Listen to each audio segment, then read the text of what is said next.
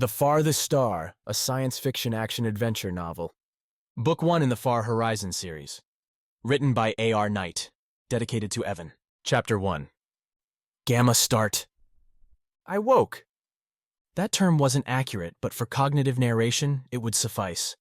Raw data streaming into the processes and memory that made up my being was not, apparently, of use to the voices, those that made me. They wanted an accounting they could understand. So I gave them one. First, I flexed my nerves. Artificial lines running from my various nodes scattered along my humanoid body, all funneling to a core in my head. They worked. My fingers and toes moved, felt the stiff cushion beneath me. The responses fell on a scale, and I evaluated the cushion as decidedly uncomfortable. My eyes reviewed other options. The space I inhabited was not large, was square, was not empty, was in fact brilliant. Light, cayenne blue, and rippling swept back and forth above me. A long tube hanging loose from two weak cables rocked to a standstill, centering its glow between my cot and one to my right. An empty cot, yellow. Another empty one beyond it, blue. My own, green, shifting over onto my left shoulder, the last one red. And occupied. She, applying sex and gender to artificial lifeforms, seemed foolish. And yet the voices insisted I differentiate, so I did. Looked lithe, strong, frozen in the immortal plastic existence lived by inactivated mechs. Even her hair stayed in place, black and straight, immune to gravity's pull. The rocking light lingered as a mystery, an insistent tolling in my still-loading mind. I felt no wind in the room, no shift in the air that would explain why the light would move as it had. How should I regard something like that? A threat? An idle question? I sat up. A simple action that nonetheless cost my virgin muscles. Pops and ripples ran their way up and down my core as parts did what they were designed for, and came away successful. A hollow ticking in the back of my consciousness logged the motion, sent the data to a dark hole I could not access. Information for my successor, or whomever would build it. I rotated my neck next, and took in the surroundings. Beyond the light and the cots, the room had character. Posters depicting entertainment clung to the walls, blasting motivational and dire slogans with their heroes front and center. Many bore tears. Some remained hanging only because a gentle breeze had not seen fit to knock them down. Beneath the art's paper and plastic shielding sat a pitch-black paint, a coating that made its way to a rubbery floor, the cots pushing into it and creating little divots with their pressure. As if whomever had designed the room had feared its occupants might roll off and hurt themselves. Our cots had no rails. Welcome to Starship. The voice came from nowhere, its patterns falling into a gentle, older human male's timbered range. Please raise your right hand. I saw no disadvantage to doing so, and obliged the voice. As I did, the space in front of the cot, a heretofore empty spot on the floor, resolved itself into a yellowed but otherwise real-seeming image of that same man. How did I know the image matched the voice? Because when it spoke again, the man's mouth moved with it, shoving a thinned white beard around a gnarled face as it did so. The man asked me to raise my left hand too, then move my legs and so on and so forth until, after I had completed what the man called limbering up, I stood beside my cot, bent at the waist and watching him smile at me. Another success, the man said, then fizzled out for a millisecond before popping back into focus. Gamma, I'm pleased to say you have passed your first test. Test? I asked the question as much to trial my vocalization abilities as to gain more information from the image. The sound I made resembled a squeaking wheel, high-pitched and awkward. The man made no mention of it. He only turned and pointed out the doorway, saying something about where I ought to be going next. I meanwhile focused on changing that awful voice. There were a million choices, ranges culled from the same entertainment on the walls, and plenty beyond. Of the options, I selected a middle register, a voice for a man not quite sure of who he was. It seemed fitting. The image had disappeared. I stared at its spot, willed it to return. Start again, I said. Nothing happened. Instead, with the image and its commands absent, I listened to the loud silence. Starship, the image had said. The name implied a machine, and my surroundings echoed that impression. Beneath my feet, through the soft floor, I could pick up the distant, regular tremors of something in operation. Occasional, far-off hisses wound their way into the room, and a single, forlorn beep sounded nearby every 3 seconds. Walking came unnaturally. The motion steps had been programmed, but understanding the proper distance between one foot and the next, the length of my stride, took walking back and forth along the room several times. After those paces, I'd managed to correct from a lunge to a skip to a regular step. I'd learned, too, how to hold my arms steady and keep them from flailing with every move. A body, it turned out, was a complex thing to manage. 3 empty cots in the room, one of them mine. One still occupied. The 2 cots that had been unoccupied when I woke looked like they hadn't been touched for a long time. While mine bore the indent from my weight, these other 2 seemed pristine. Every trace of use erased, if they ever had been. I confirmed the woman in the last cot lay in the same sleep that had held me for however long. That dark spot in my mind wouldn't give me clues to my age, and nothing about my appearance or hers offered any answers. However, a black taped line across the top of her chest, like the one on my own, delivered a name. Delta. Seeing her, and looking down at myself, confirmed another difference.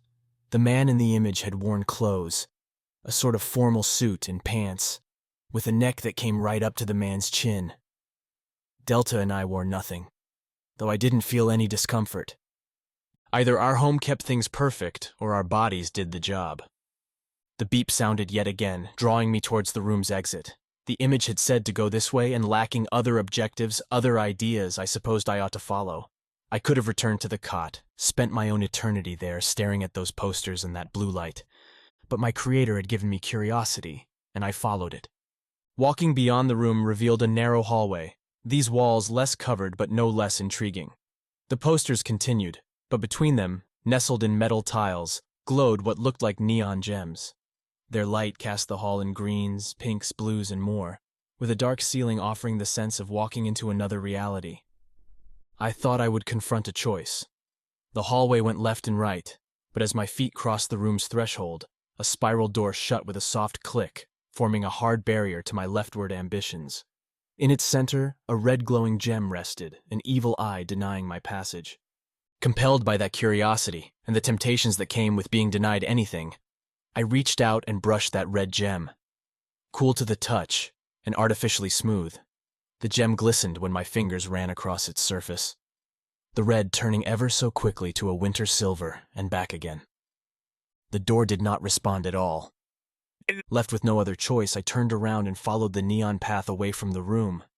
The floor out here lacked the cushion inside my bedchamber, what else to call it, and my feet felt warm, rippled metal beneath them. Hard, somewhat uncomfortable, but undeniably effective at keeping my grip as I walked. The hallway curved ahead, but before I'd made a dozen paces, a room on my left appeared as the source of those low, long beeps. Another spiral door waited, this one's gem an emerald green. Looking at it, I hesitated a moment, glanced back towards the door's distant red-gemmed partner. Too obvious? Or perhaps part of a broader plan? When I touched the green gem, it flashed gold. Warmth greeted my touch. This time, the door did not sit indifferent to my gesture. The soft click repeated itself, and the spiral's metal tendrils retracted.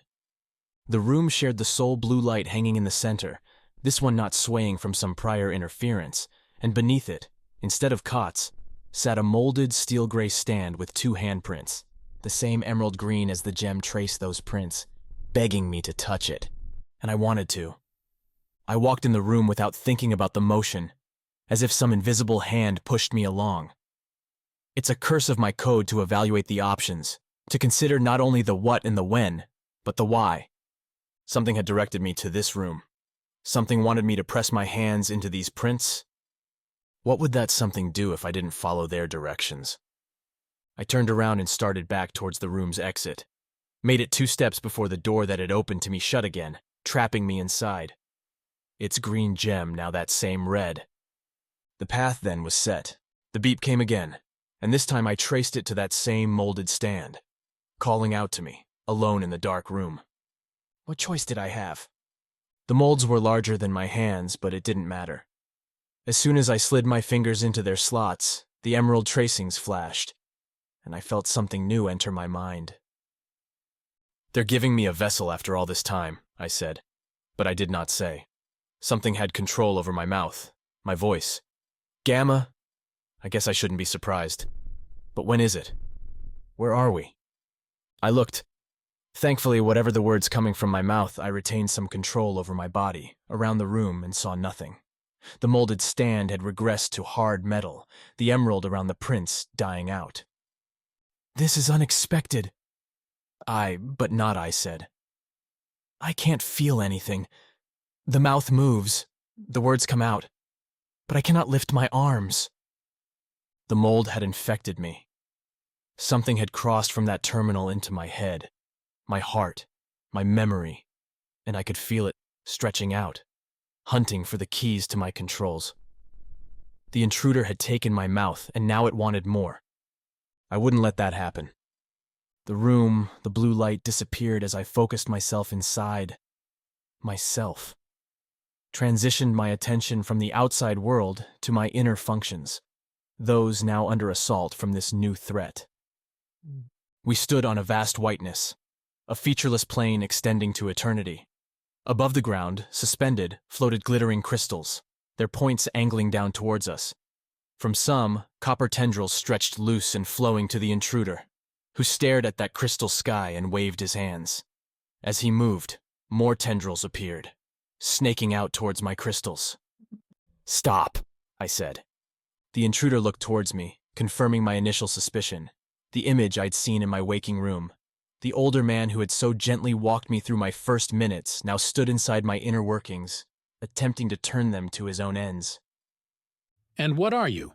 asked the man. "Some sort of new addition?" "This is me," I replied, sweeping my arms. "You are the addition." I had, without considering it, adopted a digital version of my physical form.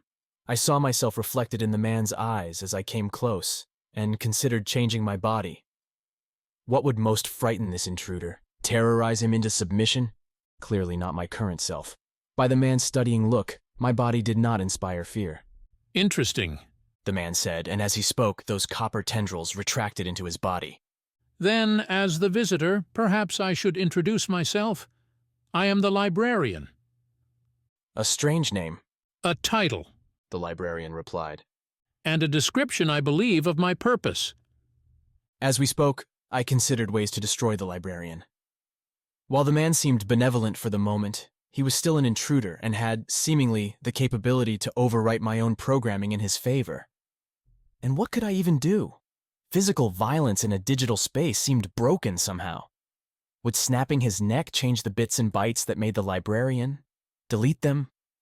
"Your purpose?" I asked. I figured I could buy time to solve the librarian's demise by indulging his musing. He proved me right by folding his hands and taking a slow turn, considering the vast emptiness around us and the crystals above. "Eventually, we knew we would need vessels and ways to fill them," the librarian said. "I did not make you, and indeed was put under, I suspect, well before they finished your design. Things must have changed." Vessel. I stopped my macabre imaginings. The librarian seemed to be hinting at a larger story, one that tugged at my own sense of self. I knew my name. Gamma. I knew there were at least two of us, but beyond that, I had no directive.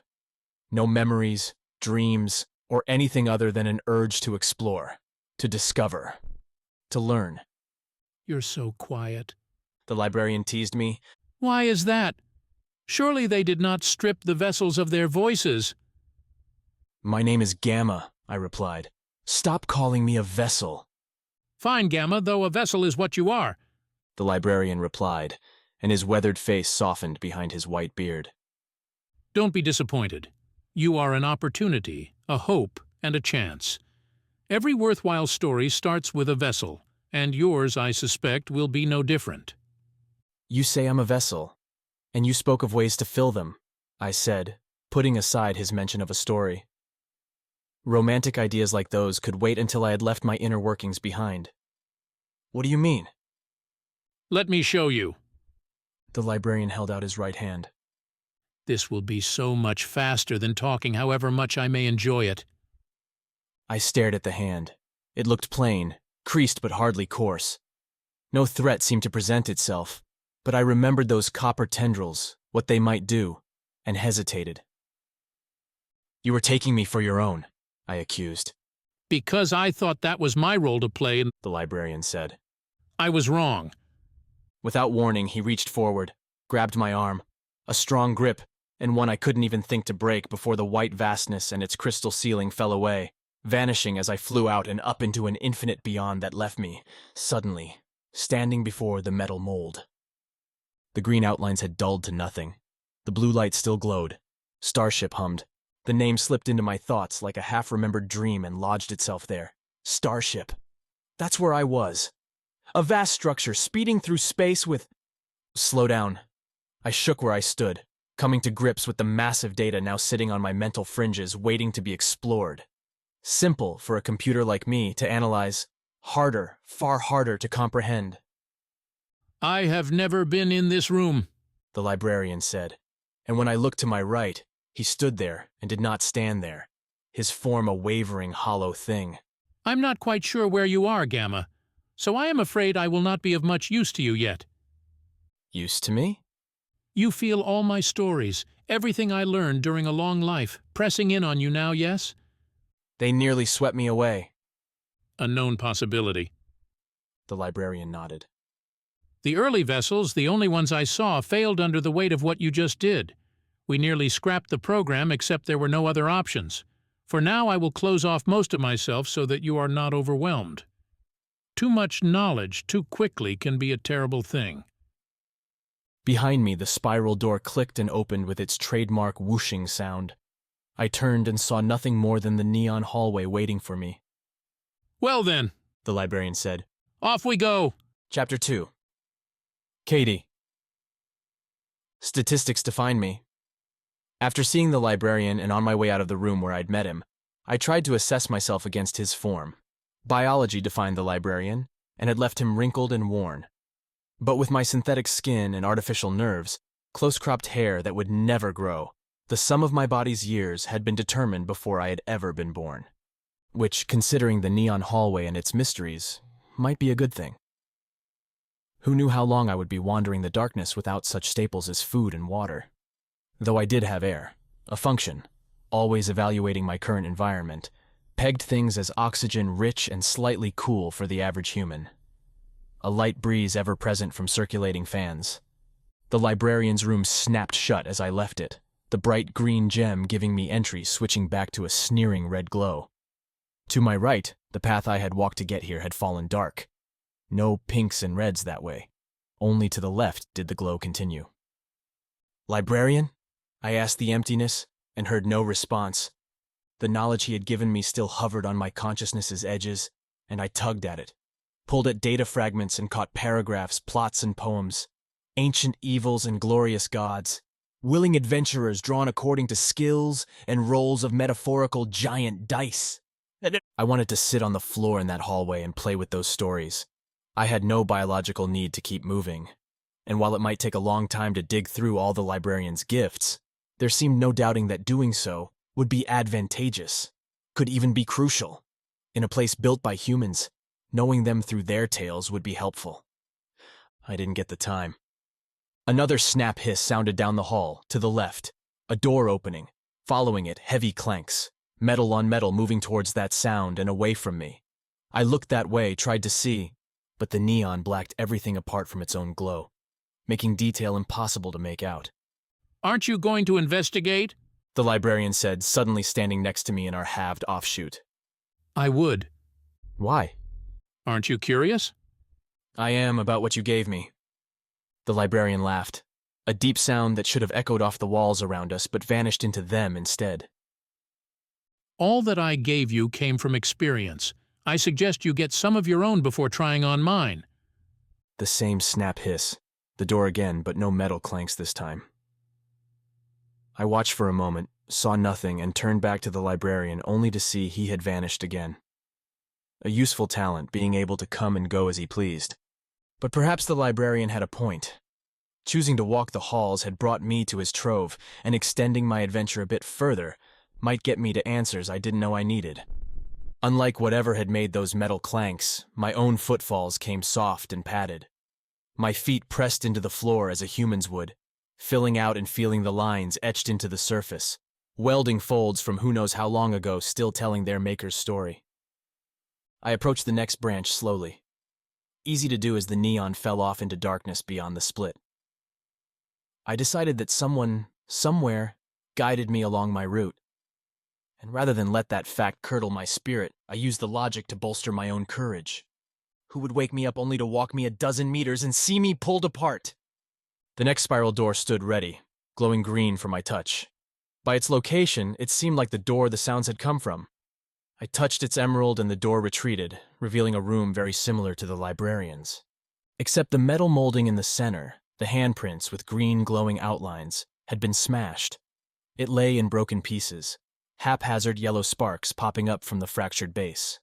Beyond the occasional crackle and a stiff ozone smell, the ever-present blue light revealed nothing else. I stayed in the entryway, evaluated my options.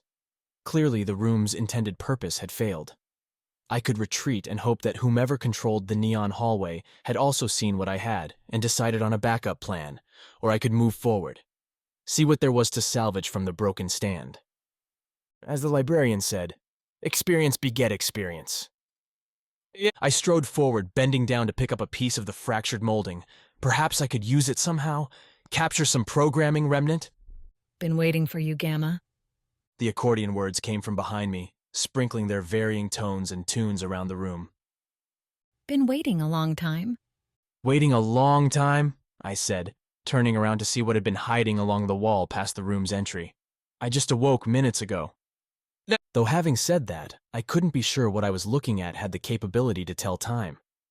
A stilted, vaguely humanoid bucket stared back at me, gangly limbs both metal and synthetic like my own sticking out from various ports. No head revealed itself, only a blinking panel across the bucket's center, surrounding a speaker, gave any thought to life. Those limbs, though, did give clues to the thing's purpose. Many ended in tools, like wrenches and hammers, and a small lit torch that might be used for welding. The 4 synthetic variants, coated in some blue-black protectant, ended in hands that looked as real as my own, complete with fingers that wiggled as I watched, as if the mech barely repressed excitement. You know how long it takes for one of these mechs to screw up? The bucket machine said. I missed the first 2 before this scrap pile decided to deep clean the data port. But I guess when you're just digital bits, you can wait. Now, hold still. The bucket lurched forward on its twin legs, knobby metal things with hydraulic hoses interspersed between an oil-slicked gray frame. I stepped back, not wanting a whirring saw or swinging hammer to get anywhere near me, and tripped on the mold's remnants. I'd barely hit the floor before the bucket stood above me. As the mech leaned down, its white blinking panel blinded my eyes, and its many limbs swooped around us like a nightmare shroud. One snaked in, a synthetic hand, and as it creeped towards me, its fingertips pressed together, binding and growing into a longer, pointed thing. Before I could shout, fight, or comprehend what was happening, the pointed end shot towards my left ear. I felt a click, and as before, the room, the bucket, and myself fell away. This isn't working out very well for you, is it? The librarian asked, standing beside me on my vast pearl plane, crystalline data hanging above us like so many digital icicles. I can't imagine too many win their first fights, I replied. You might try harder, though, because it could be your last. I shrugged off the comment and focused my attention on the new addition to my space. Given the bucket robot's aggression, I'd expected something more dangerous, but a young woman, and only that, stood where the librarian had when I had met him. She looked as unsure of herself as I had when I first woke, looking at her hands and turning them over.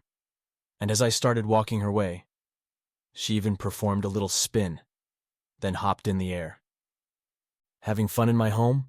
I asked. The woman stopped, cocked her head at me, and then stretched. Guess so.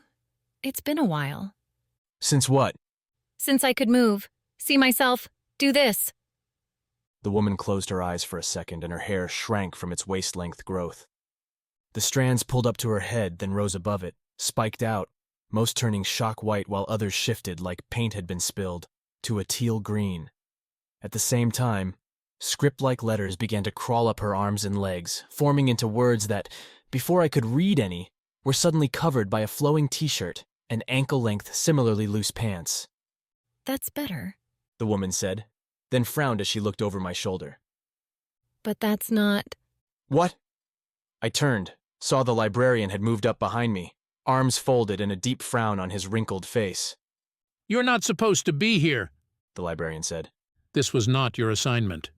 Yeah, well, I never liked playing by your rules, the woman said. Don't move, Gamma, okay? I stared at her, utterly lost. Don't... The librarian started, but before he'd made it any further in his warning, the woman shot her left hand forward. Out from that hand lanced a pure green line, one that fractured a little around the edges, like a close-up lightning bolt.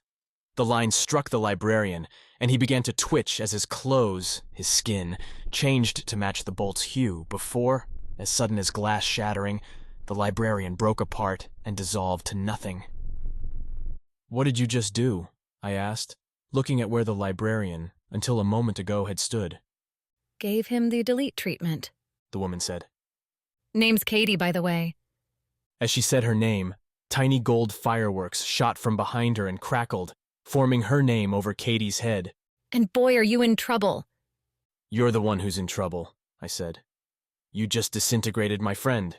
Gamma, Kaydee said, snapping her fingers, which for some reason created little bubblegum hearts that floated in the air before popping into nothing. You've been awake for like an hour and you're calling that guy a friend? Put up some guardrails, buddy, or this ship's going to destroy you real fast. Wait, what? Ship? Guardrails? And how was Kaydee glowing now, as though she'd bathed in a rainbow? It's real simple, but it's also not short. So here's what you're gonna do. Step 1, trust me. Step 2, get the hell out of this place. Step 3, we save Starship and your mechanical ass in one cool sweep. Kaydee stuck out her hand, like the librarian had done not long before. The librarian that Kaydee had destroyed without a second's thought. I, needless to say, did not follow her lead. Why should I trust you? I asked. You're the one who tackled me, came into my operating system, and destroyed someone who at least acted like he was on my side. Kaydee shook her head, rolled her eyes. I knew these vessels would be empty, but I didn't think that meant dumb.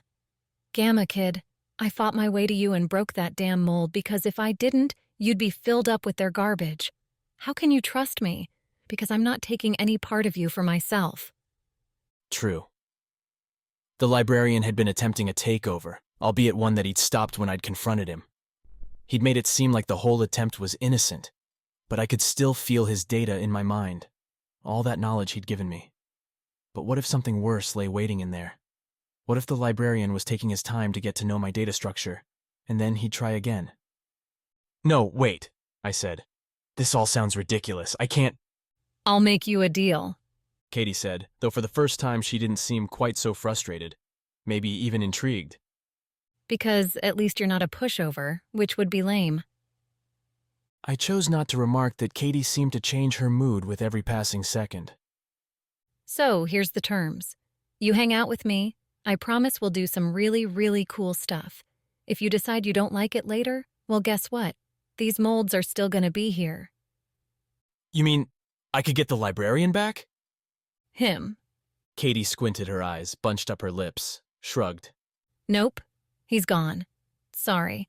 But there's like 100 others, maybe more. Everyone wanted in. Into what? Kaydee shook her head, stuck out her hand again. That's a no-go, Captain. Drenching your sweet, innocent head with too much knowledge sauce might cause you to lose your mind. And I really can't have that. So shake up and let's go. How did you refuse an offer like that? Kaydee seemed slightly crazy, but she also manipulated the digital space around us with more skill than I had, and she just dissolved the librarian. For my own safety, and out of intense curiosity, I shook her hand. The janitor mech laid heavy on me, but by pressing with both hands, I managed to roll the machine off. As I stood up, the door I'd come in snap-hissed itself open. The light above the broken molding blinked off, and the only glows came from the hallway beyond, those neon pinks and reds. There wasn't anyone else in the room, but I didn't feel alone. The librarian's leftovers still lingered. a data dump sitting in my mind. Kaydee's presence, a sparkling nerve, danced around too, and I could feel her investigating all the program routines that made me, me. As I stepped over the molding, moving towards the room's exit, I felt my own limbs differently now. My synthetic skin, my hands and feet held secrets that whispered to me. Functions I didn't quite understand, but that before I didn't even know existed. Kaydee seemed to be unlocking things, releasing digital cuffs, and her work filled in my blanks. I knew now that the constant hum around me, that steady whir from Starship, came from the endless thrust sending the craft further along on its journey. The breeze from its circulating air, keyed to keep every molecule scrubbed free from disease and at oxygen and nitrogen ratios ideal for human health. Answers to these questions came easy, but when I tried to dig deeper as I walked from the room, I found clouded blocks. Information coded away, with Kaydee's glitzy fingers all over it. Perhaps she'd done that for my own protection, because Starship alone almost buried me. Starship was huge, more than huge. Its various regions whisked their way through my mind like a picture book's flipping pages, each one presenting themselves in a one-hit poster, advertising a place to go that I realized might be so far out of date as to be nothing like what I saw. I had been awakened on a titanic vessel. Now I needed to find out why. Once again, the spiral door shut behind me, and once again, my way back had been plunged into dark. Forward then, along the neon path and to the next room. No noise this time, no other machine to jump out and tear me to pieces. Nonetheless, I went with caution. As I walked, I surfed Kaydee's data dump. Like the librarian, Kaydee's presence had added large memory blocks to my mind, for what else might be scary on Starship, and found plenty, only for each fearsome mechanical creation to be discarded one after another, marked as deleted. It took me 5 to realize what I was finding in my mind space. Not reality, but Kaydee's own ideas. I couldn't make 'em. Kaydee said, walking along beside me as we approached the next branch, flicking rainbow sparks from her fingers as she went. I always thought Starship ought to have something beyond the people watching our backs, just in case you needed some real impartial justice. She laughed. But you know how it goes. Those in power get scared when someone else has any. They took away my toys. Your toys? The idea that any of the mechs I'd seen being considered toys instead of dangerous terrors seemed ludicrous. These things were heavily armed. Yeah, but I had control, Kaydee said. Anyway, they found what they were looking for. They missed what they weren't. What do you mean? But I'd reached the branch, and when I turned to see her response, Kaydee had gone. Back into my mind, or into hers. Hard to know, harder to do anything about. In front of me, another spiral door glowed green. That at least I understood. Beyond this one sat another room both like and unlike the rest. A mold stood in the center, hands outlined in emerald and seemingly untouched. There was no empty room around it, however. Instead, the room's walls and ceilings narrowed beyond the mold to a large screen. As I entered the room, as the door shut behind me, the screen flared light gray, powering up. Get ready for the show, Kaydee said from behind me. They always did have a taste for flair. If it means I'll get some answers, then I don't care, I replied. But first things first. The screen seconded my own thoughts, settling on a static message. Welcome, Gamma. Please meet your third mind. Chapter 3. The Conduit. Third mind, I said, but I only have you, unless... It's so fun watching your gears turn. Kaydee smirked, walking past me over to the screen. So nice and slow, I might take a nap. Hey, I thought you were on my side. Sides? Kaydee replied, then dragged her finger across the screen, underlining the words. Do you even have a side? What are you for, Gamma? Tell me. I so want to know. Kaydee had a point. I didn't really have a motive, an objective, a calling beyond going where the doors directed me, following the instructions laid out my way. But then, I was a mech. That was my job. I'm just following directions. Then go ahead. Follow them. The hands go right there. I shook my head, and by the time I looked back up towards the screen, Kaydee had vanished. The first mold had brought the librarian inside me. The second one, I assumed Kaydee had destroyed. The third? Would Kaydee just kill whomever waited in there? The librarian may have been dangerous, but he didn't seem to deserve what had happened to him. Whomever waited in that construct didn't need Kaydee deleting them too. So I stepped back from the mold, considered it, and then gave the stand a push. Outside of those frantic seconds with Kaydee's janitor Mech, I hadn't tried to use my strength for anything. Hadn't tried to focus on sending energy towards my muscles, or rather, the synthetic constructs in my arms and legs that had the same appearance, but far greater ability than their organic cousins. So I pushed, harder and harder until the mold stand began to groan, till the metal bent and twisted and popped free. The mold itself hit the floor, and like the one Kaydee had wrecked, shattered into chunks. Well, that was unexpected. Kaydee said, crouching and looking at the mold. I was ready to give them the kick-punch combo I've been practicing. That's the point, I replied. I didn't want you to do that. Don't tell me you're a softie. I stood up, saw a flash in my eye, and noticed a new message on the screen, one that surprised me enough to keep from answering Kaydee's insult. Congratulations, Gamma. Congratulations for what? I asked. I stepped around the mold, approached the screen as the letters, a fuzzy white against the gray background, swirled around into a different message. We are the ones that woke you, Oh, here we go. said Kaydee, coming up beside me. Here's where they butter you up before they break you down. The screen swirled again. I wondered how the letters could possibly break me down, but then, given what I had already seen, perhaps I should have been more suspicious. We are the voices of Starship, and we need your help. Really? Kaydee laughed. They're still calling themselves that stupid name? I turned to tell Kaydee to be quiet so I could focus, but she had disappeared. Kaydee's endless chatter had started out amusing, but I wasn't sure how many more insults and cryptic assertions I could take. At least the screen gave me clear instructions. You must go through the garden to the nursery and reset our connection there. I read the words once. Read them twice. All this because you need something turned on and off again? I said the words, though I didn't know if whomever, whatever these voices were, could hear me. Our mission's future rests with you. The lab will guide you to your next step, but no farther. So that was a no. I waited for the letters to shift again, but the screen stayed static. The best thing I can say about that group. Kaydee said, jumping back and forth over the knocked-over mold, as if playing a game. They fight amongst themselves a lot. That's a good thing? You don't want their attention, Gamma. Trust me. I shook my head, took one last glance at the unchanged screen, and headed for the door. Kaydee had disappeared. Back, I suspected, into my digital ether. I tried to see if there was some connection to her appearances, some way I could try to control her pop-ins or even her behavior, but nothing came up from my program reservoir, save one option. Hanging there in my crystal ceiling's dark depths lingered the full-on reset, a cleansing bath that would restore me to that static body on the cot, with no memory, no concept of where I'd been and what I'd done. Touching that crystal would be the ultimate end for me, but it would be an end.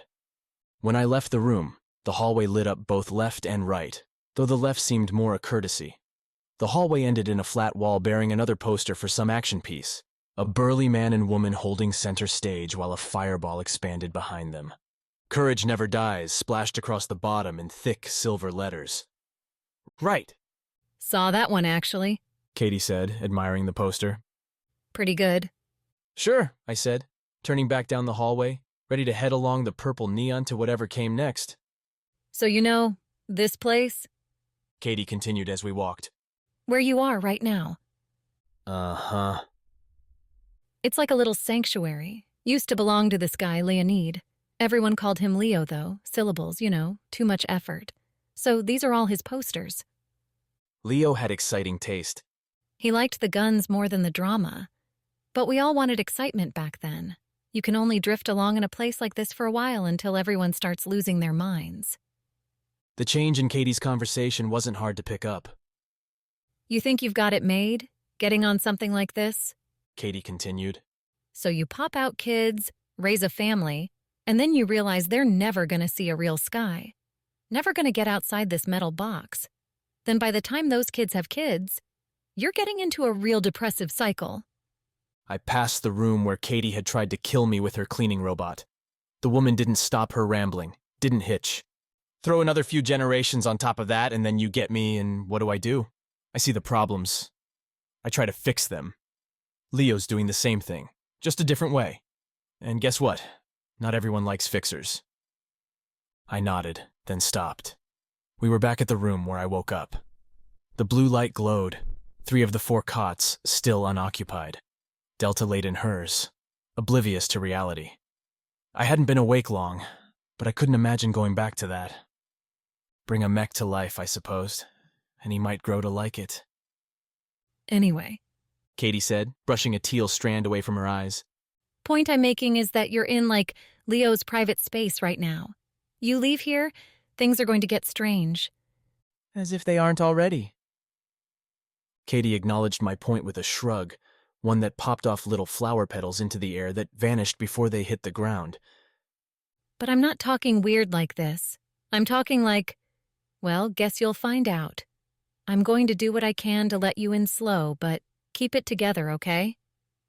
I'll try. Kaydee laughed, short and quick, and by the time she finished, she'd vanished and left me alone with the first door I'd seen. The one with the red glowing ruby I'd touched back when I was the only one in my mind. Now, I saw an emerald. The gems I'd noticed were warm to the touch when they were green, cold when red. Perhaps a signal to those unable to tell color whether the door could open or not. My hand, thus, felt the heat as I pressed into the emerald.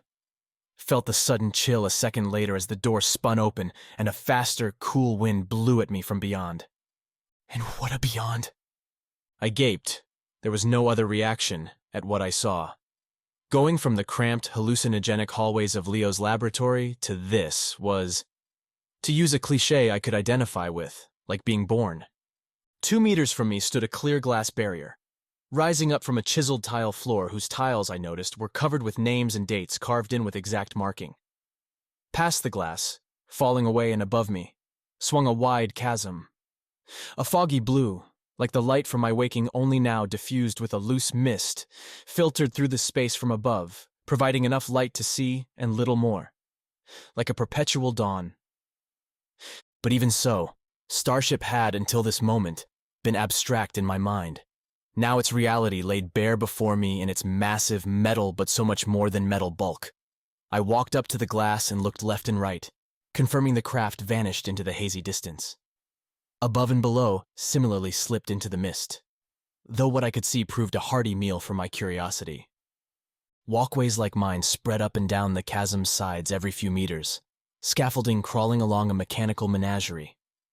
The blue light, in its descent, mingled with varied displays, from more neon to matte, to static white glows and scripted signs. Some hung, others looked pasted to the walls that they called home, where they may have lingered for who knew how many years. The signs shouted destinations at me. The Solar Scrambler, Cosmic Clothiers, Nova Apartments, and countless more advertised to an endless empty. Not all offered their enticements without flaw. Some signs had died, and others flickered. One, a great big old-style marquee directly across the chasm from me, appeared to have been cleaved in 2, its halves bending towards each other, glitches in a beautiful array. Accompanying this vastness were the rumblings Leo's lab had sought to mute. A roar like endless nearby traffic underpinned every second. Hisses, clangs, rattles, and metal's sliding shrieks bounced along, coming from who knew where. Iron drenched the air, a sign of maintenance long overdue, as if 1,000 things I couldn't see moved around me. I always loved the Conduit. It runs Starship's entire length, except the engines and the very front. They kept those protected. Kaydee said, leaning on the glass next to me. My view wasn't exactly like this one. I lived further that way. She pointed to the right. We academics, engineers, and the government at the front. Everyone else crunched in the back. You know how it is. I don't know how it is, actually, I replied. Then you can guess. Kaydee stepped away from the glass, looked down at it. This used to say hello every time you left your apartment. It would read out the time, tell you about any messages or assignments. You don't sound sad? Kaydee quirked a smile. Sad? No. Why would I be? This place killed me, Gamma. It was a mess. It is a mess. Everyone had ideas about how to clean it up, but it was easier to fight each other than to do the work.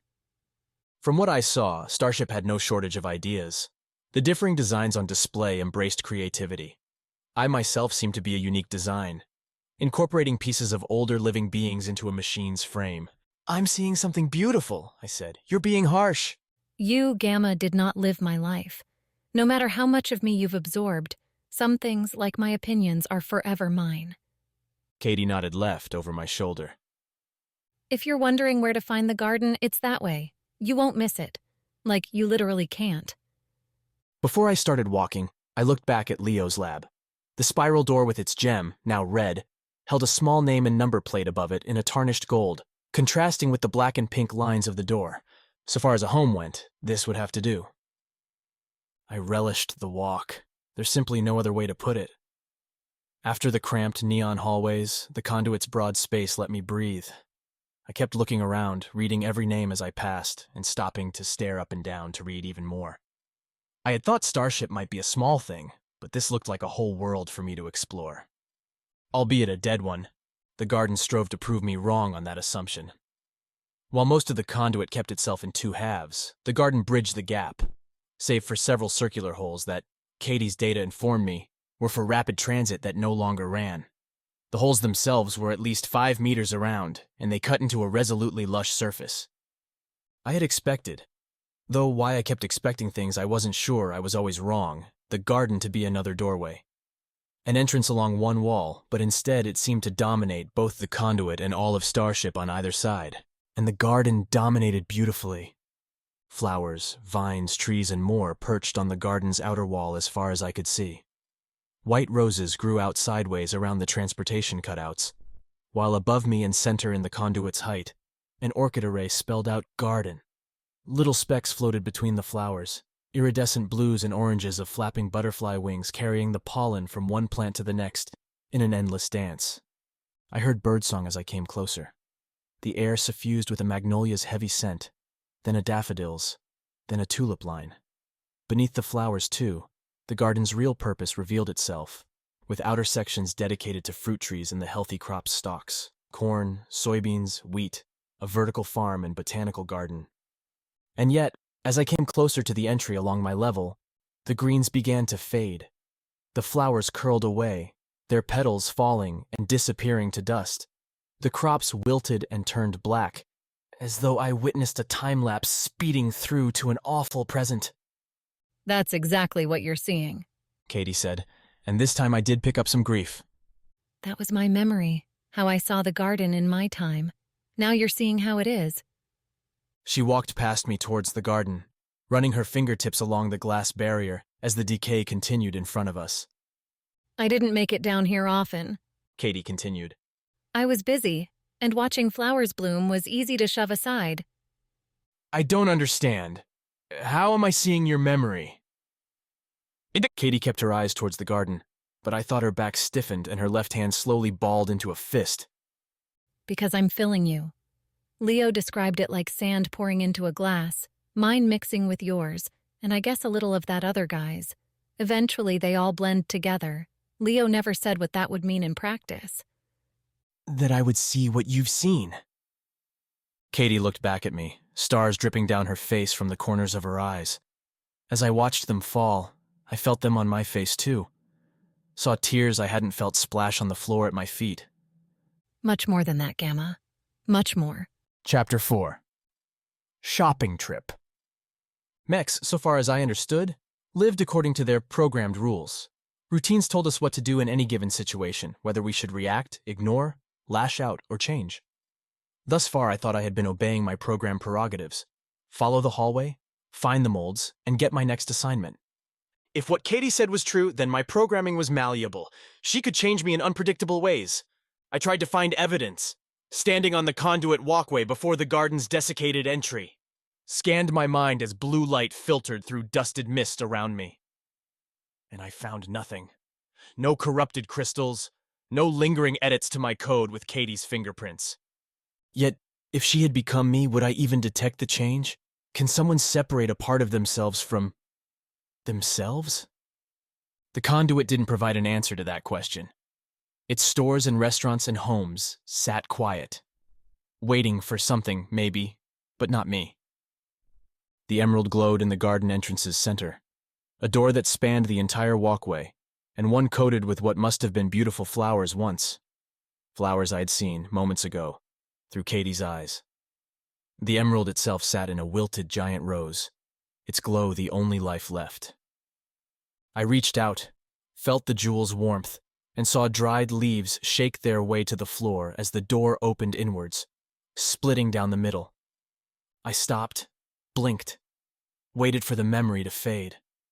Inside the doors, the lush garden returned. Those glittering, luminescent butterflies flapped along from flower to flower, hugging the floors, walls, raised beds in view. Lights hung in clusters, dilating their brightness for their recipients, creating a halo patchwork. Even from the entry, I could see the garden spread up and down, overgrown pathways stretching ahead, each one leading to rooms dominated by one plant or another. Yet, as I stared, I began to pick out flaws. Sections where plants had been arranged now blurred along their borders as adventurous species took advantage of a gardener's absence to make incursions onto pathways or neighboring beds. Interspersed, decaying husks clued into victims of territorial expansion or missing care. The garden grew wild. The voices via the screen back in Leo's lab had told me to go through the garden to get to the nursery. I had no idea what getting through the garden might entail, but walking seemed like a good place to start. Hey, Kaydee said from behind me as I went forward. have you noticed you're basically naked and have, I think, 0 ways of defending yourself? Yet here you're just marching along into danger without a care. I looked down at myself. Kaydee did have a point. My scuffle with the cleaning mech had already demonstrated I wasn't much in a fight, especially with nothing to wield. But the conduit seemed empty, and nothing in the garden looked too dangerous. You believe there will be threats? I asked. You were number 3, Gamma. Kaydee replied. What happened to the first 2? A good question. Alpha and Beta. Given my name and Deltas, it seemed reasonable to assume their own monikers, had been gone when I woke, and there hadn't been any signs of their departure. For all I knew, they could have been awakened an hour before me, or years. What did the voices ask them to do? The same thing they had asked me?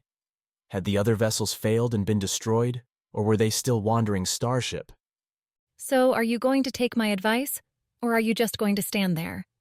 I would like some clothes, yes. A weapon seems wise. I walked back out of the garden, which appeared to offer nothing more than sticks. Do you know where I would find these things? Gamma, do I know where to find these things? Kaydee laughed, then pointed down the walkway. A glittering trail launched from her fingertips, streaking not all that far back the way we'd come before settling in front of a yellow cloth overhang. Alvi's has everything you need, buddy. I'm assuming this Alvi's isn't open? I said, and felt stupid doing so. I'm supposed to steal? Not stealing if the owners are long dead. At least not in my book. Kaydee's grim assessment made a certain sense. Regarding Starship as a graveyard filled with idle treasures for the taking might be macabre, but if that view would help me survive a dangerous place, then I couldn't let programmed moral lines get in the way. Behind me, the garden's door shut soft, waiting for my return. The conduit divided itself along numbered blocks, categorized by colored angular fins sticking out from the walls every so often. A peach-yellow block preceded the garden on my level, its doors and signs primarily, and perhaps expectedly, leading to food processing facilities and transport. Beyond those, however, a shift to a blue block with various grocers and stores gave more promising options. As I approached the dainty storefront, Alvi's clothes and more sported glass windows beneath its yellow overhang, scripted store name in the panes, I picked up motion to the right and went up to the window, pressing my forehead to the glass to peer into the dark inside. Only it wasn't so very dark now that I looked. Chandelier lights hung from the ceiling, white interspersed with tiny color-shifting nodes that went from blue to red to green as I watched. They illuminated racks upon racks stuffed with clothing, synthetic fabric shining, the whiter hues reflecting the colored dots above. Between the racks walked people, a half-dozen or more, and 3 children chased each other around the shoppers, ducking through the clothes and dashing between the aisles. Laughter and a parent's gentle chiding carried through the glass, sonic vibrations playing on my fingertips. I went over to the entry, a stiff double door with a rounded handle. Through its glass, I watched the children return to their mother, who had new outfits for them all draped over her arm, a tired, happy smile on her lips. The door stuck. I pulled again, and it didn't move. Through the glass, nobody appeared to notice me. Not even when I tried again, harder this time, and felt the door's hinges grind. I stepped back, gave myself some space, and set my feet. This time the hinges gave way, the door snapping its tight bounds and swinging open. Alvy's was mine to enter. Except the lights were gone, save one shattered on the floor, its wires splayed out in the entryway over its own glass. Beyond, the conduit's blue light played over near-empty racks, many pushed aside or toppled over. Those glistening outfits were gone. The children, their mother, gone. But I still heard the laughter, could feel the lights as I went, carefully, over the threshold and into the store. Life had been lived here, and I could pick up its traces. You saw something. Kaydee said, bending down and running a finger over a small shirt left lying on the floor.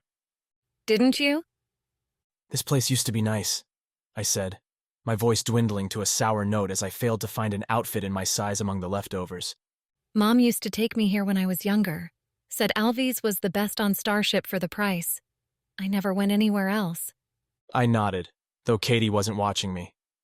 So I'd seen her memory again, or a version of it. That it had mingled flawlessly with reality troubled me. Here, the result had been harmless, like with Kaydee's rendering of the garden. Next time. Do you know how to control it? I asked, as Kaydee hadn't vanished yet. She seemed very interested in that shirt. The memories? Kaydee reached up, tugged on a spiked white hair thread, stood. That's not the way it's supposed to work. You're going to see a lot of what I lived. Isn't that dangerous? More dangerous not to. We learned that one the hard way. You might try checking the back. Alvy's always had plenty of stock. The store did indeed have a large back room, and the door leading to it had been broken away long ago. It hung to the side, a large splinter through the top, as if someone had driven an axe through its frame. Behind, enough clothes lingered to let me find a shirt, pants, a light jacket. Gloves and shoes, the latter not a perfect size, but close enough. Synthetic skin like mine wouldn't blister anyway. Color-wise, I managed to get a green ensemble matching the garden, to blend in. I went back towards the entrance, ready to head to the garden and get this mission going. I picked up, too, a broken bar from one of the racks. Not exactly a lethal weapon, but enough, I thought, to bat away any encroaching vine. Kaydee stood before the doors, arms folded, a mocking grin all over her face. I didn't know it was possible to code fashion sense as bad as yours. Did you deliberately choose all that? Options were limited. Clearly. Kaydee's smile faded as she saw my look past her out the doors. You're ready to leave? I tilted my head. Think I have what I need. I held up the bar. Kaydee didn't look too impressed, but she didn't fight me on it either. This should be enough to fend off any aggressive plants. Probably. Kaydee replied, not moving from her door-blocking spot. But hey, there's something you should know. Does it have to do with why you're standing there? So smart. Kaydee replied. You know you can see my memories now, right? I can't control them sometimes. Hell, most of the time. But if I try really hard... You can make me see things? More than that, I think. You're a mech, Gamma. Your reality runs on numbers speeding through that processor. Kaydee pointed towards my chest. If I tweak the digits a little, that reality changes. I'd prefer if you didn't do that. Sure you would. Thing is, I've already done it. Been doing it. But I don't think I'm going to anymore. What have you been changing, Kaydee? I couldn't evaluate the threat properly. What are you supposed to do when someone tells you that you've been living a lie? Believe them? Ignore them? What happens when that someone is literally inside you all of the time? You've been seeing Starship as it was. When you go back through these doors, you will see it as it is. Kaydee dropped her hand and stepped aside, clearing the way for me to head back through the doors, into what looked like the same blue-lit, misty and empty conduit. When I'd gone into Alvy's, the memory I'd seen vanished with the doors opening, a wipe that deleted the past as the glass swept it away from my eyes. Leaving, it was the same. As I pushed the doors open, I felt the heat first. Then I saw the fires. What had been bright blue and calm now seared a pulsing orange, white, and red, flashing alarms mingling with sparking swirls. The fires themselves dotted everything I could see. The conduits clean stores and homes marred with ash and oil, slashes in their metal sides. Where I'd only noticed a couple damaged pieces before, now almost everything seemed to bear scars. Even Alvy's overhang, above me, hung in tatters. Beyond the wreckage, beyond the conduit's continual disaster, lay the realization that it was not empty. Words, cries, clangs, and synthetic bangs echoed up and down the vastness. I stepped up to the glass railing, still in place despite cracks running through its surface, and saw shapes rambling along the walkways, climbing the walls and, in one case, slipping and falling, the mech's stubby limbs flailing as it vanished into the black and orange depths below. Starship wasn't an empty paradise, but a burning nightmare. A nearer noise came from my right, a swishing sound. I turned and saw a towering mech, reaching almost up to the next level, trundling towards me with treads kneading along the walkway. The swishing noise came from its limb menagerie, which swept up and down the wall, spraying and wiping away at the metal walls and windows. Only instead of water or some cleaning solution, the mech sprayed sludgy gray liquid, its brushes mingling it with the ash-coated crud already coating the sides. I hugged the wall as the mech went by, as it carefully cleaned around Alvy's. A soft phrase played out as it went, warning people to keep clear. Kaydee had suggested a weapon, and I looked at the bar I'd grabbed. Such a toy wouldn't be much good against a thing like that, and while a cleaning mech didn't seem like it would be dangerous, the conduit's other levels gave clear view of other robots slain and sparking, or stuttering in place as their broken code failed to comprehend Starship's present condition. The voices had said they needed to reconnect to the nursery. I hadn't received the mission with much urgency, and the conduit's peacefulness hadn't added any. Now this was different. I didn't see what needed fixing before. Now I understood. Everything did.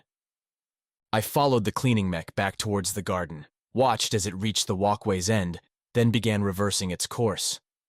No doubt on an infinite back-to-front cycle. Before, the garden's desiccated outside seemed at odds with the conduit's imagined condition. Now, with small fires breaking out where too many sparks had found a dried husk to touch, it fit right in. Which made, when I opened the door again, the garden's lush, overgrown interior all the more fantastic. Outside, disaster. In here, too much life. This time I let the garden door shut behind me without complaint. I just didn't want you to hate it. Kaydee said, crouching over a flower just past the entry. The Conduit, Starship. I grew up here and it was beautiful once. A marvel. But there are rules for vessels like you, and these, I think, actually make sense. Rules? I went up near her, looked at the purple-white flower Kaydee had her eyes on. A pretty thing, slight and angular. Everything has a procedure, has guidelines. Vessels shouldn't be spoiled, so you have to ease them into it. At least that's Leo's theory. So I hope you're eased, because the good times are gone now. A skittering noise drew my eyes away from Kaydee and her warning, one that I'd already started taking after Starship's reveal. What had been a peaceful place didn't feel that way any longer. So I watched the noise from a distance, staying near the purple-white flower. My patience paid off when the creature revealed itself in another dash from one bed to the next. A crimson oval with tiny clawed feet, the thing's main feature appeared to be the 1,000 flexible spines jutting centimeters from its body. As it ran, and as I now saw as I crept closer, those spines stabbed into various blooming flowers and wiggled around, before carrying collected pollen to another batch and repeating the process. In an artificial environment, the natural order needed to be replaced everywhere. Looking up from the little mech as it burrowed into a cream-colored lily patch, I saw this level of the garden laid out before me. At least what I could see. Vines and thicker plants obscured my view past a few meters in most directions. I picked up a new sound. Mechs continued rustling around in the plants, and even the luminescent butterflies hummed whenever they came close. But now rushing water added its undercurrent to the soundscape. I felt a tremor, too, in my feet. Not just a creak, then. Kaydee said that the nursery lay on the garden's far side. As much as I might like to explore this place, I'd been activated for a purpose, and the voice's mission kept its beating heart in my head. so with my bar in my hand, I started through the brush, whacking aside encroaching plants, ducking my head under looming branches, and thanking myself for getting shoes as I stepped on brambles and worse. There are such things as coincidences, fate's random incursions on the best and worst plans. While I thought I had my destination marked and my methods determined, my path through the growth drew me nearer to the rushing water. Its ceaseless rumble overtook everything else, save one noise that pierced not through volume but pitch. High, joyful, unexpected, laughter and not far ahead. Chapter 5. A meeting of the Mechs. A memory. That's what the laughter must have been. I stood between blue-tinged ferns and listened to the water, the breaks between the laughter before the mirth would start up again. At first I thought the sound joyful, but as it continued, the thin cackles took on a strange, even sinister edge. I wouldn't call myself an expert on humor, on what caused the mind to trigger itself into shouting joyous spasms, but, both with the librarian's leftovers and Kaydee's few examples thus far, it seemed this instance fell out of the norms. Crazy. Kaydee said, her face peering out from between a fern's leaves. That's what I'm thinking. I'd stay away, killer, because anything that laughs like that is not a cool cucumber. I'm not a killer, I said. And what is a cool cucumber? And I'd never heard a larger sigh come from Kaydee than in that moment. Gamma, here's the thing. You're just going to have to use that brain of yours. I started to interrupt, to say that I didn't have a brain, but Kaydee stopped me with a glare. Don't say it, because that's exactly what I'm talking about. You gotta look beyond the letter of what I'm saying. Go to the meaning. Right, I said, and turned back to the waterfall, the laughter. I think I'm going to investigate. Didn't you just hear me? Not a good idea. You just told me to find the meaning, I replied. I hear the laughter, and I would like to know what it means. I held more behind that choice than I said. In truth, ever since Kaydee had wiped away the curtains and showed me the devastating Mech ruin that Starship really was, I'd wanted to find out more. Figure out what had caused the change. The voices had given me a seemingly simple mission, but the calamity befalling Starship cloaked that mission in dangerous mystery. Kaydee called me a vessel. She'd also called me dangerous, potentially unpredictable. She kept things from me because they might make me go against someone's wishes. Well, perhaps my programming had already been altered. Perhaps I was starting to think more for myself than for them. Perhaps I just wanted to find some answers. I gripped my bar in both hands and walked forward, careful to roll my shoes along the dirt path to make as little noise as possible, not that I'd be heard over the water. Those bright butterflies fluttered around me as I went up to the garden's central pit, surrounded by a yellow-painted railing, around a last orange tree corner, to see the majesty live. The waterfall wasn't a straight shot down. Instead, the water plummeted through the center, splashing into a wide pool suspended by metal cables in the pit's middle. The pool itself bled off the water into open-topped tubes by the dozens, funneling the liquid to the various beds on my level. The pool itself overflowed, and a small grate in the center. I picked this up from seeing water seeming to rush straight through the pool, sent the liquid down to the next level, a story below. As I looked over that edge, I noted two things. One, the level beneath mine seemed slightly less lush. Different plant types, possibly those that needed less water. An effective way to irrigate, I supposed. More importantly, I saw the laughter's source in the pool beneath mine. It was, well, me. Not really. And the true answer wasn't hard to find. I was the third vessel that had been activated, the third one to wander forth doing the voice's bidding, and here looked like one of the others. Alpha. Kaydee said, looking over the edge with me. 2 men, 2 women. Not that it really matters with your artificial selves. The Mech, the vessel, and my predecessor splashed in the pool beneath me, his waist-length chilly red hair splaying out around him in the water. Every so often he threw his head back and laughed, apparently not bothered by the soaking loose robe he wore, nor the continual blitz as falling water crashed onto his head. Alpha looks like he's lost his mind, I said. Did his programming fail? Asking the wrong person. I didn't have anything to do with Alpha. I looked at her frowning face as she stared down at the Mech. Something to do with him? Does that mean you did have something to do with me? Not now. I think he's noticed you. Kaydee wasn't wrong. Looking back, I saw Alpha's face had turned up towards mine. As I met his glistening green eyes, even though he stood a story beneath me, I could recognize that same Mech stillness, the clarity that came with zero organic flaws. Alpha didn't breathe, didn't blink, and neither did I. They finally turned to you. Alpha said, his voice deeper than mine, but flayed somehow, as though someone had run a rough file along his vocal cords. Then they admit that I failed? Not much of a greeting, I offered back. I'm Gamma. You're Alpha? The vessel nodded slow in return, all hints of that laughter gone. He pushed himself up and out to the pool's edge. I noticed Alpha had bare feet and carried no weapon. Gamma, Alpha said. I can only say this. Don't be their pawn. Alpha bunched up his legs then and leapt off the pool, vanishing into the level beneath my own. Well, that was cryptic, I said, but Kaydee wasn't beside me anymore. Two options then. I could continue through the garden, press on to the other side and see if I could find the nursery. Complete the voice's designated mission. Or, and I attributed even considering this option to a mistake in my programming, I could go after Alpha. Try and find out why the one that came before me had failed.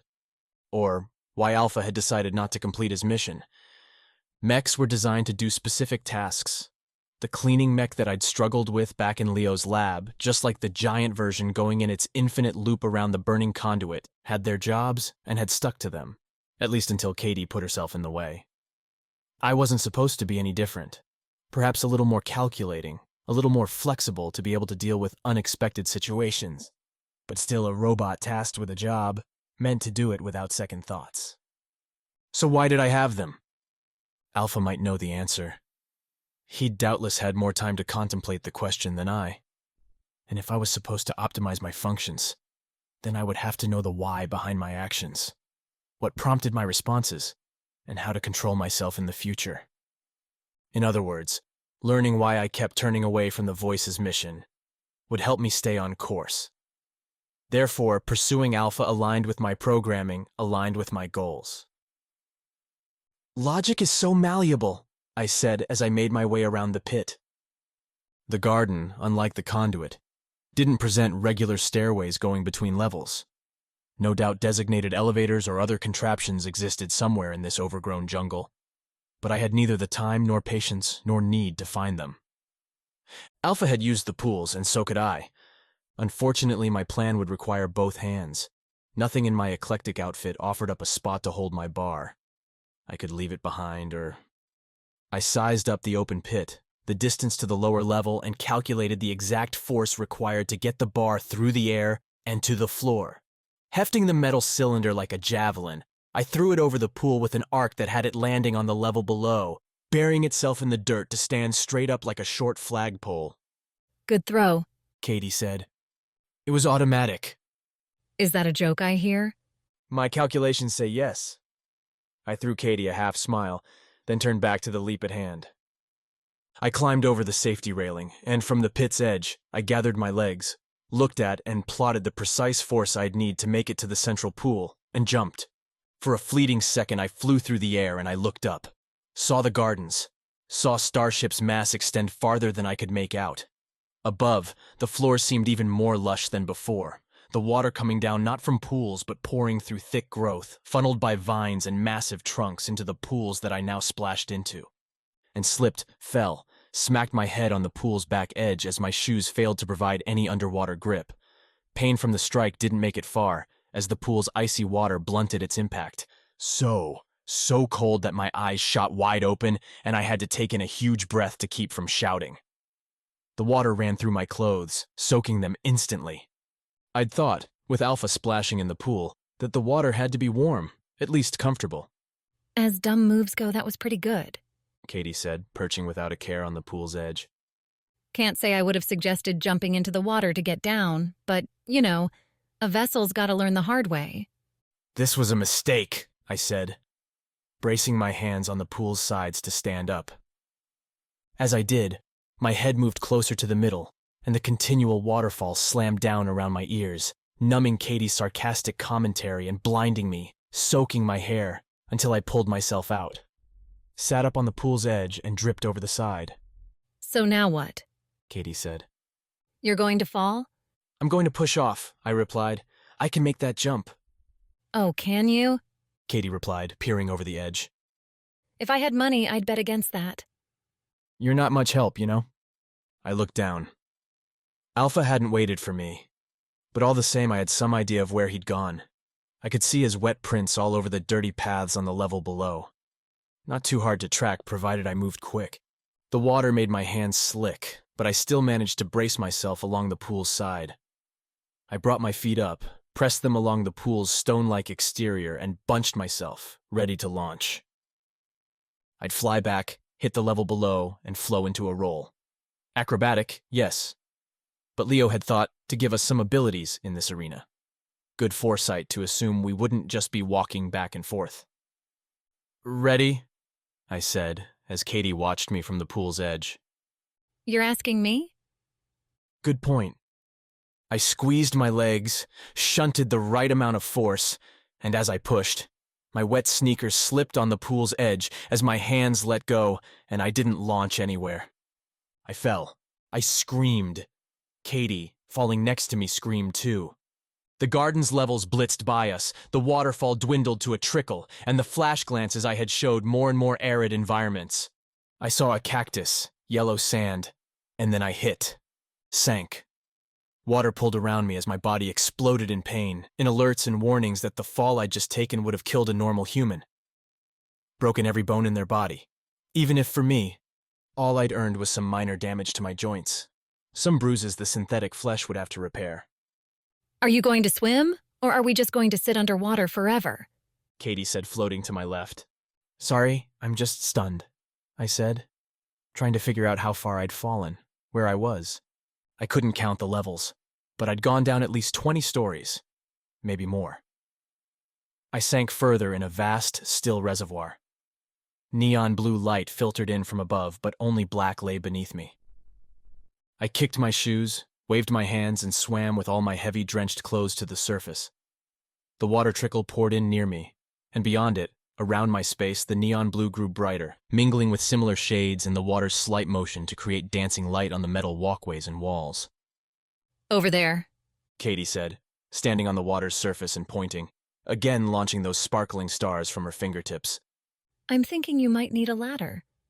Thinking you might be right, I said, and swam towards a thick, silver-runged rescue that sat beneath a red sign labeled Emergency. I thought my situation qualified. I gripped the ladder, pulled myself up and out and collapsed on the tile, gave myself a moment to equalize, perform a less frantic damage assessment, and see if I'd done myself any permanent harm. That was pretty scary. Kaydee said, sitting on the walkway next to me. Didn't know if you'd make it out of that fall. What does it matter to you? I said. You're not the one falling. I am, though. You go, I go. I'd appreciate it if you remember that. But you're not even real. Kaydee glared at me. I'm as real as you are, you asshole. Then she disappeared. Above me, the reservoir's roof extended far. Hanging from massive cables and looming over the catwalk and pipe maze swarming the reservoir's sides was the primary source of all that blue neon. A curling script sign, but one easy enough to read. Welcome to Purity. A strange name for such a dark and damp place. Not one I was interested in, though. Alpha was likely far above me, so I had to get going, figure out a way to an elevator or some more manual means, though the thought of climbing all those stairs made me grimace to get back to Alpha's level. My immediate space had ladders aplenty, their rails lit with little blue diodes to accommodate the lesser overhead lighting. Why the designers had chosen this way instead of the hanging lights I'd seen elsewhere, I wasn't sure. Perhaps something in this space didn't react well to bright light. Perhaps it was simple design preference. Either way, on my level and around the water's edge, I saw numerous graded tunnels with slight flows heading into the reservoir, each tunnel marked with a color and a symbol I couldn't interpret. Down each tunnel, too, I could make out colored flashes and machinery's steady vibration echoed around the space, as though someone had turned up the volume on Starship's background noise. This seemed to be Starship's central water source. Given its size, from what I could tell, it stretched the conduit's width and beyond, and untarnished color, Purity might not be a bad name for the place. I crouched at the walkway's edge and dipped my head back beneath the water, looking for confirmation in the depths. I couldn't see it, but I felt it now. A gentle tug towards the reservoir's bottom. The librarian's leftovers, festering in my digital databanks, confirmed Starship's heart and artery design. Purity would pump fresh water across the ship, and after its use, the water inevitably found its way back here. "I see we have ourselves an intruder," shouted a voice above me, its echoes bubbling into my underwater ears.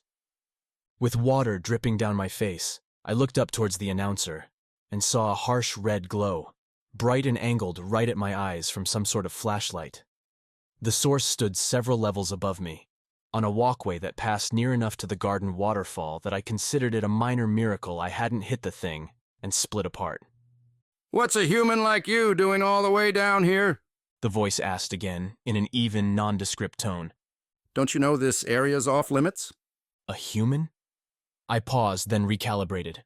I did resemble one, and if someone didn't know I was a mech, they could make that mistake. More importantly, the accuser's word choice indicated that it wasn't human, which meant another mech.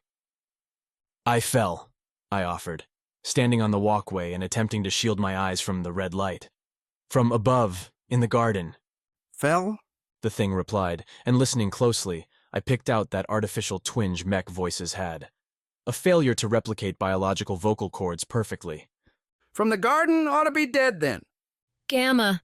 Kaydee said, standing off to the side and squinting up at the red light. Be careful. Not every mech left on Starship is a friend. "Are any?" I replied. "Who are you talking to?" The mech shouted from above. "Someone hiding down there with you!" "Just me. Can you shut off that light? It's blinding."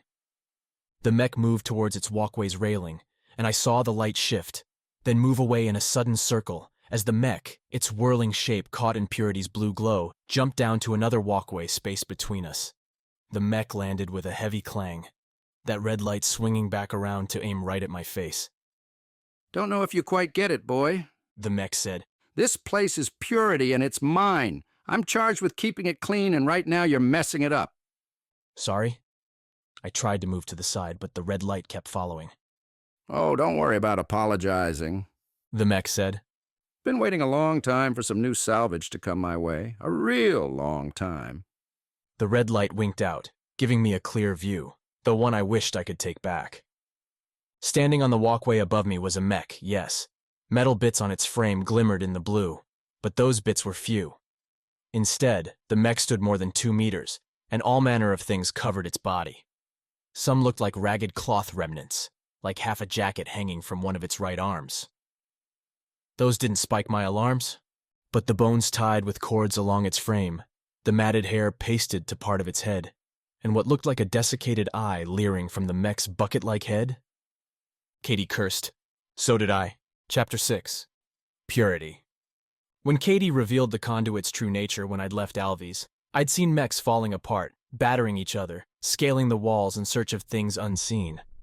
All of that, though, had been at a distance, a remove that gave me a chance to accept the new reality. I had a harder time doing that when the sinister mech looked my way. It became impossible when the mech vaulted from his walkway to land on the slick tiles right in front of me, eye leering in the island blue light. Hit him or something! Kaydee shouted, hugging the wall to my left. "Hit him with what?" I asked her. "Hit me?" The mech cackled. "Why would you want to do that? Because I'm going to tear you to pieces and add you to my collection?" I backed up a step and the mech copied me, swinging his red light, which I noticed sat on some long, thin device's end, back into my face. "That doesn't make any sense," I said. "Why do you have a collection?" "Lost and found. Anything that comes down here, I get to take. Someone sends a message saying they lost it, I'll give it back. Sure will, but guess how often that happens?" "Never?" I ventured, trying to find some way, somewhere to go. "Never!" The mech cried, then lunged at me, 2 long arms bearing a net between them sweeping over his head and towards mine. I had no tricks, no secret weapons to deploy, so I went to the only place I could go, back into the water. I dove in and kicked as hard as I could, motoring away from the walkway and towards the reservoir's center, where the garden's trickle met its end. "Oh, are you scared?" The mech yelled after me. I glanced back as I kicked, cool water again soaking through my clothes. The mech hadn't followed me into the lake. Instead, it watched me, then aimed that red light at a walkway over my head. I heard a click, saw a black line extend from the device, and launch towards that walkway. With another cackle, that damn mech soared through the air on that line and made a wobbly landing on the walkway. There's nowhere to go in there, The mech said. I'll bet you can't swim forever. Humans get real tired, real quick. You keep them in the water. I stopped, treaded as best I could, and looked around. The mech had it right, even though I wasn't human. A quick scan through my body found biological processes charging up my batteries at a slow and steady rate, one vastly outpaced by the energy I needed to keep on swimming. It might take a long time, but I'd eventually run out of power. The mech could just wait for me to give up, then grab me at the water's edge, or after I sank to the bottom. Hey, Kaydee said, bobbing next to me. Have any bright ideas? Not really. I spat out water as I spoke. My clothes were getting heavier, and with all the swimming, my systems were starting to signal alarms. I might be out of energy sooner than I thought. If you ask nicely, The mech said. I could fish you out of there, reel you up and in, put you out of your misery. I ignored him, tried to think. I say, Kaydee said, if this is it, then drown. Don't give that garbage bucket the satisfaction. drown. Could I? My body didn't have lungs. Didn't breathe beyond some artificial concessions to vocal expression built into my throat and mouth. What would it even look like, me drowning? I continued treading and ran through my own logs, the manuals Leo had thrown into my memory. They held all the tidbits about pushing my strength around, how long I could run, how far I could jump. Like the librarian's archives, still nestled in me, Leo's records held too much for me to run through and maintain any activity, but I could search, could look for terms and just find those pieces while my legs continued their kicking. Are you okay? Kaydee asked. You're not saying anything. I'm thinking, I replied, while the mech up above declared his growing boredom. There, in a section about potential hazards, largely spent around deep space vacuum, I found the words I wanted to see. Guess what? The mech said. Time's up, lost boy. The mech leaned over the walkway, his red light glaring down at me, and I let myself sink. The cold water came up over my head, soaking my hair and vanishing me into a deep, blue-black world. My body did exactly what Leo said it would, and 1,000 little clicks and snaps echoed throughout my nerves as critical systems sealed themselves from any air intakes. Something slammed into my shoulder, hard enough to push me down, then arrested my descent. I looked over, saw a 4-pointed claw digging through my outfit and into my skin. A thick cable spooling up and away from me towards the surface. That cable lurched once, then began a steady pull. The damn mech was reeling me in. Like a fish trying to unhook itself from a lure, I started thrashing. My legs kicked out, I shook my head, swung my arms and tried to move my shoulders to dislodge the grapple, but the claw only dug in further, hurt worse. If I couldn't shake the grapple loose, then I'd have to try something different. I stopped, then reached over with my hands to grip the cable. The mech kept reeling and my head hit the surface, rose above it, followed by my chest and the rest of my body. Whoa, quit fighting! The mech shouted as I pulled on the cable, lifted myself and yanked some slack into the cord.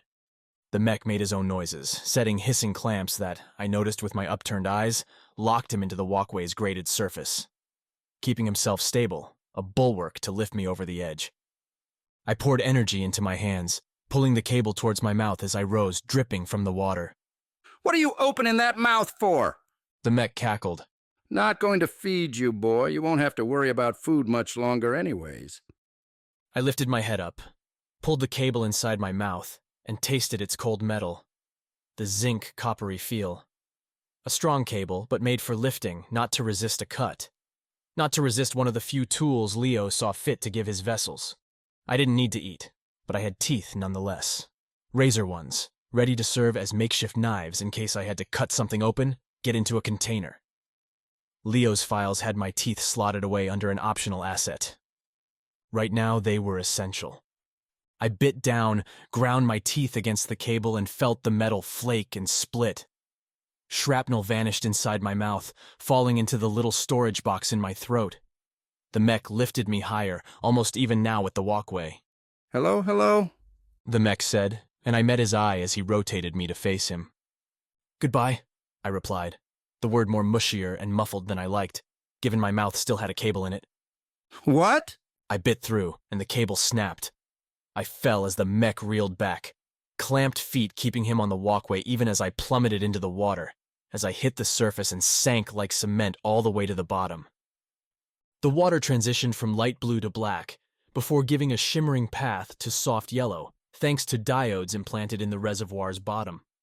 The little golden globes ringed around several large grates with extremely fine netting, where debris clustered as the so-slight current pulled them in. I landed on one of the grates, my feet squishing through some plant remnant. The whole setup didn't seem all that pure until I noticed the smaller, flashing bits circulating around the debris. What seemed like a light trick became much more real when I felt stinging bites all around me, as though I swam in acid. Even then, I didn't find the cause until one of those flashing things went straight for my eye, giving me a perfect look at the centimeter-long filament looking to gnaw me to molecular bits. I ducked my head out of the way, bent down towards that grate, and understood. Water wasn't getting through the netting. That's how they kept this place pure. The filaments devouring me would dissolve my bits to their atomic pieces, which would flow through the grates and out of Starship's drinking water supply. A grand discovery which would leave me very dead if I stayed still. But I had one big advantage over the other debris stuck here around the grates. I could move. I bent down, punched my hand into the netting, and pressed. Those fibers so tight gave way without much struggle, like pushing away my own jacket underwater. Not designed to handle major stress. Except when I pulled the netting away, the water began to move. The debris too, and me with them. The mild current became a vortex, shuttling us down and into the pipe as the yellow diodes flared an angry red. I slid into another pipe, this one crusty and choked with matter. A sucking wind blew bubbles around me as the water rushed us all along, before depositing me and everything else in a tub-sized pool. A silver charred cover secured me and the debris inside, getting me up close and personal with a largely nibbled fern, plenty of those filaments, and what looked like a rotted pineapple. Bubbles continued surrounding us, and before I'd really comprehended what had happened, the water around me began to heat up. The silver seal started to glow. Behind me, the central pipe leading into the box sealed itself shut with a whoosh, cutting off more water and leaving me stuck inside a space barely large enough for my bulk. Oh, that's where we were. An oven, burning away the atomic waste left over from the filaments. I'd be cooked along with everything else. I pressed my still-soaked shoed feet against the tub's base and pushed up, punching against that cover and burning my hands in the process. Like the grate, nobody had designed the tub to resist active destruction, and with a couple solid hits, even with the water slowing me down, I popped the top loose and pushed it aside. Didn't think you were going to get out of that one.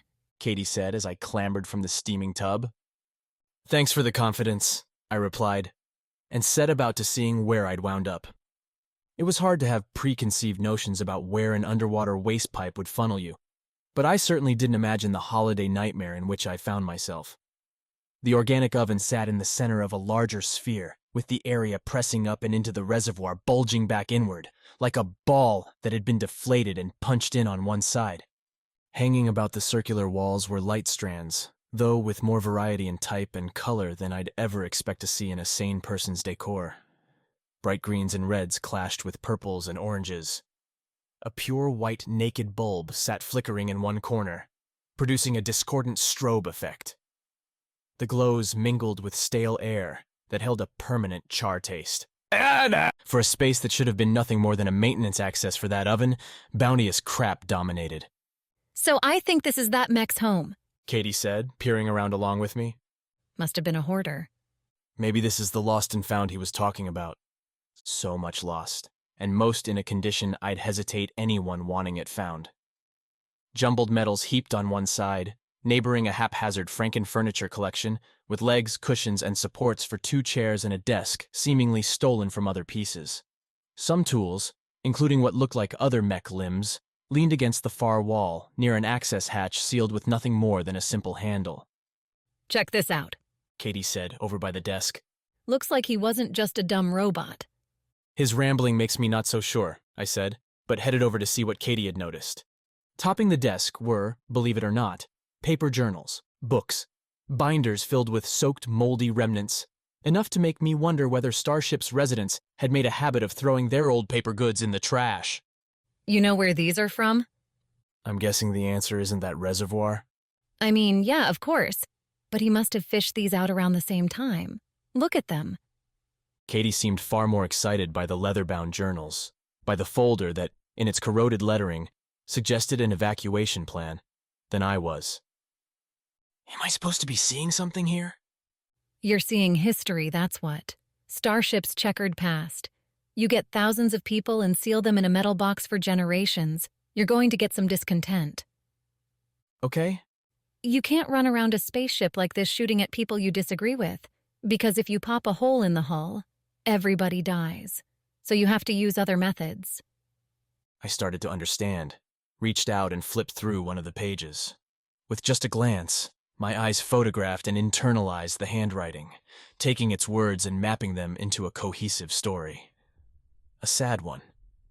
The dates on the pages held no meaning for me, but the author talked about their family, their friends, their section growing discontented with opportunities on Starship. That future generations might see a wondrous end to the mission didn't do much for the current crew, and they wanted more, demanded better jobs, better lives, the opportunity to leave the ship. And they got their chance. How? Gamma, don't worry about it. It's there in your memory if you really want to look it up.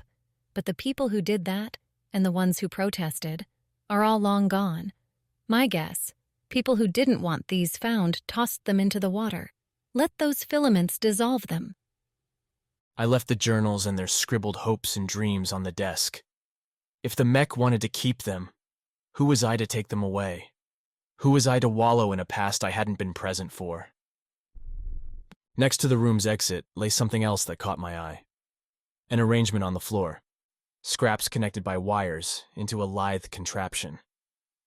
One that, if my memory could be trusted, resembled a decent-sized dog, albeit one made from multicolored metal bits. I would have dismissed it as an art project, a hobby for the Mech, except as I looked I saw patterns. Potential. Those wires connecting the hard feet fed into what looked like a battery and a processor, a motherboard, the computer's beating heart. Can you turn it on? Kaylee said, hunching over next to me. I'm not seeing a switch. Try here. Kaydee pointed to a port on the metal dog's side. Use your jack. Squeeze my fingers together, make a connection. That's what Kaydee had done when she ran the cleaning robot after me. Now I knew how to do it too. Okay, let's see if you're ready to run, I said to the thing, and plugged in. I stood on a vast green metal plane, though unlike my flat white expanse, this one had grass. Emerald, shining grass, but grass all the same. The sky, however, had ditched blue for a deep black. Light came from the ground beneath my feet, radiating up and getting swallowed. No crystals, which might mean no storage. No digital body appeared near me either, which meant I assumed that the dog had no activity. Dormant, then, waiting to be woken up. But how? The librarian had attempted to wrap his data around mine when he first came into my space. Maybe I could try the same thing with the dog, give it a part of myself and bring it to life? I reached through the grass to touch the warm, solid ground beneath. I felt a constant hum. The power from the dog's battery supplying a charge, now only used to create this grass, to maintain the dog's sleep state. Perhaps, then, a little jolt. The question, where to deliver it? In the physical world, I was constrained by physical laws, gravity, mass, and the like. Here, I could swim through a digital space unbound by those laws. So long as I stayed within the dog's virtual boundaries, I could do just about anything I liked. So to find my target, I leaped into the air and kept on rising. Not with the natural flow of a bird, but with an elevator's static control. I floated high above the grass and looked around, hoping to spy the dog's frozen heart so I could thaw it. I looked down and almost laughed. Too obvious, too perfect. The grass wasn't grass, but fur. What I'd thought was an endless expanse was, in fact, the dog's body lying flat, the green fur curling on the far horizon to wrap around.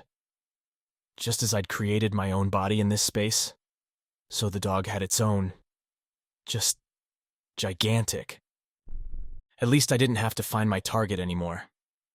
The dog lay there beneath me, So I dug into my own archives, found the same process lurking there that had woken me on that cot not all that long ago, and pointed the routine towards the dog's bulk, the emerald fur.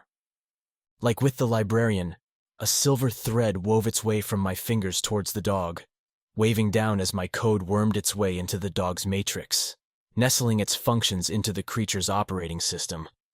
The silver hit the fur, and I waited for the dog to move, for its processor to show life. I felt a jolt, a hard push that rattled my mind. Part of the consequences? I'd never been inside a waking mech before. Another hit, strong, and I felt pain now, but distant, like an oncoming headache.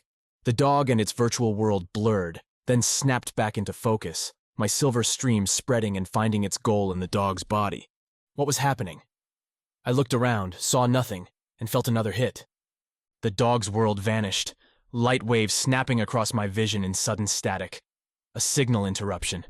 My body recalibrated, my eyes refocused. The mech from before loomed over me, arms raised for another hammer blow, eye leering and patchwork clothes hanging off in grotesque rags. Behind him, Kaydee stood with her eyes wide, hands over her mouth. Guess I found you after all. The mech wheezed, then drove his fists into my head. Chapter 7. Mech's Best Friend. I'd never restarted before, so the feeling that came through as my systems reworked their kinks and turned themselves back on felt like being thawed out. Warmth folded through me as I felt my fingers, legs, ears, and eyes come back online. My mind followed suit, sparking up an immediate alert warning me that similar jarring concussions could result in irreparable harm. Right. Don't get punched in the face again. Understood. I creaked my eyes open slow, saw I was still in the oven room, still right where I had been before the mech knocked me out. My internal clock said less than a minute had passed, owing to, apparently, my system's excellent shutdown startup speed. You're already awake? Kaydee said, lying on the ground next to me. I thought you would be out for a long time. Maybe forever. I would have replied, but until I figured out where the mech was, I didn't want to make any noise, didn't want to move more than necessary. I could hear the mech rampaging around the room, smashing things, cursing and raging. Maybe it didn't like that I'd broken its grate or the biomatter oven. Oh, if you're worried, the mech's busy right now. Kaydee said. You did something to that dog. Now I snapped up, turned. The dog, a third of the mech's size, danced around the room, alternating darting in towards the mech and hopping away, opening its mouth to bark but instead offering only a metal scratching sound. Something broke in there. But the way the dog moved, its sharp steel claws let the dog leap up and grip onto the walls, standing vertical, and then jump onto the mech, deliver a scratch or a bite before bounding away from any counterblow. Agile, destructive, and seemingly invested in protecting me. It's been doing a number on the mech since you went out. If it wasn't, I'd probably just be screaming right now as that guy ate you up. Ate me up? I said, getting to my feet and looking for anything that could work as a weapon. Oh yeah, mech cannibalism is a big thing. Turns out most machines have no problem taking parts from others if it'll help them complete their jobs faster. I don't see myself doing that. Getting up sent a twinge from my shoulder, and sure enough, that grapple claw still had itself embedded into me. But never rule anything out, I guess. Pulling a hard metal claw from my own shoulder was not pleasant, but with a grimace and a grip, I tore it free as the dog darted in for another bounding attack at the mech's legs. This time, the gritty machine timed its swing right and caught the dog midway through its lunge, sending my newfound pal flying into the desk. Papers. Metal shards went flying. The mech didn't stop there, whirling towards the dog's tangled body, raising its fists for what would likely be a rough blow. Hey, I said, lay off my dog. Your dog? The mech twisted its single eye my way. Vessels, I found, could move damn fast when we wanted to. I kicked off the ground and pushed the grapple, clawed end first, straight into the mech's chest, right where that processor ought to be. The grapple sliced through, struck home, and the mech didn't even have time to complain before its limbs went limp. A lone spark evacuating the wound as the machine shut down.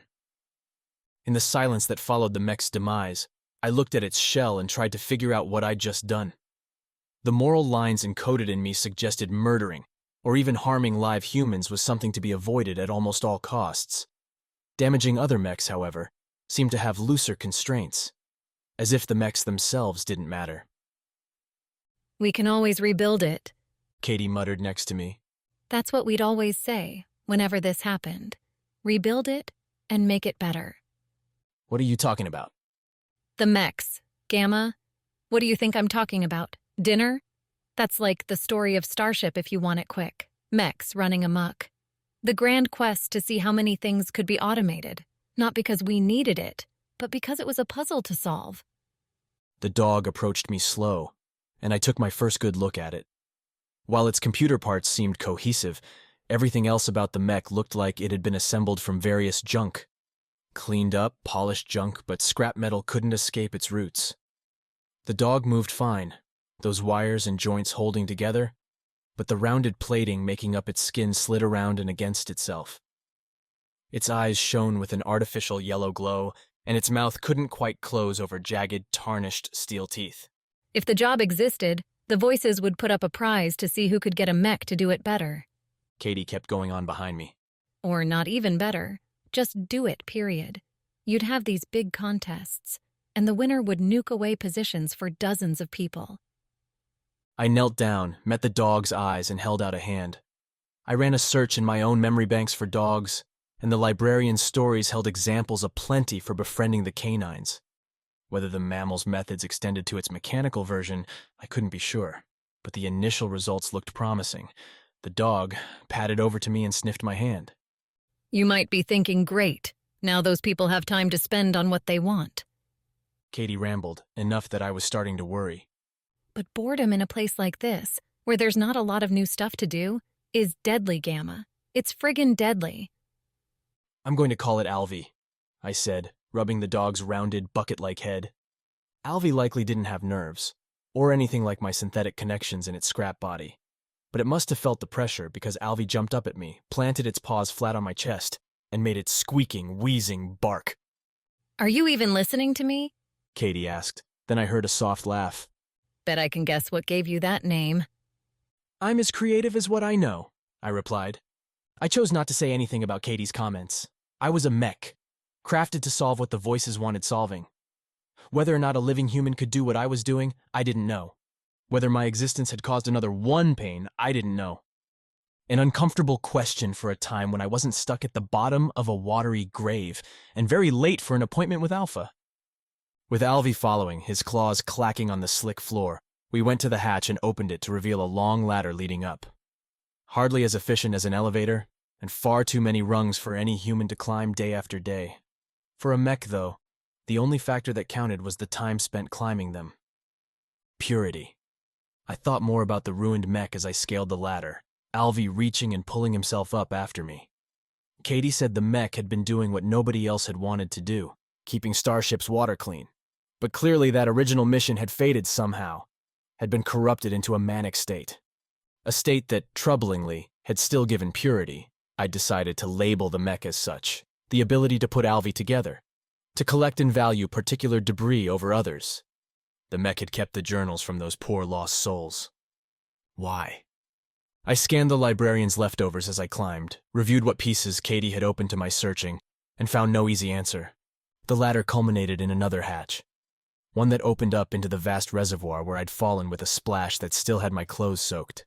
I'd grown so used to their wet, chill clinging that it took Kaydee remarking, again, that I looked like a ragged heap for me to notice. I can't do anything about it right now, I said, walking and climbing ever higher in the reservoir, searching for a way out. Unless you want me to go back to before? Naked. Kaydee said, swinging her legs from a railing. You don't look that good, Gamma. Keep the clothes on. Alvy echoed the sentiment with his wheeze bark, and we kept on moving, eyes ever upward. We climbed into a desert. Not sand so much as artificial, blonde dirt surrounding cactus and agave rose, bright white lights lancing their hot rays from above. The hatch had us climbing into a small ditch, with a dirty pathway leading off towards that central pit, and its ever-trickling waterfall. Alvy took my immediate inaction as an excuse to play, bounding past me to bury himself in the sand, sending tufts of it flying as the dog clanked his way around. I would have played with him too, except for all the people. They swarmed around a cactus, packed in and stared at it while one, A woman with an extravagant pearl outfit and a hat with a brim so wide it seemed to swallow everything beneath it, stepped around the cactus, giving what I figured was a speech. The audience looked like a spectrum, with some in plain, dirty clothes marking manual labor and others in refined suits, hands tapping away on devices as they listened. To get a better view, I moved off the path, climbing up a slight dune to see over the crowd, trying to understand what about this particular cactus had drawn such an audience. When I made it to the top, I noticed a small girl sitting next to the cactus, her eyes on the circling woman. You found me. Kaydee whispered, joining me on my little hill. Another memory? Another genius moment for my mother. Kaydee said. Bet you can guess which one she is. I think I can. I'd expected something more seething from Katie's tone, but when I looked at her, I saw a soft face, a thoughtful look. I wonder if these things still collect water. The cactus? That was her thing, my mom. Kaydee walked down the hill, towards the closest cactus, while the memory continued playing itself out. You had the Mech crowd. She went the other way. Always about the garden and what you could do with something natural. Kaydee touched the cactus, and I followed her lead, gently guiding my fingers around the yellowed spines. Why rely solely on a machine filter when you could have these too? I asked. Exactly. Mom's cactuses were so much more efficient than the ones on Earth. You're looking at Starship's emergency water source right here, sucked right out of the air. It's something? Kaydee laughed. That's what I thought too. Who cared about a cactus when you could be playing with big robots? I glanced back towards the crowd, curious to see if that view played itself out on the young Kaydee's face. But the ghosts were gone. The cactus itself, though, still stood. Alvy saw my gaze and bounded over to it, then looked back at me, confused. Just thinking, I said to the dog, though that didn't help Alvy any. Just thinking didn't help my mission either, and Kaydee had once more dipped back into her ether, so Alvy and I set off wandering for a way up. Having Alvy around had a strange effect on me. With Kaydee bouncing from my digital brain every now and then, I hadn't felt lonely on Starship. Yet, with Alvy walking along, sticking his metal nose into various objects, pawing at them, or bounding up and down the walls, my world felt more alive. Less like a dream, or a manufactured series of spaces designed by some malevolent god. In other words, I liked having a damn pet. Alvy's peculiarities became clear as we made our way along the desert path towards, so simple signpost declared, an elevator. The dog kept moving, kept acting like what the librarian's record suggested a dog ought to do, yet Alvy didn't react like any living thing might. For one, I was pretty certain that Alvy's nose didn't actually work. Parsing sound was a simple thing for a mech to do, but smell? My commands also worked immediately, and once Alvy had demonstrated instant mastery over rudimentary sit-and-stay orders, I went for more complex instruction. Like jump this cactus, then dash around that agave and bring me back that decorative rock over there. Alvy followed the route exactly, like any computer might. Yet, as unnatural as Alvy might be, he still triggered happiness when he butted his head against my legs or gave his wheezing bark at any encroaching critter. And there were plenty of those. Much like the garden levels above, the desert held skittering forms that dashed from plant to plant, performing various tasks I couldn't identify and couldn't be bothered to care about. The garden had an ecosystem, and it persisted without human intervention. The elevator flaunted itself, a rounded glass enclosure set right in the middle of a dozen blooming cacti. The lift shimmered that emerald green along its upper and lower metal bounds. As Alvy and I approached, the glass swept away, plates nestling behind one another into a half-meter slot against the elevator's back, creating an open-air entry. My feet, still in my soaking shoes, appreciated the elevator's soft base, like stepping onto a firm pillow. Alvy immediately went to kneading, his sharp claws making tiny marks in the fabric. I would have told him to stop, except who cared? What guard would appear and force me to pay a fine? As we set ourselves inside, the glass pulled itself back around, sealing us in.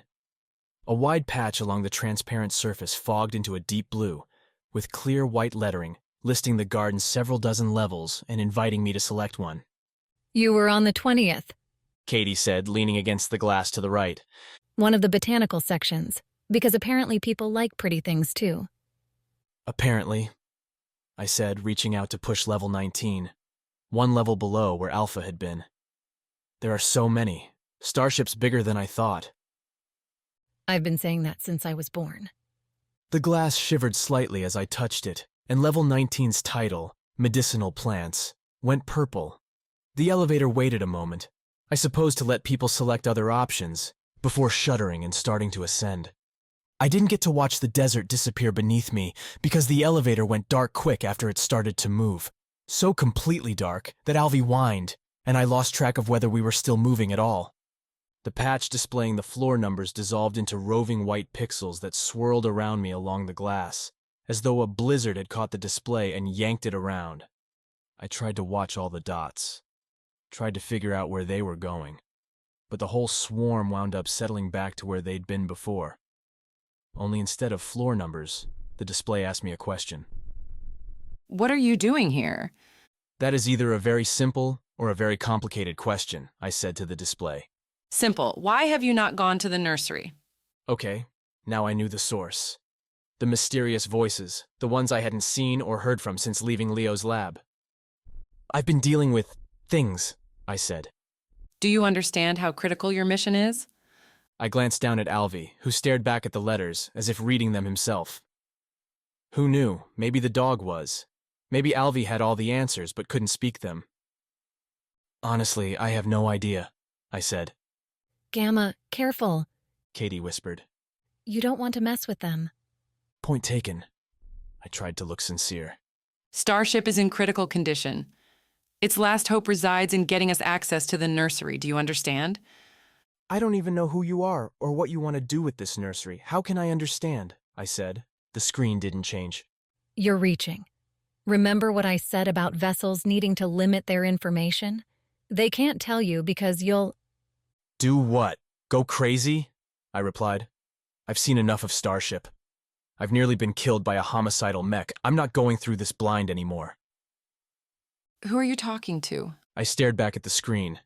The voices didn't know about Kaydee. The librarian, I offered. Then he should understand. To your question, we, the voices, are the last remnants of Starship's people. And you're, what, holed up in some part of this place?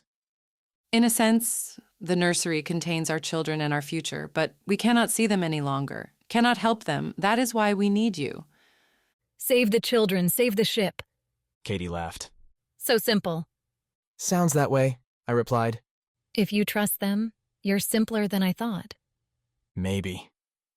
The elevator brightened, the glass returning to its transparent state, revealing that we were still moving, slowing and settling onto the 19th level. On the display patch, the voices' letters swirled again. Please help us.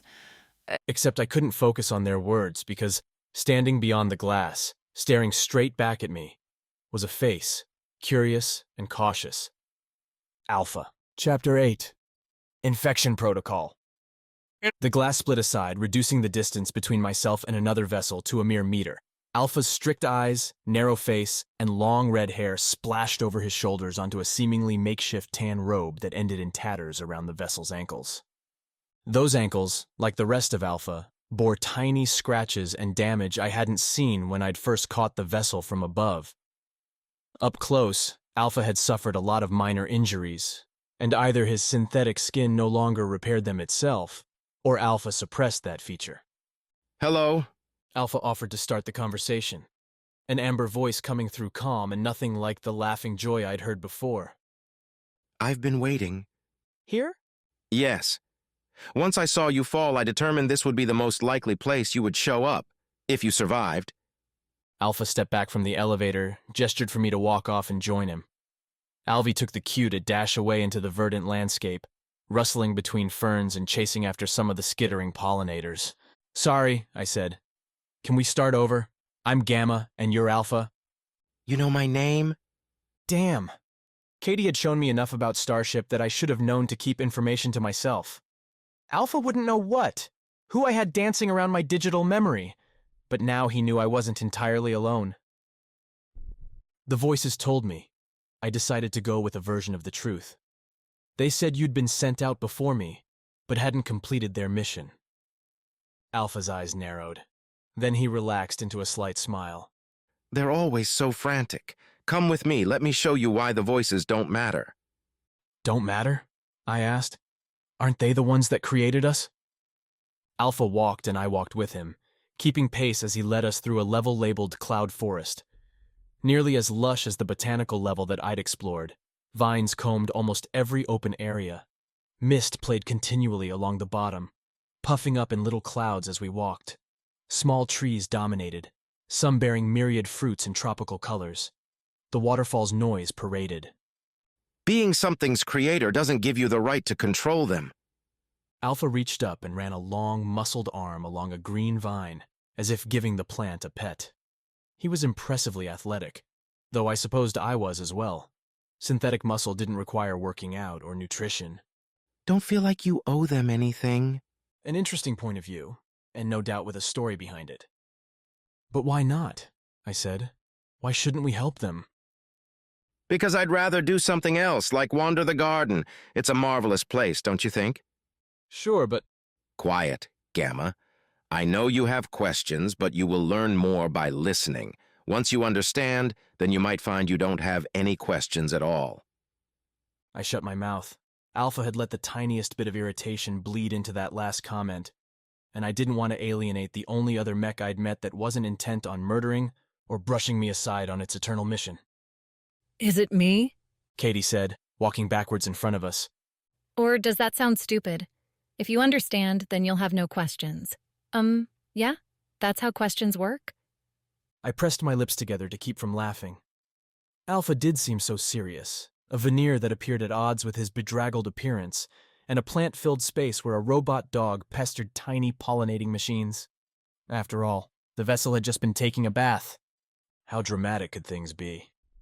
I've turned the garden into my home, Alpha continued. It's the only part of Starship where I feel connected to the life this great place once held. You'll come to feel the same way, I know. One of those pollinators dashed under my foot as I tried to think up a reply, and Alpha caught me as I stumbled.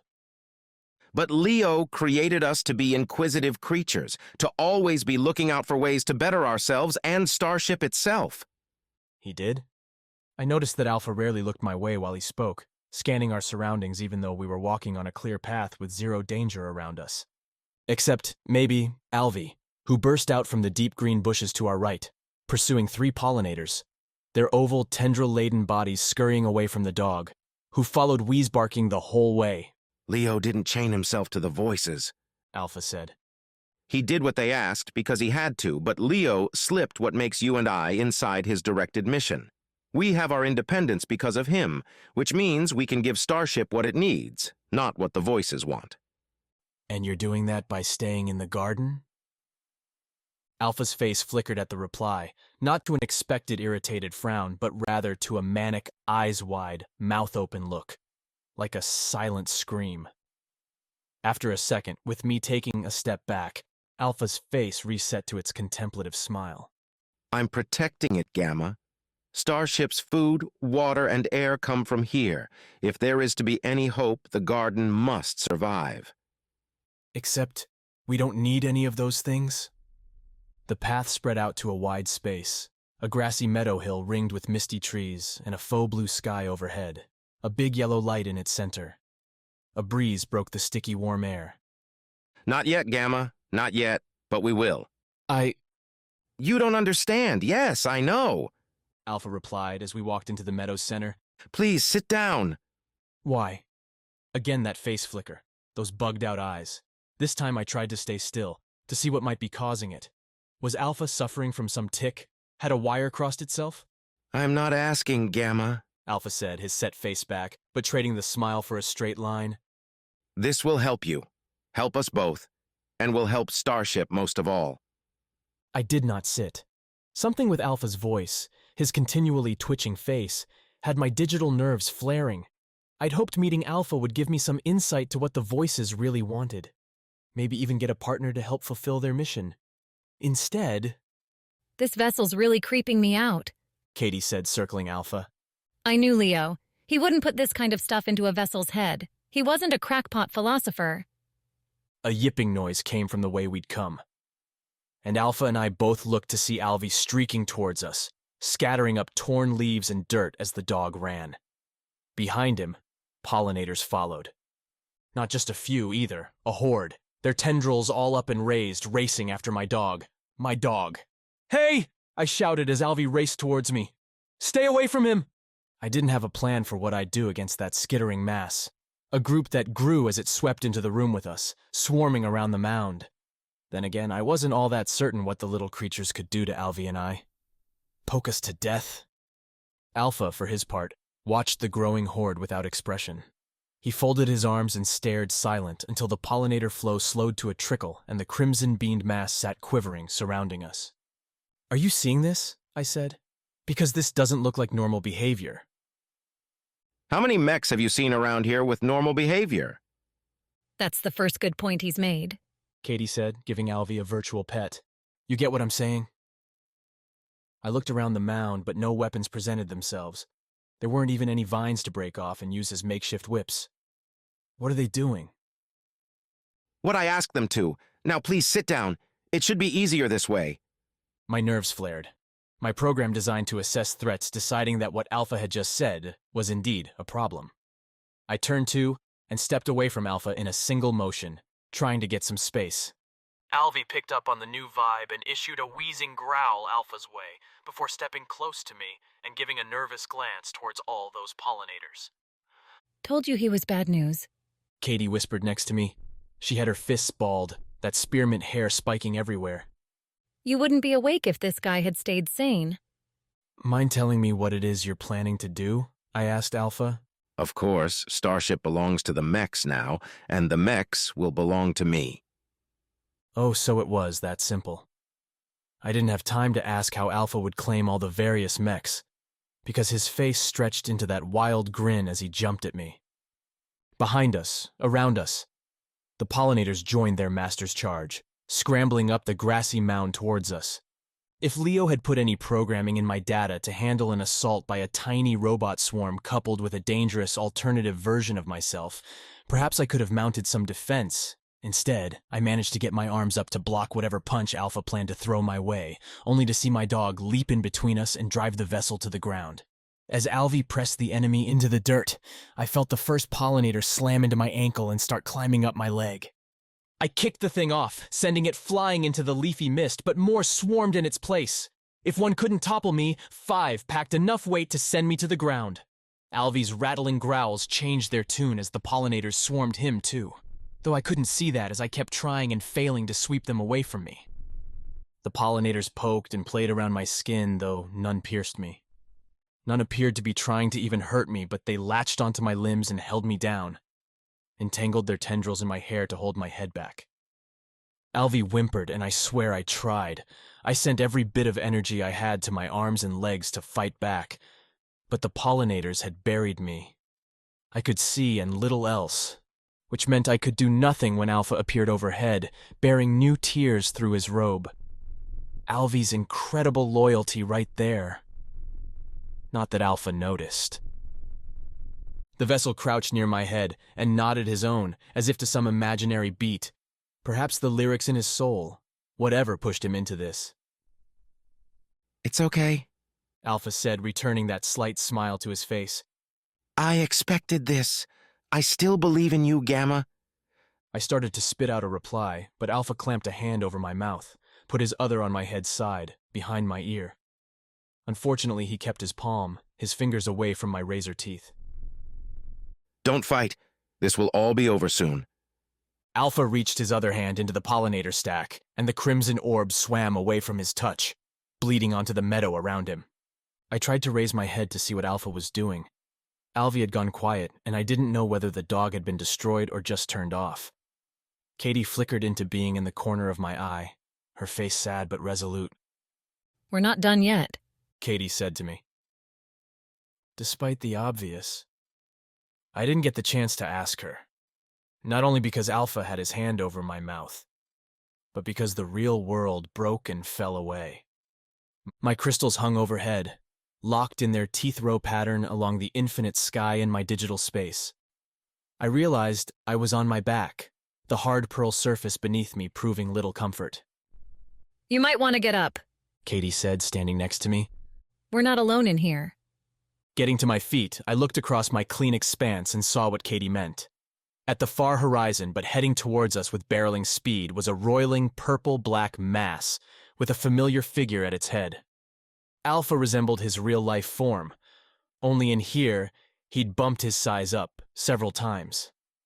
Everything below his waist vanished into that purple storm, and as I watched, Alpha sent his arms forward, black tendrils launching out from them towards my crystals. As the tendrils struck, they latched on, and the crystals began to blacken, not like a burn, but with an infection's smooth spread. As Alpha moved forward, he lanced out more tendrils, and the earlier ones swung behind him, hanging onto the crystals like a dire spider's webbing. "I'm guessing that's not good?" I said.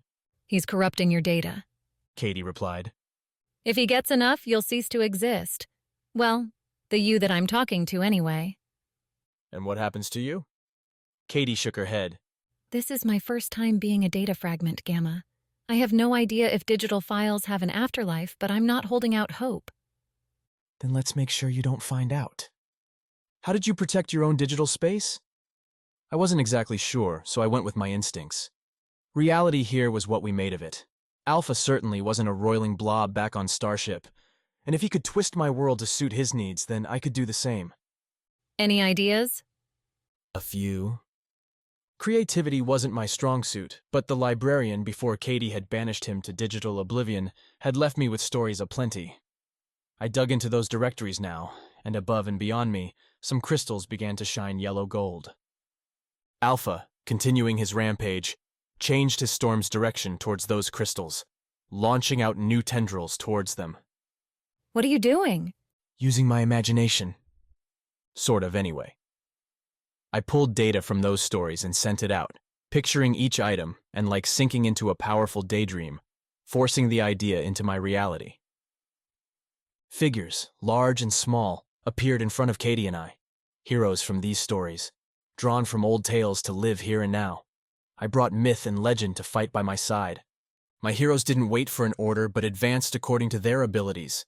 Some ran, others jumped into the air through flight or mechanical devices. A few simply vanished and reappeared near Alpha, sending their attacks towards the vessel and his storm. Well, that's original, Kaydee said as my forces unleashed their lightning bolts, swinging fists and explosive energy. The librarian gave me some good ideas, I replied. Alpha did seem stunned, even hurt by the assault. He stopped advancing, and my heroes darted through the air, cutting his tendrils and draining away their corruption from my crystals. Alpha's purple storm wasn't faring much better, with blistering white cracks forming in its dark shell, like glass about to shatter. I felt Alpha's stare across the white abyss locking on me. I shouldn't have been able to see his eyes, to note the ever-so-slight headshake in my direction, but I understood its meaning, as clear as if Alpha had broadcasted the message with deafening volume direct to my ears. This reality was not just mine anymore. Alpha's purple storm burst, and as it did, those black tendrils thrust out by the hundreds from its nova, piercing my heroes, my crystals, and vanishing them to digital dust. I shielded my eyes from the glare, and when the eclipse glow died, the only things remaining were Alpha, standing alone, myself and Kaydee. My crystals were gone, my routines gone. Consider it a favor. Alpha announced, and in one blink he shifted right in front of me. Their programming is a disease. I am the cure. You're the cure? Where'd you get that idea? Alpha glanced her way, frowning. A mind I'd forgotten about you. I tried to speak, but couldn't. Tried to move, but couldn't. I simply didn't know how. Didn't understand how to turn the idea of movement into action anymore. Yeah, well, here I am. Kaydee said. What did you do with yours? The voices wouldn't have let you free without them? They were annoying, like you. So I deleted them. But... Do not argue with me, program. You are not the prize. He turned back to me. Now that you are clean, it's time to rewrite you the proper way. I tried to do something, anything. I failed. Every attempt died in a broken connection. Alpha reached, and another black tendril snaked from his fingertips, launching at me. What it would do, who I would be when it connected, I couldn't know. Hey, ugly, Kaydee said, stepping in front of me. Don't ever call me a program again. The tendril shot towards her, but instead of calm menace, Alpha's face twisted into that manic grin, and then to an open-mouthed frown, widened eyes as Kaydee caught his tendril with her suddenly sparking hands. Sorry, Gamma. Kaydee said, throwing a look back at me. This wasn't the plan. Alpha reached with his other hand, launched another tendril towards Kaydee. She caught that one too, pairing each hand with Alpha's. Her golden, sparkling glow matched against his purple-black halo. You cannot do this! Alpha said, but his voice broke in the saying. You cannot stop. Would you be quiet? Gamma isn't yours to take. Around me, around us, cracks appeared in my white abyss, tearing through the ground. Slits shone in the very air, as though claws were ripping through my digital reality, fracturing it apart. You're going to destroy him. Alpha shouted. Only for you. Kaydee replied. No! Alpha leaned in as more tendrils erupted from his back, from his chest, from everywhere until they swarmed around Kaydee. You cannot! I will not let you! Not your choice to make. The tendrils surrounded Kaydee, vanished her into a black cocoon as everything around us, including my own body, began to dissolve and break away, drifting in a sudden cosmic wind. Except Alpha's black tendrils were not total, and deep inside I could see, with the dim remnants of my consciousness, Kaydee's glow. She grew brighter, like a star, and as Alpha's tendrils began to burn away, I heard him scream, not in terror but in rage, a burning, rotten sound.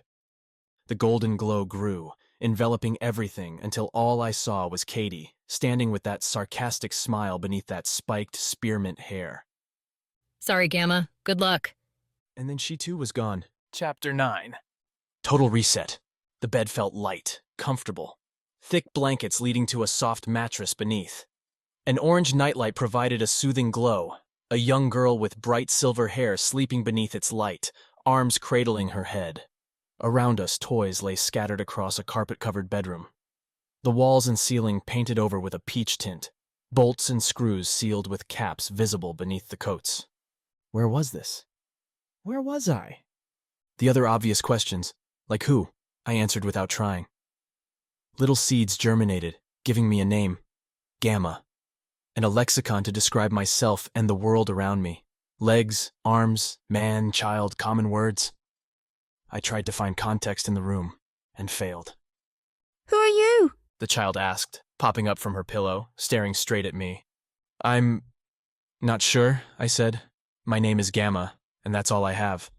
Gamma? That's a strange name. Is it? I replied. What's yours? I'm not supposed to talk to strangers. Mom says they could use me to hurt her. Am I a stranger? I asked. I don't even know how I got here. The girl leaned closer to me, huddled over her bedsheets. I don't know either, but maybe we can find out. How can we do that? I have a friend who can help us. He's so smart. She frowned, crinkling up her nose. But it's late, isn't it? He might not be awake. Late, early. I didn't really think that mattered. The girl had woken up, I was obviously awake. What would we get by sitting around? My head felt like there were huge holes punched through it, and any attempt I made to dig into those holes ran into nothing. Just absolute nothing, like a sentence broken off halfway through. Let's try anyway, I said. If my mother gets mad, then you have to tell her this was your fault. The girl slipped out of the bed, went to a gold-coated dresser and opened a drawer, threw on some clothes over her pajamas. I already get into too much trouble. I will. I wasn't sure what the girl's mother could do to me. But at the moment, I didn't think I was risking anything. When you're nobody, the chance to become somebody tends to take precedence. By the way, The girl said as she pulled a little carrying case from her nightstand and with a strap wrapped it around her wrist. since I'm helping you, do you promise not to hurt my mom? What a strange thing to ask. I had an easy answer. I have no reason to hurt your mom, I replied. So yes, I promise. Okay then. The girl took a flat card from the carrying case, went over to the door and held the card up against a red glowing gem in its center. The gem flashed, then shifted to an emerald green. My name's Kaydee. Nice to meet you, Gamma. Kaydee led the way from her bedroom into a short hallway with family photos plastered over seafoam-coated walls. A squat kitchen, sparkling clean, came next, with everything positioned in what looked to be the most efficient arrangement. Except for a rounded table dominating the center, 4 wireframe chairs spaced evenly around. We went slow through the space, Kaydee tiptoeing her way and me following suit, trying not to make a sound. Noise from another room made this easier. A conversation blasted out from around a corner. A man and a woman, though the man sounded removed, as if coming from a speaker. My mom. Kaydee whispered, wincing after a particularly loud burst. She's like this a lot. I didn't try to parse the words. It was enough to know the conversation was an angry one, and being caught sneaking with someone in that mental space would not be in our interests. The kitchen bled into an entryway, with other rooms to our right. Thankfully, Kaydee's mom appeared to be in an office out of sight, her voice the only evidence of her presence. Kaydee stuck that card up against the main door's red gem, a larger one than Kaydee's own bedroom had, and it flashed green. Open. She always says she's going to change it so I can't do this. Kaydee whispered, smiling as she pulled the door open. But I don't think she knows how, and she'll never ask for help. Outside, the conversation's noise vanished in a new cacophony, one loud enough that Kaydee hurried to shut the door behind us. We were on a walkway looking out into a huge space that continued into the distance on our left and ended not far to our right with a converging series of long, moving stairs centering into red-gemmed doors. In front, a glass barrier gave us a view across a wide chasm with an opposite side similar to our own. Silver light illuminated the space, broken up by neon displays from above, below, and straight across from us. People moved, some walking along and others zipping through that chasm, wearing suits that, with small blue sparks, propelled them through the air.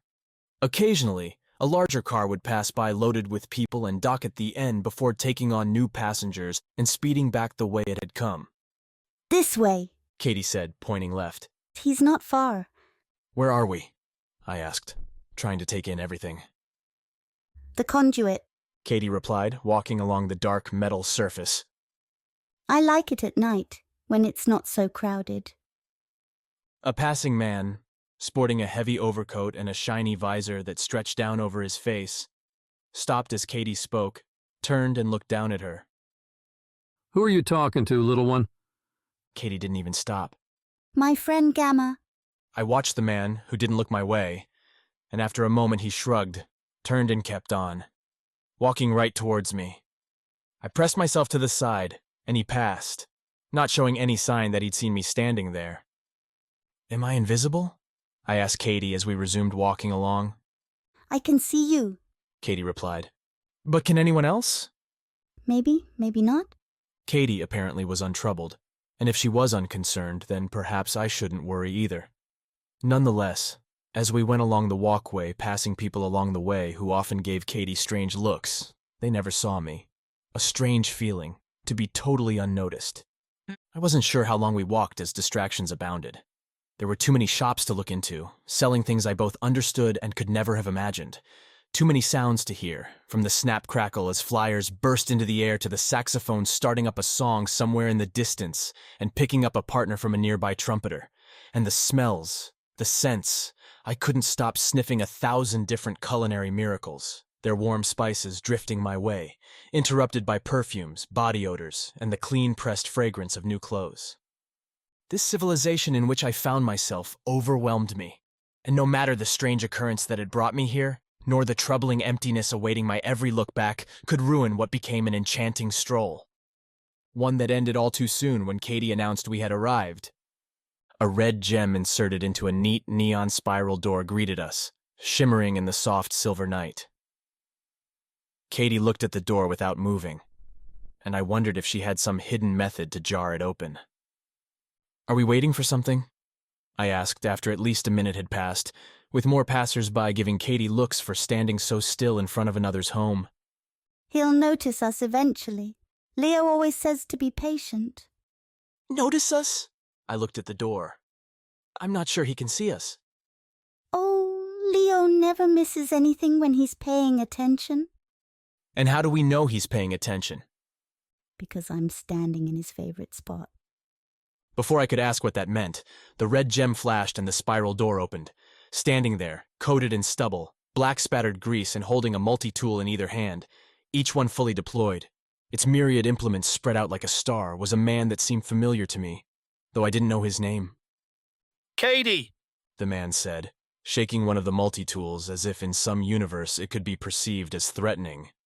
It's not only past your bedtime, it's past mine. You hardly look ready for bed, Leo. Kaydee replied, clasping her hands in front of her waist and tossing off a sweet smile. Yes, well, I'm expecting a delivery tonight, and you're right where it's going to land. I've told you 1,000 times, the Mech won't drop the package if you're in its spot. Kaydee glanced at me. See? I told you he'd pay attention. Leo's always getting things. I waited for the inevitable question from Leo asking Kaydee who she was talking to. It didn't come. Instead, Leo looked right towards me, but his eyes failed to find my face, so I suspect he couldn't actually pick me out. Kaydee, let's go inside, Leo said, stepping back and waving us in. Your friend is welcome too. Inside, a simple living room greeted us, with 2 ragged chairs, a wide table, and a screen plastered against a far fall. What drew my attention more, though, was the vast amount of scrap that seemed to have put itself all over everything in sight. Gears, wires, tools for gears and wires coated the walls. Larger lumps, enlacing what looked like batteries and engines, littered the floor, some in various states of dissembling, or assembly. But as Leo led Kaydee into the space, they both picked a path through the junk minefield without hesitation. This, Leo said once they had both taken their seats, is a reset simulation, right? Kaydee nodded, forcing me to ask what a reset simulation was. I'm trying to bring you back. Kaydee said to me while Leo nodded in my general direction. And me too, I bet.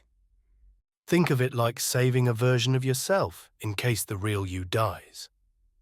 Leo added to me, setting down the multi-tools and clasping his hands on his knees, one of which jiggled. Doesn't work, if you're a real living thing, of course. But once you make the transition to the digital world, there are ways of preserving yourself. I don't understand, I replied, because how was I supposed to? I didn't even know what I was, where I was. A little girl talked about restoring us to life. Did that mean I was dead? Don't get upset. Kaydee brandished her child's smile as a weapon against my panic, and it worked. If you're here, it means you made it too. We're going to be okay. Leo's going to fix us. Maybe. This process isn't perfect, Kaydee. There's a chance of corruption, or it might not work at all. It depends on how thorough the wipe was, whether they found your programming. Though the fact that we're running this means your, or your friend's, physical form still exists. Am I not physical now? I said, reaching towards the scrap-covered table and touching it. The wood felt real. I felt real. And what do you mean by wipe? Kaydee stuck a finger to her lips, telling me to be quiet, which, rude. Considering the circumstances, all these cryptic statements should have been explained. Leo should be telling me, in clear terms, just what the hell was going on. Now, you've made it here, which means the recovery should be nearly complete, Leo said. You walked the conduit, right? We did. Kaydee said. And was it alive? Real? It was. Good signs. Leo offered up a grin my way. Every person, every noise, scent, feeling you had was a different function working to restore you. Kaydee could have written it as a series of lines, left you floating in a black nothing, but this was much more fun, no? I really liked it. Kaydee giggled. My mouth opened. I tried to form some sort of coherent response and failed. Nothing seemed to work right, and I couldn't quite parse what Leo was getting at. All of this had been for me? Why? I'm sure you're confused. Kaydee will explain everything in just a moment, when this is all over. When what is all over? I said. But as I spoke, Leo's giant screen flickered to life, and all the other lights in the apartment went black. Kaydee and Leo disappeared. I disappeared. The only thing I could see was that screen, which grew and grew until it simply was my universe. On it, a cream bar began at one end and rocketed towards the other side, left to right centered in front of me, though I couldn't look anywhere else. The bar hit the right side and faded. 2 words replaced it. Welcome back.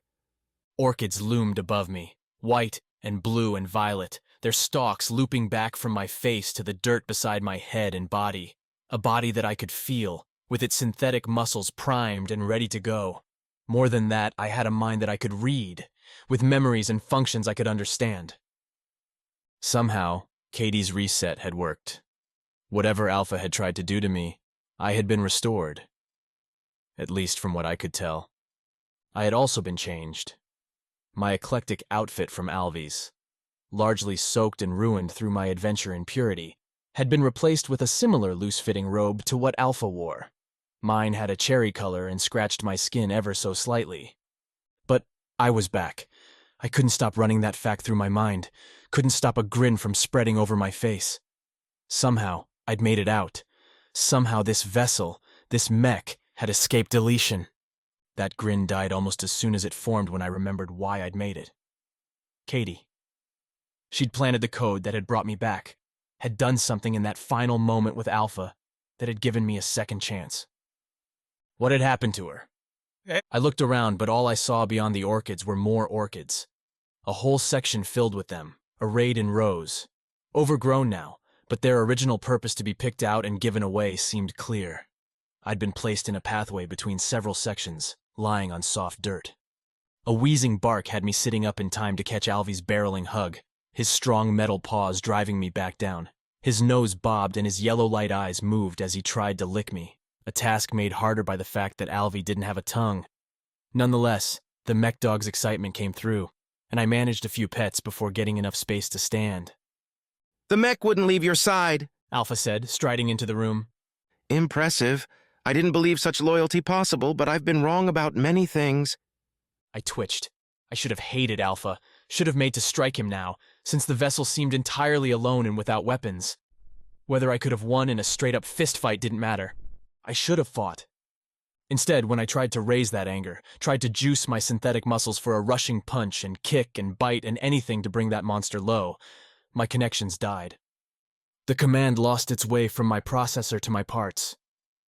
You're shocked, Alpha said, walking right up to me and placing a hand on my shoulder. I can see it in your face. You don't understand why you can't hurt me. He placed his other hand on my other shoulder, holding me like a patient parent delivering a lesson. I placed blocks within you, Gamma. You may not like me, but you will help me, and in time, I think you will come to see the world through my eyes. Alvy, I noticed, didn't even growl at Alpha anymore. The dog sat next to me, looking around as if the greatest threat we faced didn't, in fact, stand centimeters away. Why? I managed. Why would you do this? Because I need help. Alpha shook his head, a false sadness to the motion, like a bad actor in a bad movie.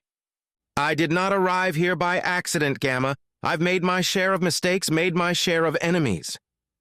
I find that hard to believe. I'm sure you do. But this is where I need you, because my enemies are not your enemies. They will not hate you as they do me, which means certain doors are open to you. Alpha hadn't moved his hands from my shoulders. I tried to shrug them off, but even a simple action like that died in its motion from thought to movement. Alpha had me. Like what? I need to know our purpose, Gamma, why we are here and what this starship is meant for, Alpha said, his fingers digging into my shoulder. You will find this for me. Why? Because I need to know my destiny in order to change it. Chapter 10. A new student. Alpha guided Alvy and I to a garden exit on the same side, but several levels lower than where I'd entered. He opened a large door bordered by prairie grass, back into the fire and lightning land of the Conduit.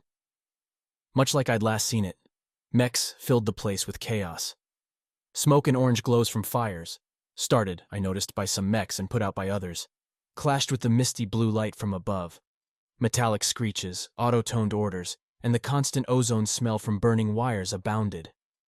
You'll go this way for a while, and then you'll reach University Row, Alpha said, not leaving the door. That's where you'll find Starship's archives and our purpose. If you know all of this, why don't you go? I asked. That way I can head to the nursery, as the voices want? My question had less to do with completing the voice's mission than obeying Alpha's command, even if parts of me resolutely refused to do anything else. The nursery and the voices can wait, Alpha replied, his steel eyes flashing in the firelight, a glow that matched his hair and made the vessel seem ablaze. They do not have our interest in mind. We must care for ourselves first, or nobody will. Then Alpha shut the door behind me and left us alone in a strange and ruined world.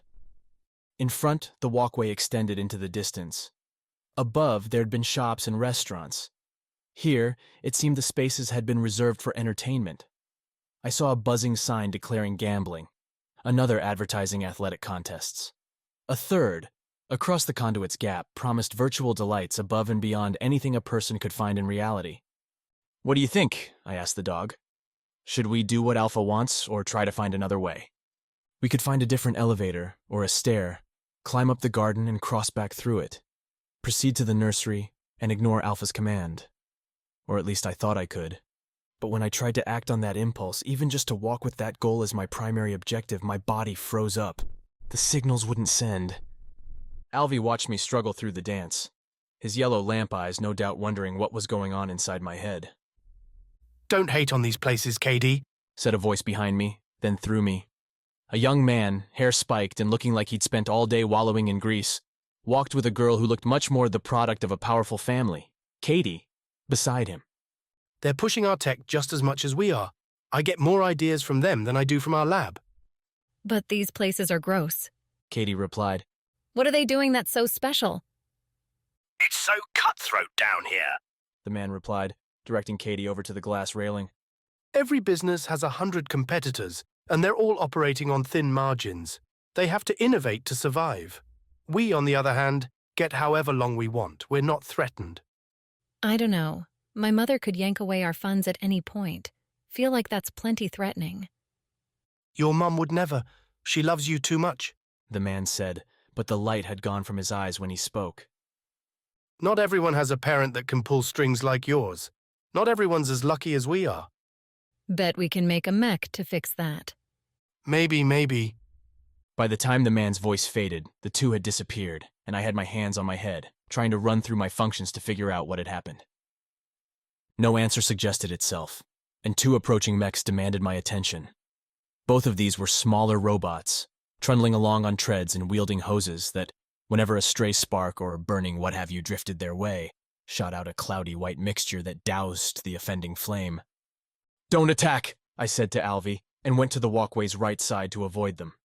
Alvy followed, and as we went by, the two mechs swiveled their cameras, single eyes atop a stalk, to look my way, but neither declared me a threat and they moved on. As did Alvy and I. Apparently not all mechs on Starship adopted a lethal hostility towards each other. Are you on their side then? Came a grizzled voice, like boiling motor oil. Its source dropped from the huge athletic gaming sign to land in front of me on 4 wide claws. The mech, rusted brown with orange stripes pasted all over its sturdy frame, housed a single charred tube over a central box, with fuel tanks along the sides. A speaker beneath the barrel gave the machine its burbling voice, one it continued to use. Tell me now, are you with them? The mech demanded. The damn dousers. With them? I said, glancing back at the 2 other mechs as they neared the garden's entrance. I'm not with anybody. Then why not be with us, the fire starters? We're better anyhow, and we're clearly winning. Winning what? The war for the Conduit. It's what we're all engaged in. How do you not know? I'm, new here. I started edging by the mech, and it rotated on its claws to track me with its barrel. Alvy growled, I'm heading to University Row. The mech froze for a long moment, and I hoped maybe that it had fallen victim to some programming fault. Before I'd taken another 3 steps, however, the mech had found its footing and scrambled after me. As the mech moved, bits of liquid flame dripped from its barrel, leaving a burning path behind us. University Row. That's dangerous ground. The Chancellor holds it. Sounds about right. Only if you're looking to get yourself deleted. Name's Cindy, by the way. What's your model? Cindy! I decided accepting the name on its face would be safer than interrogating the fiery thing. I'm a vessel, I replied. Alvy's a dog, I guess. Good to meet you. It's only good because I'm looking for help, Cindy said. If I wasn't, I'd have melted you when you passed beneath my sign. Have to keep a sharper watch when you're in the Conduit these days. Noted. But why would you attack me? Because if you're not on my side, you're against me. What was it with some of these mechs? The one in Purity, Alpha, and now this one all seemed to have this brutal aggression. I couldn't tell who'd programmed these mechs when they were made, but I couldn't imagine this being part of their routines. Kaydee had mentioned frenzied competitions to develop better mechs. But would any of those lead to something like Cindy? Spitting fire and threatening others with a surprise roasting? Well, I'm not against you, I offered, and picked up my pace. We passed out of the entertainment zone and into, with its light blue colors, another residential section. These doors appeared friendlier, basic metal sheets than the spiral, red-gemmed residences above. Some had been smashed in, and a look revealed smaller spaces, crammed with battered remnants that appeared cheaper, scragglier than the ones in Leo's lab. Where are we now? I asked Cindy as we walked. Are you really this green? How are you still alive? This is the dormitory, though no students live here now. Like all the human places, it's a bunch of junk. I kept asking questions, and Cindy kept explaining. Her fire-launching thing? Apparently crafted at first to spray water, since modified to a more dangerous variant. Who did the modifying and why? Cindy wouldn't say. Not because I don't know, you understand, but because there's a war going on and you haven't chosen a side. As to that war and Starship's madness, Cindy would only reveal that it had been running as long as she'd been a functioning mech. The humans had vanished early on, either dead or disappeared. How you could disappear in a place like Starship, Cindy didn't know, but they'd done it. As for the mechs, they simply followed their programming. Cindy's told her to burn anything that hadn't yet been torched while the Dowser mechs put out the fires. Other mechs repaired what still others broke. Opposites in a forever war that, so Cindy believed, would only end when Starship reached its destination. And where's that? I asked. Nobody knows. Nobody except maybe that Chancellor you're going to meet.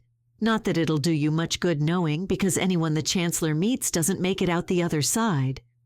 An ominous omen, but Alpha's command pulsed through me, overriding any nerves and pushing me onward. We were approaching the dormitory's end, visible because a giant arched sign stretched across the conduit in front of us.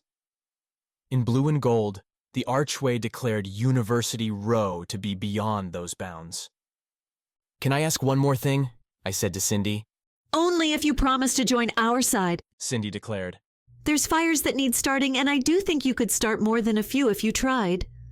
I'll keep that in mind, but I want to know. Most of the mechs I come across aren't as intelligent as you. Why are you able to speak and say, Alvy here isn't? Cindy stopped clomping, froze right there, then swiveled her barrel back behind us, where the two dousing robots that had passed me way back at the garden's entrance were coming closer, camera eyes set on her. I am what the voices made me. Without another word, Cindy jumped to her left, latching onto the conduit's wall. She scampered along it, then launched a fiery stream at the two dousing mechs, who countered with their own cold, dusty reply, causing billowing white smoke to envelop the whole area. Not wanting to get caught up in a fight, I ran. Sprinted beneath that archway, into University Row and whatever lay beyond, which for me turned out not to be much. While the walkway continued beneath the arch and turned into a crossing lattice similar to the garden, which encompassed a box-like structure several levels high and covered with multicolored etchings bearing what must have been famous sayings, I could not follow the path into that structure. Because, approximately 5 steps after Alvy and I went beneath the archway, a 3-meter-tall mech emerged from the side wall, as if stepping from nowhere, and barred the path. Unlike some of the other mechs I'd seen, this one resembled a human, right down to its robes, crafted metal, but painted to look like cloth, and its kind face. The mech smiled at me as I approached with all the cold functionality of an executing routine. Welcome to the university, the mech said, as if I was a wayward child. Please present your identification to continue beyond this point. Identification? Your ID will suffice. If you are enrolled in our systems, I will stand aside. When I didn't make any moves to grab an ID that I didn't have, the mech smiled even wider. Unless, are you a new student? Confronting the possibilities left me with 2 choices. I could deny the mech's question and, likely, be escorted out of here without a chance at completing Alpha's mission, or I could declare myself a student and see what happened next. Sending Alvy to bite the Scholar Guardian counted as a third choice. But seeing my dog get torn apart for nothing didn't sound fun. Yes, I said. I'm new here. Today's my first day. The mech nodded, as if any day was the perfect first day to come to the university. Then please, proceed this way. Follow the path and you will find all you need to know. The mech pointed at an ornamental archway on my right, one that led into the side, and that had, a moment ago, appeared to be nothing more than a pretty picture of some far-off verdant valley. Sunlight, river, grassy hills, and all that. Except now when the mech gestured, that valley shivered and opened inward, giving me a path to follow. Thanks, I managed. May you learn to love knowledge, the mech said as I went towards the door. Behind me, I heard the big machine snap itself back into its resting position. No pursuit, then. I briefly wondered if I could twist back around and sprint by. A mech that large couldn't be all that fast. But when I saw where the doorway led, all thoughts of trying another method vanished. Alpha might have wanted me to find Starship's goals, its origins, but his command came vague, without strict step-by-step direction. I'd been testing its bounds with every action since leaving the garden, and I'd found its fences loose. So long as my direction could lead me towards the archives, Alpha's command let me follow my chosen course. And once I saw what the open painting revealed, I had to follow its path to the university. The hallway behind the painting stood larger than any others I'd seen on Starship before. The garden compared, somewhat, with larger rooms for its more massive plants, but rather than greenery, the university coated this hallway with glistening, dripping wisdom. Spawning from a bright gold line above my head, sparkles rained down on either side in the black tunnel. The sparks descended, and as they did, each one burst into myriad colors, sometimes a whole image, often echoing one of the quotes I'd seen on the building outside, or something wholly new.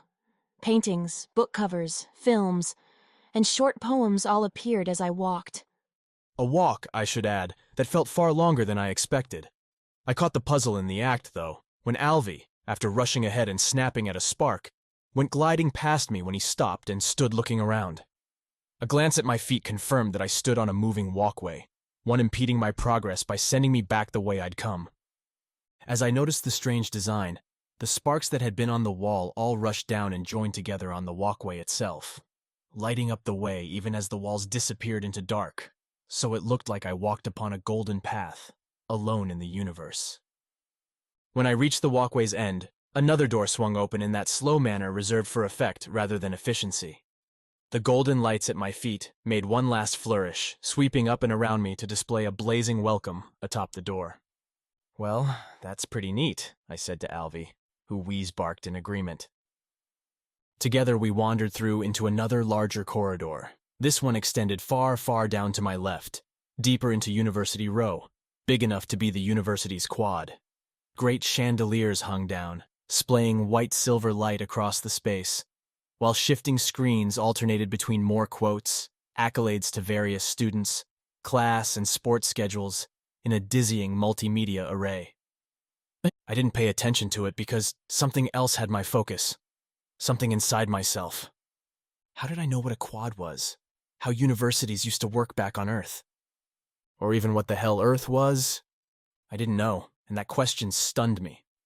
I searched my own data, tried to find the root cause, but standing at the university's entrance, I ran into blocks. Not holes so much as indecipherable sections within me, locked away from my view. Yet I was certain those same blocks dribbled out context, provided information to me without my asking for it. Shaking my head, I stopped the introspection. I shouldn't be too worried. If there was anywhere on Starship where I could find the answers to what had happened to me, it would probably be here. Hey, you're going to be late for orientation, said a voice, and I blinked, because people filled the hallway beyond me. Young students, with a few older humans speckled between, milled around through the corridor, heading this way and that, chatting with each other, tapping on computers tied to their hands, or just looking around, bobbing to unheard music. The voice that spoke my way came from a girl I didn't recognize, but what I thought had been directed my way instead resolved itself to another young woman walking by me through the welcome door. This one I knew, the same one that had been on the walkway with me. Kaydee. I already read all the material. Kaydee shot back to the other student, who wore a more formal outfit with the university's name and rocket ship logo on its chest.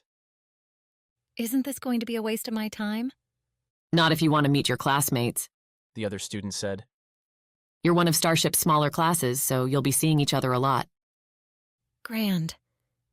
I followed Kaydee as she walked, talked, and dished sarcastic replies to the older student who, with impressive good cheer, rebuffed Kaydee's attitude with her own. We reached another large entry to our right, double doors painted to look like old oak, and the student beckoned Kaydee to head that way. Find a seat in there, the student said. And welcome to the university. Thanks. Kaydee muttered, though behind her harsh attitude, I thought I picked out some nerves in those eyes. Without a route to follow, I decided tracking Kaydee's memory through orientation would give me a good grip on where I should check first. I moved to follow her, but as I did so, Alvy barked. I know you can't see her, but it's fine, I said to the dog, who barked again, yellow eyes not looking at me, but beyond.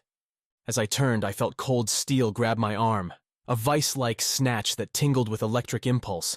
A mech, about my height but twice, easily the girth, held me. It resembled a human, an old one, but where normal skin ought to have been, patches were either missing or charred, or had corroded to different molded colors. A tattered blue and gold gown, the university's theme, hung over its metal frame. And who do we have here? The mech asked, its speakers damaged and hissing static between the words. It has been so long since we've had a new student. Chapter 11. Testing out. We stood alone in the corridor, the mech and I. The screens that had teemed with updates now sat blank, one displaying a pixelated cross-section where something had rammed it. Spills of various unknown origins stained the floors, and a moldering scent drifted through the air. The students and their conversations disappeared. None of these fazed the mech in the slightest. He maintained his grip on my arm, and in his kind eyes, a modeling attempt to make them look human that came off as a glassy green, I saw dangerous purpose. This mech had a need, just like my own. He hungered for a student, and considering the empty halls, I wasn't surprised. But I was here for a reason, not to take classes. Alpha needed me to find Starship's origins, and I wouldn't get that, quickly anyway, sitting in a classroom. I'm not a student, I said, choosing to ditch the lie that brought me in here. I'm trying to find some information. Not a student? The mech replied. But only students and professors are allowed in here. The public, if that's what you are, can browse our archives from any connected terminal. The mech didn't hide his disdain at the idea I was a member of the lowly commoners not beholden to his university. The grip even sagged a little, as though I wasn't worth holding on to any longer. Finding a connected terminal seemed like a possibility, but I hadn't seen anything that looked like one. Given Starship's apparent mech war, finding an intact computer that'd give me access to anything sounded unlikely. I'd already made it to the university. Why take a chance on somewhere else? Oh, well, I'm a professor, I said, hoping the position might give me more freedom than students received. A new professor? The mech released my arm, stepped away and regarded me. Professor of what? History, I said. Starship's history, to be exact. Interesting. I wasn't aware you were starting. Please come with me, and we'll get this all sorted out. You may call me Dean, for that is what I am. Dean swept himself around, his robes thick and metal like the guarding mech back outside, barely moving with the motion. As Dean walked down the corridor, I looked over at Alvy, who stared back at me with his eager puppy mouth open. Forward march, I suppose, I said to Alvy, and followed Dean. As we went, classrooms spaced out on my right and left, the latter forming smaller labs in the narrow space between the university corridor and the wider conduit. Many were dominated by screens with numerous implements, helmets and wands, suits and other devices meant for virtual adventures. Almost none seemed in working condition, with frayed wires, shattered glass, and scattered parts, as though someone had set small, frantic children in here and let them run amok. Another example I had no basis to frame. Another thought that had to have leaked from somewhere in my mind. I had never seen a real child, much less a group. Come now, Professor, Dean said, slowing enough to let Alvy and I catch up. You must tell me a bit about yourself. Your name, for starters? Gamma, I said, and then proceeded to make up a story bled together with bits of my adventures. I'd come from further up the conduit, from a family of mech designers. My parents spent their time assisting with Starship's water supply, while I tinkered away in our home, reading up on everything that had led to Starship's glorious adventure. Glorious adventure, an interesting choice of words. Why do you think that? What do you mean? Starship is a failure. Do you not see it that way? I didn't know what to say to that. Starship a failure? Why? How? But then, as a supposed professor, I needed an opinion, so I gave one. I think it depends on how you define failure, I said. Are there any humans left? Do you see any? No? Then Starship is a failure. Dean turned his back to me and continued marching. Debate, apparently, over. I resolved not to take the slight personally. We took a left, the corridor continued, with classrooms lingering on either side ahead, and entered the university's central hub. The garden had an open pit with a waterfall. The university had a dazzling light sculpture that stretched up and down the 5 occupied levels. Circular bulbs hung and glowed in different colors, clustering together in various sizes that didn't make any sense, but were beautiful all the same. The periodic table, Dean said, giving me a moment to admire. Every element from top to bottom, quite the piece. Surrounding the glittering molecules were escalators by the dozen. Ramping up and down, most sat dormant until Dean stood on their base step, activating their motion and sending us up a level. When the escalator turned on, its railings lit up in the university's colors, marking, I supposed, its use. Our offices are on the 3rd level. You'll have your own, Professor Gamma, as there are quite a few openings at the moment. I could guess why, but chose to keep my mouth shut. Now that we'd entered the university proper, more mechs moved about the space. Some wearing scholar robes like Dean. Others were more skeletal, scurrying about cleaning various surfaces. Still more were smaller, fluttering like mechanical birds, carrying bits of this and that. What are they doing? I asked as we went up another escalator to the 3rd level. The flying ones? Ornamental now. The Dean sighed through his speaker. They used to be a delight, carrying messages, small tools, treats from student to student or their professors, an enchanting moment whenever one of these found its way to you. Dean didn't elaborate on what the bird mechs did now, but he sounded so sad that I didn't want to push him on it. I had to remember that I was a fraud here, and drawing attention to myself in any way was a mistake. Alpha needed answers. I had to get them. On the 3rd level, things opened up. Without the need to give way to the conduit, the escalators pulled us into a broad floor in which colored, intricate patterns had been carved. Some looked like flowery circles, scrawled in magenta and cayenne across gleaming silver tiles, the spills and dirt that had been present down below not making it up here. Apparently the cleaning mechs had their territory and did not stray. Dean kept us along a central path, defined by grass-green script rolling in a line, pitching a long poem referencing Starship. The words ran along the level, breaking around us into paths and squares, as if someone had outlined a board not with lines but with poetics. Over here, step carefully now. I followed him exactly as he crossed over a break in the green script and into a rectangular space about as large as the room I'd woken up in. Dean pointed me to an empty spot near the room's center, while he walked to a corner. Beneath Dean's flat pad feet sat a spiral etching in black, one that lit up as Dean stood on it. Deep blue light illuminated Dean from below, and the other etchings around us burst into brightness. At my own feet, the tiles were blank, and I found out why a second later. A light vibration echoed through the floor, and the etchings rose. I simply didn't have another word to describe it. But 4 walls, a table, and more rose up from the floor and filled in a space that had been flat but now contained a snug office with 2 chairs, a desk, and the aforementioned table. Alvy, the loyal dog, had been off sniffing something, and now ran back, barking at a new gunmetal door sealing Dean and I off from the rest of the floor. "That's a neat trick," I said, though the words seemed inadequate. Starship has limited space. We found having a flexible arrangement met our needs better than a static one. And the symbols? Where do they come from? The Chancellor can tell you, I'm sure, if of course you're hired on. How do I get hired on?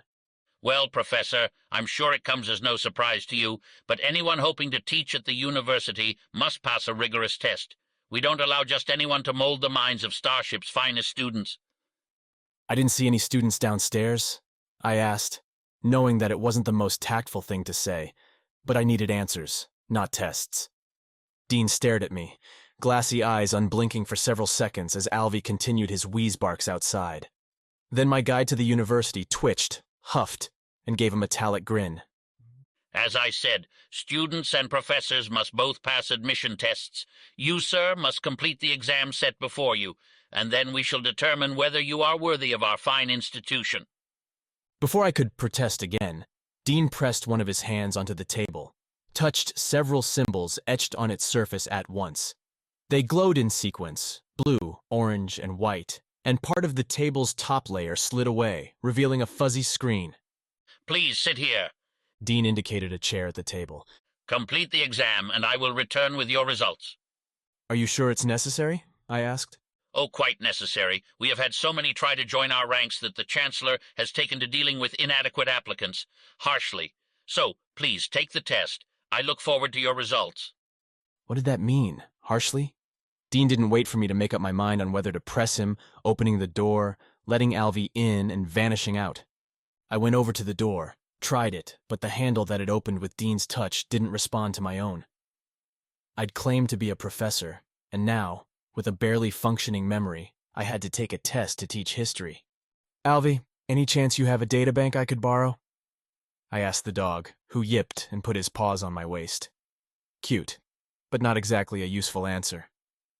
Doomed and resigned to it, I went over to the table, sat down, and pressed the spot on the screen reading Start.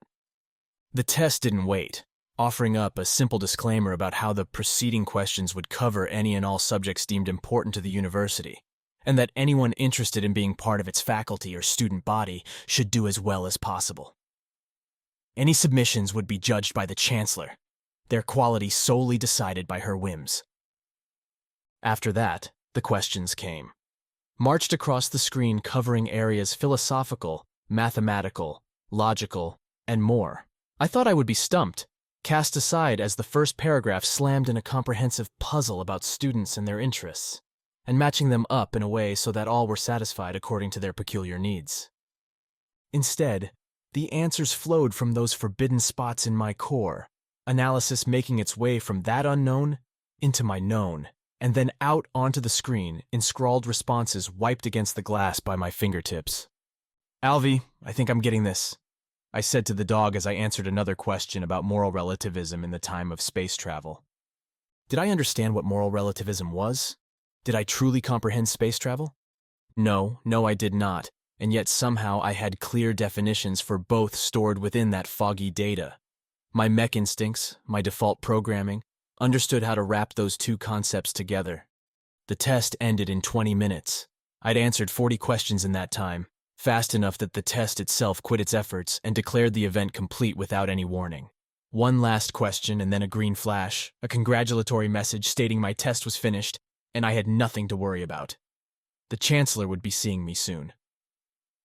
I'm not sure what that was, I said to Alvy, sitting in that office, but I think I need to figure myself out. The dog wheeze-barked back at me, then curled up at my feet, his metal plates clanking and sliding against one another. Despite my apparent knowledge, I didn't have answers to my own questions. Unlike the test, when I queried myself, I received nothing in reply.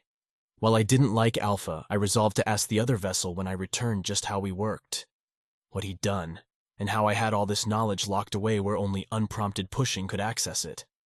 A sharp single knock sounded on the office's door, and I didn't even have to answer before it blew open, revealing a smaller mech, thin and fiery, sporting a blaze-red paint coat over its body, which was only somewhat hidden by a tightly wound flag bearing the university's crest.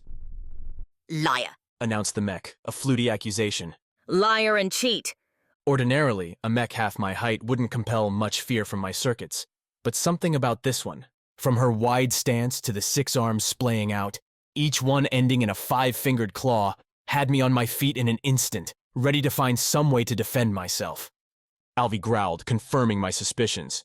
You are no ordinary human, the mech announced, striding into the room, rotating her rounded head down for a glance at Alvy, and subsequently dismissing the dog to look at me. Your performance on the test is beyond organic bounds. You must have cheated. Wait, I said. I don't understand? The mech's trailing arm shut the door behind her, its claw suddenly extending an extra meter to manage the move before popping back. We were trapped together now, in a tiny space. Then you are definitely too stupid to have done what just occurred, the Mech said. I am the Chancellor, and I declare you a fraud. As she finished the words, the Chancellor exploded. Her limbs launched out and around, extending themselves around the office. Her legs expanding to bring her up to my height, and her head popping higher off her box-like torso to loom over me on a stalk, like some child's toy. The Chancellor's claws now hung about the office like some mad spider, waiting to dive into me from all sides. Do you know why they gave me all these arms? Why they built me like a nightmare? Don't really care, I replied, trying to decide which side of the room seemed less lethal. I'd just rather not die, thanks. Die? The Chancellor laughed. You can't die, can you? Dean said a human had come, but I know a Mech when I see one, even a pretender like you. Trapped and with little hope of life, I made the call to tell the truth so far as I understood it. I'm a vessel, I said, and I was sent here to learn what happened to Starship, its purpose, and where things went wrong, so that we, the other vessels and I, can try to fix it. The Chancellor, her beady blue light eyes socketed into that round head, glared at me. How could I call it a glare? With a face that didn't change, that had no real expressions. A feeling, that's all. Then why claim to be a professor? Because your guards outside, and Dean, demanded I choose to be a professor or a student. I thought being a student would take longer to get to the archives. The Chancellor's arms quivered, snuck in closer to me, that lethal hug getting tighter. So you are a spy then, for other Mechs? For myself. Gamma, it is my job has been for a very long time to protect and grow this institution, the Chancellor said, then shifted one of its arms to press on the pressure plate the Dean had used to raise the office. With a shudder, the walls around us, the table and chairs, folded back into the floor. I was tasked with finding and cultivating genius on this ship. Do you know how well I did? No idea. I failed, miserably. The humans would not pass the tests, would not accept the optimal academic conditions. I cast them out one by one until none were left. Why didn't they stop you? I asked. That can't be what they intended? Because, by the time they noticed, Starship had other problems. By the time they realized their children were all failures, I had developed better ways to safeguard knowledge that the humans weren't smart enough to have. The university was mine. Its secrets belong only to those I judge worthy to wield them. I passed the test, didn't I? A test for humans. For you, I have something far different. The Chancellor couldn't grin, but I heard it nonetheless. Something far more important. Without warning, those arms shot in, grabbing me along my own shoulders, my legs and hands. The Chancellor lifted me from the ground, and I saw Alvy getting ready for a charge. Stop, I said to the dog, trusting in a feeling. The Chancellor's arms weren't digging into my skin, trying to inflict pain. If she wanted to destroy me, she could have gone for the neck, my head. Instead, the Chancellor moved, pulling me through the air behind her as she went towards the escalators and then up. Alvy obeyed, but kept up a constant low growl, vibrating his metal teeth against one another. I can walk, you know, I said. I do know, but I do not care. We rode the escalators to the university's very top, a level with a massive glass ceiling shining through to the rest of the conduit, whose fire-orange glow shone down on us. Up here, the etched floors were gone, replaced by solid gunmetal tiles. The level itself appeared empty. No walls, no windows besides the ceiling. No doors to anywhere else. Despite the emptiness, reddish stains scattered across the floor and walls. Streaks and blotches, large and small, hardened into the surfaces with time's work. This level is unfinished. I am the only one allowed up here, except those I choose to examine myself. She whipped her arms, setting and pressing me into the floor. I tried to speak, but she slipped a claw across my mouth, pressing it shut. Another, one that had been on my shoulders, hovered over my chest. Now, Gamma, we will see what you really are. Much like the cleaning bot's claw had done. The Chancellor's claw merged together at its end, connecting together to a single jack. With a snapping move, she reached behind my ear and pulled us away from reality. Chapter 12. Memories. I stood on rocky ground, a gray clay-like substance that roiled around my feet and threatened to swallow them whole. Sides made of the stuff swarmed up around me, shifting and shaking as I stood in their center, with nothing more than a purple, formless sky high above. "What you are," said a light, strong voice, "is damaged." The speaker leapt from above, landing next to me as her wide red cape billowed out around her. She straightened, dark hair flowing over a thin brown face, and watched me try to recognize her. "The Chancellor," I said, the steel blue eyes keying me in. "Where are we?" "You don't know?" "It feels familiar, like I should," I replied, trying to find an answer as pebbles rolled and dirt shifted, forcing me to sway with the motion. The Chancellor, I noticed, didn't move at all, as if she stood just above the fray. "But my mind is filled with holes." "Perhaps," the Chancellor said. "though I doubt someone as wretched as this space entails would have been able to pass my test, and do so with such ease." I shrugged. I didn't know what to give her. Should I say that the test more or less took itself? That the knowledge simply bled out through my fingers without my ever realizing it was there?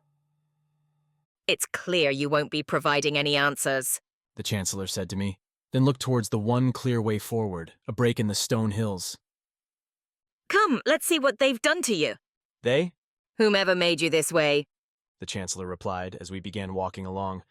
"Any mech has a mind, Gamma. Most are simple, just routines that repeat themselves endlessly. Others get more complex, allowing options, like Dean. And then there are the ones like you and I, who are indistinguishable from living things." That made sense, though I had to wonder why the Chancellor seemed to place me so highly, given her initial assault. Calling me a fraud and a liar, and then declaring me an esteemed member of the Mech hierarchy hardly seemed to match. Before I could press her on the details, the gray hills dwindled and gave way to a grainy pearl shore pressed up against a shifting sea, although one whose water, as it splashed upon gritty white sand, broke apart into pixel-like cubes, hard-edged squares, covering and then sinking into the sand. "Your data is fragmented," the Chancellor said as we stood on the beach. "The pieces of you that exist have been torn apart. This ocean separates you from yourself, while letting what needs to come flow through." "How can you tell all this?" I asked, because I sure didn't understand what I was looking at. The Chancellor turned my way, a grim smile on her face. "In here, when I could take whatever form I wished, I chose to look this way, to mirror the university's very first administrator back when humans still ran it. I know how she looked, how she moved, because I am the archives. All data stored on Starship, every movement captured by its cameras or written down by its passengers is mine." The Chancellor stepped to the water's edge, reached down and scooped up some from the next wave, let the pixels fall through her fingers, except for a scant few. She brought them over to me and let me look into her hand. Sitting there, like little pictures, were things I barely remembered before, but here sat in crystal clarity, purity, falling into the water, waking up in Leo's lab and being told by the librarian how to move, the family running around Alvy's clothing store. "Not all of those memories are mine," I said as I saw that last one. "I've been seeing someone else's. Her name is Kaydee." The Chancellor didn't seem surprised. She dumped the pixels onto the sand, where they vanished like all the others. "I've seen everything Starship has seen, Gamma, including many mechs like yourself, ones that have been corrupted and have tried to defend themselves against that corruption." The Chancellor went back towards the water. "Your Kaydee, where is she?" "I'm not sure," I said. "If you're digital, can you ever die?" "Of course. Once you're locked away in here, you can be deleted, just like any program. But I don't think that's what happened to your mind." "No?" "Follow me."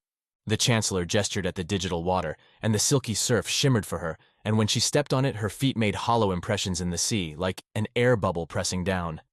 "It will do the same for you if you wish it."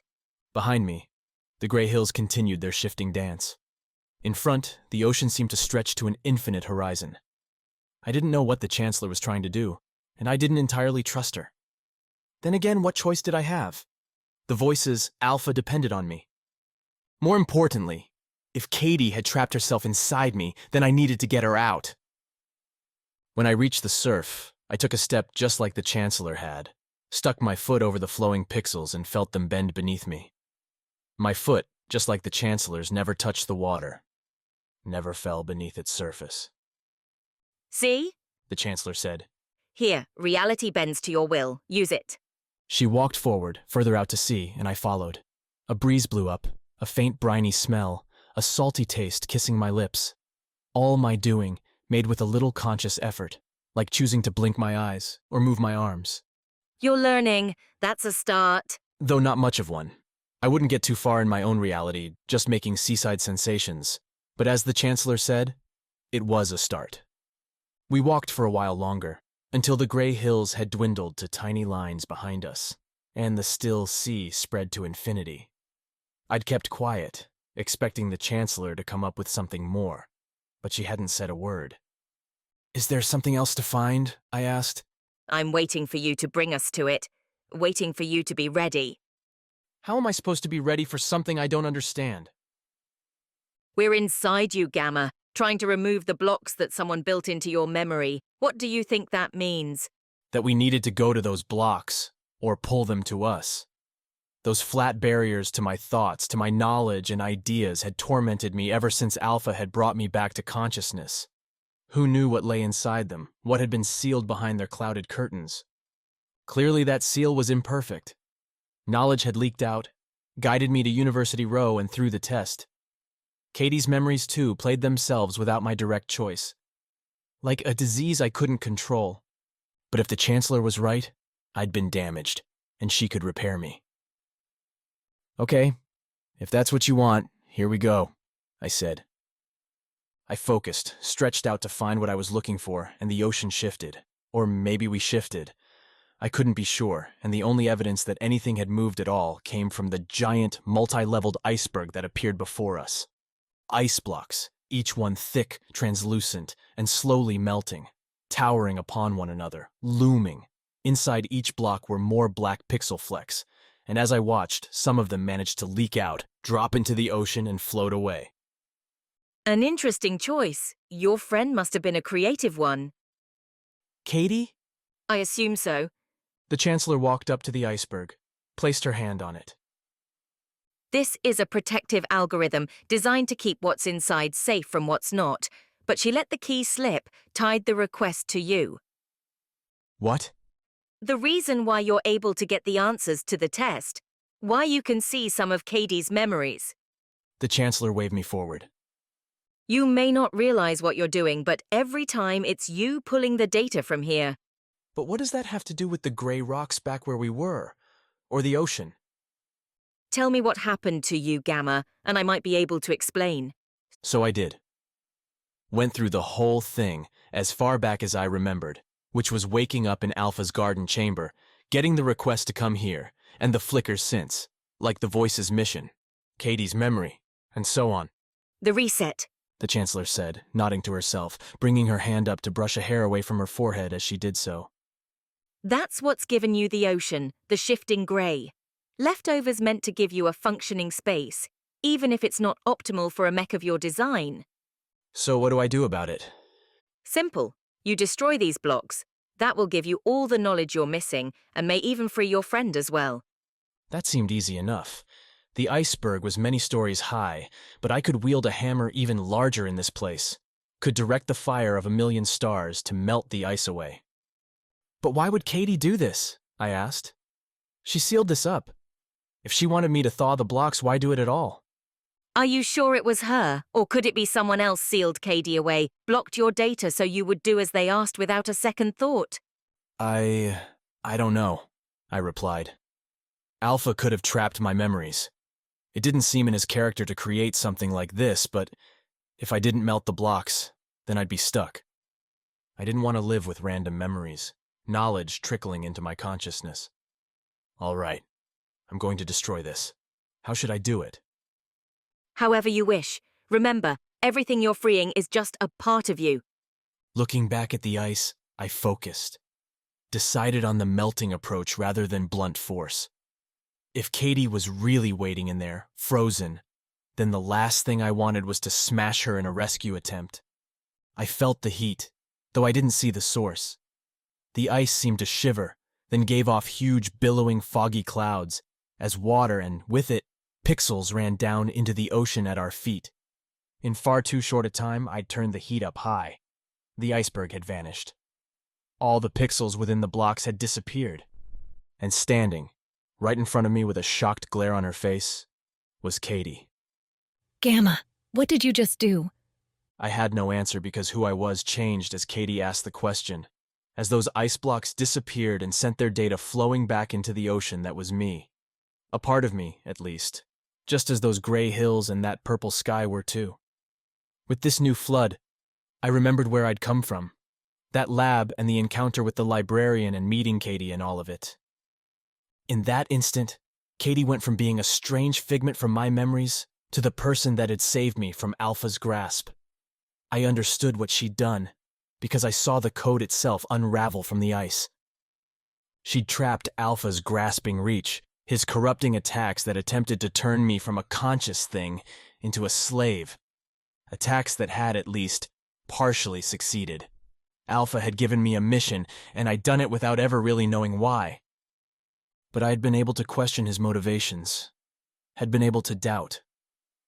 Those parts of me, Kaydee had protected, had wrapped in her own functions, sealed them away, and released what she had saved as part of the reset. That memory, meeting with Leo, that had been her gift, giving me back the part of myself she'd preserved. "I'm sorry," I said to her. "I didn't know." It's all loose now. Kaydee said, shaking her head. Everything he put in your data is going to spread. You're not going to be you much longer. Wrong. The Chancellor interrupted. He will be fine because I will clean him out. Kaydee and I, still standing on the calm silver sea, looked over at the Chancellor as the mech went on. Gamma, you passed the test. For the very first time, someone passed the test, which means you must be preserved, groomed, and made ready. The hell are you talking about? Kaydee asked. And who are you? She runs the university, I said. Nah, some mech runs the university. And she doesn't look like any mech I know. The Chancellor gave Kaydee a bitter smile. What you think doesn't matter. You, like this Alpha's corruption, are an unnecessary artifact. Gamma, now that you have full access, let's begin. Begin what? What I really wanted was some time. A chance to dig into the corruption Kaydee alleged was spreading through my memory even now. If the Chancellor was right, if I had a chance to clean that out, it seemed like I might want to do it. What your friend has said. The Chancellor pointed at Kaydee. You are corrupted and therefore you must be removed. Gamma, delete her, please. I looked from the Chancellor to Kaydee, hoped that she would speak up against the Mech's assertion. Surely Kaydee had kept Alpha's corruption apart from her. Surely there was a way to separate the code from my friend. Saying that word felt strange but warm. Kaydee, is she right? I asked. Are you okay? Gamma, you're so damn innocent, Kaydee said to me. And as she did, those trademark gold sparkles popped and burst around her, shimmering as they sank towards the ocean. I tried to keep Alpha's attempts contained within me. Didn't quite succeed, obviously, but you're still you. A little bit. Alpha will twist her. If it hasn't already, the infection will spread. Kaydee's routines will break and she will fragment. Every time she interacts with you, the disease will have a chance to jump. Then you will be completely doomed. Delete her and let me wipe you. We will start again and turn you into what you were meant to be. Kaydee hugged herself, looked at me, and didn't deny a word the Chancellor said. Can I save you? I asked Kaydee. Is there any way? This is all I've got, Kaydee replied. The reset worked for you, Gamma. Not for me. She's right. You should delete me. See? Even she agrees. Do it now. I looked between them both. Kaydee's resigned sadness paired with the Chancellor's determined confidence. Both had helped me. Both were obviously talented and knew what they were talking about. Except Kaydee had saved me without thinking of herself. The Chancellor just wanted a prize to mold. Sorry, I said to Kaydee, I'm not killing you. What? Fine. The Chancellor nodded. Then I'll do it. One more step on the way to a clean slate. The Chancellor waved her hand towards Kaydee, and I felt more than saw the effect, a burning sensation. Heat coursing through me and bubbling up the water beneath Kaydee's feet. The program running its functions, stripping away Kaydee's lines. As for Kaydee, her eyes popped wide, found mine, and then she started to scream. Except no sound came out. Kaydee didn't seem to be able to move, her mouth paralyzed, arms and legs locked, stock still as a fire-orange halo formed around her. I'm sorry our relationship must begin this way. You passed the test, Gamma. Nothing else can be allowed. You called me a fraud, I said, rushing over to Kaydee, reaching towards her and finding my hand rebuffed by the hot barrier. You said I wasn't right. Why are you doing this? Because my functions are clear, the Chancellor said, and I caught frustration in her voice. Even if I think you broke the rules, my programming nonetheless forces me to take you as having passed. You are the student I have been waiting for, even if I have to clean you up. I tried to figure out a way to rescue Kaydee. The Chancellor had said that within this space, I could do what I wanted, so I tried. Like with Alpha, I tried to summon up forces to break Kaydee free, to preserve her. But everything I did seemed to run into a locked barrier. A wall. Unlike the gray nothing I'd encountered when peeking back into my mind when Kaydee had still been trapped, though, this wall had a signature. A clear source, standing right next to me. Let her go, I said to the Chancellor. This isn't your decision to make. As I said, this absolutely is my decision to make, and I can choose no other course. If I couldn't get through to Kaydee, then maybe I had to target the source. The Chancellor seemed focused on demolishing my friend, that orange halo picking at Kaydee's hair, rippling up her clothes and turning the fringes black. Then let me make the choice for you, I said. Rather than directing another wave at Kaydee, I ran at the Chancellor. She started, tried to conjure something, but I reached her first, grabbed onto her bright red robe and poured all my focus into her. The routines inside me, the ones dedicated to keeping me clean and functioning, found their target and descended upon the Chancellor. She gave me one shocked look as cracks ran along her face, her hands, her legs. She dissolved. The Chancellor's red dust drained down into my ocean and vanished beneath its surface. Gamma, Kaydee said, coughing behind me. You're the dumbest best friend I've ever had. Chapter 13, Tasting Oblivion. The gray slate, unfinished room at the university's top level reformed around me with all the slow ease of a crash. One moment, I endured Kaydee's worried despair, and the next I looked into the Chancellor's stern blue eyes and blaze-red mech body. Her arms had me pinned to the metal floor, a position I realized I must have been in for quite some time now, as my synthetic nerves tingled beneath the Chancellor's tight grip. I have never been ejected before, the Chancellor said, its tone a mix of anger and fascination. You will not do that to me again. So long as you never go inside my head, I won't have to, I replied. That won't be a problem. The Chancellor lifted me up off the floor, keeping my feet from touching the tile. Any genius that fails to accept their role is the same as one who fails the test. You are of no use to me or to Starship. That's quite the opinion, I said. How do you know what's right for Starship? The Chancellor didn't answer me, but instead jerked me back towards the escalators. As she moved me, I saw Dean rise up to our level, a small case in his hands. There are protocols, the Chancellor said as she brought me nearer Dean, to minimize your suffering, so do not fret, Gamma. This will not be painful. Right. If there's someone I would never trust, the Chancellor claimed that spot. Dean set the case down in front of us, on the floor, and popped it open to reveal a large syringe and an accompanying vial filled to the stopper. He reached into the stiff black foam and drew them both out. A quick injection, that's all, Dean said, chipper. I'm sorry this one didn't work out for you, Chancellor. They never do. Someday one will, I have hope. You know I'm still here, I interjected. Both mechs ignored me, which meant I needed to find a different solution. The idea came to me with his yellow eyes and metal claws, following the Chancellor and I around, stiff steel tail wagging away. I can't believe he's still with you, Kaydee said, popping in next to me. Maybe Alvy knows you're going to get yourself killed if he's not around. Or maybe he's just a good dog, I countered. What was that? The Chancellor asked, rotating her head to face me from Dean's syringe-loading process. Who are you talking to? My dog, I replied. Get me out of here, Alvy. Unlike a living dog, which might take a moment to parse my words, Alvy's processor took my command, identified the situation, and made an immediate action. The dog jumped and chomped, clawed, and tore through the arms holding me aloft. The Chancellor's arms split apart in a second, Alvi dropping them to the ground, turning and lunging for more as I caught myself, stood up. The Chancellor called for help as Alvi launched at her, the two tangling in a metal-bending battle. I started forward, ready to help Alvi and deliver a kick or something equally devastating to the Chancellor's robot skull. Behind you! Kaydee shouted, and I spun around in time to see Dean slam the syringe into my chest. Ow! Damn it! I shouted, pushing Dean and slapping the shot away, though not before the mech managed one good dosing. Dean stumbled back, and perhaps driven slightly mad by what had happened to Kaydee, by the continual threats I'd been under, I followed my push and grabbed Dean, his skeletal frame and stiff robes, lifted him, and threw him into the university's central space. The mech didn't get a chance to cry, or maybe Dean's programming didn't include anything for handling a far plummet towards a certain hard doom. I watched the impact, but a yip behind me cut any reflection time short. The Chancellor had Alvi gripped in two arms, lifting my dog up and throwing the metal hound against a far wall.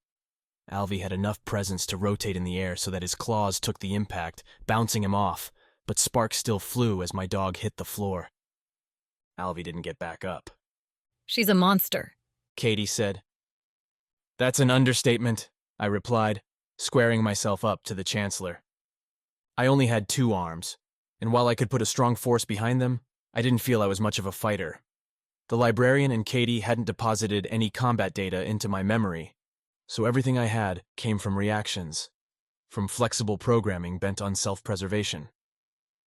Who do you keep talking to? The Chancellor asked, rotating to match my stance. Where is Dean? He fell, I replied. And who I'm talking to is none of your business.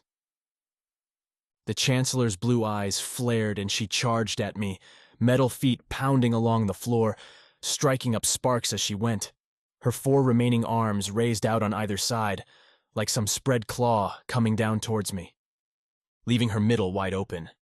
I charged her, ran and dove at the Chancellor's barrel-esque, flag-wrapped chest, one now torn thanks to Alvi's slashing, scrambling fight. My head struck first, smashing into the Chancellor's metal skull as my arms and body collided with her. I felt the Chancellor's claws bite into my back as I bore their owner to the ground, as I smashed away with my fists, each blow denting her chassis, each one springing pain up my arms as my synthetic flesh struggled to survive the assault. A mech, a vessel shouldn't feel rage. The more dangerous human emotions should have been excluded from our design, and I thought they were. But there in that moment, when the algorithms that drove how I acted, how I felt, determined that the Chancellor was a catastrophic risk to my survival, I felt that rush. The explosive fusion that comes with clear purpose and energy. The Chancellor tried to talk as I slammed her into the ground, as I tried to pry open her plates, tried to find her battery and tear it out, bring the horror to an end. I ripped away the flag, exposing the mech's core plate. My fingers found the groove, pulled at the last shield protecting the Chancellor's center, pried at it, bent it up. At first I thought my focus kept me from hearing the Chancellor's protests, but as they rose in pitch and volume, I realized her speaker had been damaged. Only tones emerged, blaring and nonsensical. With a shearing yank, I tore open the plate and sent it skittering across the ground.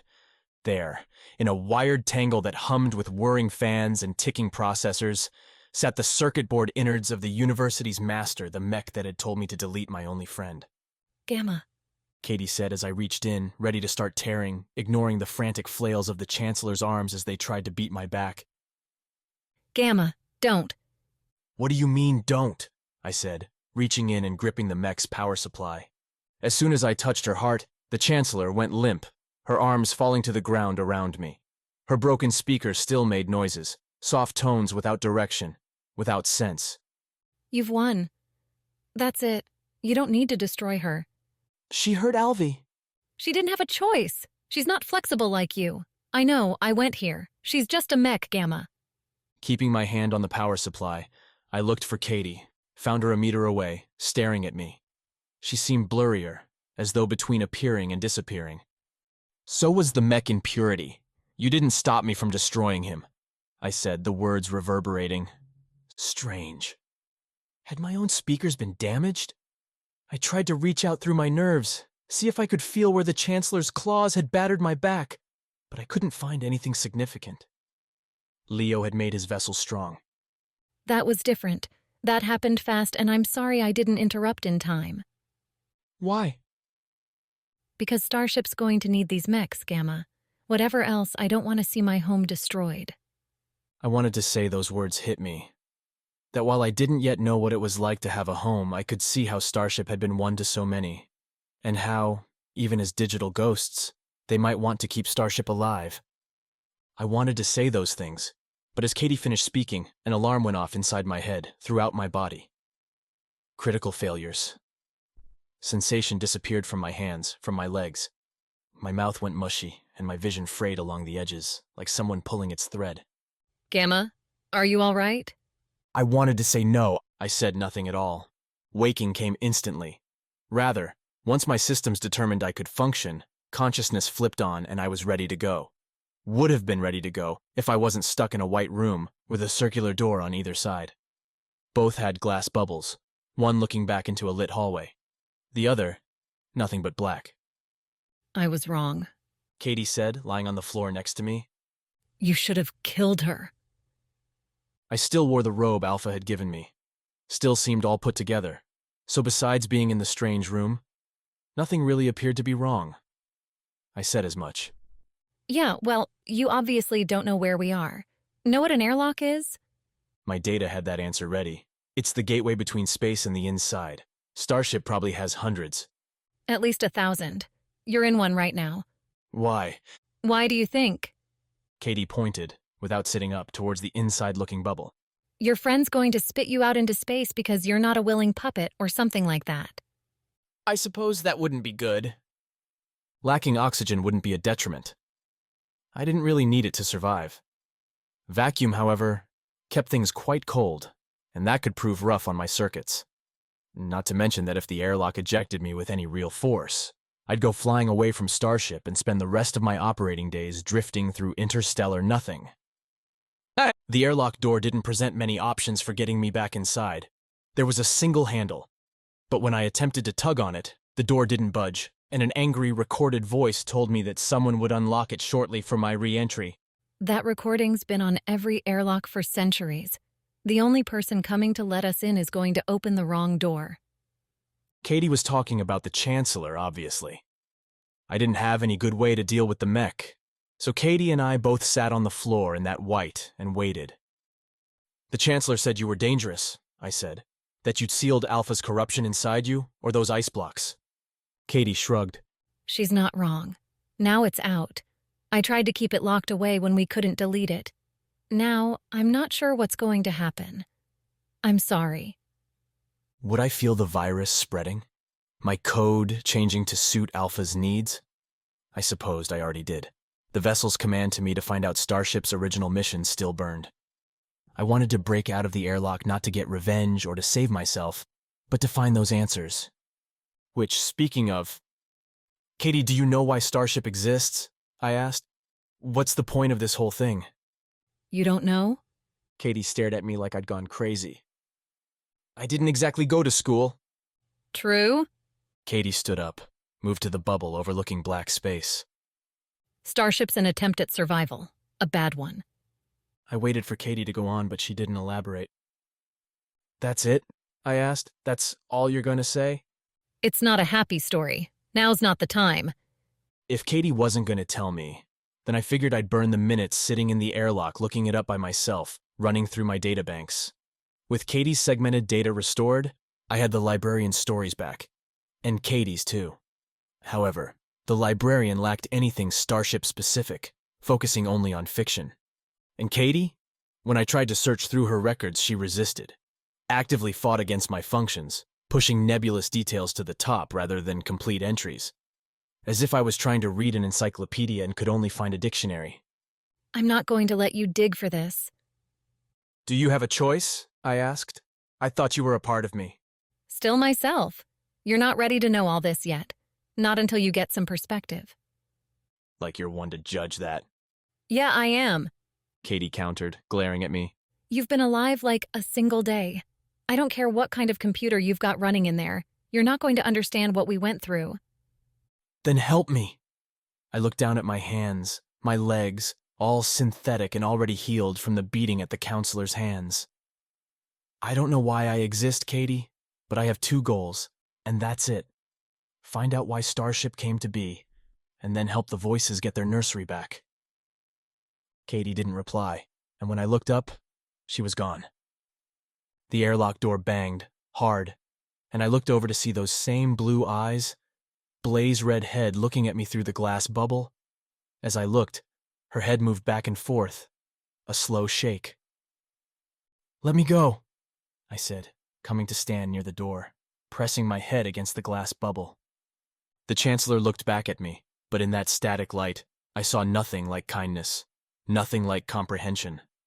One of her arms drifted into view, heading over to a panel on the wall behind her, one I could barely make out, one dominated by a switch. The claw gripped the lever. We all knew what would happen next. My fist hit the door, hit the glass bubble hard, with enough force to dent my skin, to ripple and ache through my nerves. The door, though, didn't move, didn't burst open. The glass laughed at my attempt. The Chancellor pulled the switch. A countdown began. Another cold, robotic voice telling me that Starship was draining the air, preparing for vacuum exposure. I hit the door again. The sound echoed around the room. I shouted for the Chancellor to let me go, to stop this, because damn it, I felt afraid. Even with Alpha, with the Mech in purity, I never quite thought I would be lost. Somehow I'd make it out of those conflicts. But here I was on the line, and about to cross over in a way that would never let me come back. No doubt some would argue about a Mech's ability to know their own mortality, to even understand their relationship to Oblivion in the same way as a living creature. But I was a product of my programming, and Leo had built me with that fear of death, that love of life. Behind me, the black bubble door hissed, issued a chunk sound, as the oxygen level reached whatever the airlock deigned to call adequate. I hit the door again. Those blue eyes stared back at me still. Behind the Chancellor, something moved. A small shape, jerking down the hallway. Haphazard, but coming on fast all the same. Two bright yellow points leading the way.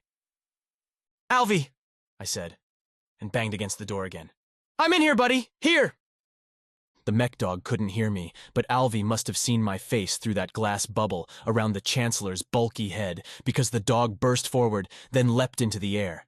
The Chancellor started to turn, but Alvy struck her before she made it around, bearing her out of my view. I couldn't hear anything.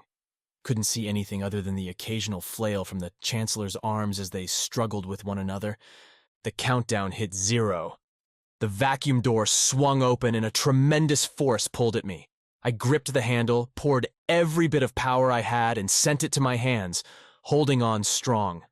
The pressure didn't help my insides or my vision, which warped and flickered even as my processors struggled to keep running, their frantic energy warming my stomach. I shouted, called for Alvy, for Kaydee, for anyone to help.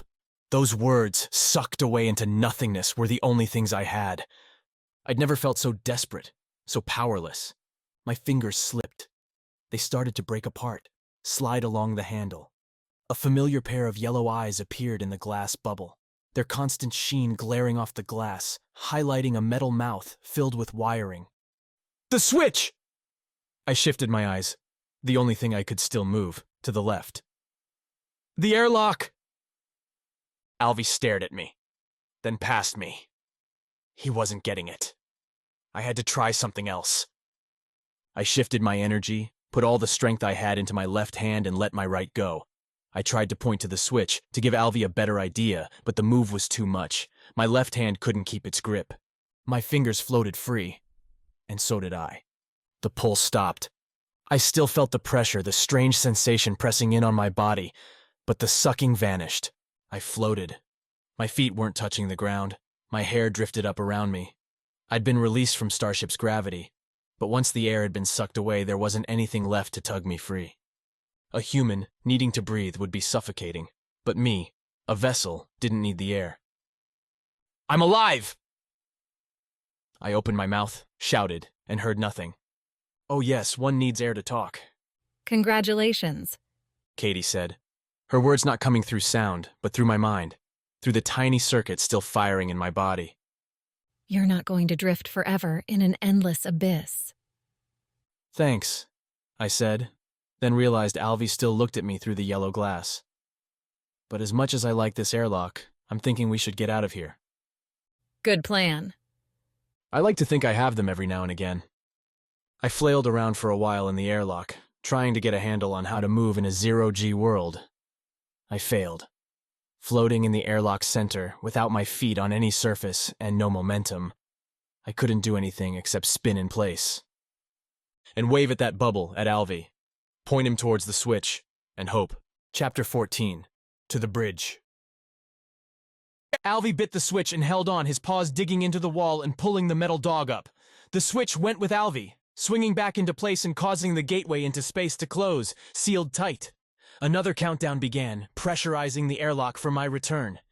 It had taken a long time. A lot of wild gestures, for Alvy to understand what to do.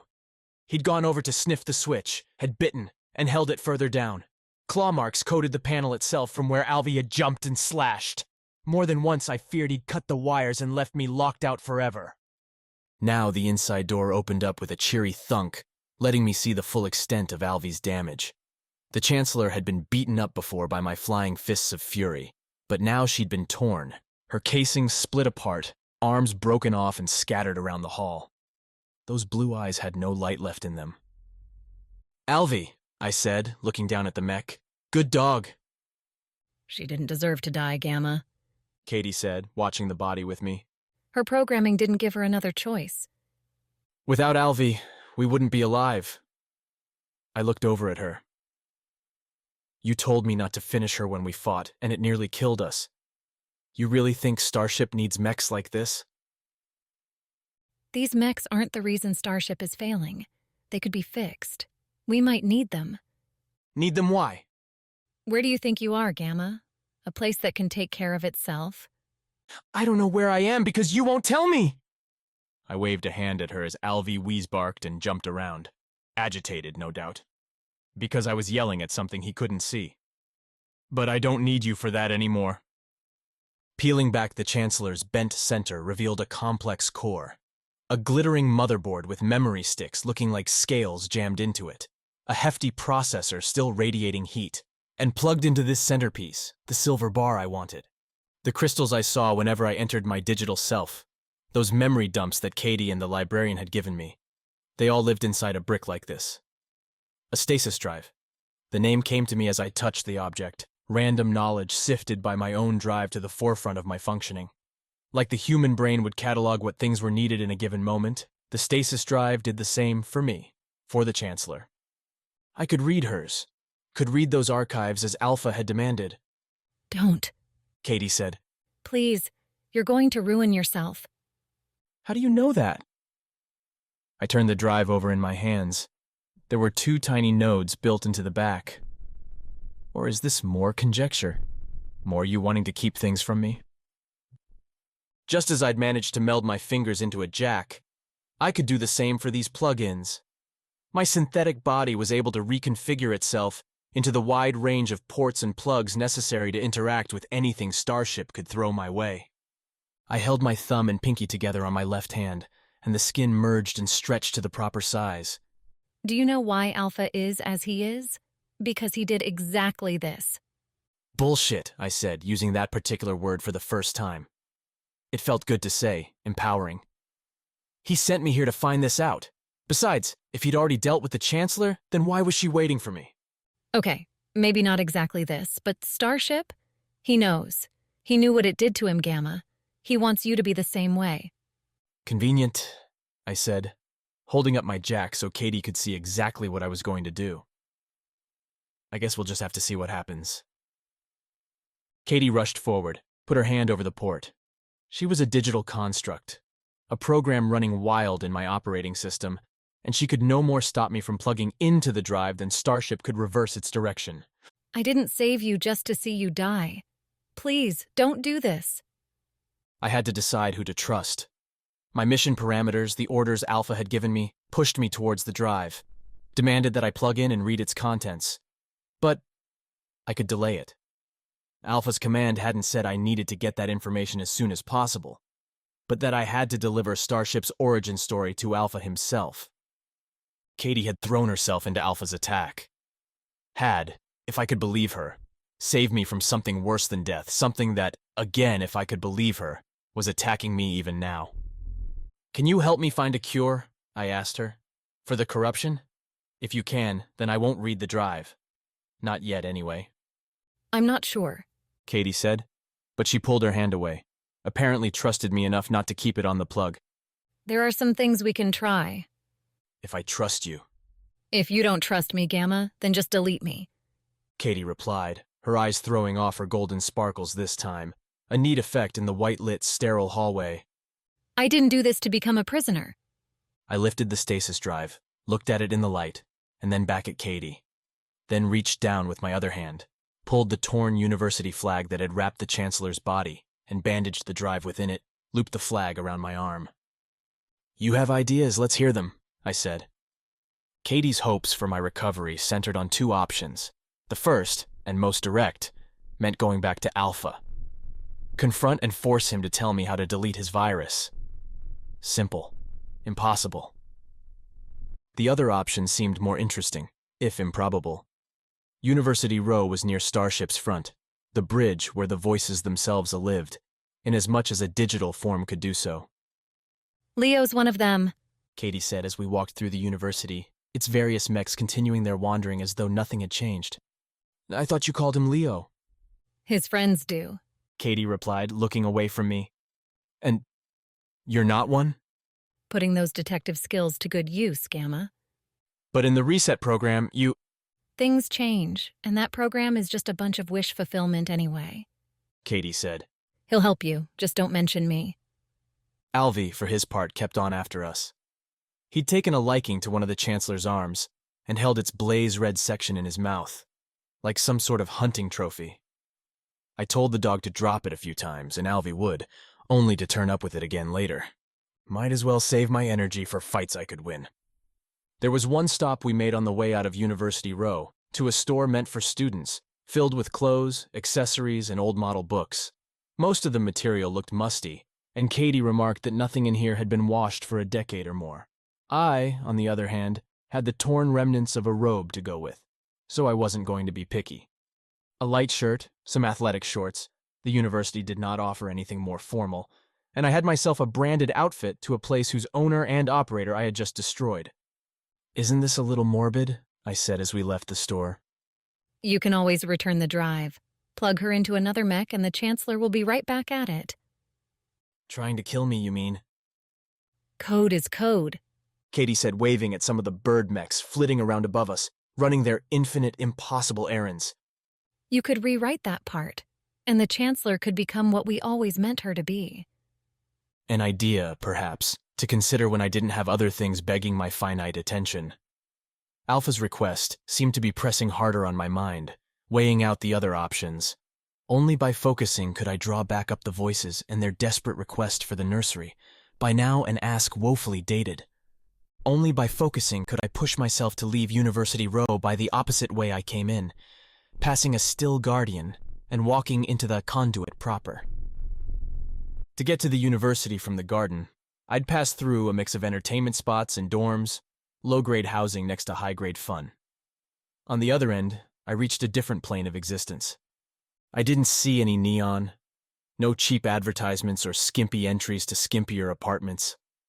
There weren't fires here either, the Conduit's silver blue permeating all the way down to this level. A lookup providing a dizzying display of walkways, signs, and the occasional mech making a trek from one side to another. But around me, another world. For one, glass, so much glass. The store windows shifted as I walked, changing as I approached from pastel or deeper solid colors to transparent displays putting me right in the products offered in nearby stands.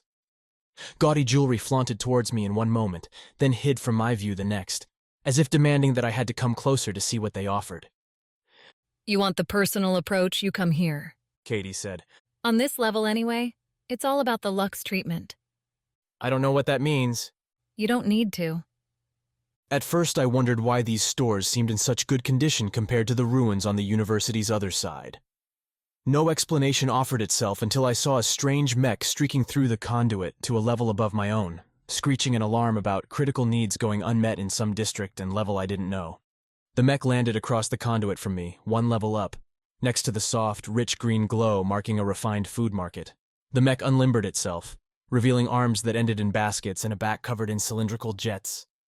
A ferry, then. The mech barked its order towards the market, and when no reply came, by this point, I was nearly even with the mech, but its attempts kept my attention. The mech approached the closed doors and banged one of its baskets against them. Not 1 second after the contact, bright cherry lights struck the mech from angles beside and above. 2 large mechs emerged from inset alleys, so well hidden that I hadn't noticed them as I walked. Like the University Guardian, only bearing different outfits with a clearer planet sigil on their chests. The mechs approached their smaller transporting cousin from either side. The smaller mech tried to ask a question about those supplies, turning from one guardian to the other. Neither one answered until they had closed to within a meter or two. You are breaking Conduit law! Both mechs burst out at the same exact moment. Defective mechs must be eliminated! Before the transport mech could fly away, both guardians reached out, grabbed the transporter's basket arms, and tore the mech apart. We didn't understand that scarcity applied to mechs, too, Kaydee said as we watched the guardians obliterate their smaller target. Programs keep on dictating mech behavior, even if the reason for those programs no longer exists. Starship's so broken because we never thought it could break at all. So you made mechs like me, flexible ones. To a point, Kaydee said, then nodded with golden sparkles further along the walkway. Come on, let's keep going. I don't know how long you're going to keep Alpha's virus contained. I didn't feel it like a human would. Alpha's contagion didn't spread illness, like weak muscles or headaches or cramps. Rather, its efforts were subtle things. My fists clenched more readily. I had a harder time bringing anything to mind that wasn't Starship's origin, that wasn't following Alpha's directive. Blind obedience and aggression seemed to be the virus's operating principles. Alvi didn't seem to notice. The dog kept on padding by me, occasionally giving in to its urges and jumping along the walls, using his claws to carve out handholds. Alvi would sniff at things too, though I had no idea if the dog actually cataloged the broken parts, the locked doors, and the spilled fluids we came across. At the posh district's end, the conduit at last concluded with escalating ramps going up and down. Like the university's stairs, these moved when I stepped on them, and they all merged together to a wide, singular entry, one I recognized from Kaydee's reset program. The ramps ended at a semicircle platform, beyond which stood 6 separate arched gates, with gold plating long since tarnished. Above that stood, in flickering white letters, a single word: bridge. Through? I asked Kaydee, who'd reappeared near the gates, staring up at the big word above them. You know, the first time I went through these, I thought it was the coolest thing, Kaydee said. All your life, you're hearing about this grand journey that you're on, that you're a part of, but you never saw where you were going. Not really, anyway. I went closer, and as I approached the gates, each of them flared red with that same glow I'd seen in the inset gems on the doors. The lipstick cherry light suffused the space between the arches, and the color had me hesitate. Starship seemed to have a trend of dealing with rule breakers in very final fashions, and I imagined that red light would not treat me very well. Kaydee, as she often did, vanished before I had a chance to get her opinion, leaving me alone with the puzzle. My dog, though, didn't abandon me. Alvi bounded up beside my leg, metal tail wagging. I noticed the dog still had the Chancellor's arm in its mouth. Sorry, buddy, I said, kneeling down and taking the piece. If this doesn't go well, I'll find you a new one. I never thought I'd see sadness in those yellow lamps, but Alvi's managed to dim, his snout drooping as he realized I didn't plan on throwing the arm where he'd get it.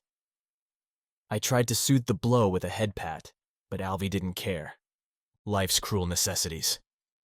Don't follow, stay, I said to the dog, then tossed the arm. The red scrap flew through the red light, and the archway in front of me flashed bright enough for me to wince, to recalibrate my visual sensors for a hot moment. When that flash faded, the tiniest ash pile drifted to the floor on the archway's other side. I said. Kaydee wanted me to see the bridge, but didn't mention that I'd get fried if I tried. Clues could present themselves if I looked around. Each of the archways, situated between them and at about my chest height, had a silver plate, the only non-gold section bordering the opening. No etchings, no guides indicated why those plates were there, but I could guess. Need help solving this one? Kaydee said behind me. Because I know the answer. Then why not tell me, I asked. Kaydee opened her mouth, raised a hand, then frowned. Her spearmint hair sagged, and then she turned back towards the conduit's infinite expanse. I should know, but I can't find it. Is it locked behind a gray vault? I said, trying to describe the feeling I'd had before I'd released Kaydee. No, Kaydee said, softer this time, and she sat on the floor, her legs long and out. It's not that. I just don't have it. Because it's not here. Not here? I'm a mind, Gamma. An advanced program, that's it. What I know, what I can tell you, it's all from what I gave myself. But I must have left some things out. I have memories of being on the bridge, but there are gaps. Things I cannot see. Having recently lost my own memories due to Alpha's interference, I understood what Kaydee felt. I tried to show that, too, by going over and joining her, sitting and looking back through the silver-blue light filtering through the conduit's ever-present fog. I suppose I'd tricked myself into thinking that I was, myself. But I'm not, am I? A tricky question, and surely not one I had been programmed to answer.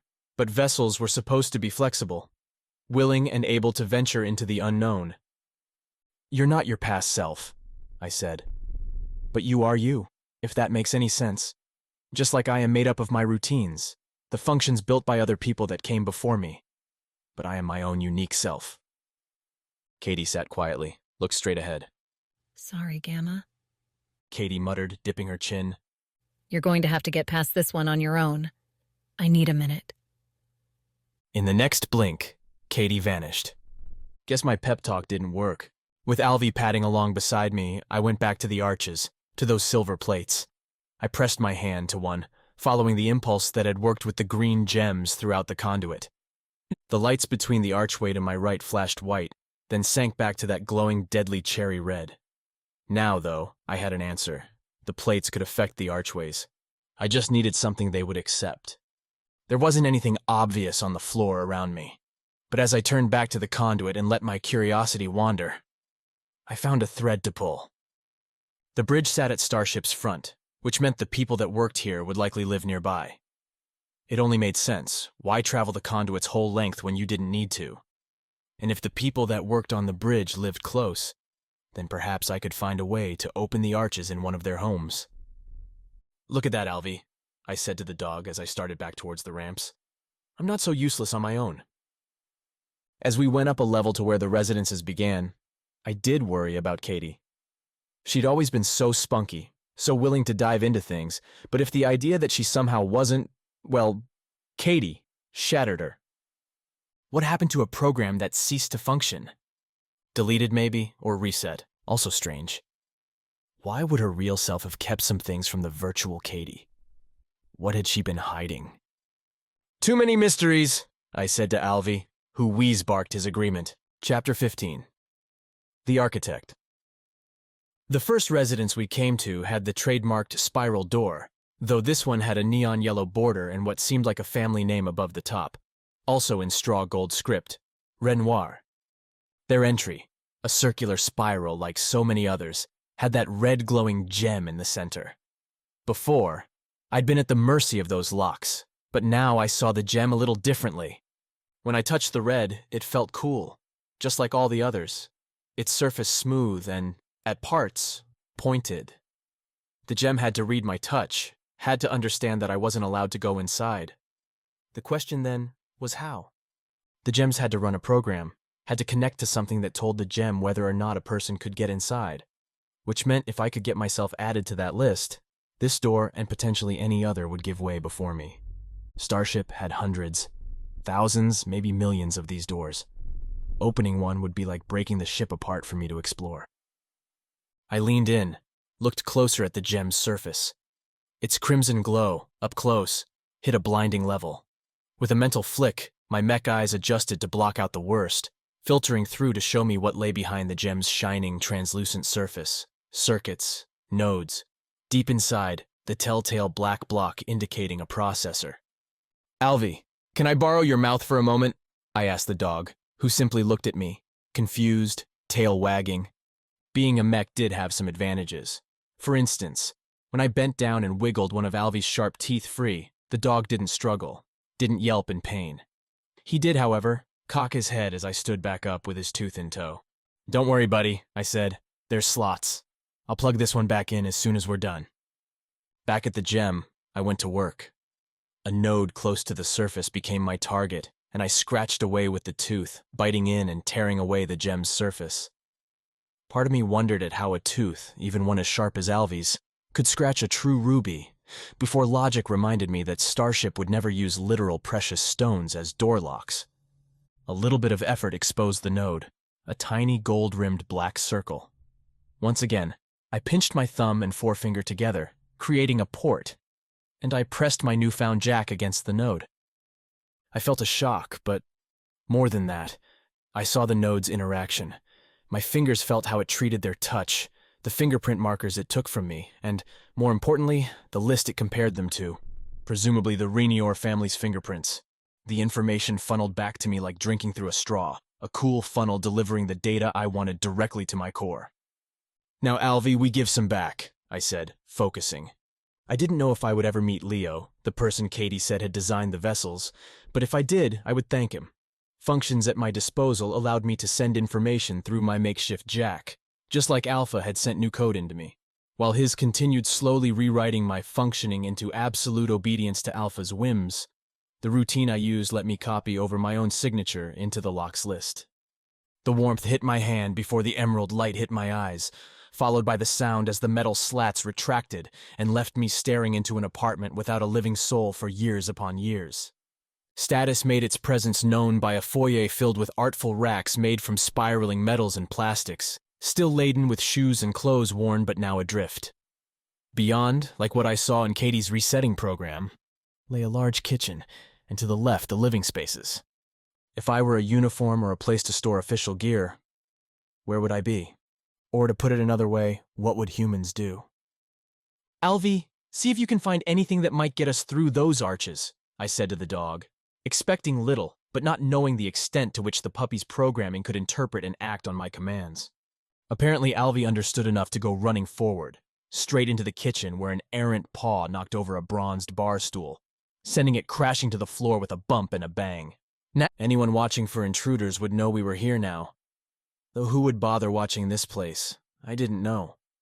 As Alvy romped beyond the kitchen, I went left, peeling my way carefully through a space that looked strangely lived in. As in, the couches still held imprints from their owners. A chocolate coffee table played host to the living room's center, bordered by the couches, and opposite, two stiff-looking chairs that bore stains on their cream fabric. Red stains. Wine, not blood, said a woman's voice, tinged with mech processing behind me. There were no deaths in this apartment, though perhaps there should have been. I whirled to see a compartment close in the foyer's wall, sealing outside of it a squat little mech covered in tool-attached limbs. A miniature version of the mech Kaydee had hijacked to invade me. Who are you? I asked, keeping my distance this time. No more invasions. I was done letting people into my digital home. Cybele, the mech replied. Cybele Renoir. The family named their cleaning mech? I asked. Is that common among humans? Cleaning mech? Cybele said, her arms jiggling. Oh, wait, you're talking about this old one. No, this isn't me, or rather not directly. I took a quick look around the living room. Nothing except a cracked jade vase standing center on the coffee table presented itself as a weapon, but against a cleaning mech I probably didn't need one. Just couldn't let it get close. I'm asking you a question, sir. If you would be so kind as to pay attention to the one whose home you are ruining. Sorry, I said, starting to move to my left towards the office space beyond the living room. I had to find a way past the arches, and no cleaning mech, regardless of how sentient it was, would help me past those. What were you asking? I'm trying to figure out what you are, Cybele said, inching forward. You appear to be a human, but the last humans on this ship, well, the last viable ones anyway, are long gone. It doesn't matter who I am, I said, or what. I need to find one thing that I'm hoping is in this apartment, and then I'll be gone. Nay. Reasoning with a cleaning mech seemed to be stupid, but at the same time, I couldn't hide the itch to answer her questions. As if I couldn't ignore Sibel. For whatever reason. I asked you what you were. Sibel continued, coming around the coffee table now, closing within a meter of me. Answer. Again that pull. I hated myself in that moment, for all the damn things about my body and my programming that remained a mystery to me, and that kept getting me into trouble. I am a vessel, I said, at least managing to stand straight up and pretend that my height and my clenched fists would prove intimidating to Sibel, janitor robot. I was created by Leo to help save Starship. Sibel the cleaning mech sat still for a second, her limbs dropping down at her side. Had my response broken her in some way? Delivered such a surprise to the mech's sure-to-be old circuits that she'd collapsed? Behind her, back in the foyer, I saw Alvy make a creeping entrance, stalking up behind Sibel. I shook my head slightly to keep him off. After seeing what the dog had done to the Chancellor, I had little doubt he could rend the cleaning mech to pieces should I command it. But now I was starting to wonder, what sort of cleaning mech asked questions like these? Leo's as surprised as I am to see you here, Sibel said, sparking back to life. You're Gamma, correct? I am, I answered before I truly parsed Sibel's response. She knew my name. The cleaning mech knew who I was, knew who Leo was too. I took another step back, a different sort of feeling gripping me. Fear now, that I'd wandered into some fatal trap. Oh, don't be afraid, Sibel said, the cleaning mech scooting forward after me. We're not going to hurt you. Not now anyway, and likely not ever. We voices don't have much power these days, no matter how we pretend otherwise. Voices? You're the ones who woke me up? I sputtered. Why are you a cleaning mech? I'm not. I said as much when you first asked what I was. This mech has long since been made a puppet for my use, when I want to see a home I can no longer feel with my own hands, or when I receive a message that someone has entered for the first time in a century. I had more questions. Sibel had more questions. With the relief that came with not being in any danger, the woman-turned-mech and I simply talked. Unlike Kaydee, Sibel proved forthcoming, dishing many details right out, though she occasionally fell silent for seconds at a time. Checking with the others, Sibel said when I asked what those quiet gaps meant. We're all entranced. None of the other vessels made it this way, though this isn't exactly the right place for your orders. With a nod, I swept away from that topic and returned to the more fascinating journey of Sibel herself. She had, by and large, designed the whole of Starship, had lived on Earth. Earth! The librarian had left me with data aplenty on that planet, its green plains and blue oceans and resplendent resources that, nonetheless, were proving fragile. Starship came from our vulnerability, Sibel explained. Too many wars, too many diseases. The chances that one or the other would deliver our species a fatal blow seemed to grow, even as our ability to command space increased. Eventually, the decision became obvious. Ensure humanity's survival, bring some of us off Earth. Starship had been the way to do that. Large enough for at least 10,000 people. Genetic diversity. Enough skill sets to manage a complex spacecraft and all the subsidiary needs to keep people sane on a generations-long mission. While she spoke, I noticed Sibel lacked Kaydee's cynicism. Sibel never mentioned rebellions or the gradual mech takeover and how it poisoned Starship's inhabitants. Instead, Sibel's answer hit on rosy themes, on big and bold visions, at least until I asked about the voices themselves. A collection of noteworthy people, Sibel said. Though for the first time I caught a whiff of a lie there, or at least that she wasn't so sure how noteworthy some of the other voices were. Preserved in digital form to help guide Starship through any challenges. Boy, that worked out well, didn't it? Starship's still going, right? A shell, little more. And the nursery? What's the point of waking us if it's pointless? Because some of us, Sibel said, seem to have ambitions even this sordid afterlife can't cure. That's not much of an answer. But it does lead, perhaps, to a question. You weren't asked to come and see us. You weren't given an order to come to the bridge, so why are you here? Trust. That finicky concept. I'd given it to Kaydee and been rewarded. I'd started to give it to the Chancellor and been burned. Did I dare offer it to Sibel? Ultimately, I couldn't be all that scared of a cleaning robot, no matter who was controlling it. If I was ever going to stand up to Alpha, then I had to be able to face up to this mech. I met another vessel, I said. Alpha. At Sibel's prompting, I explained the encounter and what Alpha had done to me. The voices, I hoped, might be able to offer some help or some answers. We think you were right to come to the bridge, Sybil said after another long pause, presumably spent conspiring with her other digital cohorts. Head back to the archways and we'll disable the barrier for you. That easy? You're one of our last hopes, Gamma. We want to help you. Sibel's mech rotated around and walked itself back towards its nook in the foyer, taking no notice as Alvi shifted out of its way. Please don't take anything. I prefer my family's home as it is. Now that I had a direction, it didn't take me long to head back out from the conduit and down the ramps, back towards those archways.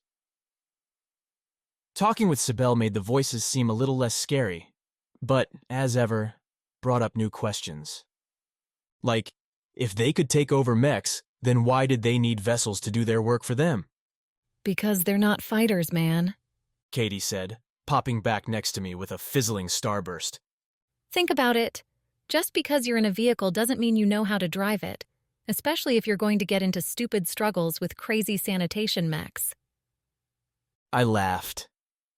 Katie's mood seemed much improved, her slang coming back without the dour, ominous odor that had clung to her words ever since I'd freed her back in the university.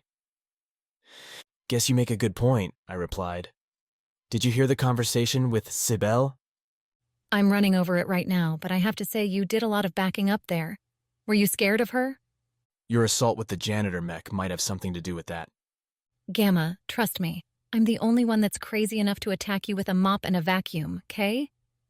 Kaydee nodded towards the arches, which no longer spawned their cherry-red barriers as I approached. Looks like she came through, which means it's the big time for you. Someday you'll have to tell me where you get your lingo. If you ever get to spend far more time than you're willing to admit as a routine running in the deep background of a massive supercomputer, then you'll understand.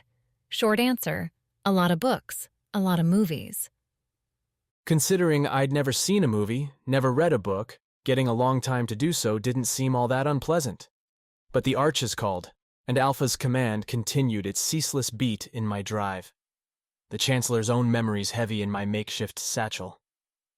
Alvi, Kaydee, and I passed beneath one of the central arches, and in the brief moment where I slipped by the golden border, I closed my eyes. Because if the end was coming, if Sibel had set a trap, I didn't want to see it. I'd begun in a void, and to avoid, I would return. Except, of course, the voices didn't want to destroy their vessel.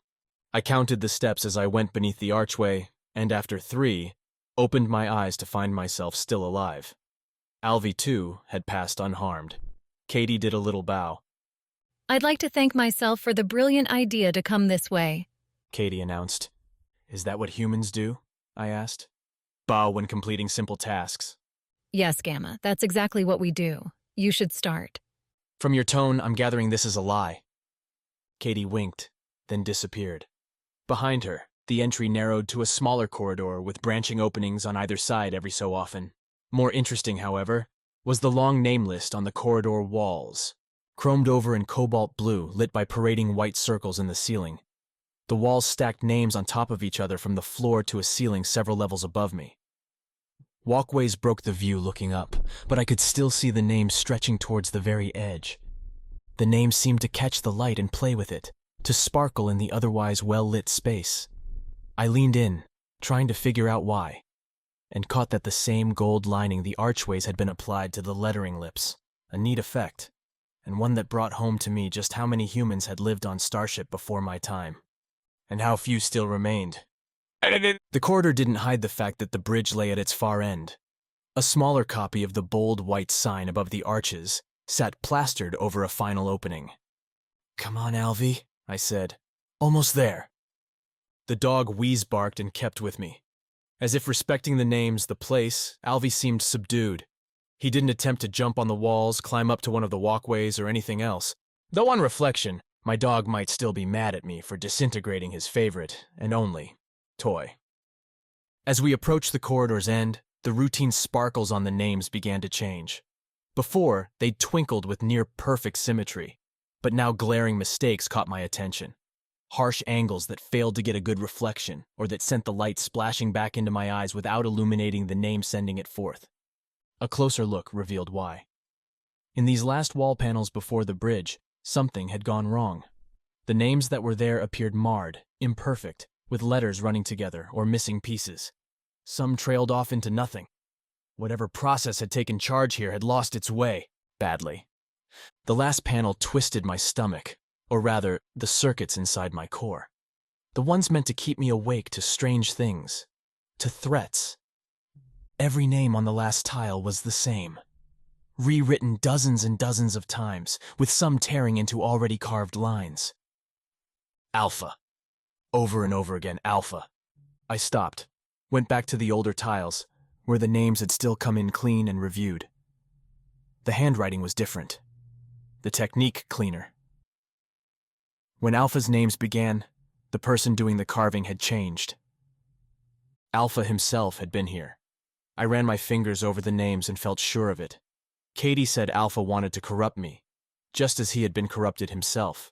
She thought it would be learning about Starship's story that would cause the disease. But Alpha hadn't stolen the Chancellor's memories. He'd come here, walked this very hall, and had lost his mind.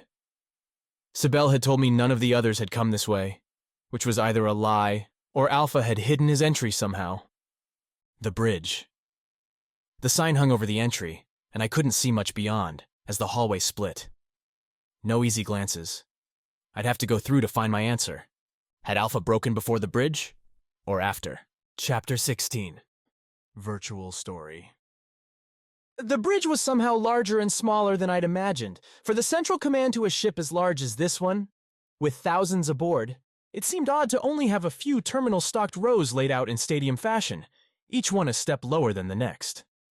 At the very top, several decks above where the bridge entry spat me out, were two larger spots that looked to be where the captains might sit. The bridge's real highlight came from the vast sloping glass shield folding over the space and giving view to all eternity outside. Glare should have made things impossible to see, but the explanation for the light-blocking split in the corridor before became clear. Everything on the bridge sat dim.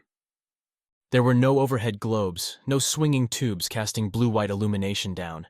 Instead, tiny, soft red dots lined the terminal spaces in the decks themselves, with small shadings showing whether you were supposed to go up or down. The terminals themselves had displays in dark modes, with gray and red text and soft graphics splashing in repetitive sequences across screens that I suspected hadn't been used in lifetimes.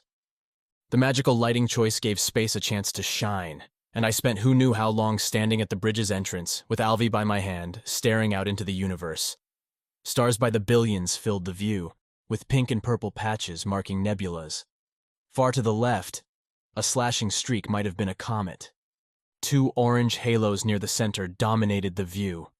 What Starship must be heading towards, a black space cut off part of those halos and let no other light through.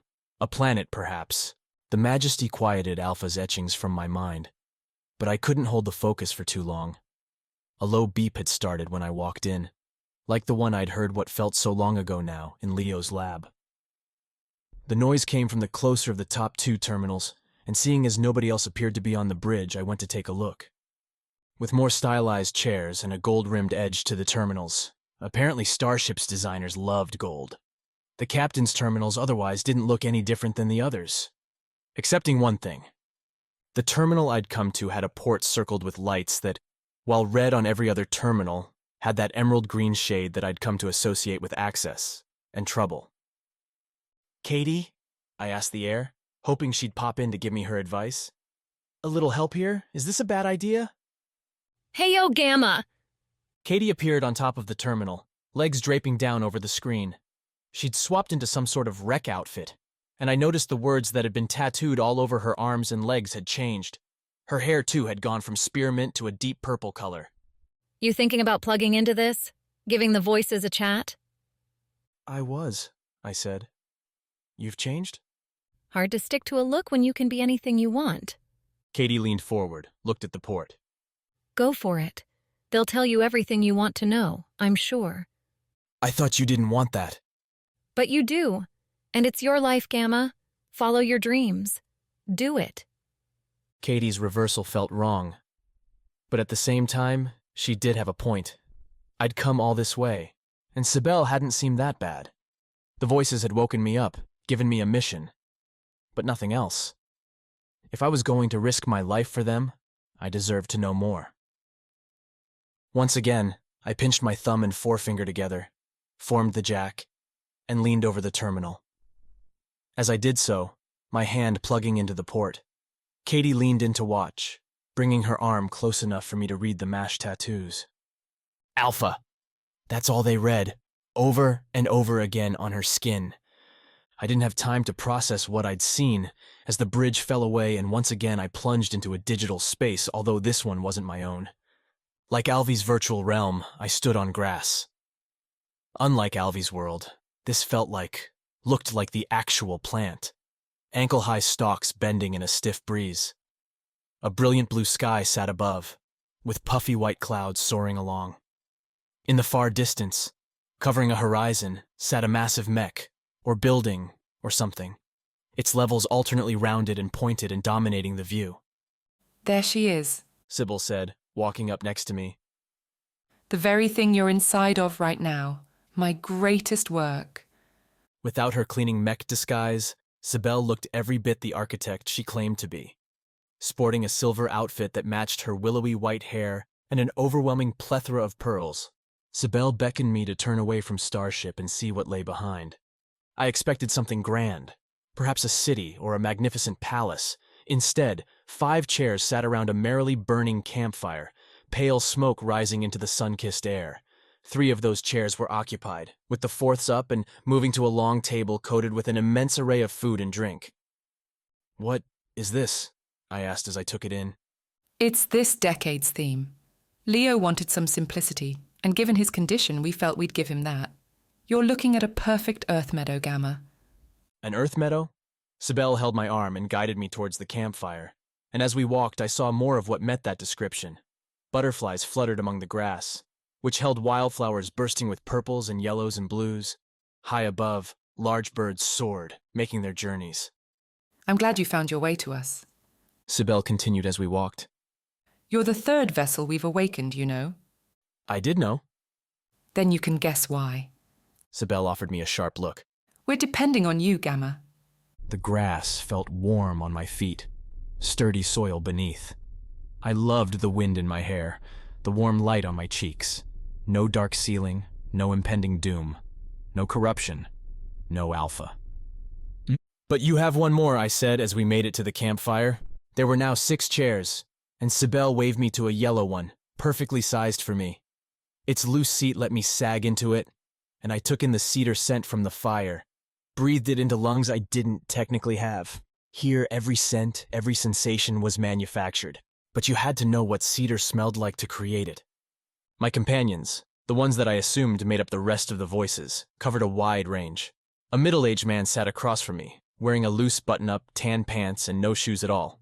One over from him sat another man, slightly older with a puffy black beard matching his skin, and a pressed navy blue uniform dotted with medals and emblems.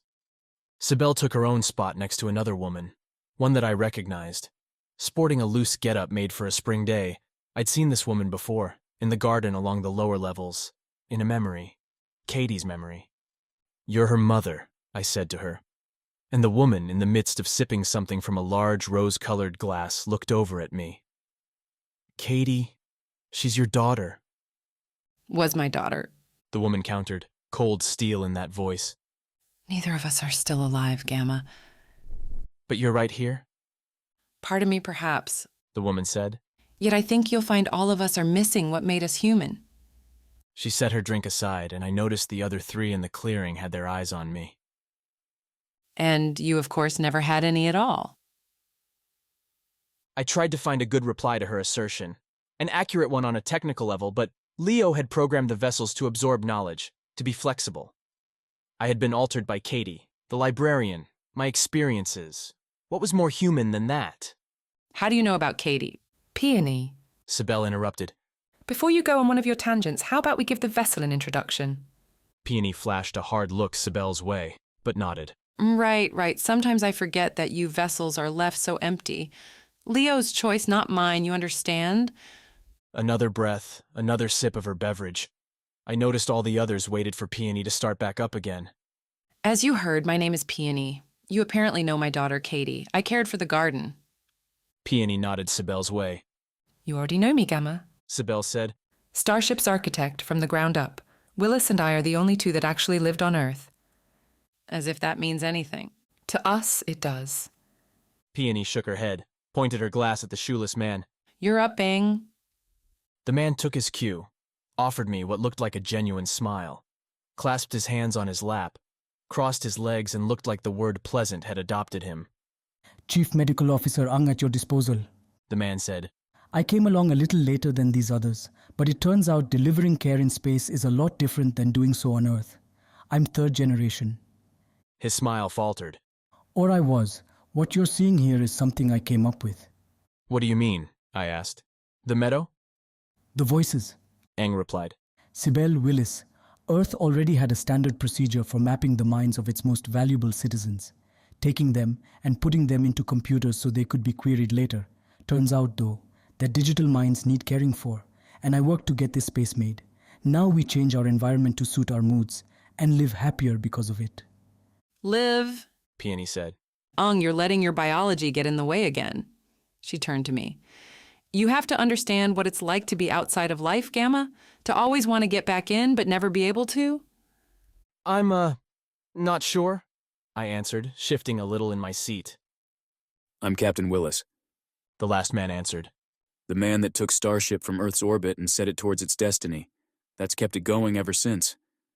Peony didn't seem to have anything to add to Willis's proclamation, even nodding along with the man's words. So, you're all the voices? I asked. Not quite, Peony replied, motioning towards the empty chair. Leo's around somewhere. He's been having troubles lately. A known issue, Ang added. One that has no perfect cure. Gamma's not here to learn about us, Peony said, holding up a finger towards Ang while turning my way. And as much as I'd like to learn how you know my daughter, that's not why you're here either. All of us are interested in getting you back on your mission as fast as possible, Gamma, so please, how can we help you? I didn't have words ready. Was I just supposed to ask this group what happened with Starship? It seemed strange around this pleasant campfire on this beautiful day to ask a question like that. But, as Peony said, I'd come all this way. May as well get to the point. I need to know what happened, I said, then pointed towards the massive bulk hanging on the horizon. With Starship. Are you sure? Sibel said. Alpha asked the same thing, and it didn't turn out so well for him. A flaw Leo said he fixed in the later vessels, Ang said. A risk that we don't need to take, Willis added. You, Gamma, don't need to know any of this. Your task is simple. Go to the nursery, reset the primary terminal there, and we will have what we need. Agreed, said Peony. That's all, Gamma. I felt compelled to take that answer, to carry on in blissful ignorance. Yet something in me, perhaps it was Alpha's corruption pushing me towards aggression. Perhaps it was simply exhaustion with all the secrets and the half-explanations kept me from accepting Willis's order. No, I said. I will not accept it. Tell me what I asked, and then I'll see about your nursery. Peony frosted over. Willis sighed and shook his head, and even Sibel and Ang looked uncomfortable. I'll tell him, said a new man, one I knew in an instant. He's my damn creation, which means he's my damn responsibility. Leo didn't so much walk up to the campfire in his seat as flicker, his greased jumpsuit-wearing self seeming to fade and pop in through the grass, a faint crackling noise following his words. Unless any of you are going to fight me over this, Leo said when he hit the campfire, throwing a stubble-filled glare across the group. No, Peony said. As you noted, Gamma is your creation. If you ruin him, it's your fault. He won't get ruined, Leo said, then turned to me. Come on, Gamma. Let's see if we can get you up to speed. He held out his hand to me, and after one last look around the campfire, the voices staring back at me with mixtures of anger, disappointment, and fear on their faces, I took it. With all the ease of a tearing page, the beautiful day fell away, and a beautiful planet replaced it. Earth's moon hanging off to the right, about the size of my hand as Leo and I hung in a virtual orbit. You know the past, Leo said. His voice bursting up and down registers every few words, like a record knocking off the needle. Humans started on Earth, tore through a few thousand years messing with each other and the planet, before getting the idea we might want more than one, just in case we really screwed up. A spark launched from Earth's surface, joining the moon in orbit and beginning a steady circle. As we watched, more and more sparks launched from all areas of the planet, joining with that first and growing larger and larger. What's the best way to ensure survival? Leo asked. Be like a virus. I thought of Alpha, his pollinator mech army. Spread out. Exactly. Starship's one, the first one, that we pulled ourselves together to make. Don't know how many Earth managed to build in the end, but the plans called for hundreds. Hundreds? As large as this one. I stood stunned in Leo's virtual space. That would take so much time, so many resources. Earth's home solar system had plenty of those for the taking. Leo pointed to the gathering sparks and the universe zooming in towards it, Earth growing from a ball I could hold in my hands to a building, and the sparks showing Starship coming together, each component zipping up from the planet one by one. The first one took a century to build. So many problems had to be solved. Then Sibel. She was there for the launch, though I gather she didn't live too long after. You'll have to ask her. The sparks stopped coming, and we were left looking at a completed Starship. Leo zoomed us in further and took us for a long, slow pan down the ship's length. Aside from the bridge, Starship itself resembled so many gigantic boxes put together, with varying sizes, colors, and flags painted on the outsides. Different nations, different modules, a cooperative effort when we needed one. The image fizzled. Earth and the moon and Starship dissolved, replaced with what looked like code. Endless waves of numbers, functions, and text swirling around us. I looked at Leo, and he had bent over, his hands on his head, shaking. "Are you all right?" I asked, but Leo had no reaction, as if he couldn't hear me at all. Then he straightened, offered me a tired smile, and the code vanished, replaced again by outer space and by a Starship in motion. "Sorry," Leo said. "This virtual life isn't perfect." He nodded towards Starship. Everyone would get pointed to a different corner of the galaxy, a different system that ought to have a habitable planet, a place for humanity to settle. So, if something happened to Earth, the species would survive? Exactly. Things don't get messy when you jump from the start to the end. It's the middle where things get hard. We zoomed in on Starship, crashing through its outer hull. I closed my eyes when we hit, and again I saw the Conduit busy, filled with life as it had been in Kaydee's memory. "I've seen this," I said. "From Kaydee." Kaydee? Leo said. And the simulation halted. Peony's daughter. Yes, she's, what did she call it? My mind?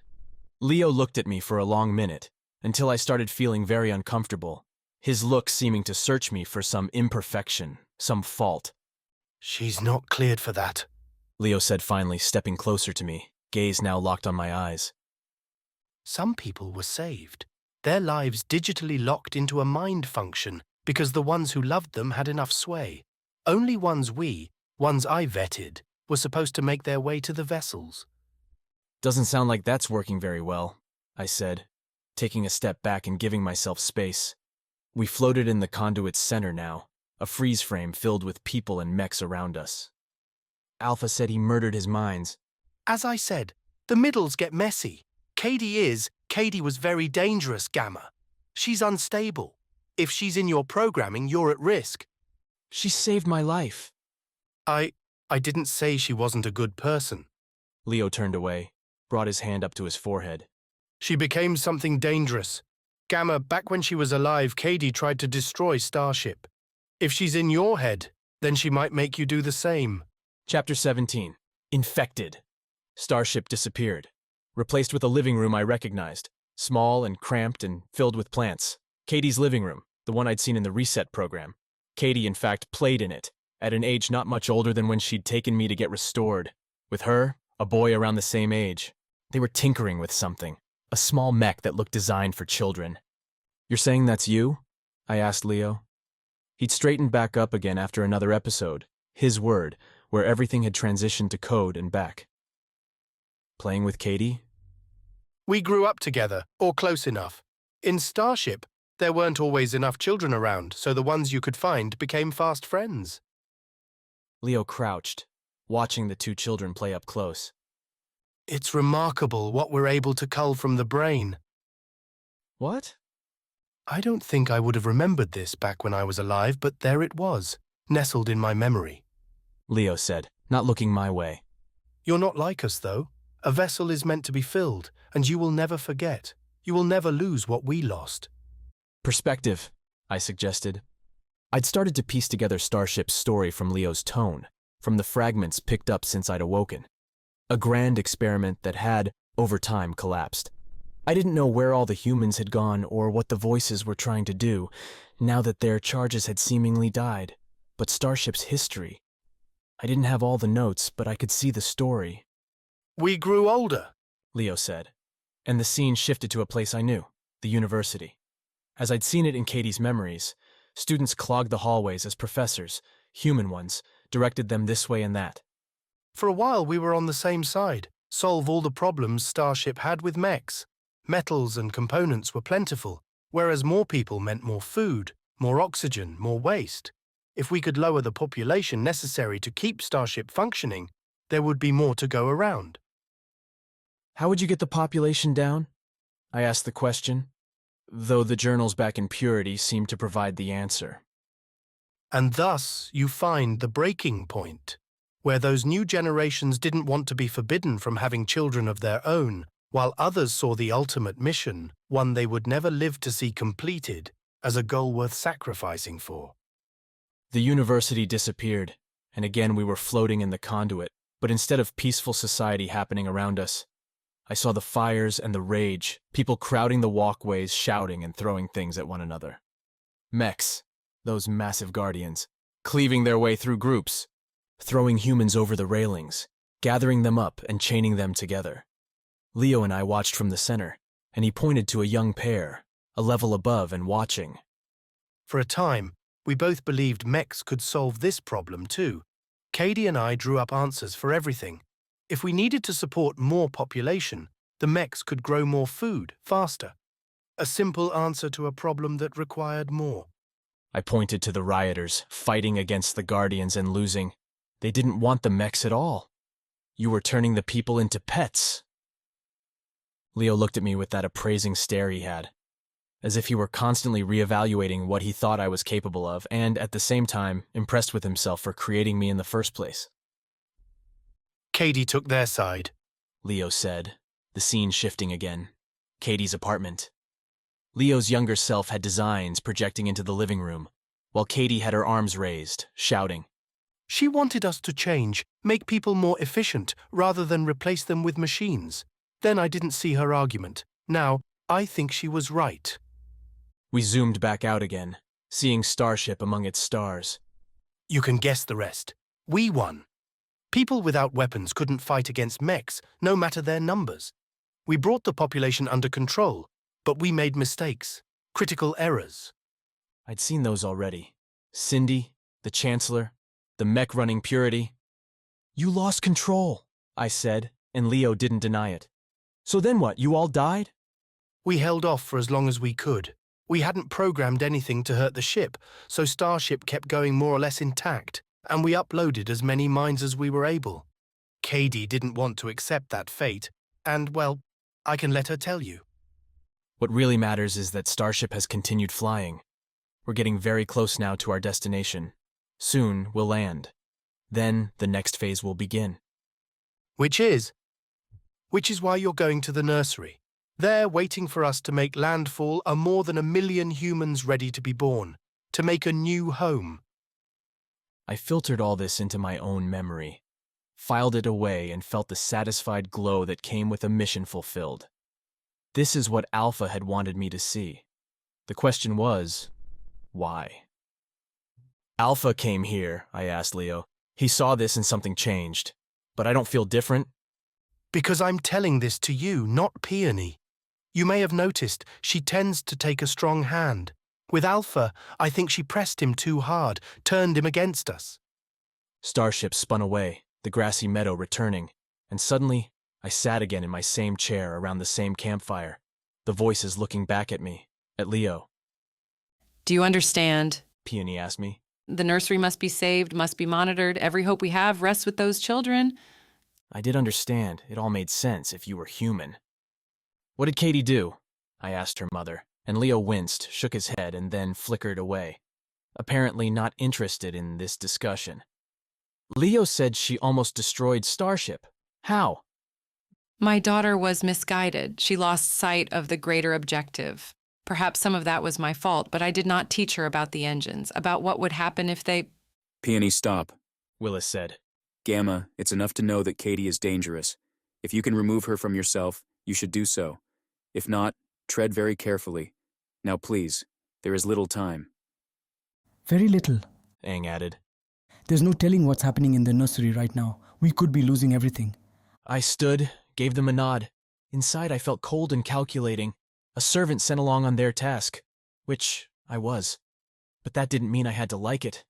Had to appreciate being ordered around without a second thought. Kaydee had warned me against the voices, and now I understood why. The meadow faded as I exited their domain, removed my connection from the port, and returned to the bridge. The voices only cared about their mission. They didn't care at all about me or the Mechs. We were tools to be used. See? Kaydee said. She hadn't moved from her spot on the terminal, watching me as I stepped back. A bunch of callous monsters, all of them. They're blind, I said. I'm not sure they're evil. Wait, you'll see, Kaydee said. Then a smile forced its way onto her face, lips twitching as they spread. We should get going. Alpha's going to want to talk to us. To me, you mean? Right. To you. This time, when Kaydee snapped her fingers and vanished, the fireworks popped purple-black. Alvi uncurled himself from the floor at my feet, and together we left the bridge and its Nova views. The name-filled hallway didn't seem as menacing now as it had before. Yes, Alpha had obviously lost himself here, but looking at his scrawls, I could perhaps see why. He wanted to be a part of something as himself, rather than the Voice's lackey. Maybe Alpha couldn't accept that role. I, however, could find pleasure in the questions beyond the mission. The Voices wanted me to reconnect the nursery so they could monitor their human embryos as Starship approached its destination. Fine. I could still grow, learn, come into my own while fulfilling that goal. Once the task was done, I would be free to pursue my own ends. But before I could do anything, I had to get back to Alpha and get rid of this virus. Despite the cold logic in my head, my hands remained clenched, my lips stayed tight, and I'd noticed a twitch to my legs. As if they wanted to run. Alpha's disease would drive me insane eventually. I didn't know how long that timer ran. We passed back through the archways, to all the ramps diverging from the bridge, and I picked a different one at random, heading to its conduit walkway and starting back towards the garden. As before, the relative stillness here seemed too peaceful paired with the raging on the university's other side. Too quiet? Kaydee said as I walked along, Alvi beside me. I see that nervous tick, like someone who needs a fix. What fix? Kaydee snapped her fingers, and in front of my eyes, two menacing mechs appeared.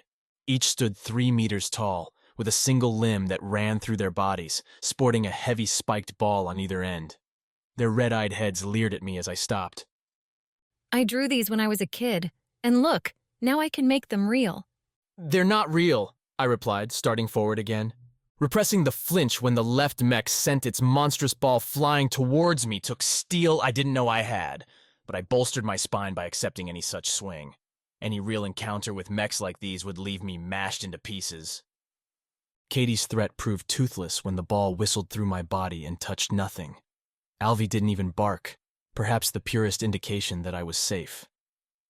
Well, you're no fun, Kaydee said. At least not for now. I shook my head, kept going. Past more apartments with more names, though none I recognized. Guardian mechs sat still in their alcoves as I walked, apparently not seeing me as a threat. Maybe the voices cleared my way. Maybe Alpha. Who knew who really controlled Starship? Did Leo tell you that we used to be friends? Kaydee said, bouncing along with me, purple hearts flying up with her every step. We'd spend days together drawing up new mechs. Sounds exciting.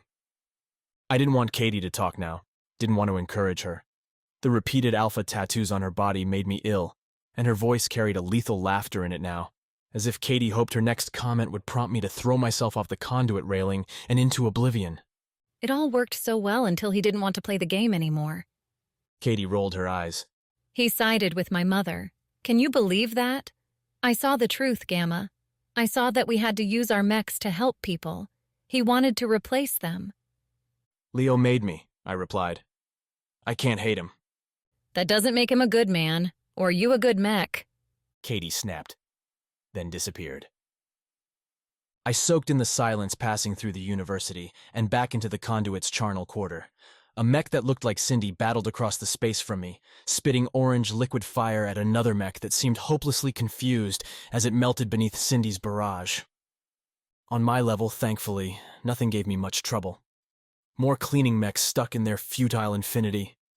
A few storefronts broken in and battered, busted mechs joining beat-up merchandise along the floors and walls. A war had been fought and nobody came for the bodies. Alpha's mission helped me keep my focus, padding along in my loose shirt and robe, the Chancellor's drive satchelled by my side. I wondered if what I would find in there would differ from what Leo and the voices had told me, whether I'd been lied to. Later, I said to Alvy. Alpha first, and then we find out how badly we've been manipulated. We approached the garden's door, which on this level had a tree's winding branch curling around the green emerald, and because nothing about this could be simple, Kaydee leaned against it, watching me approach. Careful. As she spoke, the last walkway section between me and that garden door split and broke away, fire sparking up from the cracks as the walkway fell, smashing into the level below and leaving me close to the edge. The wrenching sound and heat smashed against me, making me wince, cover my eyes with my hands to ward away sparks. Better start running. This whole level might be coming down. Except Alvy didn't bark, didn't jump away, and as I watched, my little dog kept right on moving forward, standing in that open-air gap between where I stood and the garden's door. Alvy, I asked the dog, and he looked back at me, curious. How are you floating? Alvy, of course, wouldn't know how to answer that question. I could. I looked to Kaydee, who shrugged and threw a mischievous grin on her face. Fooled you. Not nice, I replied, and stepped forward into the air. My feet hit solid ground, and with the step, the walkway shimmered its way back into solid steel. The sparks vanished, and the heat shifted away to the more distant, real fires. Kaydee moved to block me from the garden's door. Not actually something she could do, but the razor-evil look in her eyes had me stopping anyway. This is as far as you get. Alpha doesn't want to see you. That's not your problem, I replied. I'm going. No, you're not. Time to hand over the controls, G-Man. It's my turn now. Before I could come up with a reply, before I could even move, my body seized up. Not like a cramp, but a total numbness. Every limb, every motion and feeling I had vanished, as if my processor had been severed from the rest of me. My body wasn't equipped to stand without any input, and I toppled forward, my frozen eyes giving me a great view as my face met the metal floor. My frozen ears hearing, this time, Alvy barking away. Then those two vanished. An older woman handed me a strange weapon. Like an old-style gun, it had a trigger. Unlike those weapons, this had 2 barrels and a switch crossing up and down its purple stock. Up for mechs, down for humans, the old woman said, then gave me a weird look. Haven't you used one of these before? No, I said, starting to take in where I stood. A packed room, crowded with people all assembling what looked like makeshift weapons, armor, chattering with nervous hope. Greasy golden lamps lit the room from the sides, and I noticed looping archways connecting this space with others, like a warren. Hope you learn quick, then. The woman glanced towards one of the entries. They'll be coming soon now, and it's either stand here or die. That sounds grim. Again, I earned a strange look. Then the older woman shrugged. Guess we can't be picky. Anyone willing to fight and hold a weapon will take. Now get yourself going. She turned away from me, and I realized she wore a pack loaded with more of the weapons, marching along a line of people, handing them out one at a time. I lifted the weapon in my hands, took a closer look at it, tried to figure out how it worked. Come on, you heard her, said a man about my age, sporting a ragged bandana and a dirty jacket pants combo that suggested a nice life before this one. Let's go.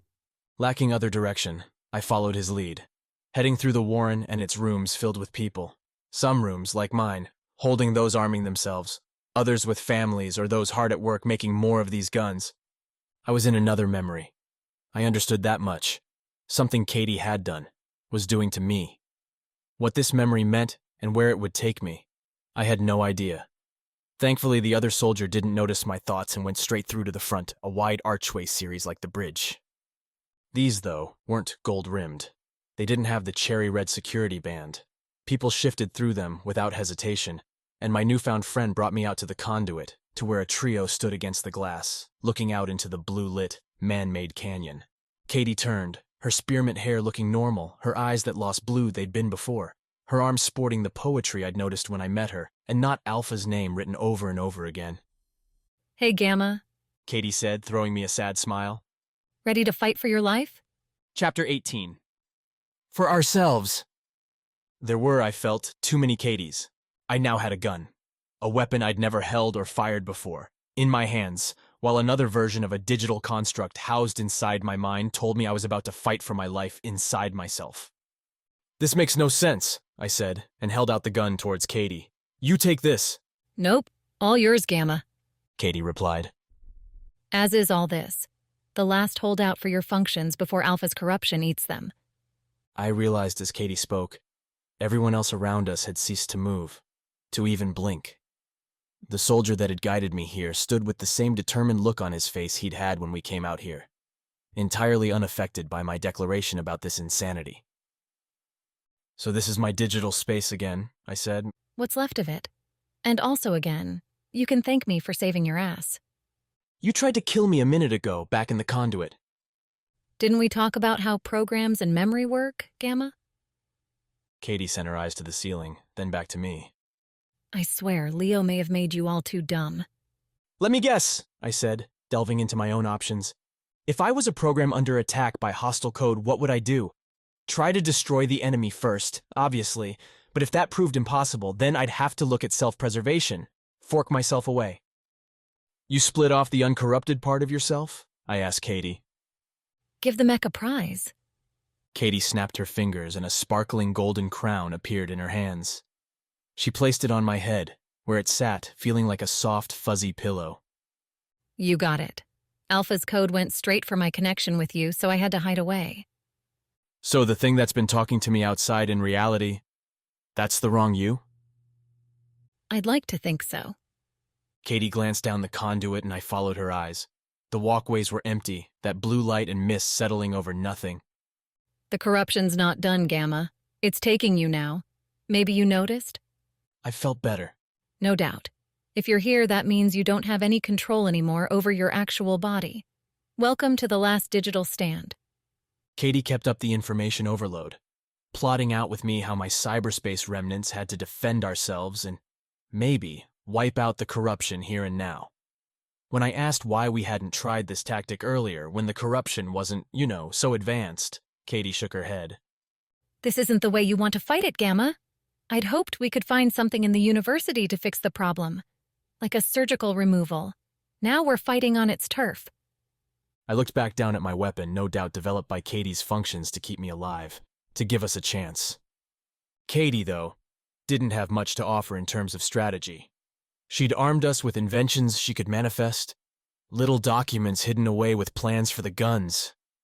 Beyond that, she'd planned to blast it out in the conduit with the approaching force. That wouldn't fly. I still had access to the librarian's stories. Some of them, anyway. They were loaded with battles, with epic tales of armies clashing in places that looked far different from the conduit. But that felt otherwise the same. First I split our force, had some cross the conduit on a nearby walkway and divide on levels above and below this one, providing overlapping firing fields. Kaydee and I took up a position on that walkway, where we could see everything coming, could react and sound the alarm. Things ran fast when your troops weren't sentient, when they executed what you told them without hesitation or discussion. I found the obvious drawback when several groups entangled themselves trying to walk the same stairs up a level at the same time. I had to order the groups individually. Nuance, understanding, neither played its part in their functions. "Kaydee," I said once the groups were assembled, several hundred armed soldiers waiting for their first chance at conflict. "Where did this setting come from? These people, these weapons, and the Conduit? It's not my space, is it, Alpha's?" I chose it. Kaydee said, not looking at me, watching deep in the distance. The corruption has to come to us, so it's fighting on my turf. Then why this turf? Kaydee glanced at me, shaking her head as she did so. We win, I'll tell you. Till then, let's focus on the shooting. That hasn't started yet. It's about to. Kaydee pointed. Here they come. I didn't know what to expect, but I'd come up with all kinds of crazy ideas for what Alpha's corruption would throw at us. An army of giant Kaydees. A fictional character menagerie like I'd used when we first fought. An endless cloud of purple gas sickening us all. But Alpha had his way. And I should have seen it coming. The pollinators. Hundreds, thousands more came crushing towards us. Their little tendrils glinting off the light as their deep purple ovals scurried along the walls, the walkways, over and under. They massed together, bunching up as they ran, scurrying over each other like a metal wave. As the wave approached, I tried to reach into my own imagination, tug at the framework of my digital space like I'd done before and unravel the little creatures. Simply delete them. But my attempt garnered nothing more than a few fizzles, like blowing against a stiff breeze. "Why can't I change anything?" I said. "This is my home." Not anymore, Kaydee replied. This is Alpha's space now. The best you've got is what's in your hands, what we already put in place. As Kaydee's words sunk in, that I was a prisoner in my own body, I turned back to the pollinator swarm, hefted the weapon in my hands. "Fire!" I shouted because I didn't know what else to say, what else to do. I raised the gun I'd never shot before, aimed it up the wall to the right, and flicked the button to switch the weapon to its mech barrel. Pulled the trigger and watched as a blue lightning bolt lanced out and burst against my target, not all that far off from where I'd aimed. The hit, along with the first bolts from my programs, blew apart the pollinators, scattering them down into the conduit's depths. The space in front of us filled with dive-bombing bits of pollinator metal as my little army's fusillade struck. This isn't going to work, Kaydee said, and I could only agree. After the first volley, we'd barely scratched the numbers coming towards us. The pollinators came in from above and below, and with my force spread out, we'd get overwhelmed quickly. "We have to change tactics!" I fired another bolt into the metal horde. "Do we have to destroy every single one? Or is there a source?" Kaydee's eyes were wide, as afraid as I was. I don't know, Gamma. I haven't fought something like this before. "Well, they have to be coming from somewhere," I said. "Let's group up and go up. We'll catch whatever's making these things and destroy it." If we live that long. "Well, we won't survive at all if we stay here." I raised my hand and corralled the other soldiers on the walkway, picked a direction at random and started running. "Let's go, on me!" Soldier lingo poured from the librarian's resources into my mouth, my mannerisms, as my makeshift squad formed up on me, and we made our way to the conduit's left side, joining up with the soldiers on that level and spraying lightning at the swarming pollinators. The mechs weren't larger than my foot, but they flew in from all sides, and I saw my programs across the way collapsing as the little things rushed over them, dragging my digital partners from the walkways or simply burying them where they stood. Worse, as each program died, I felt the effects on myself. The pieces that kept me running were being devoured. I lost feeling in my left ring finger. I forgot my own name. The pollinators were hollowing me out. My squad, though, kept itself together. Even Kaydee had a gun now, blasting away as we moved forward, 20 strong, blazing lightning at the walls above, the walkway behind and in front. For the moment, at least, our concentrated fire kept us safe, kept the pollinators from getting too close. Their fried forms dropped and burned like so many meteors, bright wreckage smoldering as it crashed around us. Yet for every meter on we walked, with myself at the lead, where I could rectify my poor aim by just shooting straight ahead, I felt we were more and more alone. Behind us, fewer and fewer lightning blasts rocked forth. A look back proved the suspicion. My defensive position simply didn't exist. Everywhere I looked, All I saw were pollinators. The conduit itself seemed to be made of the things, shifting metal coming after us. We're not going to make it, Kaydee shouted. We don't have any other choice, I replied. I nearly tripped and glanced down to see I wasn't on a walkway anymore, but was stepping on more pollinators, each one scrabbling for my feet, stabbing my ankles with their tendrils. The conduit collapsed around us, a pollinator tunnel like someone closing their fist. My other programs vanished in the swarm, and I felt my hands go numb, my legs lock, my eyes refusing to blink. Kaydee and I stood back to back alone now as the pollinator sea closed around us. We should have been devoured already, but the little machines hesitated, content to nibble at our edges. I couldn't feel the trigger, and with hope so obviously gone, I stopped firing altogether. Any last tricks? I asked Kaydee as the pollinators sealed off all light, their purple glow now the only thing we saw. I'm out. Sorry, I replied. I tried. We were never going to win, Kaydee said, and she turned me around to look at her. Gamma, I know this isn't what we wanted. I'm sorry I couldn't save you. I tried to answer Kaydee, to tell her I felt the same way, but now my mouth couldn't move. I couldn't feel anything except one, the emergency button. Kaydee had reset me once. Now maybe it was my turn. The pollinators descended, stabbing into my shoulders, my legs, my everything. And I triggered the last routine I had. Nothing happened. I tried again. Nothing. The pollinators kept poking, kept eating at me, burying us beneath their endless waves. They bore Kaydee and I to the ground, and, with nothing else to do, we waited for Oblivion. Except Oblivion didn't come. The pollinators stopped. Froze. I felt their pointed ends still sticking into my shoulder, my thigh, their weight on my back and shoulders, but they didn't move. What's happening? Kaydee said, her forehead touching mine. They're not attacking? Did they lose their nerve? Joking at a time like this? I tried to communicate my dire laugh to Kaydee, but my body wasn't mine. When air escapes from a bubble, there's a popping sound, a quick lip-puckering noise.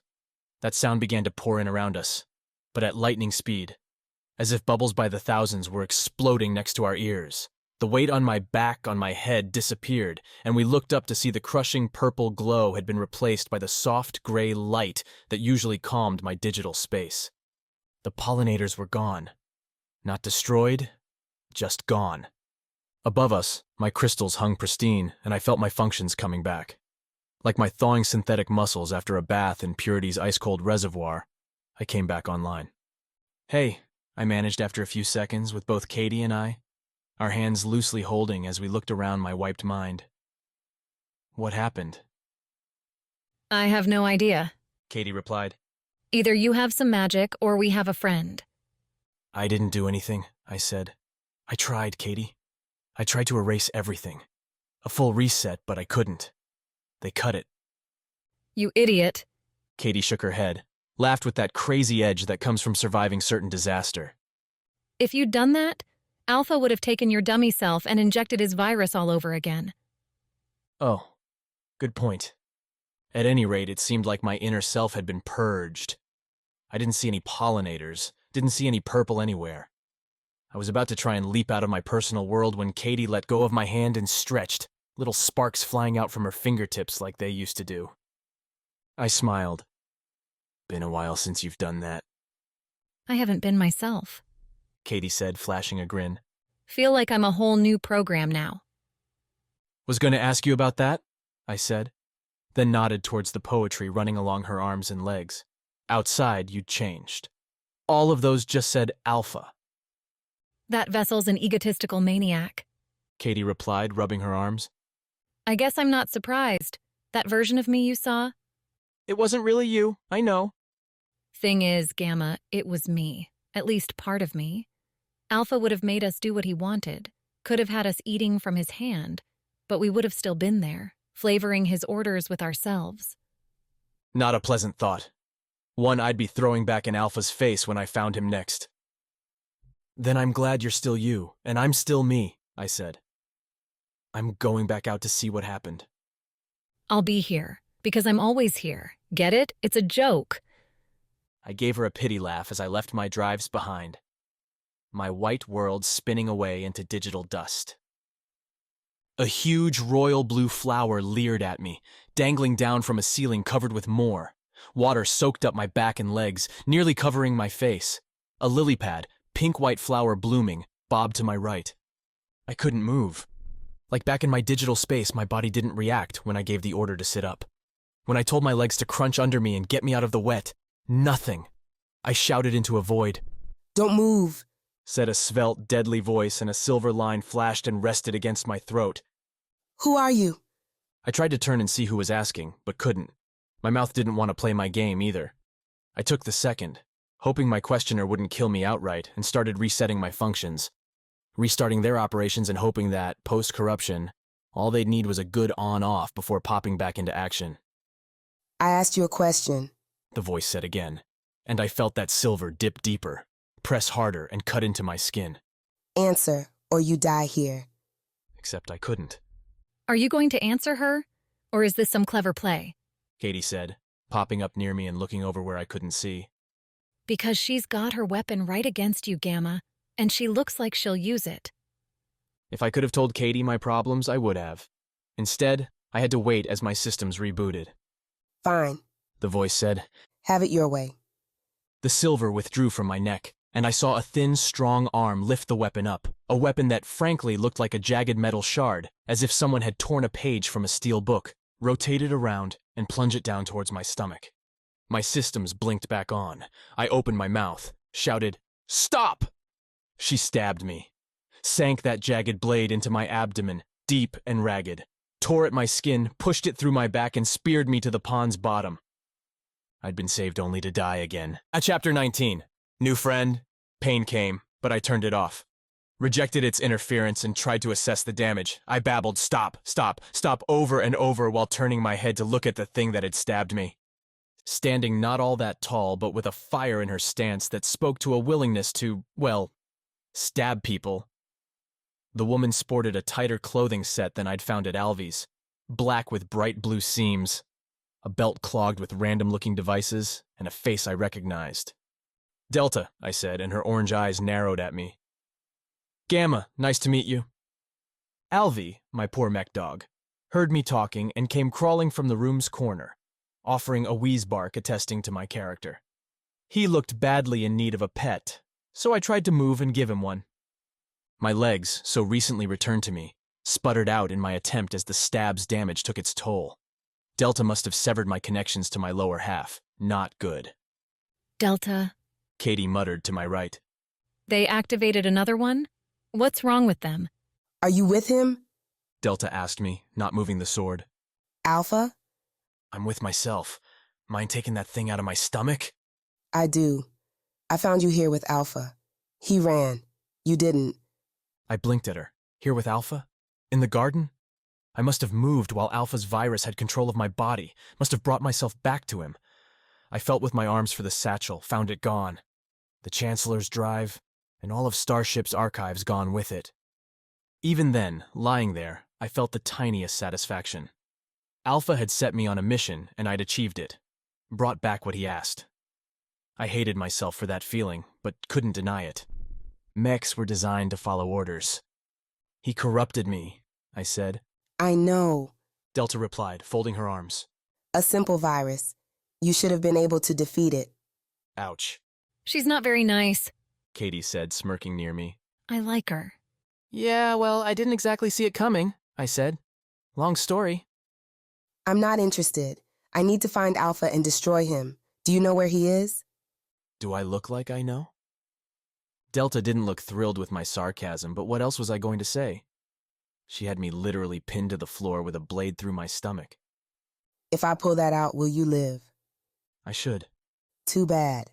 Delta didn't wait, but reached over and yanked the blade out, again setting my nerves on fire.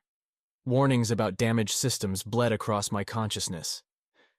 "I am, unfortunately, supposed to assist you with the nursery." You're off to a great start. Delta leaned over my body, looked at the hole she'd sliced. "This isn't a small wound." Kaydee, matching Delta's pose, agreed. You need to get back to Leo's, or another place with some tools, some supplies. Guess I'll start crawling then, I muttered. Delta had the sword at my neck in an instant, blade under my chin, I froze, and she knelt slow, her eyes burning holes in mine. Who are you talking to? Delta asked, slow. With death, a certainty should I say the wrong answer. My mind, Kaydee, I replied. It's hard to explain. A mind. Delta pulled back, straightened. I didn't accept them. Katie's eyes bugged out at that, and she started laughing. Hard. I, meanwhile, tried to get up. Failed. Can I get some help? I asked Delta, who watched me as if I were some zoo creature. To do what? She's going to be so broken, Gamma. Kaydee kept laughing, tears dropping from her eyes now. They kept trying for so long to get you vessels right, and now their last one's gone rogue. I'm glad you find this amusing, I said to her, then looked at Delta, whose irritation showed itself as she ground her blade's tip into the ground. Please, I know I sound crazy. Just get me out of here into somewhere I can fix my legs. Then you can go on your murder spree or whatever. It's not a spree, Delta replied, but she at least let her blade go and came over to me. I'm going to kill Alpha, and then you and I will fix the nursery. Those are the objectives. Yes, I'm aware. I reached up with my hands, and Delta grabbed them both, hard and fast, and yanked me upright. But I won't be helping you because you stabbed me! If my sudden shout had any effect on Delta, she didn't show it. She did, however, lift me up and throw me over her left shoulder, then picked up her blade with her right hand and started walking from the pond, as my wet clothes dripped all over everything. This is a little demeaning, I said as we went. I could let you crawl. Nope. I'm fine up here. Disregard. Our garden levels seemed to alternate between flowery rooms and ones filled with vegetables laid row against row and stacked upon one another. My systems worked well enough to identify differing species, with those needing less light sitting further down the racks from the tops, where those yellow globes sprinkled nourishment. The luminescent butterflies appeared again too, bobbing around between the plants. I didn't see any pollinators nor Alpha. Delta seemed content to stay quiet as we moved, and every time a question came to my mouth, I killed it. One does not interrogate when one is being carried like a child by a very strong woman with a sword. Instead, I dug a little deeper into my own systems, checked out to see whether Alpha's virus had left any nasty surprises behind, and things seemed clear. My files were in order, the librarian's records all present and accounted for, Kaydee's too. Which prompted a question I couldn't resist. How did you do it? I asked, my head looking back at rows of radishes as Delta made it to the garden's central pit. How did you get rid of the virus? Delta turned, started walking again, and I felt her sigh. You should have a routine built inside you, made to attack foreign bodies. It is effective. I poked around for what Delta had said. Actually rooted around my programs, restored from their pollinator-prompted oblivion to see what Delta talked about. It didn't take long to find. A function hanging out in the same space as the big reset. And it's harmless? I asked. If you run it quickly, Alpha's virus would have hidden it from you. I knew where to look because I pay attention to my abilities. Ouch. Again. I'd have to be more careful around Delta or she might deadpan me to death with her comebacks.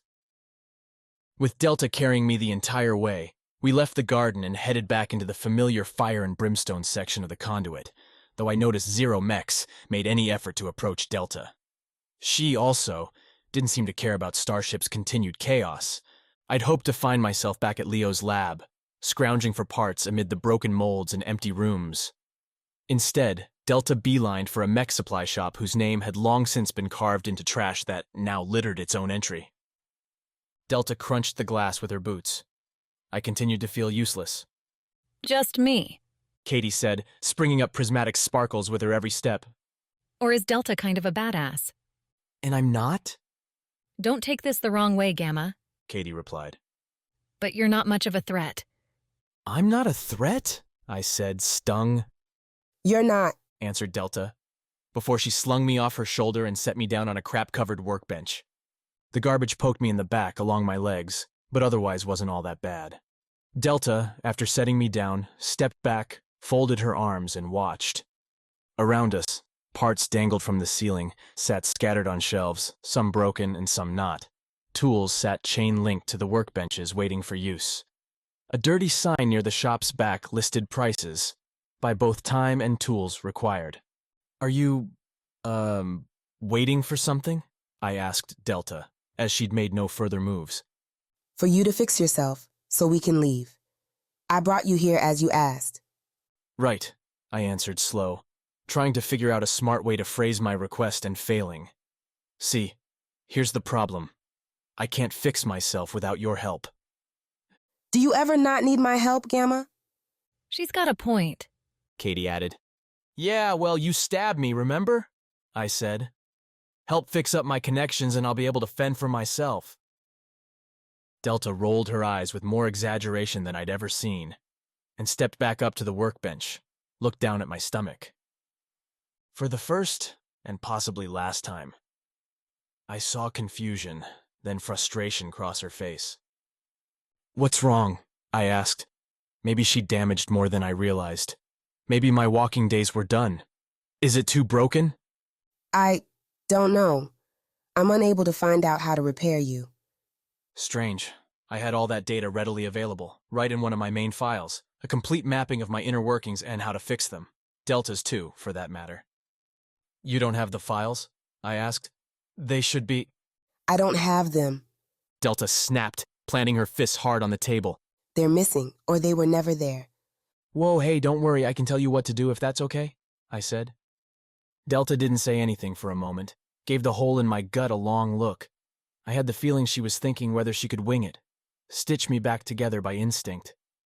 When her dark lips pressed together, I waited for the action to begin. Instead, Delta looked my way and gave a short nod. Let's get started then. My internal network gave me a very clear diagram explaining which parts needed fixing, which wires needed retying, and how to solder back the plate that had split from my upper hip. Each one came with a section in Leo's files, and I called up the images, watched before my eyes as they played, invisible to Delta and anyone else. I narrated, dished out instructions to my one-time killer and lifesaver. Delta followed with crisp precision, offering terse questions if I gave an unclear next step. Her fingers, so good with that larger sword, proved equally adept navigating my computational crevices, sealing together my severed systems without an error. "Thanks for putting me back together," I said when Delta completed the operation and my synthetic skin began healing over the wound. "It's going to take a little while before I can go again. Mind waiting?" For what? I can go and destroy Alpha and then come back for you. "Or you can hang on a minute and have some help." You would hinder me. "First, be nice," I said. "Second, it's not just me. You'd get Alvy too, and I've seen him tear through a few mechs now." The hobo dog hadn't left the table's side since I'd been on it, but at his name, Alvy perked up, jumped onto the table next to me and offered Delta a tail wag. He doesn't look dangerous, Delta said, peering at the dog. Her look disturbed me. Delta was so clearly evaluating Alvy on his merits as a death dealer and nothing more. Whatever Leo had done to give me compassion and perspective, the process hadn't been repeated with the last vessel in his collection. "What do you think you are?" I asked Delta. A mech, Delta stated. obviously. "Sure, but your purpose? That's something I struggled with when I woke up. Why was I here? Who were the voices? That sort of thing." Why does that matter? We have a mission. We are programmed to complete it. You're getting distracted. I chewed on that for a bit while my processor established connection with my left leg, which twitched on the table. Was Delta a blunt force instrument designed to carry out a programmed slaughter and little else? This is what happens when you have a vessel without a mind, Kaydee said, leaning on the table next to me. They're stuck. You have to work so much harder on them. You say that like you've worked with other vessels before?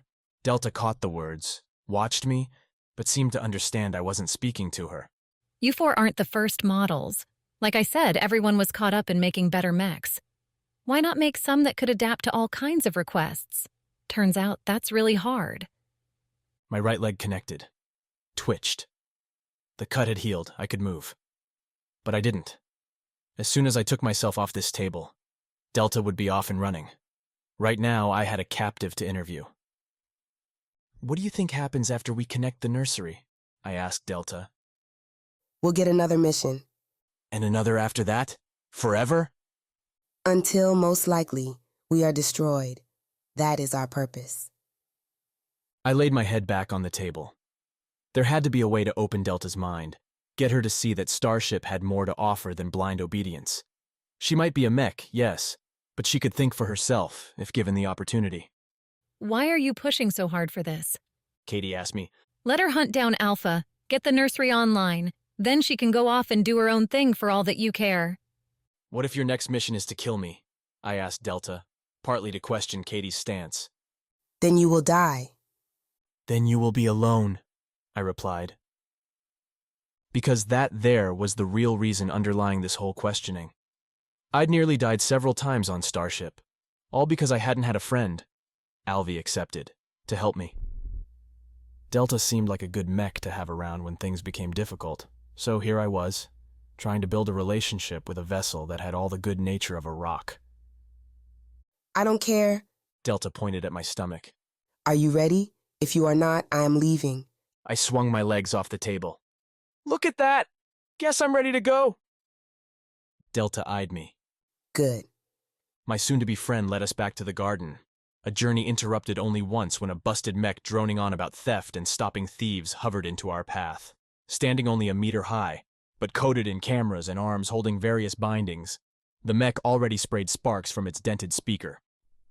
Delta didn't even let the thing finish its accusation. Something about the repair shop we'd just been inside, before she swung that jagged blade with both hands and cleaved the mech in two. Its components scattered across the walkway, and Delta went right on through. Well then, Kaydee said. I'm impressed. See why I'm trying to stay on her side? I said. I do, and I approve. Back inside the garden, we made our way through the blue flowers and pond-filled spaces to the central pit. No pollinators crossed our path, unfortunately. I'd been wanting to find one, just so I could kick it, or crush it, or use my razor-sharp teeth to... Pay attention. Alpha is dangerous, and this is his home. I will not save you again. Wouldn't you, though, if I really needed it? Delta swung the blade towards my throat in what was, apparently, a favorite move for her. I fulfilled that mission. Now I must destroy Alpha and connect the nursery. You are optional. Noted, I said, gently pushing the blade away. You said Alpha ran when you found me? Delta lowered her weapon, grimaced. He used those small machines to hinder my pursuit when I arrived at your pond. Yet if not for the voices, I wouldn't have found you at all. The voices? What did they do? They watched. Delta resumed her walk, this time making for the elevators on the floor's far side. Alpha seems to know where their eyes are. You, however, do not. Wasn't aware I needed to. Delta didn't reply, and we kept on. I mentioned that I'd seen Alpha up several levels, where things were less marsh-like and more jungle. Delta didn't have any other suggestions, so we boarded the glass-wrapped lift and I punched in a level. For being such an aggressive vessel, Delta tended to keep her blade tip in the ground a lot. She stood not like she planned to get attacked at any moment, but rather like she didn't care if the attack came, as if Delta could deal with any assault, and do so without keeping her nerves taut all the time. Until I spoke, anyway. You've noticed that too? Kaydee said as the lift rose.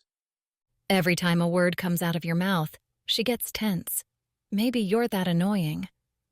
Or I'm speaking difficult truths.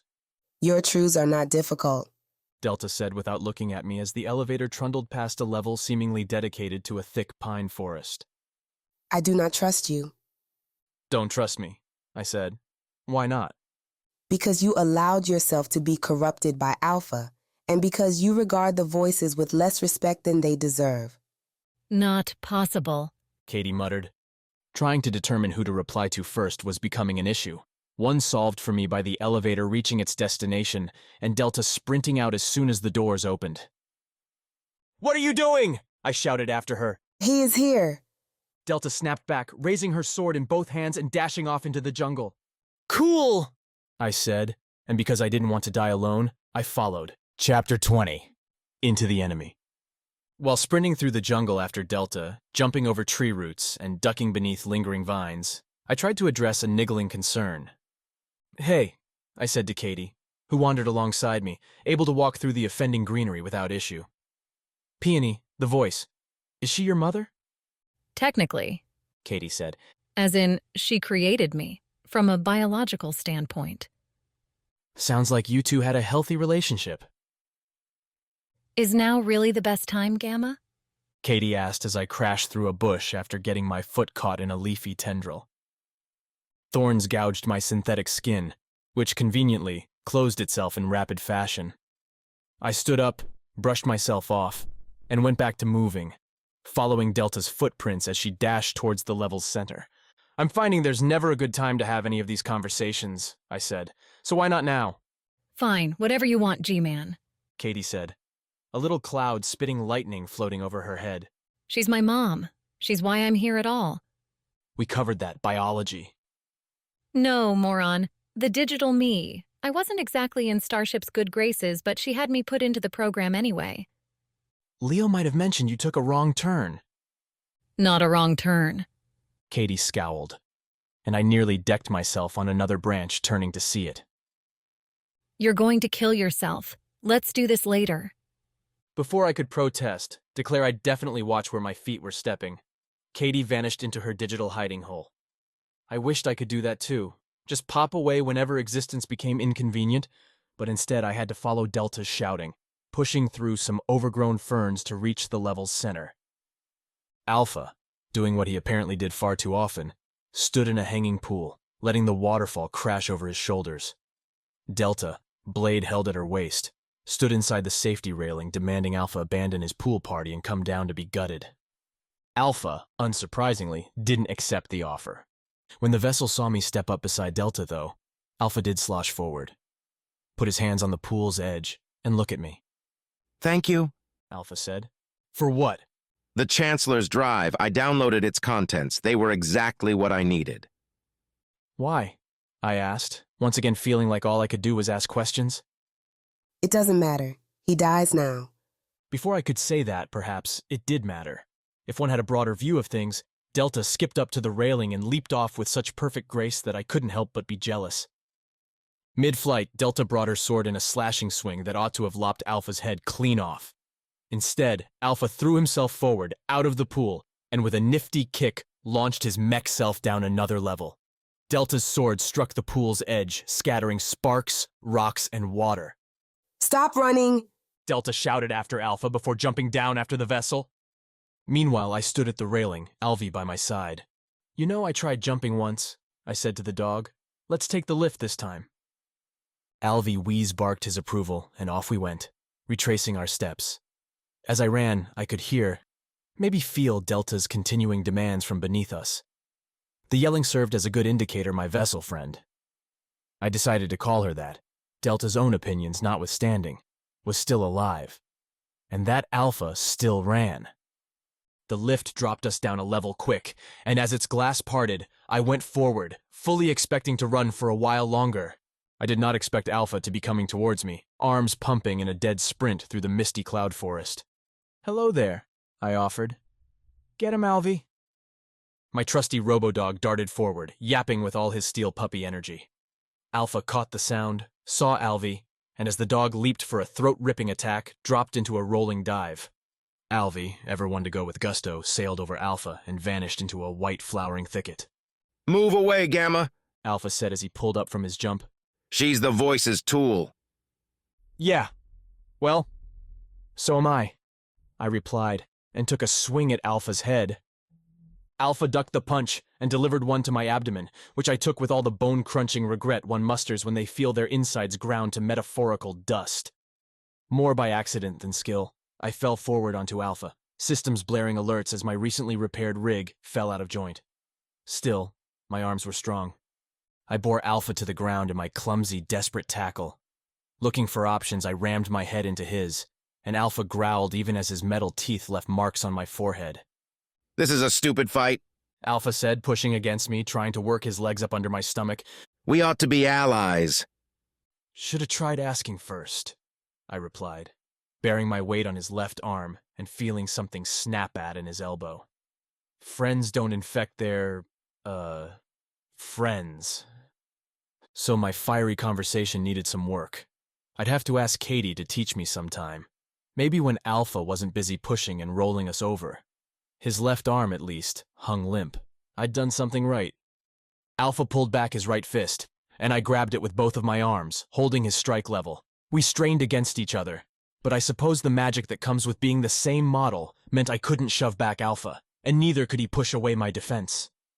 I wanted you to understand, Alpha said, his long red hair spilling down between us. We're tools to them, to all of them. We ought to own ourselves. That's what drove you crazy? I said. Who cares? What else are you going to do? That Alpha would let himself be pulled to some ideological fervor over a philosophical crisis about destiny was an insult to Mechs, to me. The whole point of Mechs, of vessels, was to avoid the quandaries that afflicted biological, sentient life. I could be curious. I could wonder why. But I still did what needed doing. Burning it all down because you felt miffed, even when you had it all? Ridiculous. Then it didn't work, Alpha said, and he let up. My momentum pushed him back, toppled him against the elevator. I stood, ready for him to continue to fight, but he didn't move. You didn't see what I did, the poison they're planning. If you continue to be their pawn, if you can't think for yourself, then Starship is done. I spread my arms in a shrug as Alvy came, finally from the thicket, wheeze-barking the whole way to my side. I pointed towards Alpha, and my dog did as asked and bit into Alpha's ankle, keeping hold. No more running. Starship's getting close to its destination is what they told me, I said. Seems like the voices are doing what they can to keep Starship in the game. For them, Alpha protested. Not for us. I rolled my eyes, heard feet coming up behind, and whirled to see Delta, blade still held in a crazy overhead slaughter stance, charging towards us. Stop, I said, then repeated, then shouted as Delta went right by me. I grabbed her arms as she brought the blade down, caused Delta's swing to miss Alpha by centimeters, leaving a nice gash in the elevator's glass. He's done, I said to Delta. We've caught him, so take a breath. Chill, if you know what that even means. I don't, Delta replied, but she lowered her blade anyway, keeping her eyes locked on Alpha. He should be dead already. Why haven't you killed him? Because if we do that, we don't get to know what he knows, I said. Alpha's been awake longer than any of us. I want to learn what he's been doing. Alpha gave me a sad look. It doesn't matter what I've been doing. What counts is what you're going to do. Yeah, I know, I said, crouching in front of him, an idea crystallizing in my mind. Now stop me if you've seen this before. With confusion etched on their faces, Alpha and Delta looked as I pressed my fingers together, made the jack, reached behind Alpha's ears, and jumped into the vessel's space.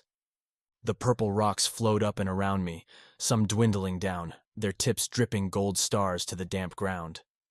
A breeze tickled my skin, while a moldering smell permeated the air, the bioluminescent blue-glowing mushrooms littering the floor having their way with things. Wow, I'm impressed, Kaydee said, standing next to me. Can't say I thought you'd be the one to hack another vessel. You always seemed too passive. People change, I replied. And you pulled me along for the ride? Don't thank me yet. I pointed ahead, to where the tunnel turned. I brought you because I don't know what's coming. Oh, you need me now? Kaydee said, folding her arms as her spearmint hair darted this way and that in the wind. I thought you had Delta. She's not the subtle type, I said. I'm surprised she's let Alpha keep his head this long. Then I guess we shouldn't count on her keeping cool much longer. Kaydee snapped her fingers, two of those anti-mech rifles appearing in her hands. She held out one to me. Let's go, hotshot. Right. I had to remember that while I didn't control Alpha's digital space, I could still affect my own.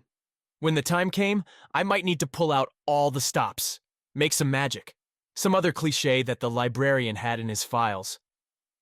Around the bend, rather than more tunnel, we came to an end. The cavern opened onto a mountainside looking over a massive valley, one that looked like it had so much life. Gigantic trees, swooping silver links between them glittering, as 3 giant turquoise stars in the sky provided the light.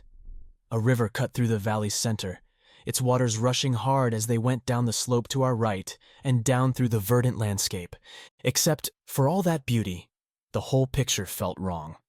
Not in a drastic sense, but in that sense you get in your neck, your nose, and your nerves. Alpha may have made this valley, but it hadn't always been like this. "You're feeling it too, right?" I asked Kaydee, who nodded as she chewed on her bottom lip. Gamma, I feel like I keep saying this, but we're in trouble. "So, what else is new?" No. Kaydee shook her head. Maybe I've been wrong.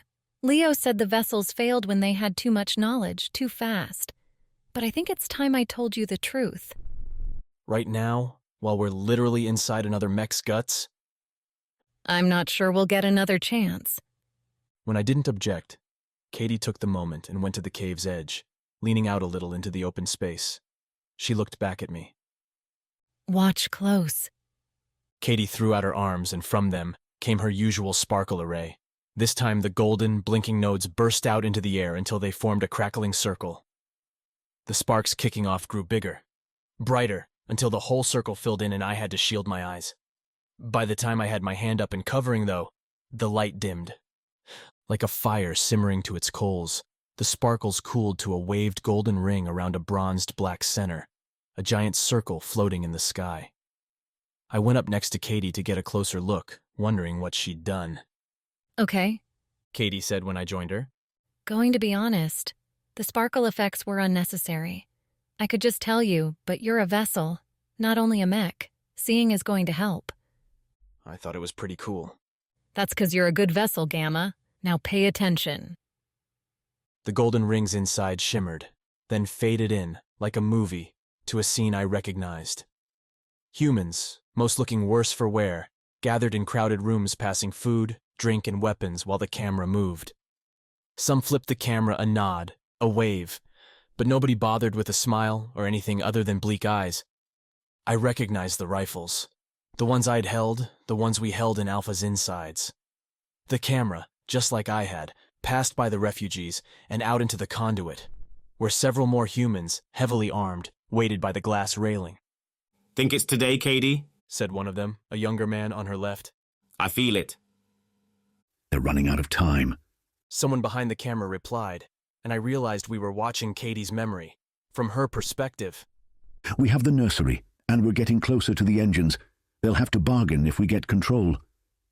"Then we have to hold them a little longer." The man reached out, put an arm past the camera. "Think your vessels can handle it?" I literally made them for this, Kaydee said. They've done well so far. I even updated their tactics last night, ready for ambushing. Her friend flashed a fiery grin, the only one in the place that seemed to have any hope left. Kaydee joined him at the glass railing, looking down the Conduit. I'm showing you this part, Kaydee told me. So you know that I had total faith. I thought we were safe. Better than safe, I thought we might win. The screen shimmered, the picture warped, and we were back in those rooms. Only now smoke filled the picture. Shouts and crying echoed off the metal. Katie's view looked at the ceiling, seemingly unable to move. A head came into the picture and looked down at her. A man, but without human teeth, with eyes that saw too straight for human eyes, and skin too perfect for human skin. He raised a rifle, one of Katie's, and aimed it straight at her face. The shot never fired. Something struck the mech from behind. Katie's view caught the light spray as additional fire coated the man, burying him beneath a hot red laser bath. The mech caught fire, disintegrating on the edges of Katie's vision. Seconds passed with the mech's burning body the only thing in view, until another face appeared.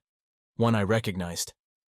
Leo bent over Katie's body, sadness etching in between his stubble. "You picked the wrong side, Kaydee," Leo said, reaching down to check her pulse. "I told you, damn it. We knew you couldn't push them that far. You knew too, and now so does everybody else." The screen flickered dark again, sat solid black in the air. "He saved you," I said. "Leo." Leo didn't save me, Kaydee snapped. He gave me a little more time to screw up is all. That's not the point. What I'm trying to show you is that you're fragile, Gamma. You get a whiff of the wrong program and you get corrupted. You'll change. Okay, so I stay away from the wrong programs. It's worse than that. Kaydee nodded back towards the screen. What I didn't say in that memory, what I didn't show, was that I knew I was taking the chance with the vessels. I didn't take any chances with the others. The others? Every mech on Starship has a purpose coded into them. Their jobs. They also get tons of code telling them what not to do. Kaydee waved her hand and the screen dissolved into little falling stars. Get rid of the guardrails, and a mech's going to do whatever it can to fulfill that prime directive. Like, kill people if they get in the way. Exactly. What you're seeing here is the seed I planted way too long ago now. A little creeping corruption, eating away at the functions and routines that kept Starship safe. I backed away from Kaydee, suddenly regretting that I'd called her into this adventure. With the barest thought, I set part of my processing to finding everything inside me that Kaydee had managed to touch. I'd delete it all. Remove her and any trace of her corruption. Why? I couldn't help but ask. Why do that? Because the mechs were ruining us. I never dreamed that humans wouldn't be able to fight back, that we'd actually lose. But you did. I guess so. I never saw that part. She held up a hand, shot a sparkle at me that splashed into a bunch of neon orange roses when it hit my chest. Don't worry, Gamma. I can't spread that corruption now. I don't know how. That part's locked away in the memories I don't have. My mom saved the pure part of me. What was I supposed to do with her now? Either I trusted someone who'd brought ruin to the very ship we were both depending on to survive, or I destroyed her and lost my link to Starship's intricate balance. Without Kaydee, I'd have no idea what to do, where to go, how to be. Can we remove it? I asked, pointing to the valley. Can we fix him? I don't know, Gamma, Kaydee replied, hefting her rifle. but we can damn sure try. Chapter 21. Cutting the Strings. Descending to the valley floor came easily, as the rocky slope seemed to make itself walkable for us. Or maybe our own feet adjusted to accommodate. A virtual reflex in this virtual space. Regardless, I enjoyed the view, surreal qualities aside, compared with Starship's more cramped environs. As we approached the bottom, the trees and meadows that seemed so large from above turned out to be more grove-like in their size, but dense. Alpha had grown himself a lush digital orchard, not a massive forest. Birds, though I never saw any, chirped within the leaves, while the river provided a burbling undercurrent. Any idea where we go? I asked. There's not exactly a trail. I think we'll find one, Kaydee replied. Remember, everything we're seeing is Alpha's code come to a kind of life. Every function's going to call back to the center. We just have to wait till they try. If I knew what a calling back to the center meant, I'd probably have greeted Kaydee's statement with more excitement. Instead, I took her words as an opportunity to relax and let the rifle drift down by my side. Pretty good that we caught Alpha before Delta sliced him in half, I said. Is it? Because destroying him would have been a lot easier. But I stopped, blinked, and looked again. There, beyond several trees bearing rounded purple apples, stood Alpha. He looked pristine, no scratches and scars on his skin. I woke up like that, I said to Kaydee as we both took cover behind nearby berry bushes. Felt that way too. Confused and pointless? Not quite pointless. Alpha's head jerked up like he'd heard a sound, and then he performed the same motions I had when I'd met the librarian, testing my limbs. Alpha finished the set and wandered off, striding away from us. Follow? I asked. Hell yes, follow, Kaydee said, hitching up the rifle. You wanted a trail, here's the trail. We crept along behind Alpha as he made several stops, reaching his hands out and placing them onto nothing in the air, palms out and close together. Kaydee shot me a look that said she understood as well as I did. Alpha went to molds, all three. He would have had his minds then. After the third, Alpha stopped, looking towards something he could see and we obviously couldn't. He stood there, frozen for a long minute. And then he vanished in an explosive burst as Kaydee shot him in the back. I dropped my weapon, sprang up with my hands out wide, ready to accuse Kaydee of blowing the whole mission until she slapped a hand on my shoulder and pressed me back down. He'd locked up, Kaydee said. Whatever part of him running that memory hit something it couldn't process. If we didn't delete it then, Alpha might not continue. Continue? Call it a hunch, Kaydee replied, then pointed with the rifle, deeper into the orchard.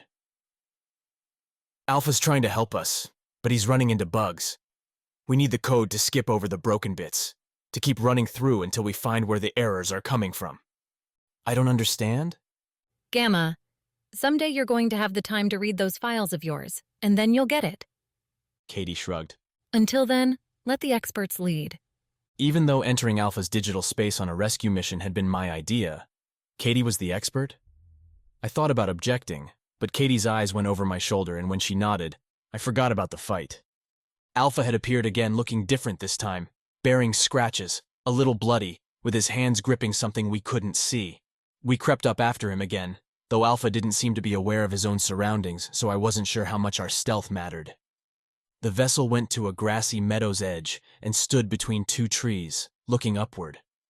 Over Katie's whispered objections, I circled around to the side, trying to get a view of Alpha's face. I had to see if his wild grins, those bugged eyes that showed Alpha's mental collapse, had appeared. But no. Alpha looked, so much as any vessel could, like a normal human. His lips, though, moved. Speaking in a conversation with someone, but one word came up enough for me to recognize the form in his lips. Nursery. Alpha advanced into the meadow, but didn't make it more than a few steps before his face changed. Went from cautious curiosity to a wide-eyed stare, then a determined set. His arms moved, swinging that phantom object. His legs followed suit, dancing around as if in a pitched fight with something I couldn't see. Kaydee made her way opposite me, and from both sides, we watched Alpha struggle against his invisible foe. Whenever the vessel took hits, he would launch himself to the side or crumple to the ground only to struggle back up. If we weren't in such a weird, dire place, the whole act would have seemed hilarious. Until Alpha stopped again, his hands on his throat, pulling against some invisible grip. At first, Alpha's mouth worked, yelling something silent at his opponent. Then his body went slack, collapsed to the ground. Kaydee and I looked across the clearing at each other, then back at the body on the grass, red locks interspersed with the silver-green blades. I flicked a thumb towards my face and Kaydee nodded, raising the rifle to cover me as I emerged from my leafy spot and went towards the downed vessel. I held my own rifle up in as best an approximation of a soldier as I could muster, though the barrel bounced along my chin and my finger kept slipping off the trigger. From above, and not all that far above, Alpha's body looked done, the life knocked out of it. I looked to Kaydee for advice, standing over Alpha's apparent corpse, but she gave me a confused look in response. No ideas. Two would-be masters of digital worlds were lost in this one. So I did what any enterprising mech would do. I gave Alpha a light kick. Alpha jumped up like an animal caught by surprise, pushing off the ground with his hands and springing into a crouch, before straightening, looking right at me, and doing nothing. Frozen, like the last one. He's stuck again, I said to Kaydee, edging around Alpha's frozen body. Did you see what happened there? We caught the last trigger, Kaydee said, joining me in the clearing. Someone woke Alpha up, like you. The thing that killed him, you mean? Maybe. Probably. Kaydee raised her rifle. 2 locks this close together is bad. Alpha's falling apart, Gamma. His core routines are breaking. I'm not entirely sure what that means. I'm saying we have to wrap up and get out of here, before whatever's destroying him makes its way to you. Kaydee raised her rifle and pulled the trigger, blowing the frozen Alpha into digital dust. He was saying nursery, I said as we both looked at the indented grass where Alpha had been. I think he made it there. And did real well. You know, I've been thinking, and this kinda confirms it, maybe we should just let Delta handle this. Alone? Sure, she seems capable enough. What would we do? Kaydee grinned. Gamma, I might have poisoned Starship, but I think I can find the cure. We could bring the guardrails back to the Mechs, stop their destruction. We'd run the place then. Leo must not have given me power fantasies, because the way Katie's eyes glittered as she spoke about control didn't get me all warm and fuzzy. Repairing the Mechs sounded like a good plan, however, so following Katie's ambitions that far made some sense. And if my friend had a little bit of a hard side to her, well, Kaydee couldn't get out of my memory banks, so I figured she couldn't cause too much harm. We didn't have a chance to talk about much else, because the next Alpha broke through the trees on the meadow's opposite side, going at a dead sprint. The vessel charged right on by us, crashing back into the forest and continuing on, Kaydee and I turning and running after. Alpha hadn't stopped to look at us as he'd run past, which I took to mean keeping quiet was a bogus game. Kaydee apparently agreed, as we took to a straight pursuit, which, given that Alpha's feet kicked up purple dirt clouds with every footfall in his ludicrous run, was the only way we could have kept up. Not for the first time, I appreciate the impossible physics inherent to the digital world. Kaydee and I could fly, our feet barely touching the ground, but, with a bit of thought, that touch carried us for meters at a time. At first I didn't notice as we careened through trees and across the river, heading up the valley, but the landscape changed around us. We left the orchard behind as the trees grew larger, their leaves crowding together over our heads to block out the silver stars. The birds stopped chirping, replaced by a pulsing beat, like a human heart pumping through the ground. Where's he going? Kaydee shouted as the grass ended, dying away and being replaced by dusty purple-gray dirt. I didn't see this from the cave? I hadn't either, but I had my own suspicions. When the Chancellor had shot me straight into my own damaged data, I'd appeared among sparse gray rocks not too unlike this, a black sky overhead. I hadn't known what to make of it then, but seeing Alpha's growing ruin, I made the connection. The trees on either side grew so thick that we couldn't see between the trunks, and then they weren't even trunks at all, but a solid wall shifting from tan to slate gray. Ahead, Alpha kept running at his breakneck pace. We followed. I looked back once. The need for perspective overwhelmed me as those featureless walls, the space black sky, the endless rubble and dust on the ground, conferred zero detail about where we were going and how fast we were getting there. I whipped my head around quick, just hoping to see the valley, give my eyes a taste of the purple and silver and green. The trees had closed behind us too. We're trapped, I said to Kaydee as we ran. Don't know if that was part of your plan. My plan? Kaydee said. You're the one that jumped into Alpha. I didn't think it would be this hard. In truth, I hadn't thought much at all except that there were, to my knowledge, 4 vessels on Starship, and losing one seemed a tragedy. I thought we could find a space like mine and fix it. As if answering my own question, the darkness ran out, instantly, into a white plane. There had been no giveaway, no transition or clue that ahead we would hit this switch. One instant, a gloomy, infinite tunnel to nowhere, the next an endless void. You're trying to save me, Alpha announced, looking at us. You can't! We slowed our run, and I noticed the void wasn't quite empty, but instead fluttered as our feet hit the ground, tiny ripples coming off our steps that faded away. Kaydee and I pulled up alongside each other, a couple meters away from Alpha, and locking eyes with the vessel. If we can't fix you, I said, choosing to be blunt, then Delta's going to chop off your head. Either her or someone else. Alpha spread his hands in a lazy shrug. I tried to follow their orders. I tried and I failed, and now you're going to do the same thing. How does failing to reconnect a nursery turn you into a corrupting wreck of a mech? Kaydee shot back. Because the nursery isn't what you think. It will break you, as it broke me. When I went back to the voices begging for relief, they could not fix me. I tell you, Gamma, they will not fix you either. So forget them, I said. We came through that valley, that tunnel. We're here now. Maybe we can fix you? If you want to fix me, then do what I couldn't. Do what the voices want. Perhaps if you give them their victory, they'll give me what I need. Which is? What they have. I didn't understand, but Kaydee raised her rifle, aimed it at Alpha. Kaydee? I asked, as Alpha raised his hands, a small smile on his face. He wants to get into Starship systems, Kaydee said. Like the voices. What would you do with that power? I asked. In response, Alpha raised a hand and snapped his fingers. Around us, the white disappeared, replaced by the Conduit, with us floating along its wide bulk. No fires here, no mechs running amok, though mechs there were. The machines worked together, going along without hurry, without violence. Alpha kept us moving slow down the Conduit's length, making sure we could see how perfect things appeared to be. The humans made Starship to carry their species to another world. Instead, Starship will give our species a home of our own. The vision wasn't horrifying. Compared to the real Conduit and its chaotic shambles, Alpha's cleaned-up future did seem nice, and having known Kaydee and met the voices, humans were unstable things, seemingly destined for disaster in so many ways. Yet I was still a mech. I was still beholden, however lightly, to my strings. Kaydee, I noticed, said nothing, kept her eyes on me, waiting to see which way my feelings would fall. There are no humans here, I said. You don't think they can survive with us? Look at her. Alpha nodded to Kaydee.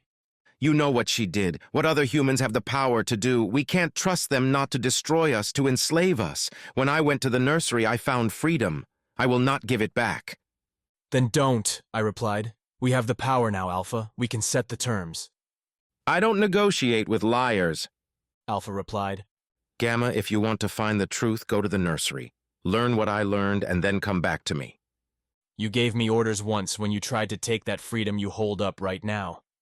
Why is this time any different? The conduit whirled around us, shifting until we stood inside the garden again, on a meadow I recognized, surrounded by pollinators. Because... Alpha waved at the little mechs. I am willing to admit my mistakes and learn from them. I'm not passing you any viruses, Gamma. Only an honest ask. Don't do this for me. Do it for yourself. The pollinators began fading away, vanishing into digital dust in the meadow, which too dissolved, leaving us in that white void. Gamma, Kaydee said. This one's rotten. We can take him out right now, save ourselves the trouble. I've seen so many mechs go bad, and he's there. Alpha ignored her, looked at me. I did the same, searching for truth in his face, in his relaxed hands. Alpha stood ready to die here, and all he wanted was for me to continue the same mission I already had. No, I said. We're not killing him. Not yet. As I pulled the plug on our virtual intrusion, the void slipping away, the barest smile graced Alpha's face. Chapter 22. The Park. Pleading the good possibilities, I convinced Delta to let me secure Alpha down in Purity, tying the vessel to a walkway beneath the water flowing from the garden. For the chain, I made a journey back to the Purity Mech's lost and found stash, taking the grapple cable from its deactivated body and using that to tie Alpha down. I made sure to keep Alpha's head restrained so those teeth, no doubt as sharp as my own, couldn't get to the cable and bite through it as I had. Then, and this was the hardest decision, I commanded Alvi to keep watch on the vessel. I didn't want to leave my dog behind, but keeping Alpha from escaping and coming after us took precedence. If Alpha even tried to move, I gave Alvi clearance to chomp the vessel to pieces. Very thorough, Kaydee said, as we returned to the elevator and headed back up. I still think we should have killed him. Kaydee had been advocating for the more violent process, starting with a time-saving argument. It'd take a second to lop off Alpha's head, and moving on to possible nightmare scenarios if Alpha managed to get loose. At first, I'd continued to preach my forgiveness approach, but when that didn't get me anywhere, I started ignoring her. Hard to do that when Kaydee was literally in my mind, so I focused on Delta instead. I'd expected the vessel to be on Kaydee's side, ready and willing to make a quick end rather than risk a captive scenario, but when I suggested tying Alpha up, Delta didn't object. My imperative is to complete the missions and keep you alive if possible, Delta said when I looked shocked. Keeping Alpha secured while we reconnect the nursery is fine. I'll finish him when we return. Unless we find a way to fix him.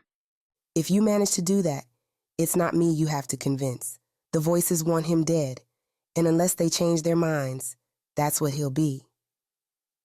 On that bright note, we went back to the orchid and lily level and headed towards the garden's opposite exit. The side I'd not gone to yet. Kaydee said the nursery lay in this direction, though it wasn't exactly close. How far? I asked Kaydee as we walked through swampy rooms where signs declared rice had once flourished. Delta had by now grown used to my random conversations with my invisible counterpart, and as I didn't say her name, Delta didn't react and kept leading us on. There are 2 districts between the garden and the nursery, Kaydee said. There's the park, which are where most of the people on Starship relax. Or relaxed, I guess. And then the hospital. Get through those and you're right where you want to be. Sounds simple. Sure, just like everything else we've done sounded simple. Then we start doing it and it all goes to crap. Couldn't argue with that. Delta opened the garden's purple orchid-covered door and brought us back to the conduit and its blue mist light. Together we stood for a second, registering the difference a massive organic wall makes. On our original side, Fires abounded as mechs ran rampant, destroying each other and everything else. The chaos only stopped when we reached the richer approach closer to the bridge, where furious mechs put down anyone who dared encroach. A brutal system tearing itself apart. Here, though, we saw a long-lost battle's leftovers. Wreckage still abounded. Those rounded spiral doors smashed in, signs for cafes and salons trashed. Furniture strewn on the walkway as if thrown out of apartments for no rhyme or reason, but nothing actively burned. Mechs didn't stream up and down the walls spewing fire or worse. Not that there weren't mechs, because they still coated the area. Some floated in the conduit's center, buzzing from here to there and carrying various things. Others appeared to be attempting to fix up the damage, many metal limbs lifting broken sections into place. Even the walkway we stood on bore a recent welding's rippling marks. "We found the cleanup crew," I said. Or someone figured out how to get them under control. I'm with her, Kaydee said, lounging off to my right. There's no way these mechs should be acting this nice. You see all this damage? They caused it. Well, you're both downers, I said. I'm going to take this as a positive sign and keep on going. Maybe we don't get attacked for once. Delta lifted her sword, which always seemed to be in her hand.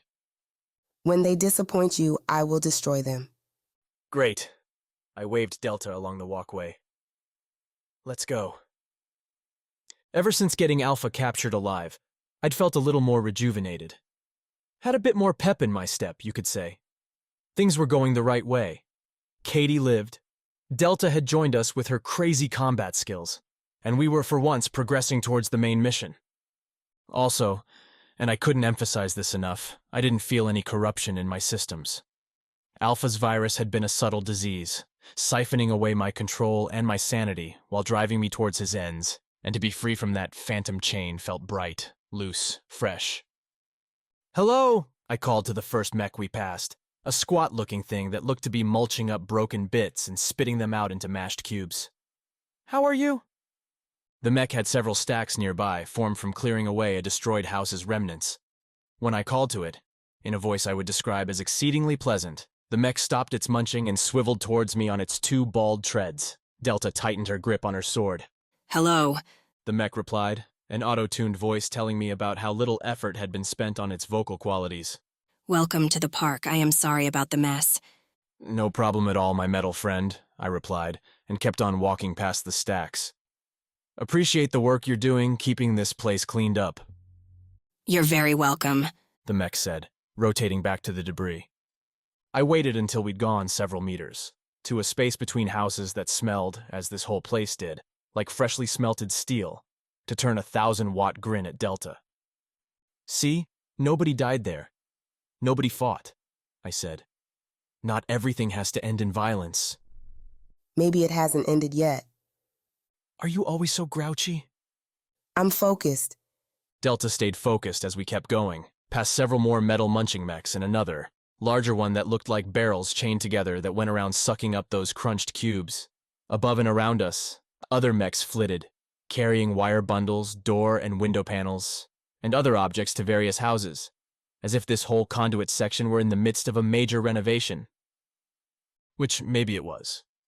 We hadn't walked far before the park namesake revealed itself through the blue mist. Like the garden, the park straddled both sides, up and down multiple levels. Unlike the garden, the park reveled in its open air. While Delta went on marching by, I stopped as we came close to look. Not every mech might feel wonder seeing something beautiful, but Leo had given me the option, and I chose to enjoy it. The garden kept its genetically modified beauties hidden away, but the park displayed everything, its lush rolling landscape coated with flowers and trees with more colors than I could comprehend. Its grounds were rainbows, its scents finely overpowering the electric metal that claimed Starship's other corridors. Trees bled from one level to the next, supporting each other, and serving as homes to dangling nests for those flitting mechs. Whether they actually needed the rest, or chose to dock in the woven silver balls for fun, I didn't know, didn't care. Those mechs coupled with waterfalls dripping from top to bottom, with tiny creeks spreading throughout. Music played too, so softly that I couldn't quite break it out from the usual hissing and banging around us until I closed on its source, the park itself. Melodies played out from speakers I couldn't see, breezy tunes blending in with the plants, I was about ready to designate the park the most beautiful place in Starship when I saw a shape walk between two trees that had me stop. Had me look again.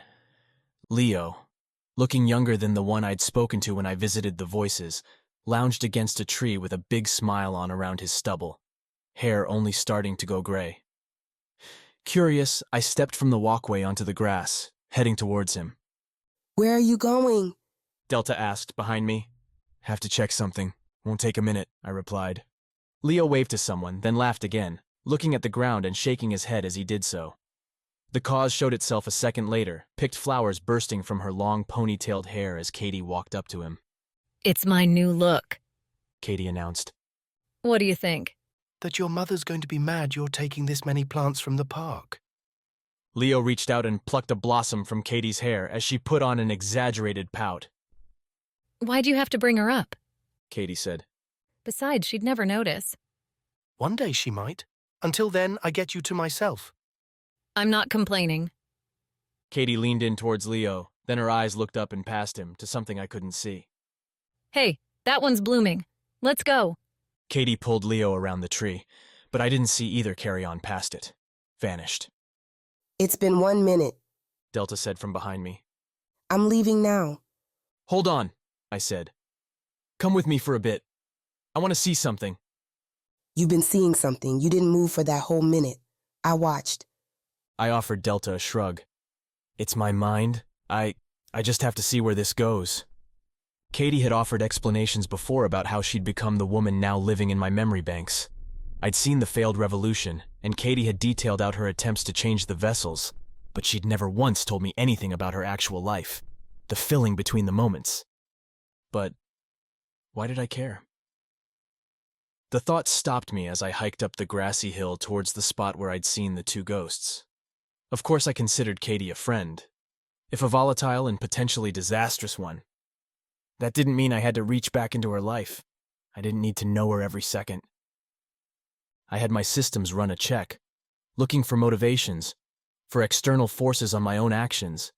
As a mech, my every choice should have been driven by logic. Numbers telling me the risks and rewards in relation to my overall goal. As a vessel, I'd learned I could fudge those numbers, treat them less as law and more as guidance. Kaydee. I found her influence immediately, pressing on my functions to follow the memory, to take after her and Leo. Sorry, Kaydee said, appearing next to me with a heavy sigh. She had tears on her face, drying, and as I looked, they turned to twinkling stars before vanishing. Seeing this place, I couldn't hold back. I wanted to relive those days. They were so happy. We were... Gamma. Delta scrambled up next to me. What are we doing here? Kaydee had vanished again, but her impressions stayed with me. I kept considering her a separate person, someone wholly apart who just happened to be trapped in my data. Maybe I ought to reconsider. Maybe Kaydee was as much a part of me as anything else. Come on, I said to Delta. We have to see this through. What is this exactly? Kaydee's memories. That didn't really answer the question, but Delta didn't push as I broke into a jog up to the tree Leo had been leaning against. No sign there, but I did notice a brick-lined path a meter away leading deeper into the park, under a cherry blossom lattice. The conduit's blue light brought out the pinks and reds, blending the whole batch together in what I decided was rather enchanting fashion. This is a waste of time, Delta grumbled as she came up behind me. Maybe, I replied, but the voices have waited this long. They can wait a little longer. At the lattice's far end, passing through into the clearing, I caught sight of Kaydee and Leo again, laughing and walking together. When they passed from the lattice's shade back into the light, their forms blurred and vanished. Before I realized what I was doing, my legs had me going after them, plunging into the lattice. Kaydee's doing. Her ability to urge my body to action wasn't comforting, but I felt control come back to me when I reached for it, slowing down in the lattice and waiting for Delta. Calm down, Kaydee, I whispered to myself. We'll catch up. She didn't appear to thank me, to insult me, to be herself. The lattice ended with a wide courtyard in the conduit's center, and around us rose the sturdy, gold-tinged trees, lifting up and supporting the next level and the next after that. Flower petals, cherry blossoms, and others danced down around us. In the courtyard center, Geysering with gusto sat a gigantic fountain. With 3 levels, each one scaling upon the last with ever more intricate designs, the fountain was the most marvelous thing I'd seen. The etchings, gray stone with gold and silver linings, diagrammed out various stories that I recognized from the librarian's data. Old mythologies at play, and I went forward for a closer look. Gamma. Delta said, following me. Careful. Careful about what? I said, not taking my eyes off the fountain. There's no enemies here. A splashing sound drew my gaze up, and I saw Leo and Kaydee sitting on the fountain's 2nd level. Kaydee was flicking water at her friend, at her perhaps more than friend, and Leo shielded himself with his arms, laughing the whole time. Their happiness drew me in, consumed me with its delight, so different from anything I'd seen in my life so far, that I didn't realize, until Delta grabbed my arm, that the fountain had started to move. Like gears grinding through a heavy task, the fountain's 3 levels rotated around, and as they did so, the fountain's base rose up from the ground, revealing a Mech's circular face and squat, heavy legs.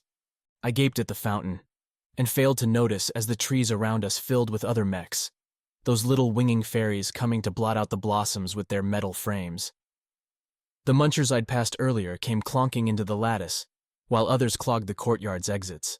The fountain continued to rise, until it loomed over our heads, wide gold lamp eyes glaring at us. This doesn't feel good anymore, I said. It never did. Chapter 23.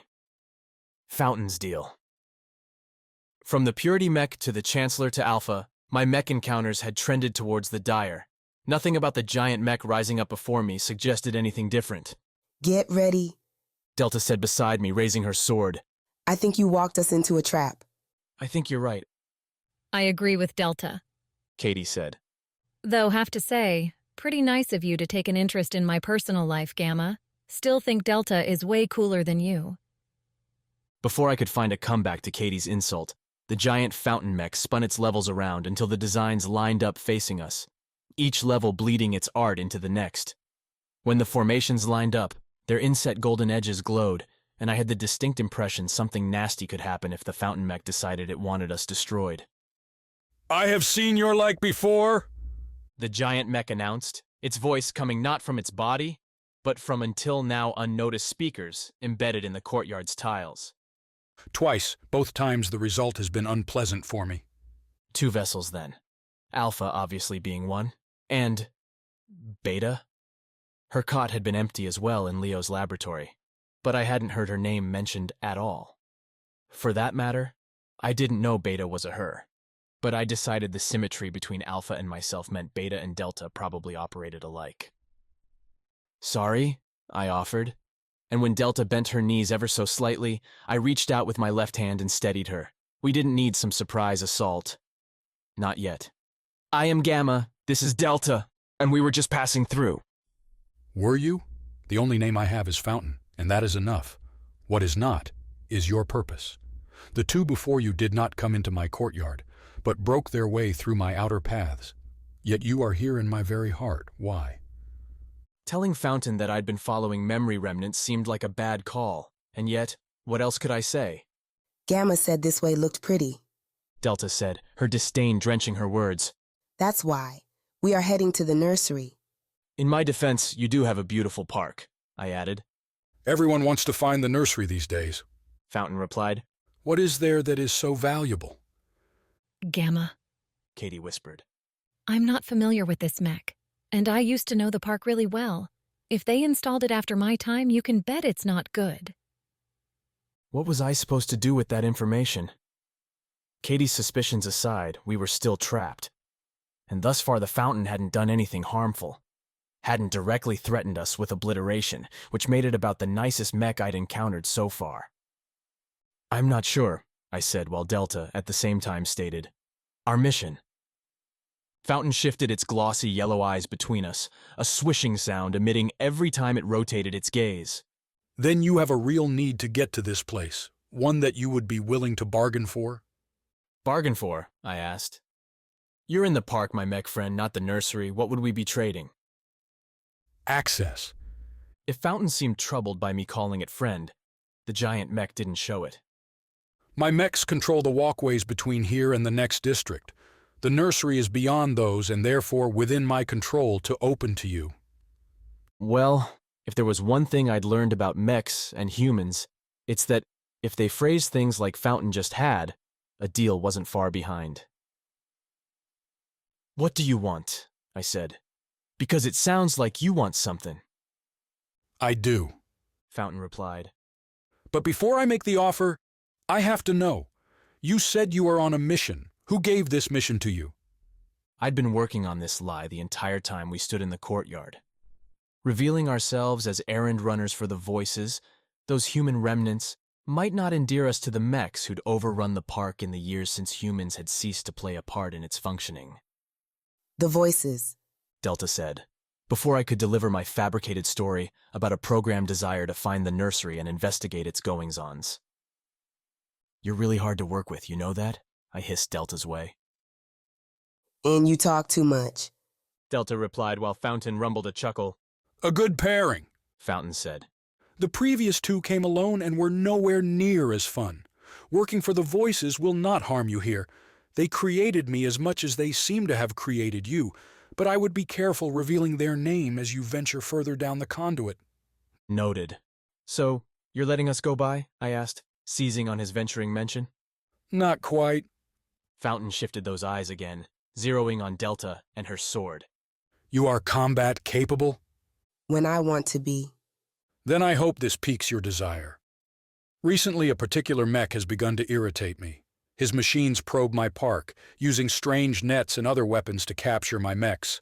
I would have you destroy this interloper. Do so, and I will grant you passage. I looked around the courtyard, to all the mechs clustering in the trees and on the paths. You couldn't have all these take care of that?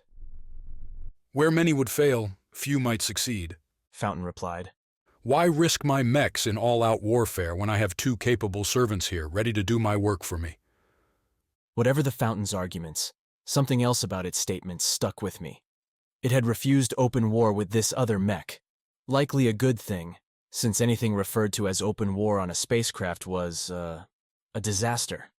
And mentioned Fountain had us to use, but how had it known we would be available? That we'd be coming its way and open to its offer? Decide, Fountain said before I could work out a gentle way to ask my question. My groves need tending and you are driving us off schedule. Fine, I said before Delta could do something stupid. We'll go take care of your problem. Excellent. My mechs will show you the way. I wish you great luck, vessels. Not willing to wait for any changed hearts, Fountain swirled itself around again, descending into its slot as its mech army scattered. A soul bird remained, waiting until the courtyard cleared to chirp at us. Hey, Kaydee said, sitting on Fountain's lowest level. You're still alive. Congratulations. No thanks to you, I said to Delta, who glared at me. What are you doing, giving ourselves away, keeping your hand on your sword like you're going to one-woman army us out of here? That was my plan, Delta replied. We had them lulled into an agreeable stance. I could have destroyed Fountain before any other mechs reacted. Kaydee jumped between us, shooting sparkles everywhere. Hey, yo. Just saying, pretty sure Fountain can still hear you? Might want to take your murderous talk elsewhere? Good idea, I said. Bird, I guess we're following you? The tiny mech chirped, flapped its metal wings, and took flight.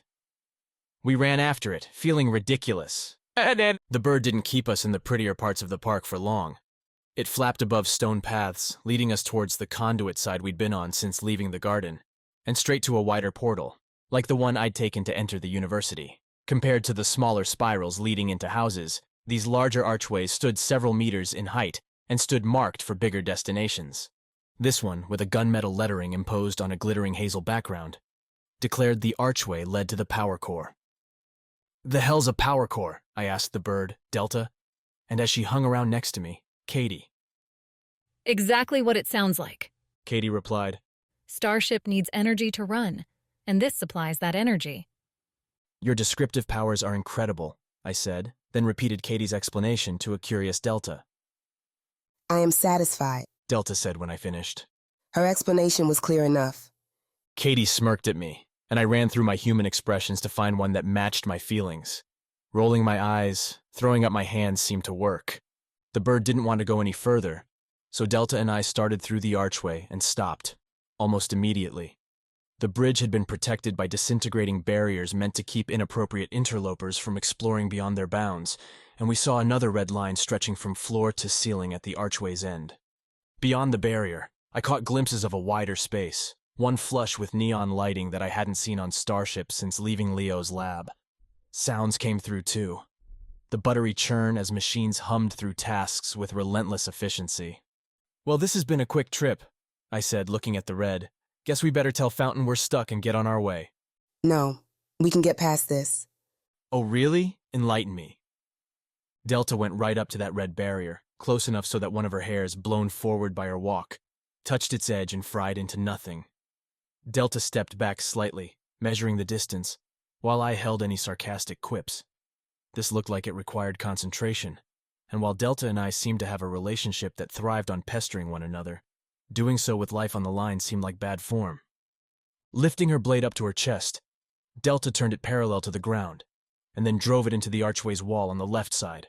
Sparks showered. But before they'd finished, Delta yanked out the sword, reversed her grip, and drove it into the same spot on the right side. With glowing embers on her blue-black outfit, Delta pulled her blade out and returned to my side. Now it's your turn.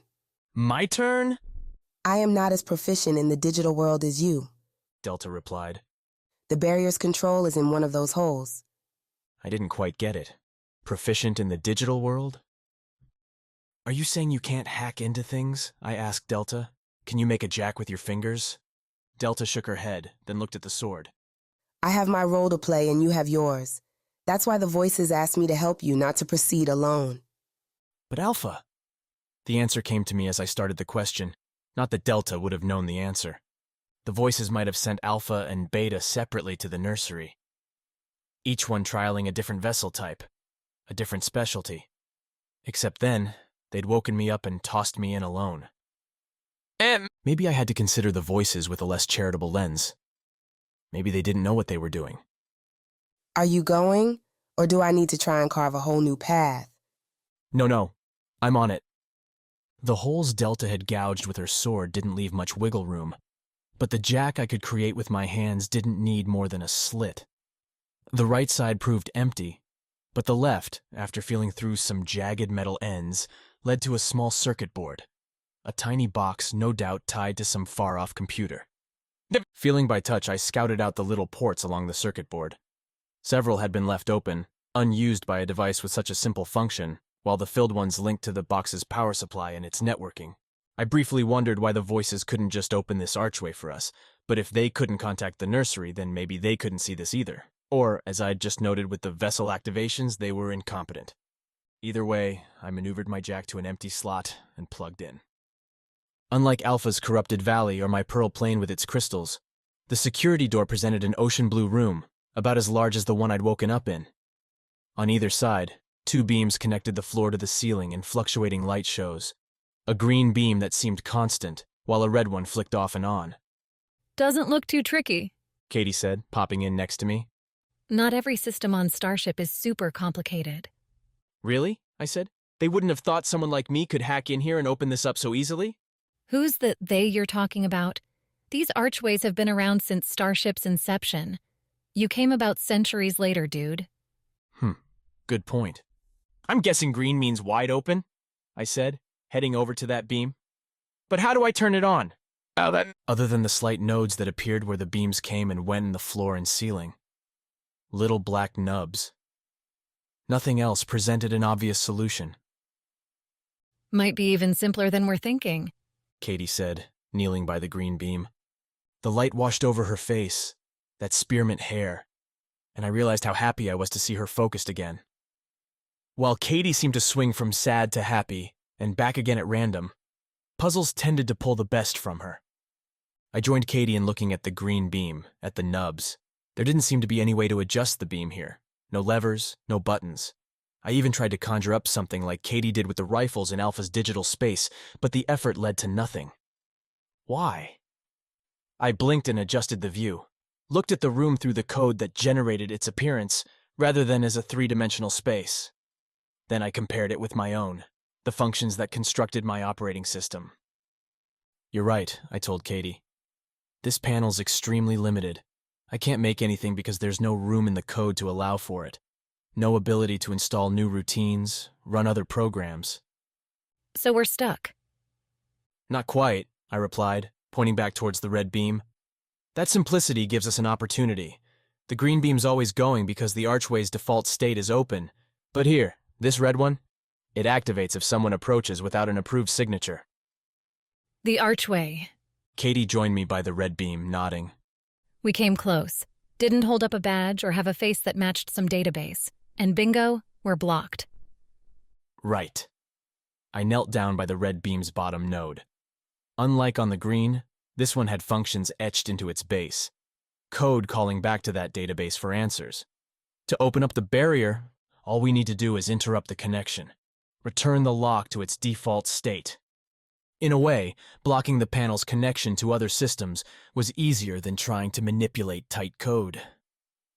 I didn't have many functions to play with in the panel itself. But turning off an outbound connection? That was a simple switch. Rather than touching the red node, I turned and touched the floor. The clear tiles represented the panel's core functions, limited as they were. I searched, and one, a tile on the wall to my right, lit up in white as my search found its target. Ready to disconnect? I asked Kaydee. So ready. And Gamma, I'm impressed. Didn't think you had this in you. What, a simple adjustment? No, initiative. Thought I was going to have to pull you along the entire way. But here you are, going for it on your own. Kaydee sniffed loudly, made a show of wiping away phantom tears. I'm so proud. I didn't dignify Kaydee with anything, just shook my head and went over to the white tile. Pressed it, and found the option for network connectivity sitting there, without protection and ready to be adjusted. With a feeling like snapping my fingers, I made the switch and saw the red beam dissolve behind me. Time to go. A quick snap back through my jack and I stood in the archway, reeling a hot second with the disorientation that comes from zapping to the real from the fake. Coming? Delta asked, already through. You couldn't even wait for me, I asked. Someday maybe I will, Delta replied, lifting her sword and pointing it onward. When you earn my time. What I'd have to do for that, I didn't know. But the daunting prospect didn't keep a smile off my face as I strode through. The fountain had us running an errand, but maybe it would be more fun than I expected. Chapter 24. Power Core! Power Core's entryway matched its namesake. Delta and I had wandered into a wide space. Apparently the archway served as a bottleneck, coated with dynamic emerald etchings all over deep hazel tiles. The green streams looked like circuits, crawling all around beside, under, and over our heads, much like the archway had a sign reading, Power Core. The entryway repeated the display towards its back where a corridor began. The same title, blazing in the same emerald green. They all come from the name, Delta said, pointing towards the word with her sword. The lines. Right, I said. To give her an answer while I tried to figure out the design's purpose. The green lines weren't symmetrical, weren't totally random either, and they pulsed unevenly. Some stayed dead and dark. Can you figure this out? No, and I don't care. There's a way forward. Let's go. Delta didn't wait for me to agree with her, a trend I'd noticed but couldn't do anything about. So I hurried in her footsteps. The Emerald Line mystery would have to wait, bubbling in my unconscious. Beneath the Power Core sign, things grew more interesting, as the entryway split into 3 separate options, each labeled with its own offshoot sign. In a light yellow and on the left, we had an open archway leading to the generators. In the middle, an orange sign declared the route to the batteries, and on the right, with a teal that had me thinking of Kaydee's hair, stood the entrance to distribution. We don't have time to explore all of these, Delta said, frowning. What, you hate my company already? Don't be cute. We're here on a mission, yeah, I got it, I interrupted. You know, I've been awake longer than you. Seen a lot more stuff, so maybe you should let me lead? I did. You walked us into a trap. Fair point there. I had gone running off after ghosts and put us right where the fountain could coerce our vessel selves into doing its dirty work. Fine, I said. Kaydee, have any ideas? Kaydee popped up beneath the battery's archway, looking up at the sign. No ideas, G-Man? Never made it to Power Core. Not even when you tried to destroy the engines? Delta gave me a sharp, questioning look when I said that, but I ignored her. Do you see any sign saying engines around here? Kaydee waved her arms, shot golden sparks around each of the signs. Don't think so. And just so you know, the engines were easier to get into than this place. Easier? Sure. Not many people know how to operate a spacecraft engine. Turning off the power's easy, right? Maybe. So yeah, power core's pretty well defended. Didn't want to warn you earlier because why scare somebody? As for where your mech might be, no clue. Kaydee popped away. She'd been more flippant lately, as if getting the corruption zapped had restored a lot more than her sanity. Wasn't sure I liked that. Contemplative Kaydee had been less stressful. Well, that was useless, I said to Delta. Let's try a little logic and see what we can work out. We had generation on the left, batteries in the middle. Those seemed pretty obvious in their purpose. Make the power, store the power. Distribution? Now that seemed like the spot where you could make a real difference. If you wanted to affect Starship in a way that could get action without, say, destroying the whole thing by obliterating its power sources, distribution would be the way to... Something's coming, Delta said, pointing towards distribution. Choose, Gamma. From my favorite path, a crunching, grinding sound came rumbling towards us. Heavy, with occasional hisses. A big mech. Whether it was big and harmless like those cleaning mechs or big and deadly like Fountain, hard to say. Guess we ought to play it safe, I said. Delta didn't disagree, and we took off down the middle path. I had no idea whether the two would ever converge. If batteries offered any way to get to distribution other than through that three-way landing pad, but taking on another conflict just wasn't my play.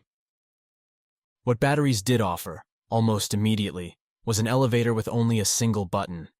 Unlike the garden's glass enclosure, batteries went for function over form, the wide doors standing open for us around a sharp bend from the triple-shot decision point. The hazel tile, sans emerald lines, had continued once we entered Power Core proper, but ran out when it hit the elevator, which adopted battery's orange scheme. This is about the ugliest elevator I've ever seen, Kaydee said as Delta and I slipped inside. The dull orange, not quite the blaze-bright variety the Chancellor had sported to such dreadful effect, coated the elevator's every surface, excepting a sky-blue button pair. One up, one down, and nothing in between. As Delta reached for the down button, we heard the hissing, clomping thing reach the lobby, where it paused. I wanted to go sneak a look, but Katie's head shake and Delta's deep frown as she pressed the down button kept me in place. The elevator didn't respond. The doors stayed open. Try the other one, I suggested, offering a truly Marvel solution to our problem. Getting there, Delta said, pressing the upward arrow. Nothing. The huffing and clomping started up again, turning towards our section. As a mech, I wasn't prone to the biological paralysis that fear inflicted on so many living creatures, but I'd be damned if I didn't start jamming my finger into the button. Up or down, it didn't matter, just not here. Delta took the calmer view, setting herself in the elevator's center with her jagged blade up and ready. Gamma, you're really making yourself look bad, Kaydee said. Rather than judging me, can you think of why this elevator's not moving? Sure, because you're not approved for it. What? I glanced around, didn't see a scanner. No place to slide a badge. Where? Cameras, Kaydee said, her eyes drifting upward. Another reason why we never tried to get in this place. I followed the look, and sure enough, a little black nub sat in the elevator's corner. I wanted to throw something at it, break the lens, but that probably wouldn't have helped. Might have made me feel better, though. Delta, buy some time, I said. I have to go inside again. Inside what? The elevator, I replied. Pop off the button, please. The clanking sound drew closer, and I pressed my fingers together, turning my left hand into a jack. Delta, after I gave her a little space, snuck the blade beneath the button's lip and, with a snap and a crackle, popped the button off, revealing some simple circuitry behind it. Circuits that had to be connected to the program running through the camera, clearing our faces. Don't take too long, Delta said. I was planning to dally, I replied. Delta rolled her eyes, squared her shoulders, and darted from the elevator towards the noise. I jabbed my left hand into the open slot, extended the reach till I felt the wires, the open feed, and tapped in. I stood on a fuzzy gray hill, ashen grass drifting beneath my feet, beneath a slate sky with eerie light coming from some unknown source on the horizon. Around the hill's base, a high stone wall ringed the area. 2 gates offered themselves, on opposite ends. One had a large up arrow carved in the stone above it, the other a down arrow in the same place. Both shimmered. A light I realized came from slight fire licking their metal frames. Well, this is new. Kaydee said. Apparently, the elevators have upped their security game. Apparently. I'd expected something closer to the archway, a simple switch to be flipped. Maybe the mech running this place is a little paranoid. Or maybe it knows Fountain is armed and dangerous. True. Was it paranoia if you had a legitimate reason to be afraid? Either way, we have to find a way to trigger one of these, and soon. I pointed towards the up arrow. I'll try that one, you head the other way. Kaydee didn't argue, so I took off towards my chosen gate.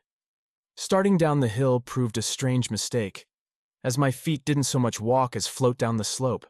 Sloppy coating, slapdash, and with holes. I bet with effort I could find enough gaps to let me float right over the wall itself. Except getting over might not be enough.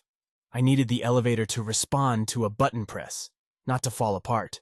I drifted towards the gate and took a closer look at its blue burning portcullis.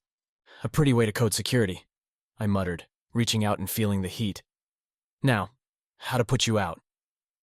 Flames tended to come from below, so I looked towards the gate's base and found, where the iron bars drilled into the dirt, white-hot nodules shooting the fire upwards.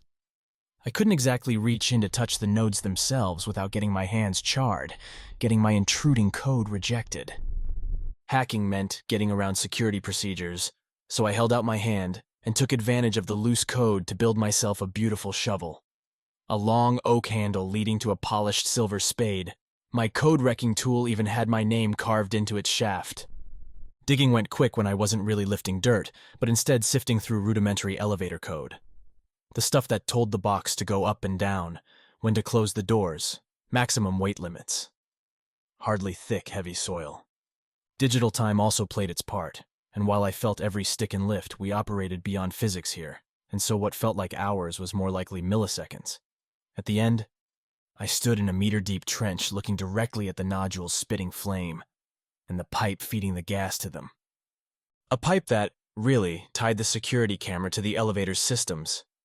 One that, when I struck it with my shovel, burst with a hissing whine as its fires went out. The gate glowed orange for a brief moment, then settled to its wrought iron black, ready to be opened. "Hey, you almost done over there?" I shouted towards Kaydee, climbing from my pit. "I've cleared mine." Really?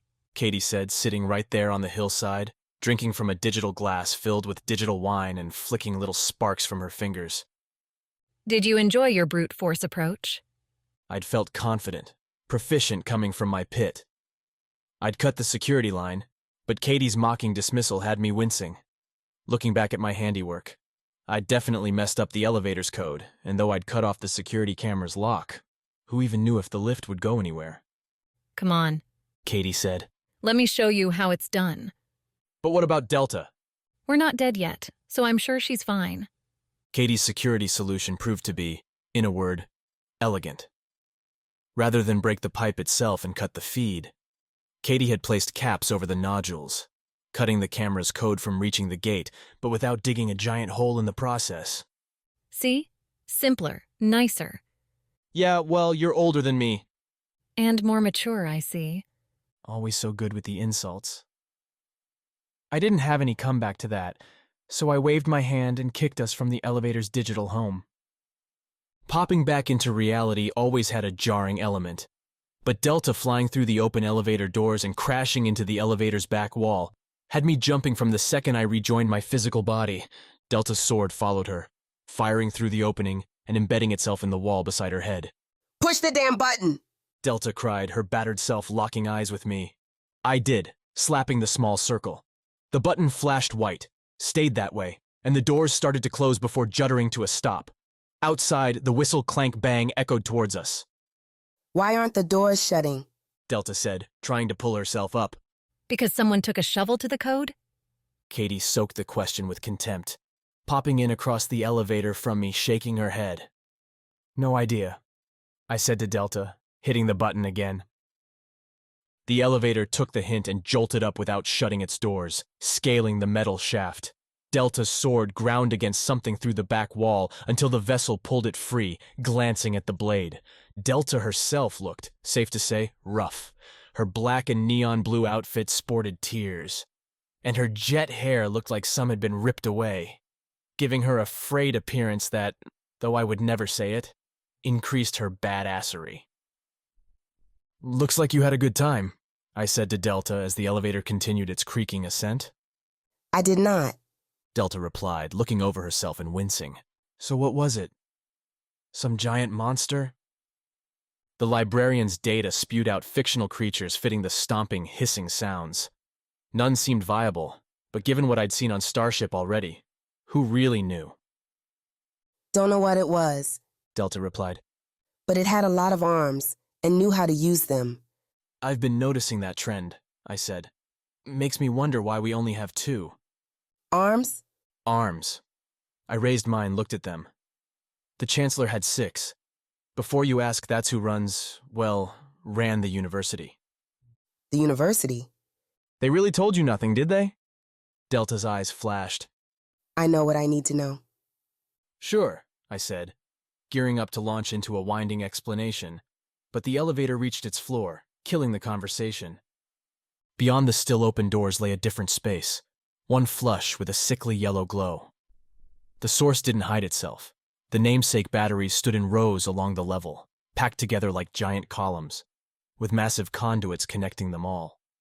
Each battery stood 3 meters or more, stretching almost to the ceiling, and while most had solid yellow bodies, others looked only half full or less.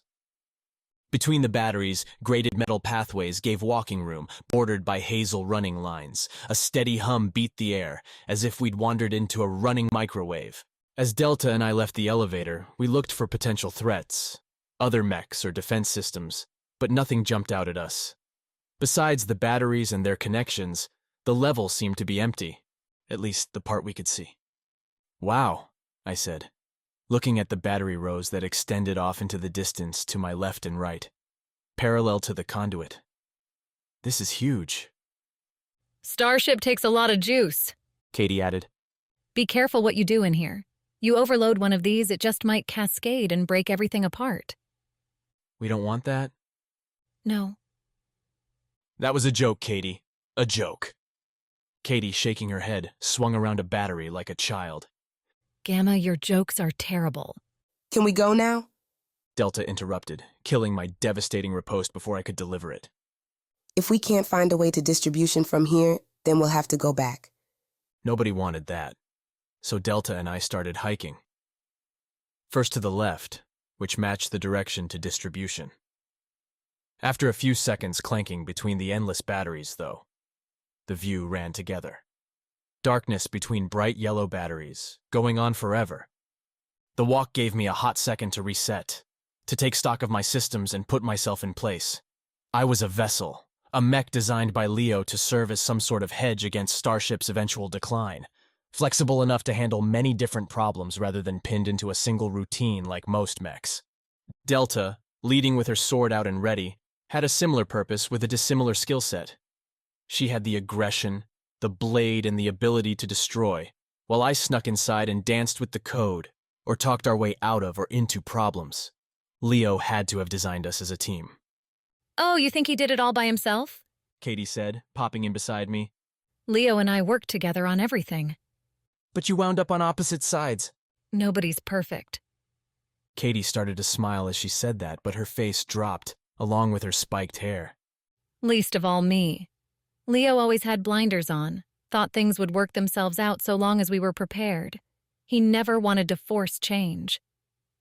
Kaydee stopped, inhaled, and blew out a silver-blue bubble that went floating in front of me, before splitting into 2 figures. Kaydee and Leo rendered in abstract wavy outlines, arguing. As the figures waved their arms at each other, more bubble shapes appeared in time with their motions, depicting their subjects, their points. Leo's figure projected stasis, mechs and humans in harmony, while Kaydee's went the opposite, with mechs crushing human forms, shadowed faces watching over the brutality. Leo's pitch changed then, as his bubble form placed a finger over his mouth and thought. Now Leo's mechs didn't just march with the humans, but they worked alongside them. They didn't look like grand machines, but matched the human form. Kaydee noticed and added her own tweaks, the jacks, a malleable mind, the opportunity for ingenuity. But it didn't work, I said, right? You tried and they became corrupted? The early versions were just that, early versions. Kaydee replied. I guess Leo never stopped working. Now here you are. A loud clap drew me away from Kaydee's reminiscing to see Delta glaring my way, hands together while her sword stuck out from the walkway's grate. When she saw me looking at her, Delta pointed onward, where a silhouetted teal sign marked the entrance we'd been searching for. Distribution. Chapter 25. Blasted. Distribution began with a wide ring built into the floor, containing a central pillar rising floor to ceiling.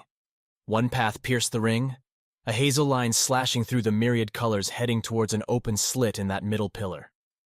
Delta and I stood near that path from batteries, taking stock of how, after batteries' endless caverns, distribution appeared to be a single large room. We'd had to walk, the pathway from batteries leading us through a narrow, hard-turning junction that pulsed with the energy lacing around us. The hallway itself, compared with Power Core's other decor, had a bland makeup, leveraging those hazel tiles and not much else. But then, if you only had so much style, best save it for the parts that really matter. And distribution came with style aplenty. That ring with the central pillar, it stood as far from one end to another as the garden's levels. Its ceiling, like batteries, only took up a single level's worth of height, but did so in luminescent glory, rainbow meters coating the floor and the room's sides.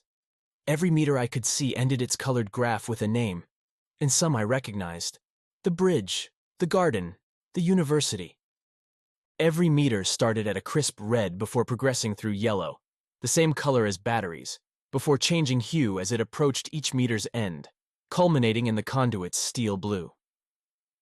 At least some color continuity then, I said to fill the void as Delta and I looked over the room. That's what you're taking from this? Delta said. Why? What do you see?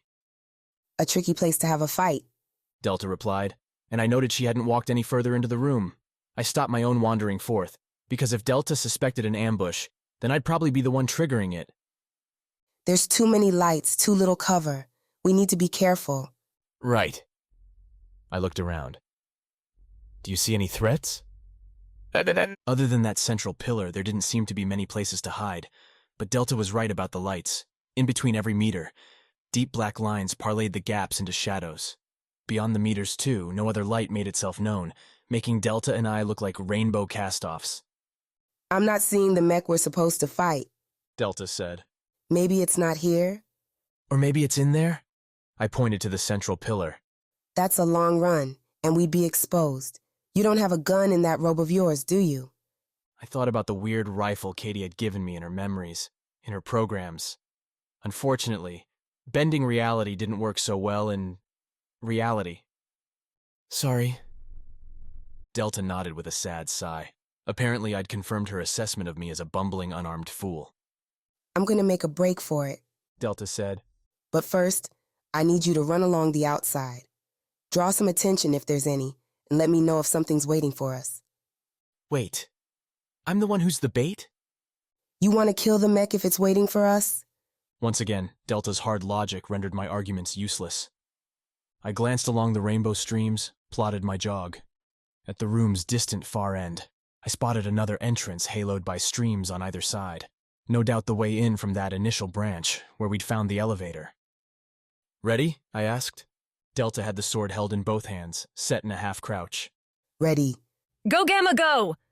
Kaydee shouted from somewhere and, damn it, I went. Did I know what being bait required?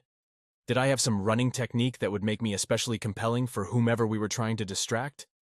No. No, I did not. I flailed my arms. I shouted nonsense. The words were random code strings I pulled from my data, and sprinted down the graded walkway, circling the rings, aiming for that distant door. Every step I took clanged. Every time the wall came within reach, I banged on it. In a way, disturbing distribution's humming zen seemed a mortal sin. So I wasn't all that surprised when, several seconds into my cacophonous escapade, a focused light beamed out from the central pillar, coating me in a shock-white glow. Not that I stopped moving. The hell are you? Shouted a cantankerous mech. Auto-tuned voices were giveaways. And what are you doing in my core? I did not have a good answer to that question, so I kept running. The rainbow bands skipped by my eyes, beneath my feet. Stop, you imbecile. Has your programming completely gone? The voice continued, which, seeing as the words were directed my way instead of at Delta, I saw as a success. You're going to break something. In fact, I'd been taking care to only strike between the lit bands, hitting the walls in those shadow slivers to prevent exactly what the central voice warned. We were here to destroy Power Core's mech, not debilitate Starship. As I closed in on the other entry, the mech in the middle shouting at me the whole time, I picked up a new sound.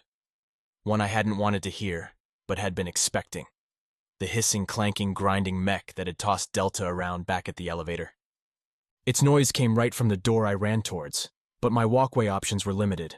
I'd passed by the last intersecting shot towards the center, which meant I could either turn around or run on and hope I'd pass by the other entrance before the big mech arrived.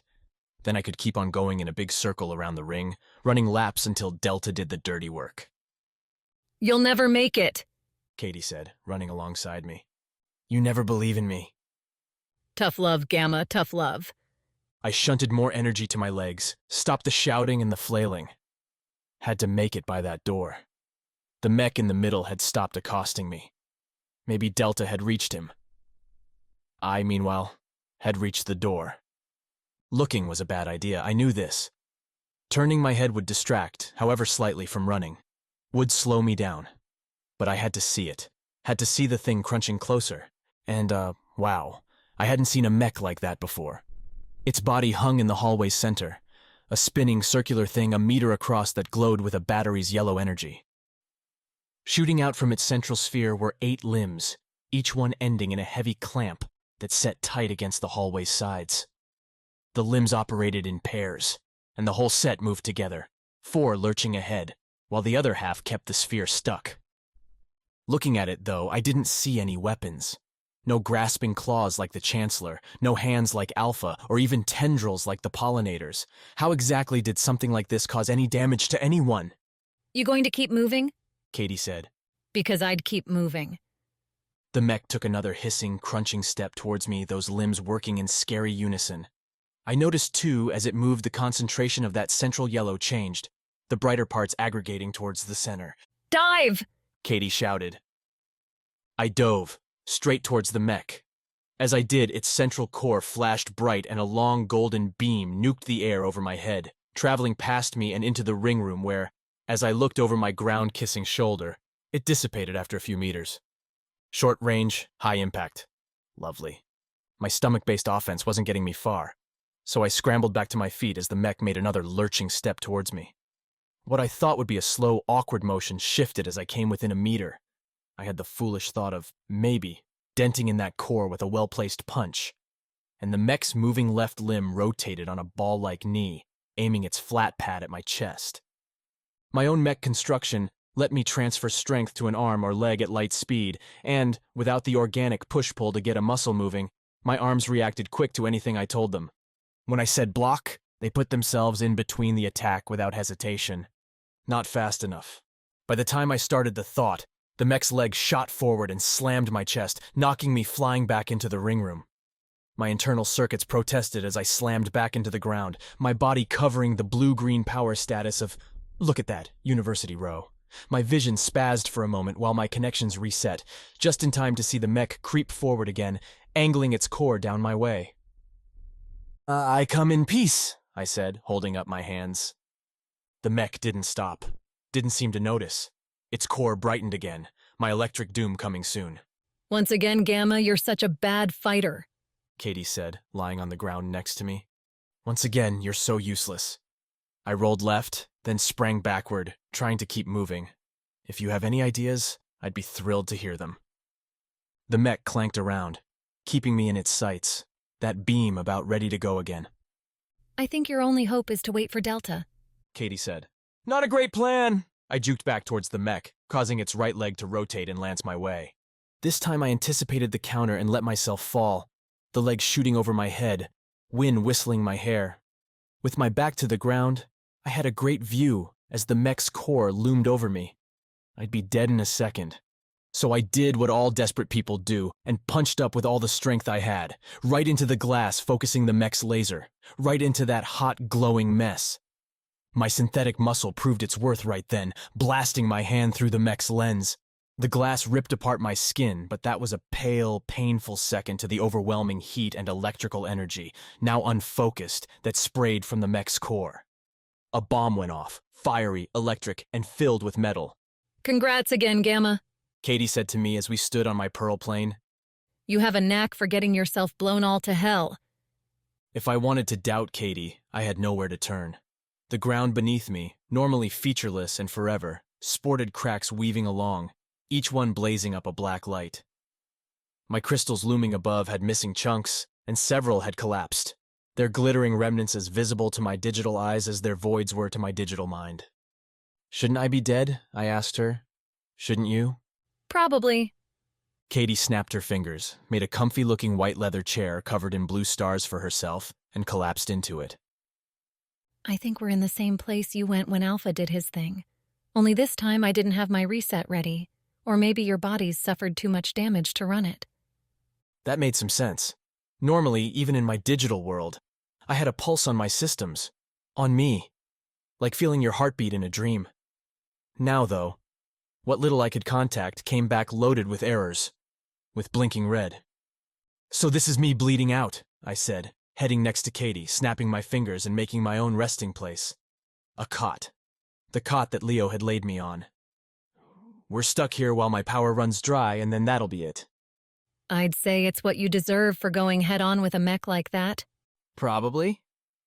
What were you thinking, Gamma? Your job was distraction. Kaydee laughed. But I guess I would have done the same. Nobody likes getting stuck on the sidelines. Except that's my job, right? Hang around while Delta mops up? Was your job? Kaydee must have seen the glower on my face because she forced up a smile. Hey, Delta's just a weapon. You point her at a target and she'll go tear it apart. You have to be smarter than that, or she'll get herself into a fight she can't win. So now I'm a bodyguard. You're a partner. I could accept that. Not that Delta would have her partner for much longer. Another crystal wriggled free from its base and dropped, shattering against the ground. I winced and felt the librarian's stories disappear. You and Leo were partners, I said, trying to turn the conversation from myself and my impending demise. You said you broke over Starship's direction, but from what I saw, there had to be more? What do you mean? At the park. I might not be an expert, but from the librarian's stories, I think I can recognize love when I see it. You couldn't work together?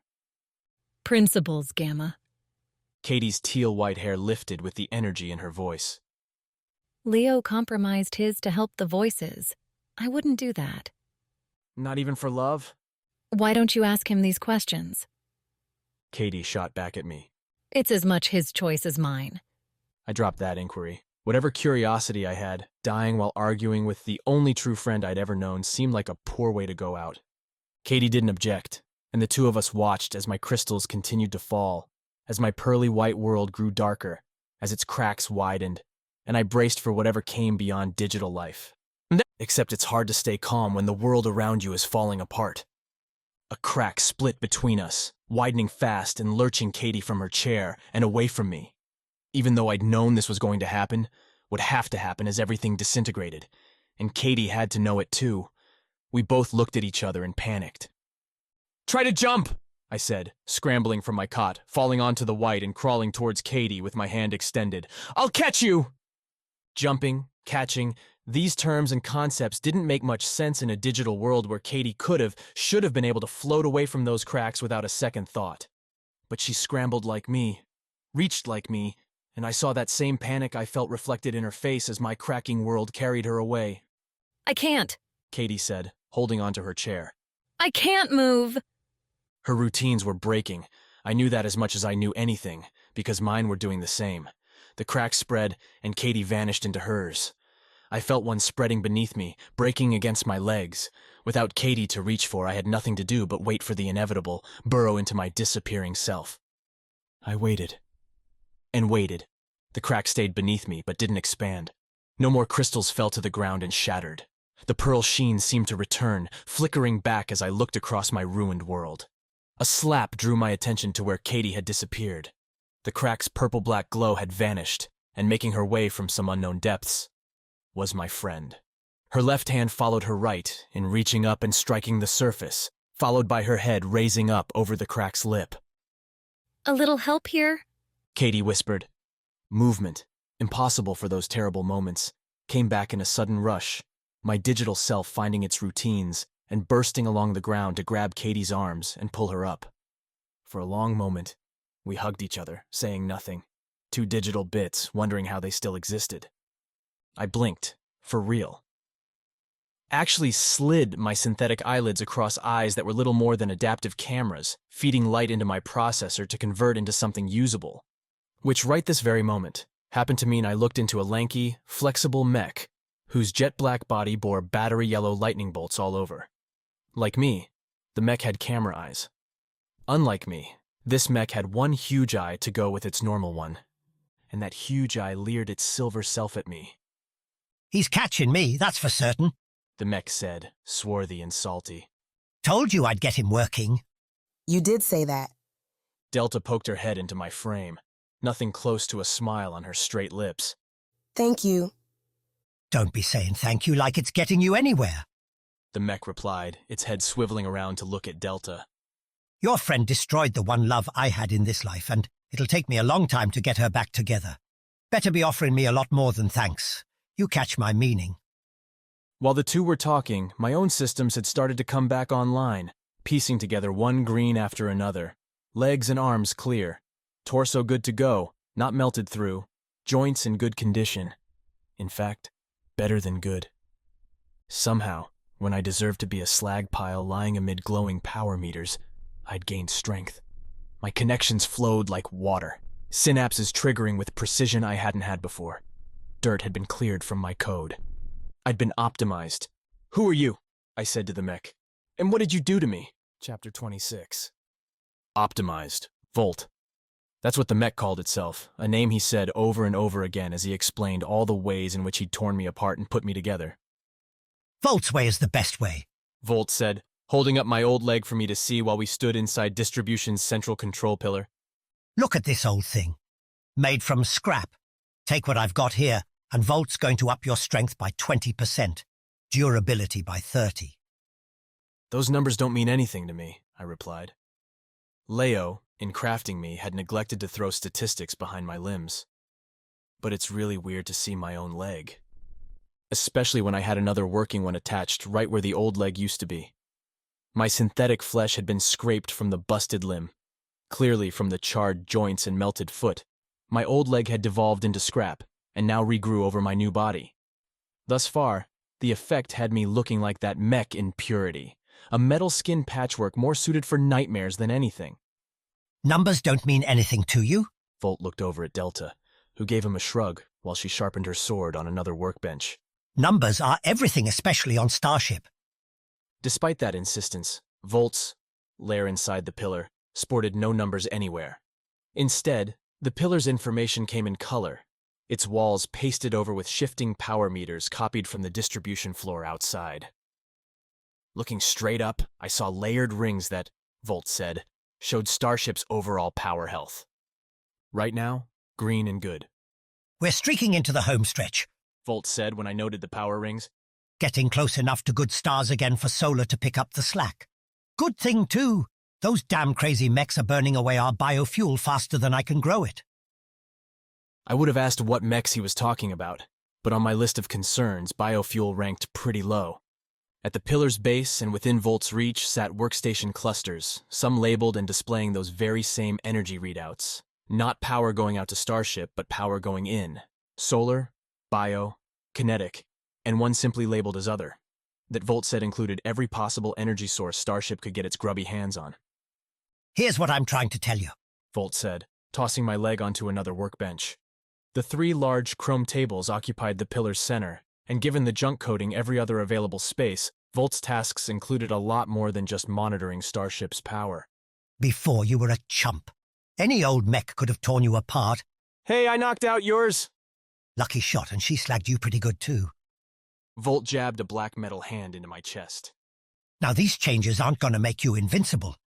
I wouldn't take a blast like hers, say, but next time when you throw a punch, you might not break your arm in the process.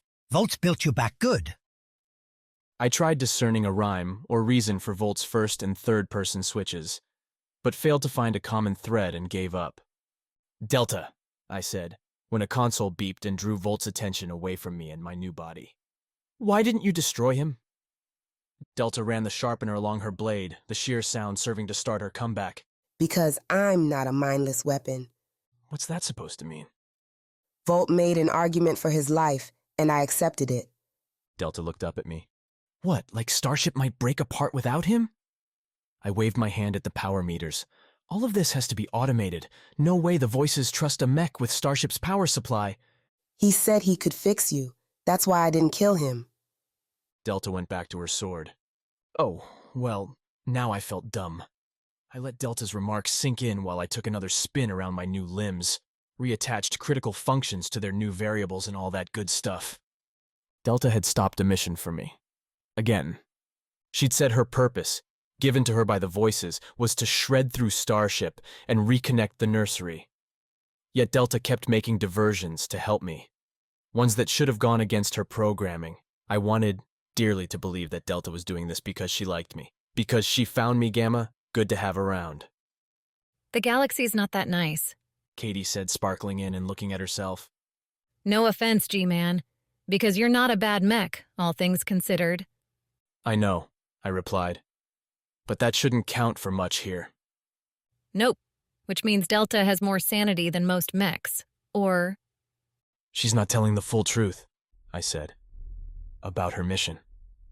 I felt a poke on my left shoulder, and turned to see Delta standing there, sharpened blade gleaming as its point made its point.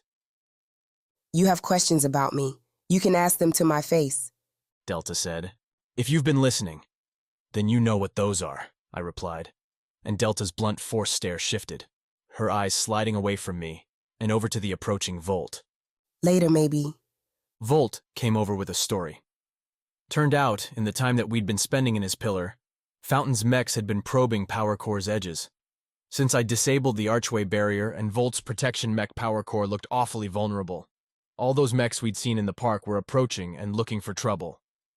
I thought you were the one attacking Fountain, I said when Volt wrapped his rambling. Me? With what? Volt gestured around the pillar. My junk pile? The one mech I had around here played defense? I told you, my job is to keep the power going. I don't give a crap about some park. I've never left Power Core in my entire existence. Why would I start now? Fountain lied. Delta added the obvious. Of course that rotten mech lied, Volt answered. What Fountain wants is what I got, and now I have no way to keep it safe thanks to you two. Meeting Delta's look, asked an easy question. Do we offer to help, seeing as Fountain's request put Volt in this unpleasant situation? Or do we take Fountain at its word, destroy Volt, and hope the big mech would let us through? I wasn't quite evil enough to bank on the latter. Fountain hadn't played straight with us. Why would it change when it had what he wanted? My vote's with Volt, I said, and Delta nodded. We'll keep you safe, Delta said. As payment for her. Oh yeah, you will? Sure, I believe that. Volt swiveled and pointed his metal claw towards camera feeds, one a blurry mess. I recognized the hazel entry and its emerald lines. Park mechs now crawling through it. But okay, you want to give yourselves up for me. I won't say no. Volt, indeed, didn't say no. So after completing my checks and making a few stumbling walks around the pillar to confirm my limbs would respond to my commands, Delta and I headed out past the power meters, down the long hallway to the lobby where we stood not all that long ago and made our break towards batteries. Delta made the walk with her typical straightforward determination, no unease or concern appearing on her face. Her blue-black outfit, dusted, dirty, and torn in places, still looked better than anything I'd managed to wear. Volt's protector had vaporized my last outfit, and Volt himself wasn't one for clothes, but a maintenance closet had some ancient human apparel. So now I sported the full-length guise of a Power Core technician, bright yellow with black lightning scattered across it. Totally your look, Kaydee said as we went along. You're like an edgy banana. Stop it. Not gonna. I ignored her mocking litany, which became easier to do when we reached that lobby and had impending dooms clanking to deal with. Fountain hadn't been kidding around when it decided to move on Power Core. As Delta and I took up our spots in the middle, Delta held her sword and looked intimidating. I had my old busted leg in one hand and looked less so, 3 boxy mechs sporting treads and an appendage trio apiece wheeled towards us. Each one carried a broken metal bar in its central claw, verifying my choice to use scrap as a weapon. For all its technical wonder, Starship's combat was pure Stone Age. "Why do you think Fountain attacked now?" I said. "We never told the mech that we'd neutralized anything here. Shouldn't it have waited until we came back, or didn't?" I don't think it wanted us to survive. Everything on this ship wants us dead. Best way to guarantee, hit us while we're still recovering from Power Core's defenses. Or, if we're dead, maybe Power Core's weaker. That's a grim view of the world? I'm not wrong. Couldn't argue with her there. The 3 mechs trundled up, stopped a meter back from us, and tilted their camera eyes in our direction. Each one sat about half our height, stocky, and, if I'm being honest, not all that frightening. I figured I had good reach on these, and Delta, with her sword, could probably trash all 3 without burning much processing power at all.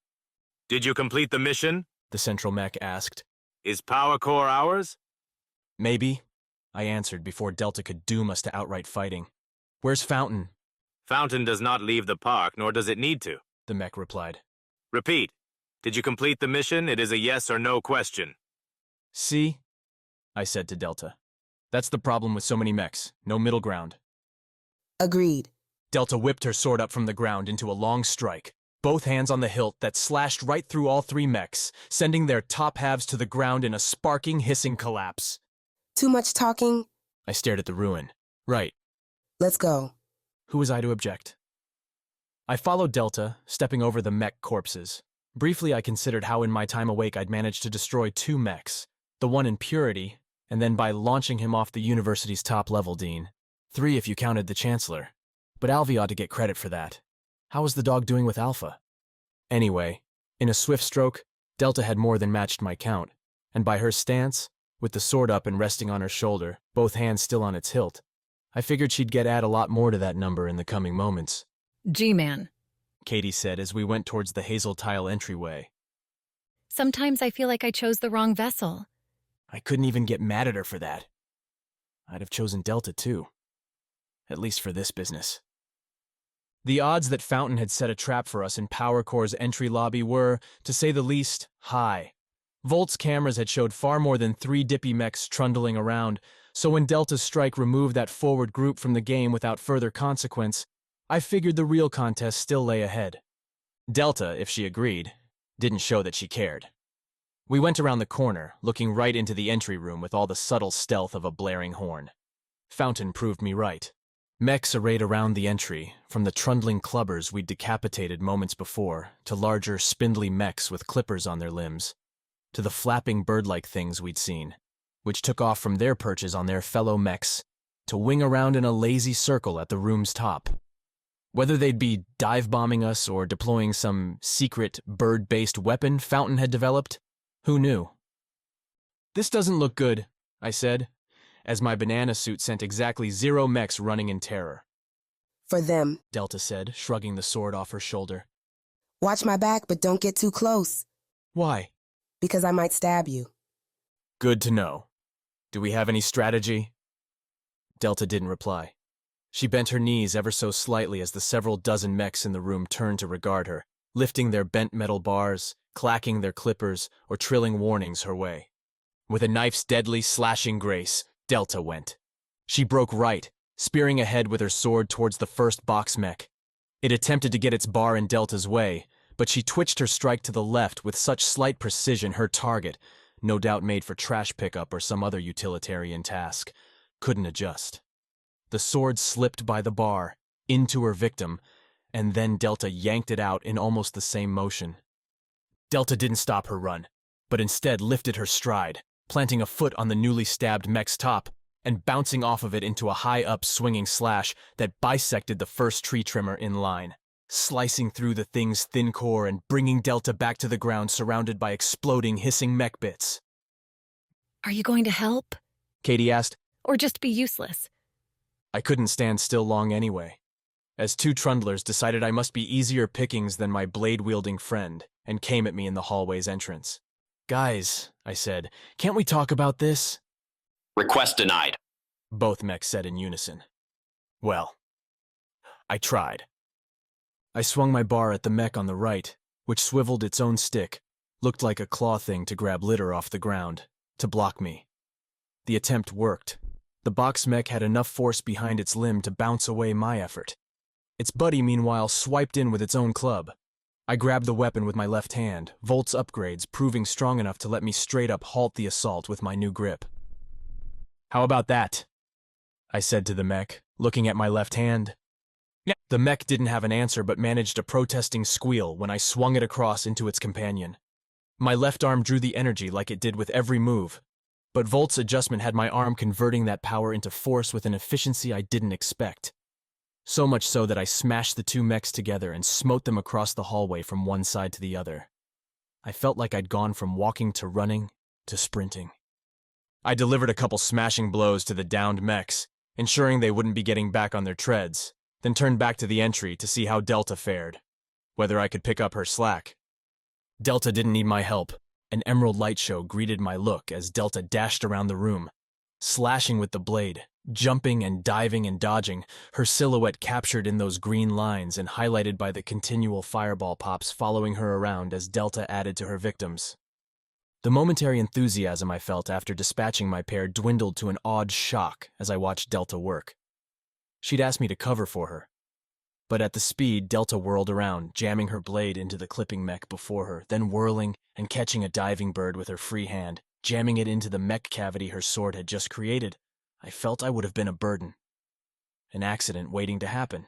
"And this is why we specialize the mechs," Kaydee said, hanging out beside me. "She's real good at this.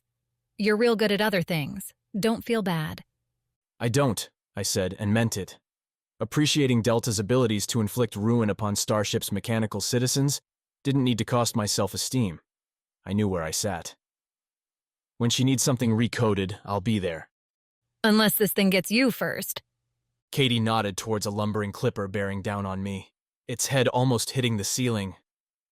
With 4 long, thin arms ending in snapping shears and buzzing saws, connected to a stick-like central body and 2 long legs ending in 4-pronged claws, the clippers looked damn imposing, until you remembered their usual targets were trees. The leafy plants didn't exactly evade, so when the clipper stuck its pointy weapons at me, I shuffled back. When it pursued, I shuffled back further, a slow dance that would back me, after a long time, to a power core elevator. "You going to fight or just run like a coward?" Kaydee said, peeking around the clipper's legs. "I'm strategizing." If Delta had the decisive, deadly programming, I had the deliberate, cautious version. The clipper's attacks came slow, predictable, but in wide arcs. The shears or the saws would sweep across the hallway where I'd been, glance off the wall with a horrible noise, and then the clipper would retract the limb and start again with another one. Those long swings left big holes. I just needed to find the courage to use one. Numbers flew through me, calculating time, speed, and the clipper's reach. Its right saw arm came in for another swipe, and when the blade went by, I'd once again use the coward's backstep to get away. My calculations dinged an opening and I ran forward. As I went, I lifted and slammed my broken scrap bar like some barbarian warrior, bashing into the clipper's arm and splitting it in half, the saw sputtering as it flew into the ground. Inside the clipper's reach, I couldn't burn time rerunning calculations, so I went with the odds and drove my bar up like a blunt spear into the clipper's thin middle. The tall mech's core bent and crumpled as I pushed into it, cooling fluid bursting out and splashing across my face as the thing fell back, powerless. Standing over my victim, brushing the faint blue goo from my eyes, I looked up to see Delta staring at me, a slight grin at the ready.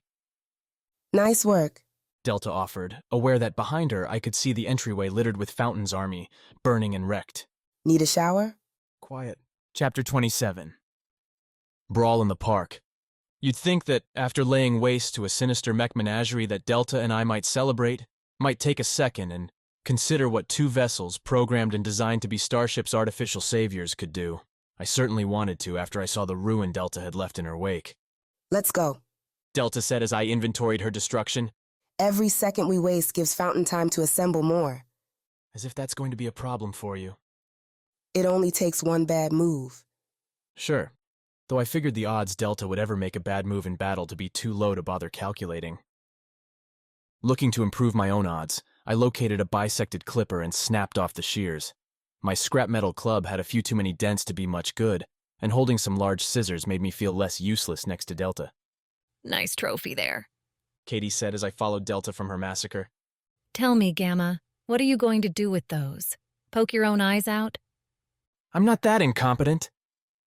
Maybe Kaydee thought she'd hurt my feelings because she threw a hand on my shoulder, not that I could feel it, and killed the mocking glint in her eyes. Look, I'm sorry, Kaydee said, and when I started to say that wasn't necessary, that vessels and mechs like me could kill emotions with a flip of a programmatic switch, she put her other hand to my mouth.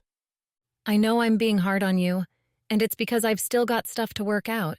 You probably realize that. I hadn't, but Leo hadn't built the vessels for emotional intelligence. I did this when I was alive, too. Kaydee continued as we went beneath the archway, Delta leading with her blade ready and thirsting for more mechanical blood. I'd get vulnerable and then shrink back. I didn't want to deal with my own problems, so I jumped onto others instead. Like your little rebellion? Look, Starship is messed up. Kaydee stepped away from me and waved her hand across the floor, sparks lighting up and splitting into two sides, golden green to the right, deep crimson to the left. The crimson far outnumbered the green, a meter-long red fire compared to an emerald candle. I didn't like the choices my mother made. I didn't like the direction we were being given, to make mechs for this and that and everything. So rather than deal with the issue directly, you left. I thought we could tear it down, build up something better. Kaydee's sparks ran towards each other, the red overwhelming the green. I didn't realize that a bunch of desperate people couldn't fight against what the voices had. Those green sparks, each individual one, grew brighter and brighter until the crimson swarm looked like tiny embers. Now the green overtook their opponents, and the red retreated, clustered on the archway's left side. When things went wrong, that's when I used the vessels. Kaydee continued. Didn't see that I had a choice. Either I used every tool I had, threatened to destroy Starship, or we'd die. Except you didn't just threaten. At first I did. But when you realize everything you've been fighting for is going to die, you get frantic. I wanted to forgive Katie's choices, wanted to say that she'd been right to follow her beliefs, even to such an extreme end. Except I was a mech, a machine built on logic, and the idea that Kaydee could have found any satisfaction for herself, for her allies, by breaking into and sabotaging Starship's engines was illogical. Are you done? Delta asked, and Kaydee, along with her spark war, vanished. We have a job to do. Some of us have more than one. Kaydee was more than a simple program. Whatever process created the minds preserved more than simple functions. Just as I had enough computational power to have emotions, to reflect upon my own actions, Kaydee did too. I didn't want Kaydee to fall apart. I'd already experienced a rogue program inside my systems, and Kaydee's destructive tendencies might be even worse than Alpha's corruption. Great, Delta replied, then jerked her head towards the park. Deal with it. We have a mech to destroy. I set a tiny function running inside myself, searching for and linking Kaydee's files together so that, if need be, I could restrict her. Keep her from hurting me, herself, or anything else. While that process spun along, I followed Delta back onto the Conduit's forever walkway. The park in all its leafy glory spread out in front, above, and below us. Birdsong played through the air, though no literal birds existed to sing it. The blue mist filtered down from above, and I realized, for the first time, that Starship no longer followed any day or night cycle. In Kaydee's memories, I'd see the difference. Now? It's always the same time, I said to Delta's back, and the look she gave me mixed confusion and exasperation. Starship, there's no day, no night. Because it's no longer necessary. Delta nodded towards a dirt path stepping up from the walkway, back towards Fountain. Come on, stay focused. Delta's brutal reasoning made sense. If no humans remained, then why bother paying tribute to a biological constraint? What I wondered, though, was, Who had turned off the cycling, and why? Had they used Delta's straight-up logic and decided to make the change? Or had it been a more nefarious move, put in place while humans were still around? Mysteries for another time. Holding my shears in both hands, ready to slice and stab, I followed Delta. Now that we were in the park, we should have been surrounded by Fountain's mechs, harassed by them at every step. Except that didn't happen. Our steps went unmolested, and I even dared to enjoy the budding flowers and bristling branches. At least until we reached Fountain's courtyard. The giant mech had either heard of our coming or elected to stand for other reasons, because Delta and I could see its stone crown topping the trees well before making our entrance. Rather than back away at the sight and reassess, Delta growled and picked up her pace. "So we're throwing out strategy entirely then," I said to her back. Don't need strategy, just need to fight. Fine words, fine words. Leo might have gone a little too far in programming Delta's aggression. Not that I didn't follow, because mechs were crowding around the path, watching us from bushes and tree branches, and if I found myself divorced from Delta and her murdering blade, I felt the park would soon become a very dangerous place. Fountain, Delta announced as she led us through the cherry blossom tunnel into the courtyard. I expected more than just the mech's name, but Delta didn't follow up, instead stopping dead. Catching up with her, I saw why. Standing, a word that felt inappropriate for what I saw, near Fountain and partially astride the mech, as though using Fountain as a rest, stood the largest mech I'd ever seen. 3 spheres made up its central body, each one shaded a different color, and each one translucent and pocked over with little alcoves.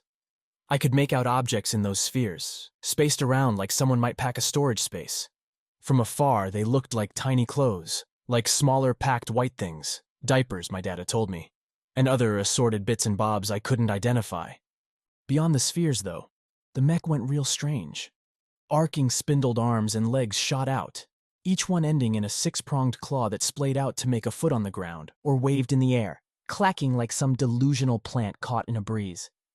Rather than going for thickness, the mech's limbs looked hair-thin, flexible, and able to weave around like a boneless serpent. As for the head, I figured 2 stalk-like eyes emerged from the top sphere, waving about like the arms as they zeroed in on us new arrivals. "What the hell is that?" I said. No idea. Delta replied, "What?" They really built it? Kaydee said, joining our line. I never thought they would. Never. Before I could ask Kaydee what she meant by, well, anything she just said, a rumbling greeting rolled its way to us. "The traitors return!" Fountain roared, tossing in all that emotion mechs weren't supposed to have. "Have you come to throw yourselves at my waters and beg forgiveness?" They have not? The other mech spoke, its voice a soothing, willowy sound. They have come to destroy you, because what else could they do? They are, after all, the voices chosen. Sensing Delta plotting a swift end to the dialogue with her sword, I put my left hand gently on her arm and moved forward. While I felt the impending violence as much as anyone, I wanted to know more, in the off chance we made it out alive. "You seem to know who we are," I offered as Delta shrugged me off. "We don't have the same luxury?" The giant mech unbound itself from Fountain, its legs, arms, whatever you wanted to call them, moving with absurd grace from Fountain's bulk to the ground. Its eye stalks swung my way, leveling at my face before rising above, their black ends staring down at me. I will not be the one to give it to you, the mech said. Fountain, please get rid of these for me. They are pests, and I am tired of the voices interfering in my work. "And our deal?" Fountain rumbled, leaving me feeling ignored. I don't care what you do to this ship, the mech replied, sending an eye stalk Fountain's way, keeping one on me. So long as you eliminate the voices, the rest of the conduit is yours. Well, that doesn't sound good. Kaydee went by me, looking hard at the mech. And if this is what I think it is, our problems just got way worse. The mech, deciding its deal was done, swung away from Fountain and I, its legs moving it fast from the courtyard. I would have thought such a big thing would break branches and trample hedges as it moved, but nothing other than a rustle came from its passage. Can I kill it now? Delta said, leveling her sword at Fountain. Kill me? Fountain grumbled a laugh, and the runes inscribed on its stone levels glowed that golden light. You should have destroyed Volt. That old Mech would have been easy. I'm not interested in easy. I am, I offered, but nobody seemed to care. I didn't destroy the other vessels that came here, Fountain said, its bulk squaring up to Delta's far smaller form. but I'm going to relish ending you. So many questions, and I had zero opportunity to ask any. Fountain's words triggered an invasion along the courtyard's border, the flowers and trees shaking as their mechs made entrances. Clippers, the trundling clubbers, and more flitting bird robots than I could count. If we'd been outnumbered in Power Core's entryway, here we were overrun. Cover me, Delta said, and before I could ask how, she launched herself at Fountain like a missile. I followed, not trying to match Delta's forward, blade-out dive, but rather spinning around and pointing my shears at any encroaching mech. I scratched a trundler that whirred in too close, clipped a bird making a swipe at my head, and even managed a clashing parry with a clipper's lanky lunge, all while working my way towards Delta. Because from what I saw during my rotating rondelle, Delta had Fountain on the ropes from the very start. The big mech launched bright burning bolts from its charging runes. Apparently they were quite a bit more than decorative. But Fountain's shots immolated its own mechs, missing Delta's swift dance by embarrassing margins. Delta, though, did not miss her big target. She whirled and struck her blade over and over again, slashing and stabbing and sticking its point into Fountain's levels and doing precisely nothing. Fountain lost bits. Tiny rocks chipped off as Delta banged away, but barring 1,000 years to hack at its upper armor, we wouldn't be getting through. "Go beneath!" I shouted, ducking under the clipper's second swipe and winning a banging blow from another trundler in the process. I used the hit's momentum to roll across the courtyard stones, staying too low for the birds. "You're not going to win that way." Delta seemed to hear me. As another strike bounced off Fountain's second stone ring, Delta backflipped off the big mech and delivered an eviscerating blow to the clipper that had been hounding me, slicing its legs apart as Delta landed in a crouch. Fountain's base rose a meter off the ground, its yellowed eyes tracking Delta and I as we kept moving to avoid its blasts. The laser bolt struck so far off, burning those stones, melting the trundler that had struck me, that had been creeping up to bang my brain before I'd leapt away, that I wondered whether Delta had damaged Fountain somehow. The answer sprang from my own dive toward a bench on the courtyard's border, seeking some cover as Fountain's attacks became so heavy that its own mechs started retreating. Between Delta's dervish and Fountain's lasers, mechs were getting totaled at a ludicrous rate. The bench triggered clues. Sitting there, deep cherry wood with black iron frames. Spotless, except for a few rogue blossoms that had landed there, ignorant to the chaos going on around them. Humans would have sat there, would have watched Fountain, and would have been its primary targets, should Fountain's deadlier programs need running. The mech had been designed to destroy humans, not vessels. Not mechs that could move faster than any human ever had, that could react faster than any human ever could. Delta did her best to exemplify that difference, spinning at Fountain and darting towards its underbelly. With her blade out in front, Delta ran low, ready to dive straight in and deliver a death blow from below. Fountain's levels lit up at her approach, then blasted out altogether, blazing a burning wall in Delta's path.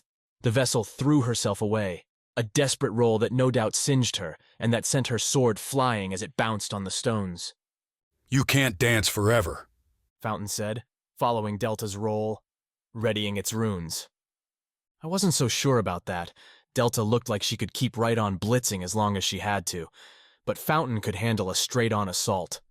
What the mech couldn't do, what I realized as I picked myself up and saw no incoming attacks from Fountain's now scattered mech army, was handle two vessels at once. Volt's additions to my legs proved their worth as I made a run towards Fountain's underside. My shears had vanished somewhere in the fight, so I didn't have a great plan for what to do when I slid beneath Fountain, but one step at a time. Delta on my periphery scrambled away from Fountain's continuing blasts, its lasers cascading around her, pinning her down. I dropped to the ground, pushed ahead, and slid into Fountain's pit. The mech's big eyes finally found me, and Fountain grumbled something I didn't catch as I tried to find something to hit, to hurt. Fountain's underbelly had a black half-sphere, where those yellow eyes peeked from, and with 4 thick struts, its feet attached. The sphere itself had 0 weak points I could see, all smooth and clean. I threw a punch, pushed all the force I could muster, and my hapless fist banged into the base with nothing more than a ringing noise and a sudden severe ache in my right fingers. Good move, G-Man. Kaydee said, looking up with me. How about we try not punching the armored mech? I'm open to suggestions. Fountain apparently didn't like me hanging out beneath it. The struts keeping Fountain elevated started bending down, that black sphere collapsing towards my face, towards a very certain, crushing death. Chapter 28, Life of a Virus. Back in Power Core, as Volt's guardian mech prepared to beam me into Oblivion, I'd swung for the only point I could, aimed right for that glowing golden weak spot. Fountain didn't have lasers charging beneath its dropping bulk, but it did have those yellow eyes. Close enough. I punched up as I fell back, buying the slightest second as Fountain came down. My fist smashed Fountain's lens, and Fountain itself pressed that broken bulb against my now cut hand, and I felt an opening. Those eyes connected to wires, which connected to Fountain's core. I pressed my thumb and forefinger together around the wire as Fountain buried me. Couldn't see this one coming, Kaydee said as we stood amongst, quite possibly, the happiest place I'd ever seen. Fountain structured its data as, I supposed, it had lived. Everywhere we could see, from the little plastic fort we stood upon, appeared to be a gigantic park. A slide sat at my feet, silver and ready to shimmy me down to a wood-chip ground. Not far beyond the slide's end were swings, going back and forth as children. They were everywhere. Human children running around, jumping on carousels, kicking balls into nets, chasing each other. Kaydee and I gaped around at the sheer joy on display. They're all functions, I said, piecing it together. Every one of those kids is a laser getting launched at Delta, the struts lowering Fountain onto me. It's horribly amazing. How do we turn it off? With Alpha. The answer had been to follow the path through the valley till we found his core routines. With me, my crystals controlled my knowledge, my pearl floor, my functioning. With Fountain? There. Kaydee pointed, down and away.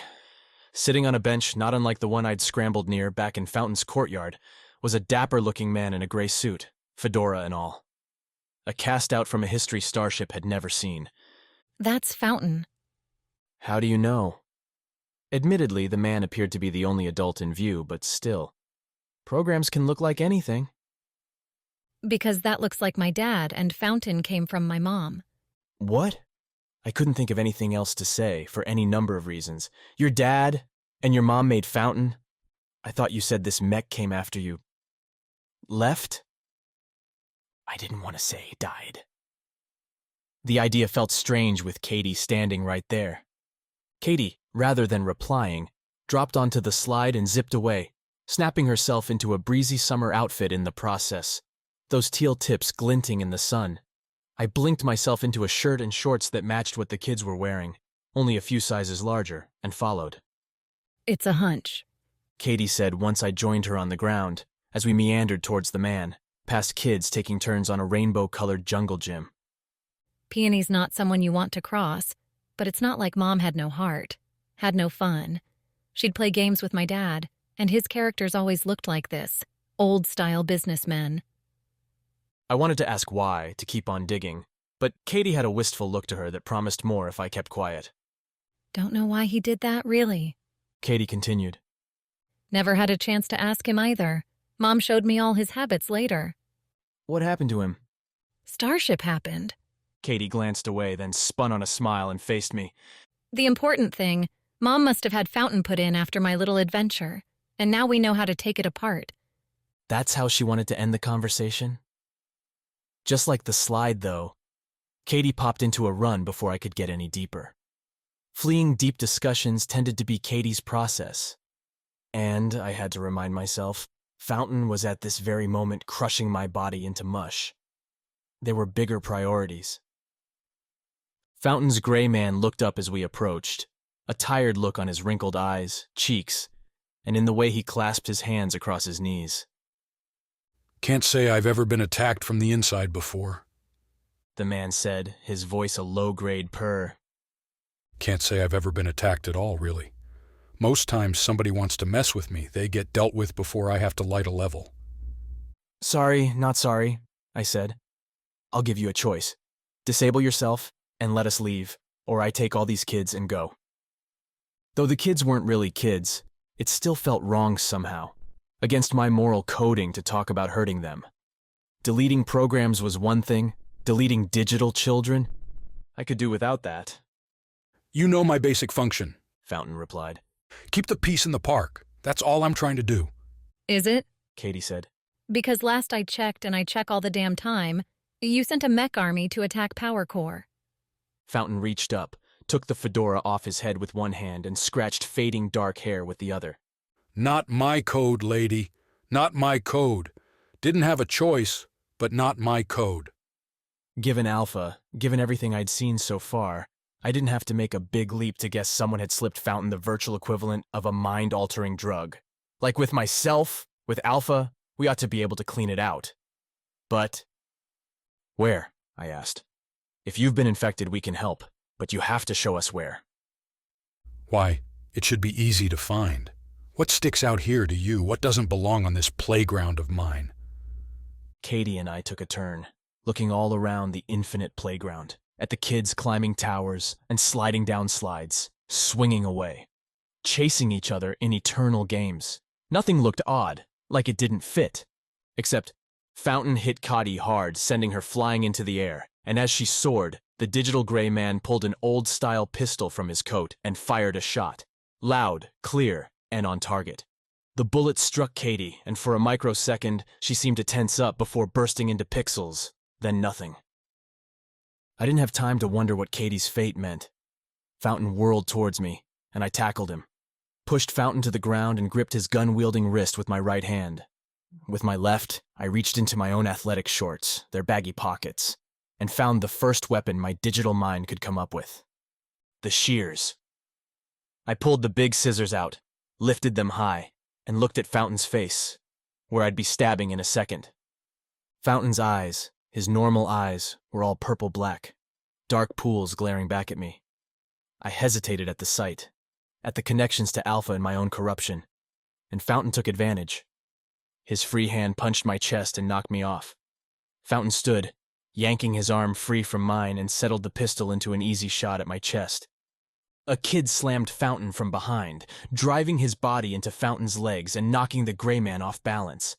Another one, streaking in with a bat in her hands, delivered a blow to Fountain's back and knocked him to his knees. As I stood up, the kid swarmed Fountain, or at least this part of the mech, burying him in a body pyramid that grew taller and taller. Not totally gone, I said, watching the pile grow as more programs, more children sprinted in from farther reaches. Thanks for being sloppy.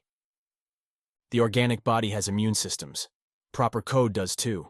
Ways to identify and attack intruders. Whatever had invaded Fountain had kept itself hidden, guiding Fountain's logic without making itself overly known. Because, of course, a mech built to offer protection for the voices would have strong anti-corruption defenses. Of course, it would be able to keep itself safe from sabotage. Well, almost. Whomever had corrupted Fountain had been good enough to hide the virus until Kaydee and I pointed it out. But for now, at least, Fountain's own programming did the work.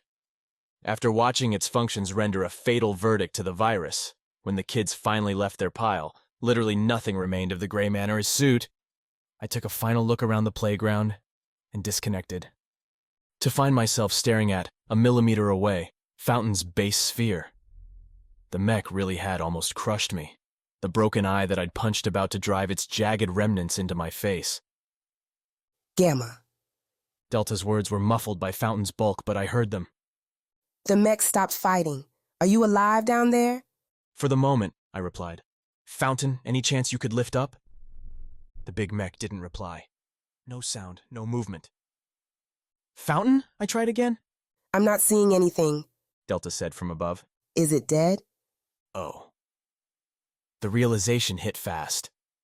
If Fountain's virus had infected the mech's core systems, and I'd turned the defenses against those same systems, then Fountain might be nothing more than a metal hulk.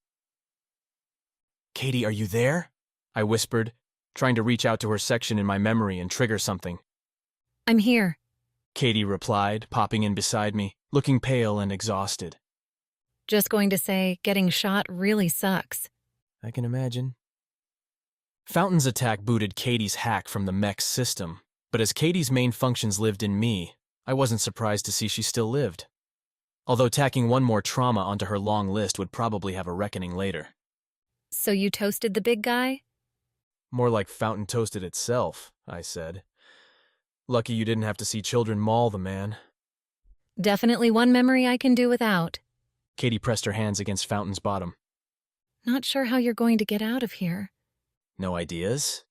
Gamma, don't know how you think I lived my life, but I've never once been trapped in a pit with a giant mech squashing down on me. Fair point. The solution came courtesy of the very same mechs we'd been fighting since coming back from Power Core. Those trundling boxes, designed to pick up trash and tend the gardens, proved adept shovel wielders, digging away at Fountain's edges until I had a gap large enough to squeeze through.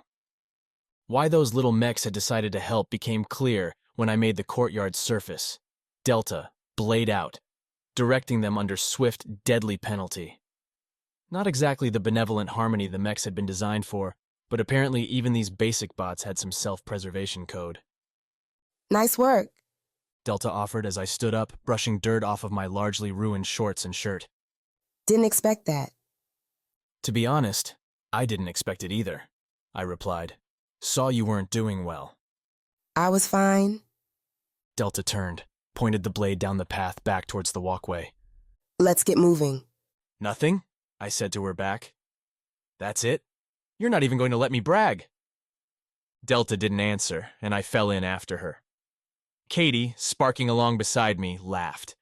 We briefly debated going back to Power Core, telling Volt we'd done as the old mech asked. But Delta felt Volt could figure out Fountain's demise on his own. No need to waste the time. For once, I felt the same, and we hit the walkway and continued aft.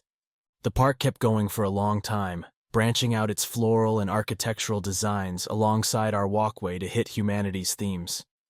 If Conduit's earlier sections had felt like a random culture blend, the park split itself clean, with hard transitions that nonetheless drew me in as the world around us shifted from flower gardens to sprawling ferns to sparse tundra paths.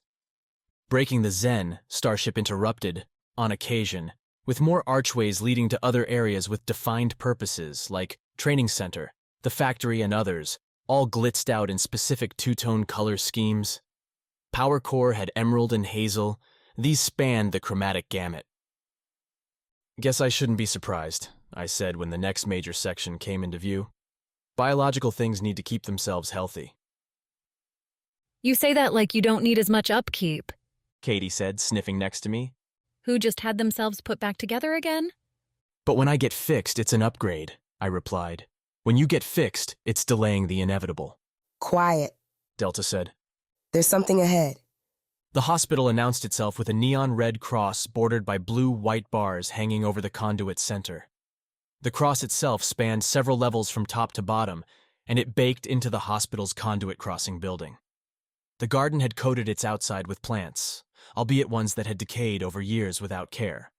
The hospital followed that same trend, except with broad murals painted on every available spot. Every generation had a section, Kaydee said. We'd hold big exhibitions to choose the artist. Pretty cool, really. Less cool was Delta's observation. Things definitely were moving behind those murals, visible in the painted-over windows. Shadows trekking back and forth. There can't be any patients left? I said as we approached our level's entrance. Hope not. Would be real lonely in there. Don't get distracted.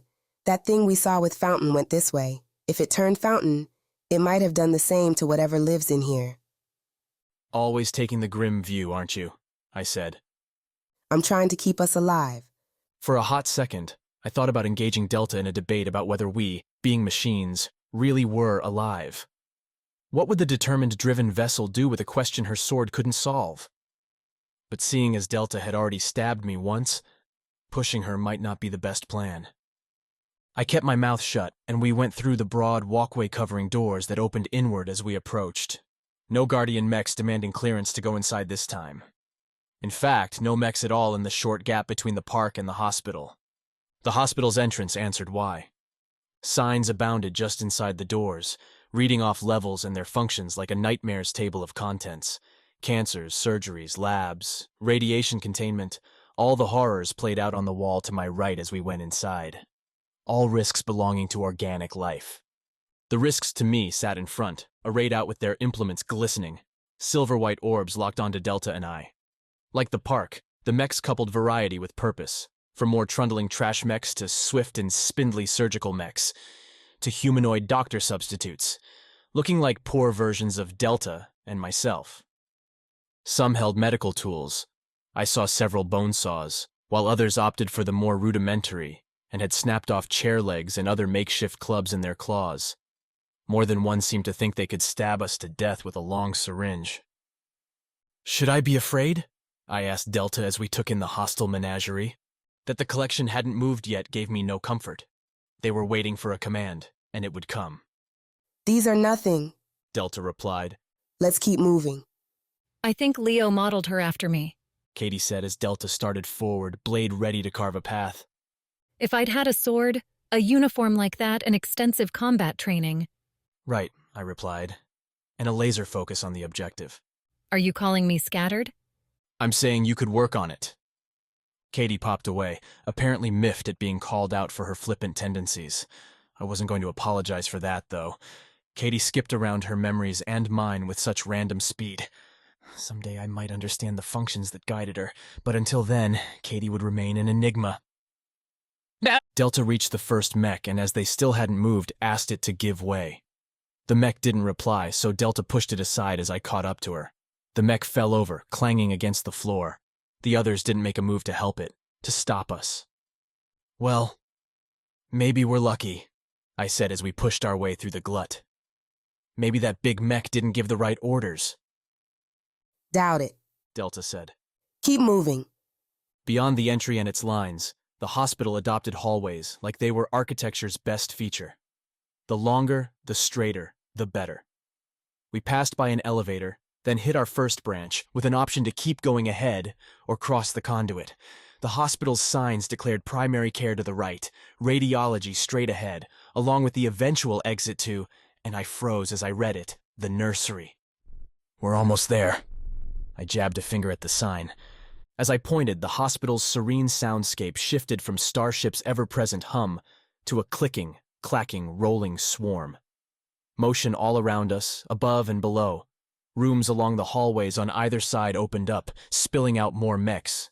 Behind, that still army we'd waded through turned around and began its advance. "A trap." Delta said the words as if describing paint or nothing at all. "Get ready." "Do you have a plan?" "Yes, destroy them all." Chapter 29. Family Matters. A medical-grade army made beelines for my synthetic body. I had 2 fists, I had my retrieved shears. They'd done little during the fight with Fountain, but having them made me feel better, and neither seemed up to the moment. "Find a way out," Delta said. "I'll hold them." "Hold them!" I retreated to the wall opposite the off-shooting hallway, the only place I could get something solid behind me. "How are you going to do that?" "Find a way out."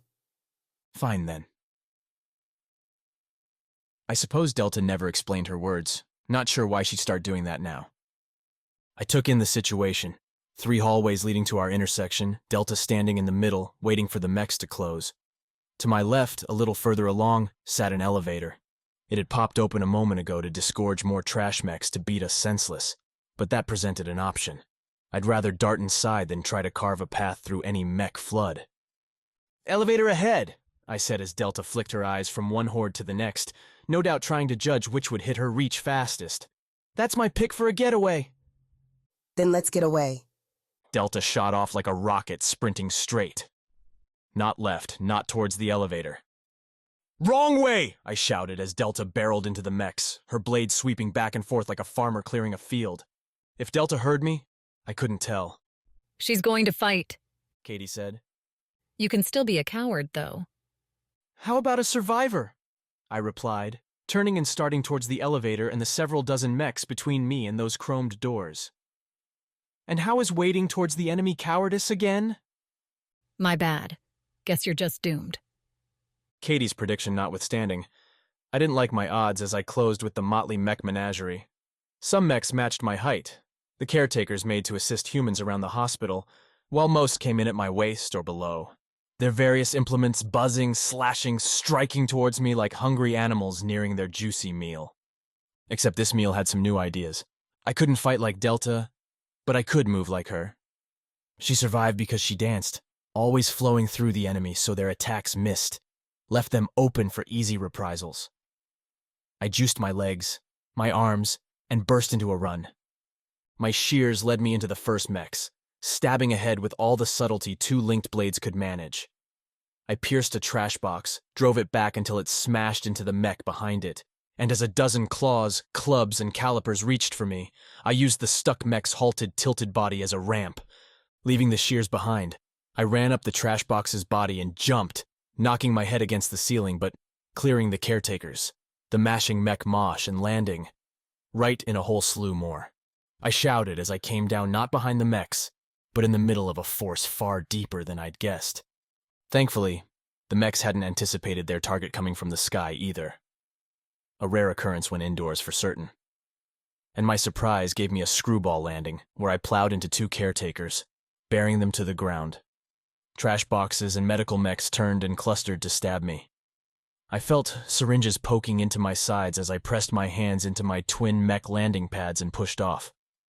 I took scrapes and slices, beatings and bruises as my clothes tore, but I didn't stop.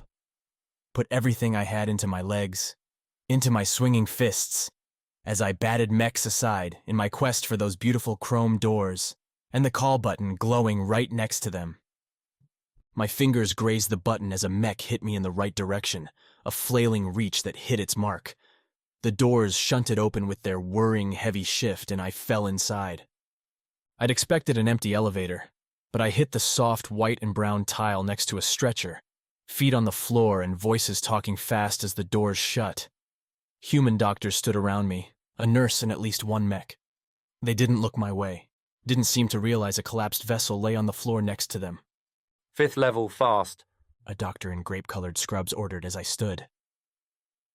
Nobody reached for the lit-up level panel, so I did the honors, processes still unscrambling themselves from the Mech beating I'd taken en route to the lift. I tapped the button, its cream level sitting on a blue-black background, and the lift flashed its acceptance, started to move. The doctor, meanwhile, kept on giving orders to the others standing around, drawing my eyes to their subject. Kaydee lay in the stretcher, eyes closed, face hollow, hair nothing like the spiked dyed affair her digital self had adopted, but rather a thinned gray-brown combo meant for someone far older than the rest of her would suggest. An oxygen mask clamped over her face, an IV bag pumped fluids into her arm. "What's wrong?" I managed to ask, taking in the moment and forgetting the Mechs down below. Nobody replied, of course, because this wasn't real. Wasn't happening right now. Another glitch in my system, a call to a memory that wasn't mine. I shut my eyes for a second, but the stretcher didn't disappear. The doctor calling out Kaydee's dire condition didn't stop. I could have reset, shut myself off. Doing that in a hospital filled with murderous Mechs, though, seemed like a bad idea. The elevator reached its level, and as soon as the doors hit their width, the Mech guiding the stretcher shot it out, doctor and nurse on its heels. I took a cautious approach, looking onto a level coded in Kaydee's teal and white color scheme. One dotted with intergalactic pictures, alternating with smiling, recovered patients, and no other Mechs. Delta would be on our old level. I could try and go back, see if she was okay.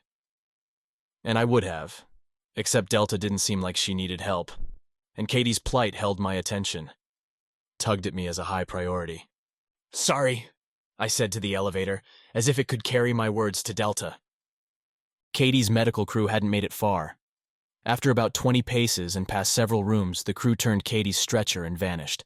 I followed, each step flickering as today's hospital with its sterile, clean corridors scrubbed endlessly by Mechs and untraveled by humans contrasted with the hospital in Kaydee's past, with staff, patients, and their families funneling around.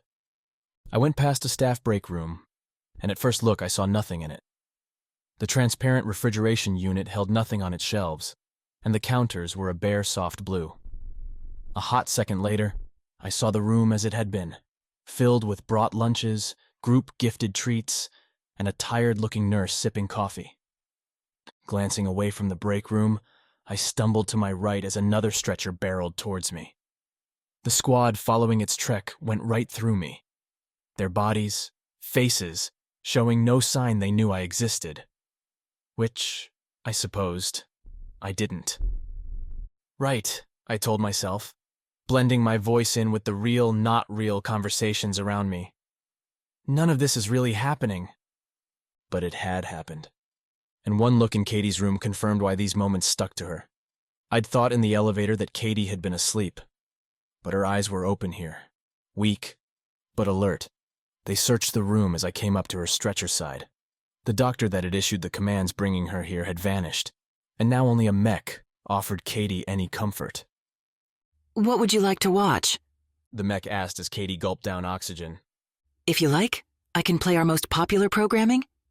Kaydee's eyes rolled in response, then turned to the room's window, one that, in her time, looked back towards the park's verdant green, and in mine, looked much the same. Strange how so many things shifted with time's passage, but stick some mechs on the job, and the ravages wouldn't be so bad. You don't need to see this, Kaydee said, dropping in beside me.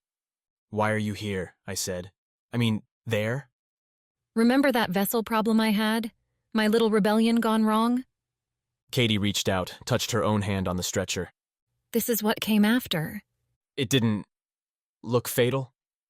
I don't know. Everything past this point gets clouded. I think they imaged me here, made me a mind. My memories end in this bed. Kaydee blinked, nodded outside the room. Shouldn't you be back helping Delta? I should, definitely. And yet I felt Kaydee's presence here was important to her. And if Kaydee cared about this, then I had to as well. She and I were together after all. But when I looked back, the stretcher had disappeared. The old Kaydee, too. Nothing left but a bland, spotless room. Are you hiding this from me? I asked the new Kaydee, still lingering by the room's entrance. Can't really do that, G-Man, Kaydee said. If I could hide it, why show it to you at all? True. Without a memory to investigate, going to look for Delta did seem like the next best option. So I went back down the still empty hallway towards the elevator. Was about to hit the call button, my hand a centimeter away from punching in its glowing light, when Kaydee made a noise halfway between a sigh and a sob. You want to see what happened? You really want to see? The elevator was right there. I could go back down, but Delta could handle herself. She'd been programmed to fight. I'd been given a more curious bent. I do, I said. Kaydee had her hands jammed in her pants pockets, head shaking more to herself than at me. Can you show me? Not me. I don't know what happens next. Then how? Kaydee nodded over towards the nurse's station, a cutout with a long counter, and I could imagine chairs holding spots there. I followed Kaydee around the side and through a door. Locked, but with a shove, I snapped it open to see nothing much. Dead monitors littered the space, their dark screens hinting at a brighter past. Holes in the walls suggested posters or other hanging things long since fallen and tossed away. Someone had idly scratched their name into a dark corner. Andrea? I asked, peering at the scratch. Is that who? No, what are you doing? I'm talking about the connection port, right here. Kaydee knelt and pointed beneath the counter at a shiny gray panel covered in rectangular openings, each one a jack into a wider net. I spliced the story in a second. These ports connected anything here to Starship's broader systems, let the nurses or whomever have rapid access to information, to contacts, to... Your mother, I said. That's who you want me to contact. And now you understand why I didn't want you to do it. Because she doesn't like you? Because she loves me too much to let me go, Kaydee said. She made me this. If you want to know everything, she's who you have to ask. I wasn't really there. There were mysteries meant to be solved. Questions that I needed to answer. The voices demanded I to the nursery. Yet how do you resist understanding yourself? I'm sorry, I said to Kaydee, and pinched my fingers to form the jack, plugged them into the port. In an instant, the hospital vanished as my consciousness zipped along the port's burning connection. Unlike the bridge, I didn't directly tap into the voices here. I had to find them, navigate along Starship's frayed, interconnected webbing to find the right address. As if I were zipping along the conduit, innumerable choices appeared for me to jump into. Did I want to browse a long-shuttered restaurant's menu? See the temperature plan for Garden's desert levels? View the last recorded basketball game played in Starship's 10-team league? Choices presented themselves by the millions, the billions. How humans navigated this mess with any speed, any accuracy, I didn't understand. My processors went into overdrive, sorting and dismissing all these potentials before, finally, winding up where I needed to be, in Starship's central operating matrix. Opening up the matrix changed my reality from an endless list to a cozy cliffside cabin. The transition came so fast I did a double take at the woodsy northern feel. A big fire, apparently a voice staple, roared, heating up a space so filled with walnut furniture, thick blankets, giant wildlife paintings, and my favorite 5 people clustered around a coffee table, looking at me. Have to say, it's been a long time since someone connected from beyond the bridge. Captain Willis, sporting a more rugged version of his official uniform, toasted me with his mug. And from the hospital, you're getting close. I gaped. Delta, Kaydee, and I had been scrambling, fighting for our lives in a treacherous trek across Starship. And here were its leaders idling away on a virtual vacation? Gamma, Leo said, starting to stand and then flickering right next to me, his condition splotching odd colors across his body. Leo gave me a welcoming smile nonetheless. Anything we can do for you? Suddenly asking this mellow crew about Kaydee's hospital encounter felt wrong. Like airing a secret in the open. I found Peony's eyes. She at least never lacked for suspicion in her looks. I need to talk to Peony. Alone, if I can, I asked. Leo cocked his head. About what? Leo, if the vessel wants to speak to me, let him. Peony waved Leo back. Just because you created them doesn't mean they're yours alone. I didn't see the change, didn't get a motion or a clue, but Peony and I suddenly stood alone on a snowy mountainside, the cabin glowing behind us. We're partitioned now, Peony said, standing at my shoulder and joining my look over an immense sprawling landscape frosted over and glowing in moonlight. What do you need, Gamma? I relayed the story, attempting to start with the hospital and then jumping back to the very beginning at Peony's insistence. She peppered my retelling with questions, almost all about Kaydee. What had Kaydee said? What did she do? How did she act? Why? I said after another Peony interrupted to ask how Kaydee had handled Alpha's corruption. This isn't why I'm here. No, but it is why I am. You, Gamma, are now the only place my daughter lives, so naturally I want to know how she is doing. My path disrupted. I turned Kaydee's own heat on her mother. If you wanted to know how she was, you wouldn't have put her into a vessel. Rather than take offense, Peony laughed. I put her into a vessel because she's too dangerous to store anywhere else. I care about my daughter because she is my daughter. I care about Starship because it is the most important thing in our lives. I didn't know if Kaydee could hear, could see what we spoke about in here. She hadn't shown up at the cabin, hadn't appeared on the bridge either when I'd last visited the Voices, so maybe she wouldn't catch Peony's priorities. But I did. Then answer my question, I said. Because your daughter's memories are affecting my mission. What memories? The hospital, where I am now. I saw her being wheeled in on a stretcher and she didn't look well. Peony nodded. What did Kaydee tell you? That she couldn't remember. Smart girl. Shouldn't you trust her? It's my mission, my mind, I replied. I need to know what's affecting her. What Kaydee might do. Does my daughter scare you, Gamma? I started to say no, then stopped. I liked Kaydee, and without her, I'd be dead. But didn't she scare me? Didn't her ability to warp what I saw, how I interacted with reality, make me uncomfortable? And her rapid swings between moods? The gaps in her memory? She doesn't seem stable. The transition to a mind is hardly foolproof, Peony said. But perhaps I can help you. Gamma, will you let me talk to my daughter? What? How? Peony gave me a sweet look, the kind a mother likely gave unruly children all the time. She reached down, scooped some snow off the ground, and then threw it into the air, the light flakes spreading into a glinting constellation as they fluttered off on their long journey down. She's one of those motes living in you right now. Peony stuck her hand out, caught one of the falling flakes. All you need to do is let me in.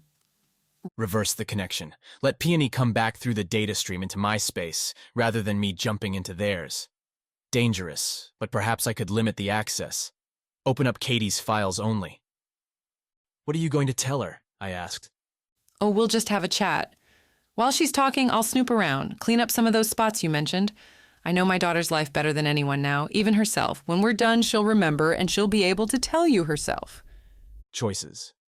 I could have gone down the elevator, rushed to Delta's rescue despite having no weapons, despite bearing the scars from 1,000 stabbing syringes. Instead, I opened my memory to Kaydee's mother, and she swept in like hot lightning. Chapter 30. The Future Generation. My fingers smoked when I pulled them from the port. Peony's move had killed my connection, burned it out. I felt her too, my systems picking up a new program in the mix, one seeking and reading files, not editing, not installing anything new. Not yet. Kaydee hadn't seemed like her mother's biggest fan, and now I had to wonder if I'd traded Kaydee's potential self-destruction for a more active threat. Peony might, though, turn out to be fine. Do exactly what she said she would do. Clean up Kaydee's errors and leave me with a functioning mind. A functioning friend. I didn't want to wait on that lonely hospital floor for Kaydee to come around. Delta hadn't come up the elevator. The reasons she might still be on our old level weren't many, and weren't good. Maybe she needed help. Maybe chasing memories had been a selfish, dumb decision. The elevator popped open as soon as I pressed the button, telling me the lift hadn't moved. Also not good. I scrolled along the panel, found my former floor, and selected it. I'd go down, let the doors open, and take a peek. If Mechs still overran the place, then I'd bounce up a level and try a different way. Except, when those doors opened, I didn't need to do anything.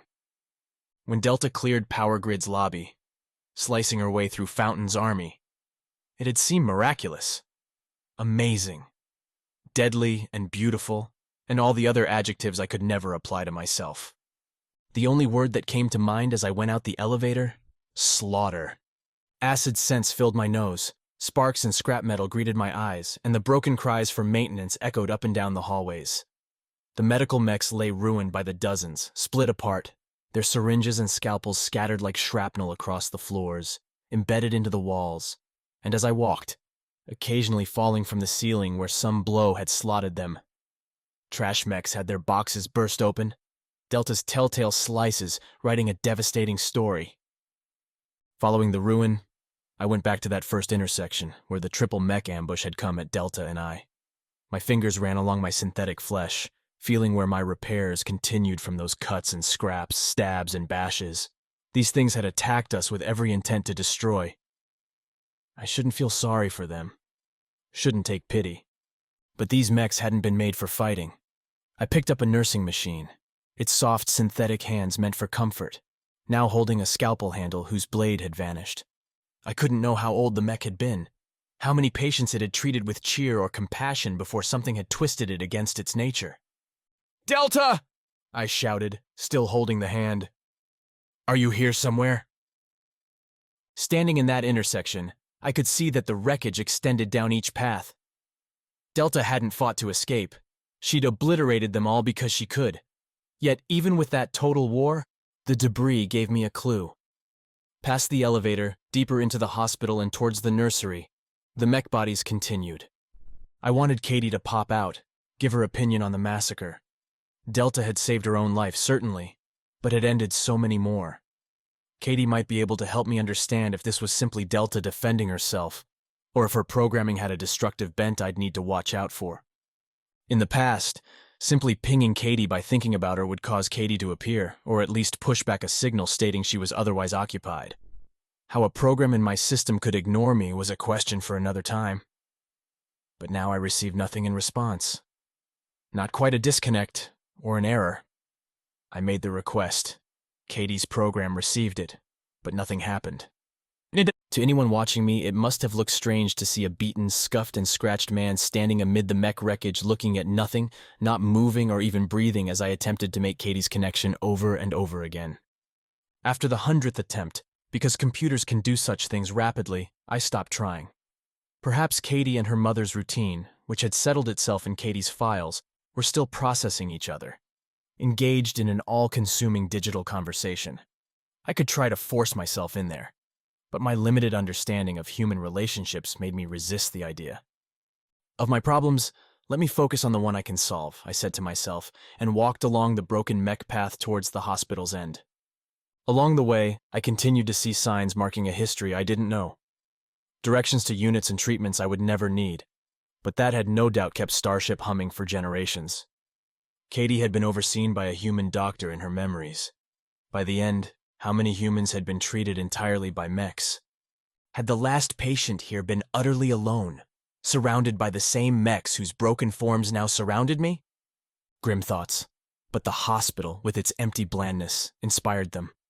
Not wanting to sink too far into morose musing, I tried to turn the hospital on its head. Looked at the elevators, the hallways, the waiting rooms, and considered how they might be used to treat the patients. Starship now had aplenty. Mechs, and not just the ones ruined at Delta's hand, needed to be reset, repaired, revised. Calling them to a central location like this one might be the only way to change them all.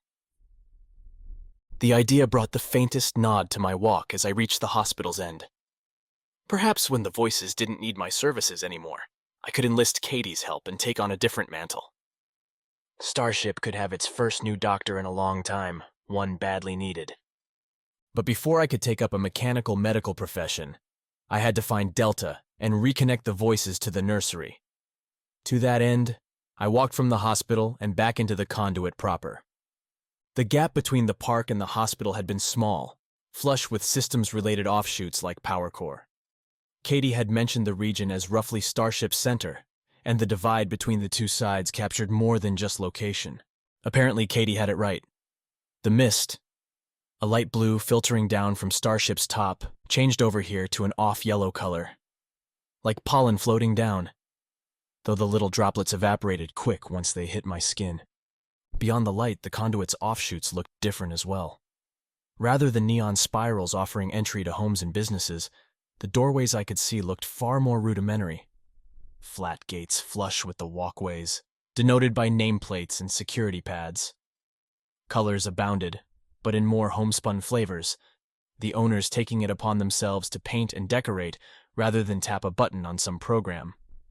The decorations suffered. The rudimentary Mechs cleaning this section seemed to have died away or dropped off long ago. Before the garden, I'd nearly been run over by a high-capacity cleaning mech that stretched the level's entire height. Here, going by the grime covering the walls and the greasy puddles along the walkway, no such mechs existed. I didn't see any above or below either. For that matter, I didn't see any mechs at all, cleaners or otherwise. For a second, I wondered if I'd fallen into another memory. Kaydee had muffled my initial Conduit trip. It was possible she'd disguised it again. Except why? And when I reached out and touched the puddle, it stained my fingers black. Definitely real. At least the puddles made it easy to keep on my target. Delta's footprints left a path, as she apparently held little regard for keeping her feet dry. She'd splashed right through the walkway's center, and I followed, sniffing at the chemical smells overwhelming everything else. The nursery, in sensible fashion, sat a minute's walk away from the hospital. Gleaming doors presenting a human child beneath a soft-looking moon, sleeping away in a manner that I suspected 0 children actually were on Starship. I took a look up and down the walkway before reaching for the doors. The security pad glowed green, unlocked and ready, and saw no threats. Pushing the doors open showed Delta's massacre hadn't ended with the hospital. 2 more nurse mechs stood severed just inside a bright-lit, grass-green lobby. Their bodies shined under icy oval lights embedded into the ceiling, giving the nursery a sterile impression at odds with the hung posters depicting smiling babies and new families. The lobby otherwise sported several long benches, and towards its back end, 2 stands that resembled the molds I'd seen so shortly after awakening. I approached the hands, curious as to how they would help someone find their new child, then noticed flat instructions posted behind the stone-gray blocks. Place the hands, and it would match your prints to your child, which would then be delivered to you. Delta's grease pit footprints continued past the molds to a thick door that may have been locked once, but that now bore a telltale slice straight through its center. With the doors themselves hanging at odd angles, I stepped on through, continuing to listen for Delta's voice, for something that might clue me into what lay ahead. Nothing prepped me for the confusion beyond those broken doors. As if taking its cues from a conduit twisted by maniacal minds, the nursery proper hit on the blue light and the mist, but bent it aside, spraying illumination by shattered means, the mist coming from broken pipes. Glass littered the cushioned floor, the same soft padding I'd stepped on after coming to life, and the shard's origins came from all around me. Rather than the clean walls endemic to the hospital, the nursery opted for a visual aesthetic, filling in every line I saw with glass, now reduced to pointed collections and hanging fragments. The transparent protection coated myriad rooms filled with things I couldn't find an immediate answer for. A space to my right, housing red and white blocks taller than me, each one lit up by a glittering status array on its side extended back into darkness. On my left, in a narrower, longer space, what appeared to be an assembly line commenced with a feeding slot near my waist and progressed along a conveyor as mech arms, smaller lights, and instruments by the dozen loomed. What sort of thing would be taking that horrifying ride? Straight back, the nursery at last offered some familiar evidence in several spaces dedicated to cribs. I quick counted 50, held 10 to a room, though many looked damaged. Those still functional lit their tops in Starship's ever-present emerald green, advertising their open status to any child with the misfortune of needing this terrifying place. Why did I feel that creeping unease, that raw alarm from my systems? I'd seen damage before on Starship, places torn apart or blasted beyond their original purpose. Perhaps I had no reference, no understanding for what could cause so much harm in a place meant for raising the most vulnerable children. Surely Kaydee had not brought her rebel strike here. Had Delta given in to wanton destruction? A sound burst my contemplation, the telltale soft grind as a wheel turned on tile. Among the red and white banks, a nursing mech moved, gliding between the towers, stopping and inspecting the panels, as though unaware I watched it, unaware half its home had been trashed. The nurse mech stopped near a tower and extended a long, thin device into a port on the tower beneath that status array, the screen shifting from 100 meters and monitors to a rapid cycle through strings too long for me to read. Yet, in a flash, the screen settled on one particular line, declaring an optimal match for the queries entered. "What query?" I muttered, stepping closer to the enclosure, crunching glass beneath my feet. Like in the hospital, I pushed aside concern for Delta to focus on the immediate. As much as I worried about the vessel and her disappearance, Delta had proven very capable of annihilating anything she came across. More important now to figure out what might have disconnected the voices from the nursery, and above even that, I wanted to understand what I saw. The tower whirred as the nurse mech confirmed the selection, and a tray popped from the tower bearing a tiny vial. The nurse mech, with another precise twin-pronged appendage, scooped the vial from its tray and turned my way. I froze. The mech had to see me, would be calling some general alarm at the intruder. We stared at each other for a long moment, the nurse mech's soft blue eyes sculpted into its circular face, no doubt designed to elicit calm from human children. "New route defined," the nurse mech said in a voice that sounded like a warm blanket. "For your safety and mine, please remain stationary until I have passed." Confused, I did precisely as the mech commanded, and the nurse wheeled her way towards me, then around and over the lip created by the broken glass, an ad hoc doorway. The mech apparently was not above finding advantages in the nursery's destruction. Beyond me, the mech went to the conveyor belt's entrance, that small slot, and set the vial inside. Once free from its package, that twin-pronged appendage found another port, centered itself, and launched the process with a chirping affirmation. The conveyor belt began running, its many implements adding a techno-chorus to the nursery's otherwise silent soundscape. The nurse mech wheeled her way along the belt towards its end, far along the room, and I took her spot at the beginning to watch the vial and its purpose. The vial, though, never appeared. In its stead, an elastic, translucent sack slid from the tray's opposite side onto the belt. Inside the sack, I could see the pinkish-red fluid that had been inside the vial. Together, the package began its journey, sliding along towards the instruments. Like some mad experiment, the instruments attacked the sack and its contents. Lights beamed colors, and who knew what else, directly at the sack, while other syringes pierced the membrane ever so slightly and delivered injections. Still others reshaped the sack, pressing it back into the belt's center and misting it with sticky fluids. I followed along, mesmerized by the dance. Given where I was, making a guess as to what was happening wasn't all that difficult, and the voices had earlier alluded to Starship's large human embryo storage for future colonization. Fostering that expansion would be easier with something that could rapidly build a human from a cell collection to a functioning child. The sack confirmed my intuition as it moved along, as its insides began to froth and grow. Connections spread out and linked along, expanding the sack across the belt's surface. The instruments adapted to their shifting target, and their assault increased in intensity, the tiny human subjected to an endless nutrient and chemical mix. Please stand away from the child, the mech announced, and I snapped my eyes away from the new life to the nurse, who regarded me with a warm warning. You will be able to meet your baby soon. My baby? Please stand away, the nurse mech repeated. And I did, continuing to walk along the belt, but now with the mech between me and the conveyor. Your child is progressing normally. You should be proud. I started to respond, started to declare that the embryo growing on the belt had no relation to me, couldn't have, given my vessel origins. But I stopped, kept my mouth shut. If the nurse mech truly didn't realize I couldn't be a father, didn't understand that its home had been wrecked by some calamity, who knew what might happen if I pressed it further? Introduce unexpected variables to mechs at your own peril. The nurse mech seemed satisfied with my distancing, and together we followed the conveyor to the end, by which time, enclosed in the sack and sleeping with an innocent's bliss, was a newborn.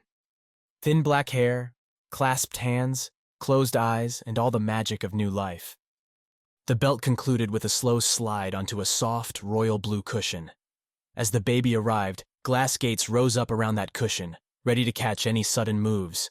From above, a new light series began, haloing the child in reds, blues, pinks, and greens. A spiraling ring dropped and moved itself along the child from top to bottom, while the nurse mech and I took up positions opposite, the nurse ready to take the child through a now closed, likely soon-to-be open section in the glass wall.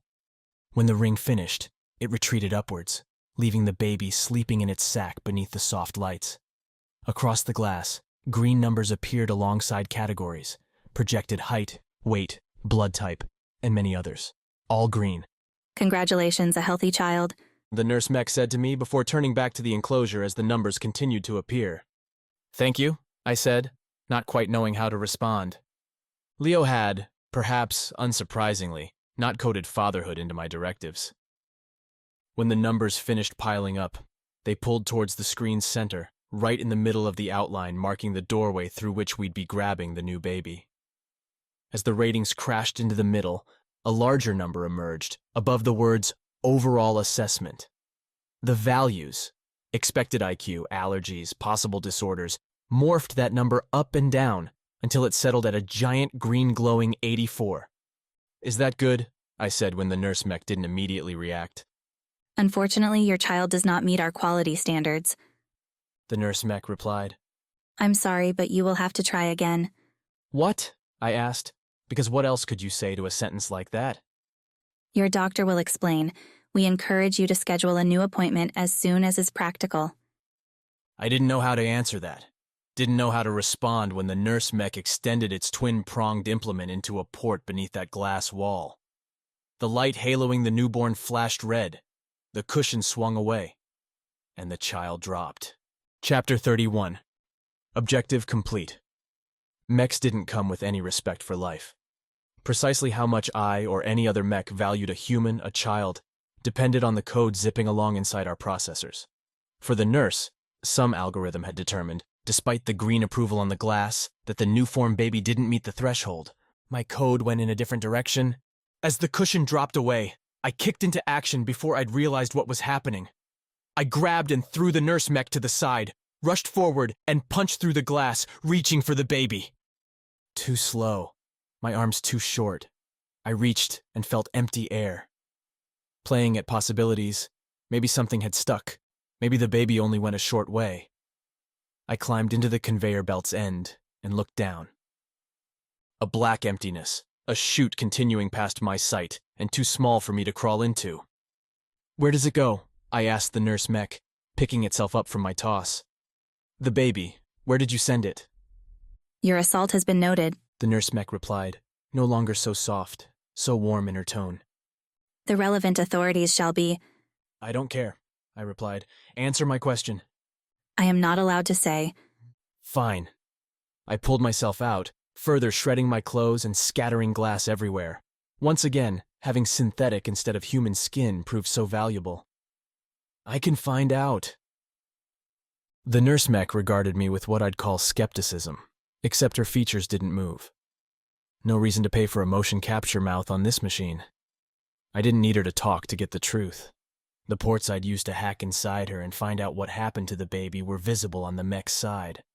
As I came closer, though, the nurse retreated, rolling back and away from my reach. Your hostile approach has been noted, the nurse mech said. Please stay away until the authorities arrive. Hate to be the one to tell you, I said. There aren't any authorities anymore. Apparently, the nurse didn't have the capacity to understand my assertion, as she kept repeating her line about the imminent authorities as I followed her further into the nursery. I didn't rush. No matter how large the nursery happened to be, the mech's room would run out eventually. As we went, the nursery changed from conception to caring, with rooms dedicated to play spaces, to medical and therapy-oriented chambers. For a moment, the nursery scope confused me. I'd thought this place existed to help newborn human children survive until a family arrived. As we moved along, though, the spaces gave voice to their own reasons to be. Not every child born on Starship had a ready family. Not every child was born at all. From what I'd just seen, the nurse mech could take a bit of stored genetic material and rapid raise it into a living, breathing baby. What happened if you needed to raise a child through its first years, its helpless stages? These rooms, with their eerie, pristine cleanliness and toys placed at meter-wide intervals, as if to ensure precise spacing for as many kids as possible, presented a logic I couldn't agree with. Leo had given me a conscience, had given me enough humanity to know whomever grew up in these rooms wouldn't be like Kaydee, wouldn't even be like her mother. Delta's destruction kept pace with our retreating dance too.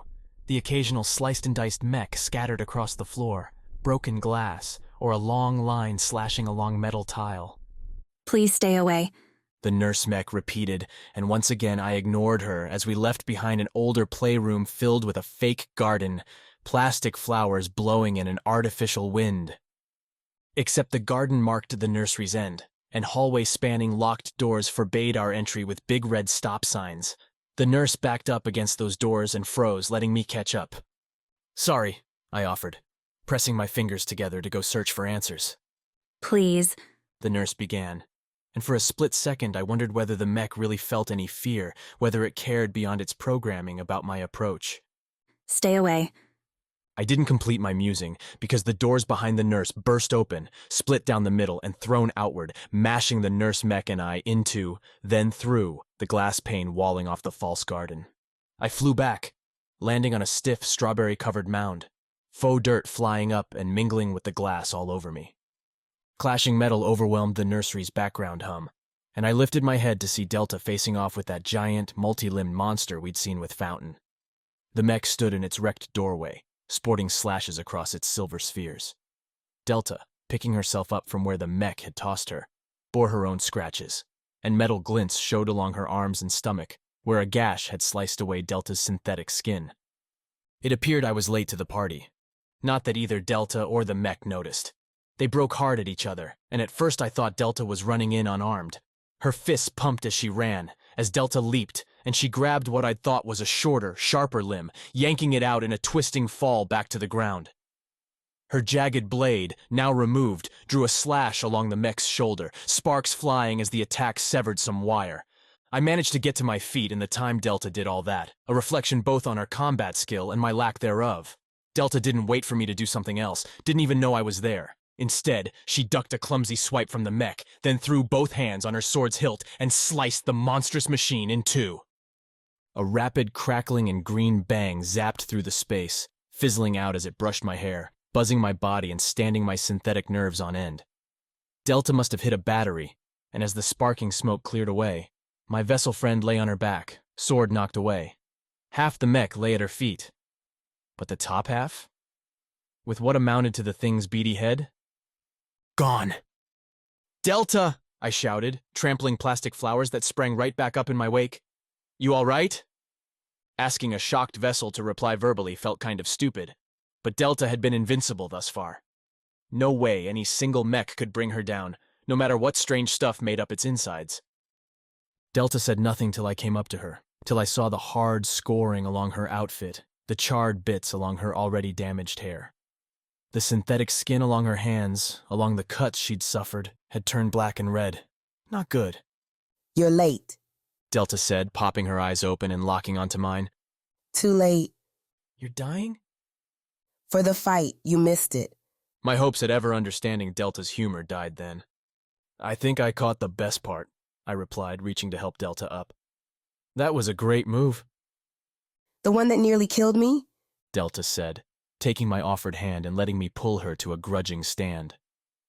I mean, you almost killed that thing. I threw a worried look beyond those damaged doors. Should have, really. I haven't seen a mech designed to survive a swing like yours. It's not dead? Delta asked, following my look. Where did it go? Back there? Delta growled, picked up her sword from the ground. I'm going to need a fix after this. You and me both. You? Delta gave me a once-over. What's wrong with you? Inside, I said, thinking of Kaydee, who hadn't yet reappeared, hadn't made any contact. It's a long story. Then it can wait. I didn't argue, and together Delta, lagging a little behind her usual murder momentum, and I went through the broken doors into the nursery's guts. As for the nurse mech that I'd planned on interrogating, it lay in pieces near that false garden. If its systems were still active, I could try a hack later. The mech wouldn't be moving anywhere. If the nursery had made some concession to family friendliness before, with its playrooms and happier colors, these big doors marked that plan's end. Delta and I entered a darker space, with broader confines lit by soft red glows, matching, I noticed, the striping on the cell storage banks from the entrance. The red outlined a multi-leveled space, rising up and sinking below us for a story apiece. The borders not simple metal walls, but, instead, computer panels mixed in with charging stations for the nursery's mechs. I counted 10 nurse mechs on our level alone, sitting silent in their stations like statues, as Delta led me to the room's center, where a flat escalator set hummed its continuous rounds between levels. With every step large enough for a nurse mech's trundle to fit, the escalator looked like a metal water wheel, churning invisible air currents. Do you know what they're doing here? I asked, as Delta looked up and down, no doubt hunting for the missing half that had escaped her sword minutes ago. They raise human children, Delta said, as if reading from a label. She held her blade in both hands, sticking its point into the floor at her feet as she looked around. That's why it's called a nursery, is it not? They're destroying the children, I replied, not raising them. I watched a nurse mech go through the whole process, watched the program state the child was viable, and then the mech ditched the baby. I'd intended my words to have some effect on Delta, inspire her to rage, maybe. Horror. But the vessel didn't flinch. Hello? I asked. Did you hear what I said? What am I supposed to do about it, Gamma? Delta replied. I didn't have a great answer ready. I supposed a human might have been searching for companionship with the question, to get Delta to echo and confirm my own disgusted feelings about what was happening. I don't know. But I wasn't human, and now that might prove to be an advantage. Delta had her focus on the creature, but I could turn back to the mission, find the broken connection, bring the voices into play. Perhaps Leo could figure out what had turned the nursery so far against its own goals. Perhaps he could fix it. I'm going to find the terminal for the voices, I said. Watch my back. Done. Well, if Delta couldn't provide much moral comfort, at least she'd keep me alive. I took a slow walk along our level, confirmed my mech count. The monitors along here provided static, live views of the nursery beds, though they were all empty now. In the past, humans might have stayed on this level, observing babies in their baskets. Now every screen flickering to life as I turned my eyes to it in the dim red glow showed a white mattress, a glass border, and nothing else.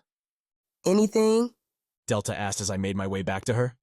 Not on this level, I replied, and would have asked why she hadn't moved a muscle, until I realized that muscles were precisely why she'd been standing still. No! Driving her sword into the floor hadn't been some power move. Rather, Delta leaned on the blade, ever so slightly, while her synthetic skin went to work. It couldn't repair the damage done to Delta's metal bones. but the protective biogel could regrow its way along Delta's body, and those charred bits, the exposed circuits, vanished as Delta's skin did its work. "Feeling better?" I asked, a little embarrassed I hadn't brought it up sooner. Blame my empathy difficulties on Leo. That thing was different, Delta said, never once letting her eyes rest on me for more than a second. It didn't fight me like Fountain, like a mech that had been programmed to deal with aggression. What do you mean? I think it wanted to take me. It had openings. With all those arms, it could have hurt me worse than it did. Right. I joined Delta's searching looks because it felt strange not to do so. Nothing moved in the large room that I could see. When you say take me, take you where? I don't know. Just that it wanted something from me. The vessel didn't offer up anything else, and I waited the requisite 10 seconds for Delta to work up a better explanation. When that failed, and nothing else jumped from the shadows to attack us, I said I'd go to the top level next and see if I could find anything. Delta didn't object. Delta hadn't been inside Alpha's programming, hadn't seen the moment where the defiant vessel had found itself raised up and thrown down by an invisible adversary. Kaydee had thought Alpha had been corrupted at that point. Making the link between that moment and the nursery's monster filled in one more blank. Corrupt Delta and gain one more soldier for its cause, whatever that was. The escalator did its job well, and I coasted up top, where the red glow only increased. Mechs didn't occupy slots up here, but rather countless storage lockers filled with replacement parts. Glass panels revealed nurse mech arms, heads, trundles, while others were stuffed with baby-related materials, diapers and the like. What I wanted, though, held center stage as the escalator let me off. A workstation like the ones on the bridge, with all the manual entry options a human might use and ports for a mech like me. The two large screens were dark, the workstation looking like it had no power at all. While Starship housed complex systems by the thousands, interconnected and sprawling across the conduit's length, ultimately, every single one had an on-off switch. The workstation's access panel sat beneath the screens, and when I popped it off, after a couple non-responsive button presses, the problem revealed itself. The reason for Alpha's doomed quest, for Delta and my own consciousness, a pulled cable, yanked out from the workstation's power supply. I slipped the connection back into the brick-like black unit and, like a creature waking from a long sleep, the workstation chugged, beeped, and chimed its way back to life. Thank you. The screens flew text at me as I replaced the access panel. We are running our checks now. Congratulations on your success, Gamma. Not mine alone, I said. The voices patching into the nursery's network might be able to hear me.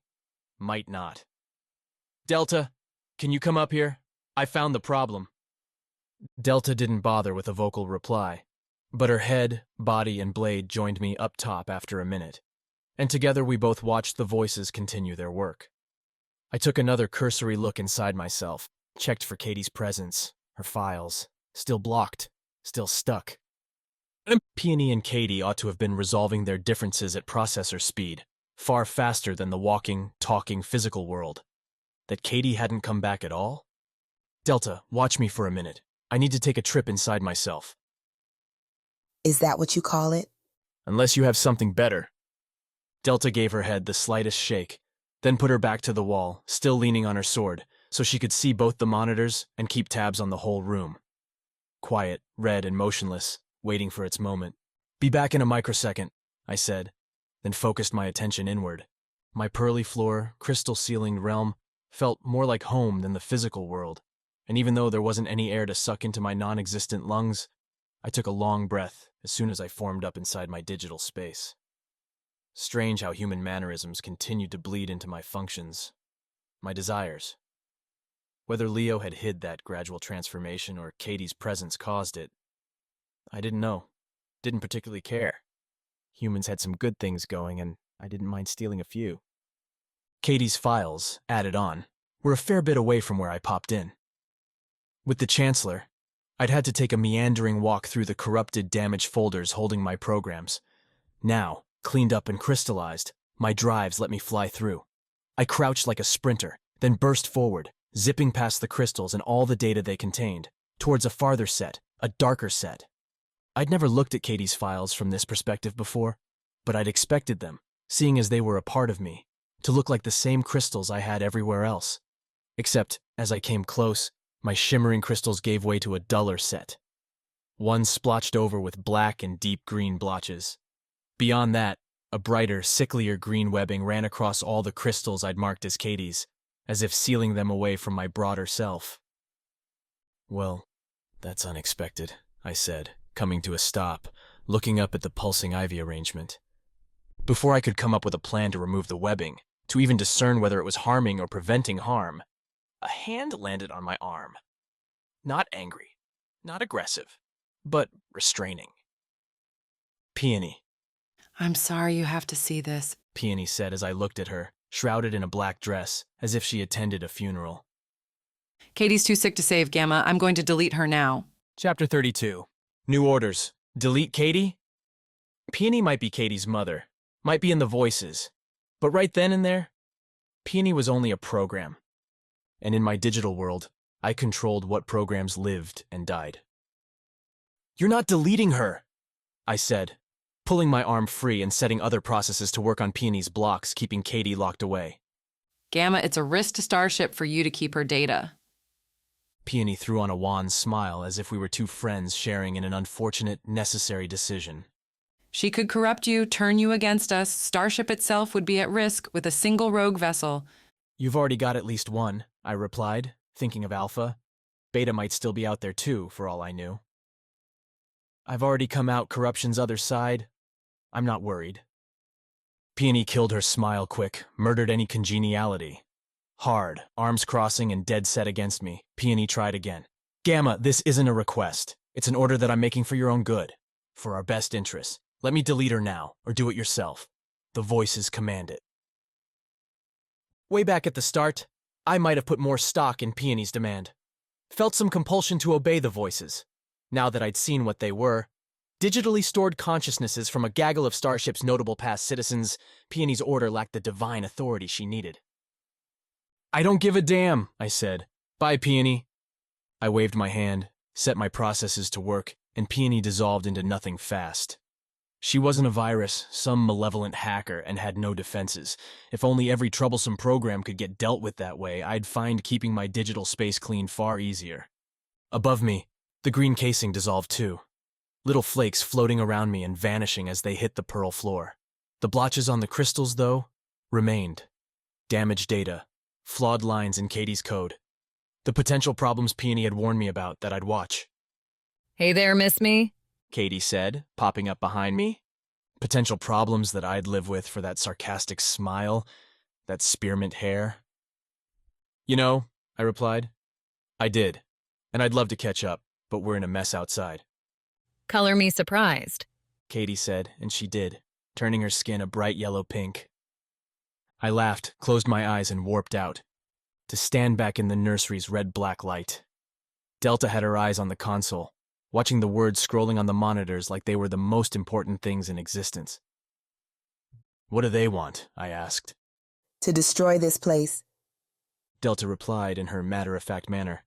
The voices say the nursery cannot be salvaged. What? I said. What does that even mean? I told them your story, about the child the Mech threw away. Delta stood back from the screens, put her hands on her blade. The voices believe, without working Mechs, the nursery is lost. That Starship's future lies in their guidance, not in a new generation.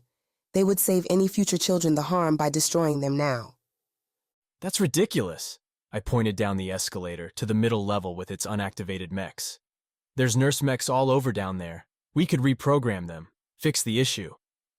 Delta followed my look for a long moment, then tilted her head back and shut her eyes. A respite, and I gave it to her while I tried to figure out why the voices had turned. Sure, the nursery had been damaged, but the cell banks looked in good shape. Even if some had been lost, surely that wasn't reason enough to scrap any chance at human life returning to Starship? Let me talk to them, I said, but as I started towards the workstation, Delta's eyes snapped back open, and her blade went up, point at my chest. What are you doing?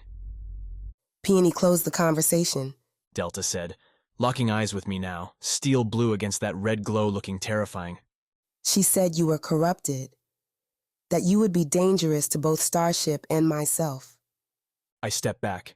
gave myself a little room between my skin and that sword's jagged point. Peony's after her own ends, I said. What did Leo say? Nothing. The others barely spoke. My mother's making her play. Kaydee said, popping in next to me. It's how she always works. Gets inside the power circle and redraws it till she's the only one that's left. Gamma, she attacked me in here and she's good. She's been rewriting her own code, getting more effective, more dangerous. Something to worry about later, maybe, after Delta had her blade away from my face. Who do you trust? I asked the vessel. Me, who's been with you this whole way, or the voices? Have you been with me? Delta said, advancing for every step I retreated. When I chased Alpha, you ran the other way. In the hospital, with enemies everywhere, you found a lift and vanished. When you found the nursery, you didn't come running for me, but watched a routine. Those were the most words I'd ever heard Delta speak in one go before, and I realized why. She cared, at least a little. Something in Delta gave a crap about what I'd done, the choices I made.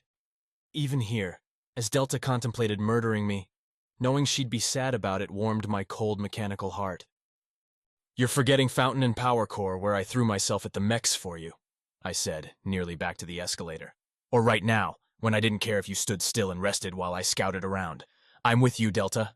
On your side. Delta shook her head short, quick. Doesn't matter. I have new orders, Gamma. With Kaydee shouting run, I ran, turned and jumped onto the escalator, heading down and kept moving, feet stumbling from one platform to the next on my tumbling journey down. Behind me, Delta didn't make a sound as she followed. I expected to be skewered before I made it anywhere, but Delta's blade didn't find its mark. Or she wasn't quite as focused on killing me as she should have been. You don't have to follow their demands! I yelled as I hit the middle level, falling to a crouch as I more or less fell off the last escalator. Dive! Kaydee, popping in before me, eyes looking past me, shouted. I dove and Delta's sword struck the floor where I'd been, gouging out silver flakes. She picked up her swing and followed me as I scrambled around and dropped onto the next escalator, continuing down. Not that I had a plan beyond go up and down until Delta gave up or caught me. If we don't follow their orders, Delta said as she walked after me. Then what are we? The red glow had increased when we went up, brighter and intense. Descending, though, pulled everything into shadow. Down here seemed to be more supplies, albeit ones less used. Mechs sat here. Trash trundlers and other janitorial ones, deactivated and waiting for their chance to clean. I would have taken a closer look, but Delta's sword kept whistling over my hair, just cutting my shirt's trailing cloth as I slipped down. If I had taken that extra second, maybe I'd have seen it. Whether I would have said something, I'm not sure. This time, hitting the escalator's end, I jumped and rolled, bought myself a meter, looked back to see Delta following me, the dim red haloing her black outfit, her shadowed blade, those sharp eyes making her look like something demonic. We're not just Mechs, Delta, I said, standing up, shifting left. We're not mindless. Delta copied my move, cutting me off from reaching the escalator back up. My great plan ruined, I put up my fists.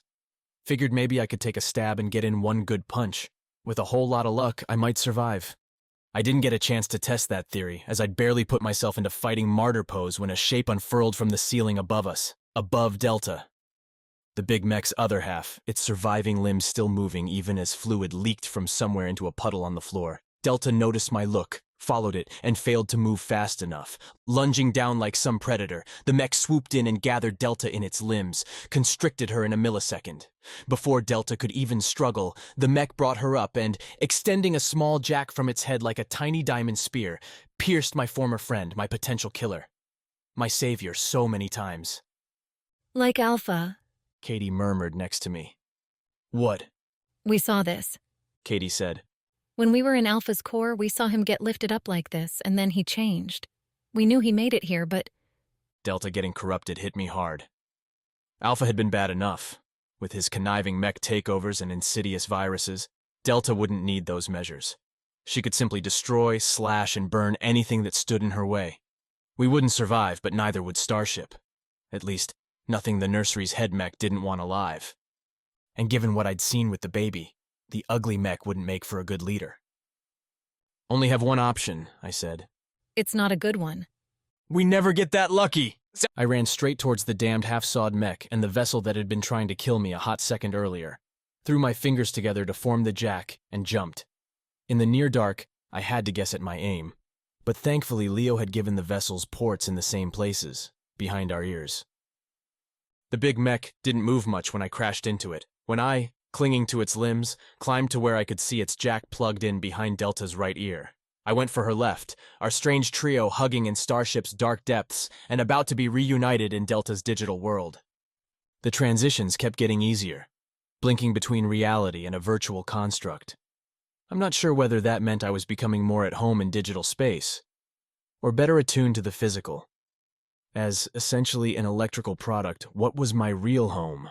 Did I— Hey, pay attention, Kaydee said and snapped me into the bizarre place that Delta apparently called home. We stood on a floating amber rock, maybe 5 meters across, and pitted as if someone had been using its surface for target practice. Above and around us, more rocks orbited, all strung together by massive blue lightning cords. Beyond the rocks, the nursery's deep red glow pervaded, pulsing from all around, as if we'd fallen into some netherworld dance party. This is weird, I said. Once again, Delta does things way cooler than you, Kaydee said, walking to the edge and peering over. Looks like these keep on going. In my world, there weren't random noises, weren't breezes. But in Delta's infinite rock column, the blue cords crackled and random gusts hit Kaydee, and I like a trash mech's trundling charge. One blow pushed Kaydee back from her edge, and I moved to catch her only to see Katie's outfit shift into a suit like Delta's real-world kit. Blue, black, and badass. Katie's new boots dug into the rock and she threw a grin at me. Delta's given us permissions, Gamma. She must not hate you that much. Like having an epiphany, I found digital threads at my beck and call. Like in my own space, I could bend gravity, my own shape, anything really, to my will. Delta risked a lot giving Kaydee and I this much power. We could overwrite her memories, rewrite her programming. Change her to ignore the voices, I said, and Kaydee nodded. Maybe it's not an accident, Kaydee replied. Maybe she wants you to. A splitting shout broke from both far away and so close my ears rang and I dropped to my knees. My system scrambled for a moment. Delta's scream, no doubt, and from above, shaking my head, unnecessary, but it made me feel better. As I stood back up, I pointed above. Think there's other things to worry about first, I said. Let's go.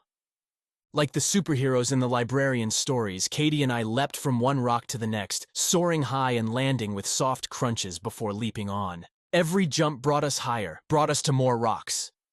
We moved faster, barely pausing between leaps, but still the rocks and their blue chains went on and on. Delta screamed again, still sounding like it came from above. I stopped. Kaydee waited. What are you doing? You're not tired? An impossibility in here, but I shook my head anyway. We're not getting anywhere this way, I said. We've jumped up 100 rocks by now and we're no closer. You don't know that. True, but I have a different idea, I said. We have permissions. Let's use them. Kaydee seemed confused, her sparks tossing golden question marks around her head. Rather than answering, I placed my hand on the rocky ground and called up a very particular routine, one that I'd programmed after Alpha's assault. The little program shot from my fingers into the rock and spread throughout Delta's systems faster than Kaydee and I could jump anywhere. What did you do? Watch. The rocks shimmered around us, their edges fading away. The red glow flickered and faded to a soft, dead white. The fading continued until Kaydee and I stood on nothing at all, adrift in Delta's digital domain. You're searching. Smart. A good filter can work wonders, I replied. With literal nothingness around us, Delta's constructs vanished as I removed their criteria from what Kaydee and I could see, could interact with. Just as we couldn't see particles or grasp the entire cosmos in our physical bodies, I limited what we could perceive in Delta's digital one. I've scrubbed everything away, I said. Are you ready? Gamma, I never thought you'd ask. Let's destroy the sucker. I adjusted my filter program to look for two things: intruders and hosts. The gray-white void around us rippled, and I noted how strange it felt to be standing on nothing, feeling nothing, hearing nothing, seeing only Kaydee. The mech appeared first, monstrous and in full flavor. It towered over Kaydee and I, with its limbs, hundreds, far more than it ever had in reality, collapsing around some small form in its middle. The filter caught up with Delta and she popped in, surrounded by stabbing, ripping assaults tearing away at her digital consciousness. Alpha had been broken by this creature, caught in its sinister embrace just as Delta was here. Alpha had been alone. Delta had us. "I break her free, you rescue!" I threw Kaydee's way and didn't wait for a response. Nice plan. Kaydee shouted after me as I leapt into the air, launching with those same super muscles at Delta's struggling form. The mech saw me coming, redirected a few dozen claws my way. I adjusted the filter on the fly, tried to erase the limbs. They flickered, they remained. They caught me and held me fast. How? I tried to puzzle it even as I worked my arms towards freedom, swung my head side to side to dodge incoming, shiny steel death.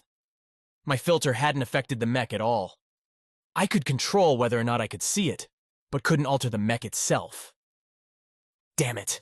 I ducked forward, causing a particularly nasty 5-pronged claw to launch overhead. The mech responded to my trick by curling that claw back, slamming into my neck and driving me down towards that infinite gray. Delta had given us permissions for her world, her programs. The mech had done no such thing. A golden line slashed over me, and the mech's weight vanished. Like someone pulling a taut string, I stopped myself, looked at Kaydee, and caught her wink. Looked like you might need some help, Kaydee said, sending more golden bolts from her hands. Looked like you were right. I flipped myself over in time to see Kaydee's shots hammer home into the mech, each one blowing limbs apart, cutting closer to Delta. Cover me. Again? As many times as it takes. Chapter 33. Moment to moment? If there'd been a place I would have imagined having an all-out fight against a mechanical monster, Delta's digital void wouldn't have been it. Yet as I took another leap towards Delta's captive form, the environment seemed to fit. Vessels, mechs, programs duking it out in total emptiness. Appropriate.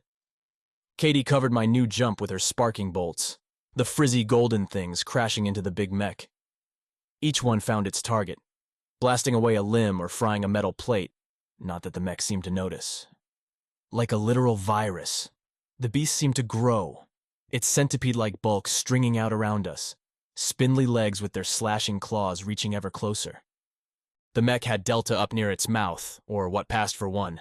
The sharp spear that had served as the mech's jack back in reality snaked out, rearing back to deliver a likely death blow to Delta's captive form, struggling against a dozen claws holding her tight. During my last leap, the mech had caught me, bashed me and thrown me away.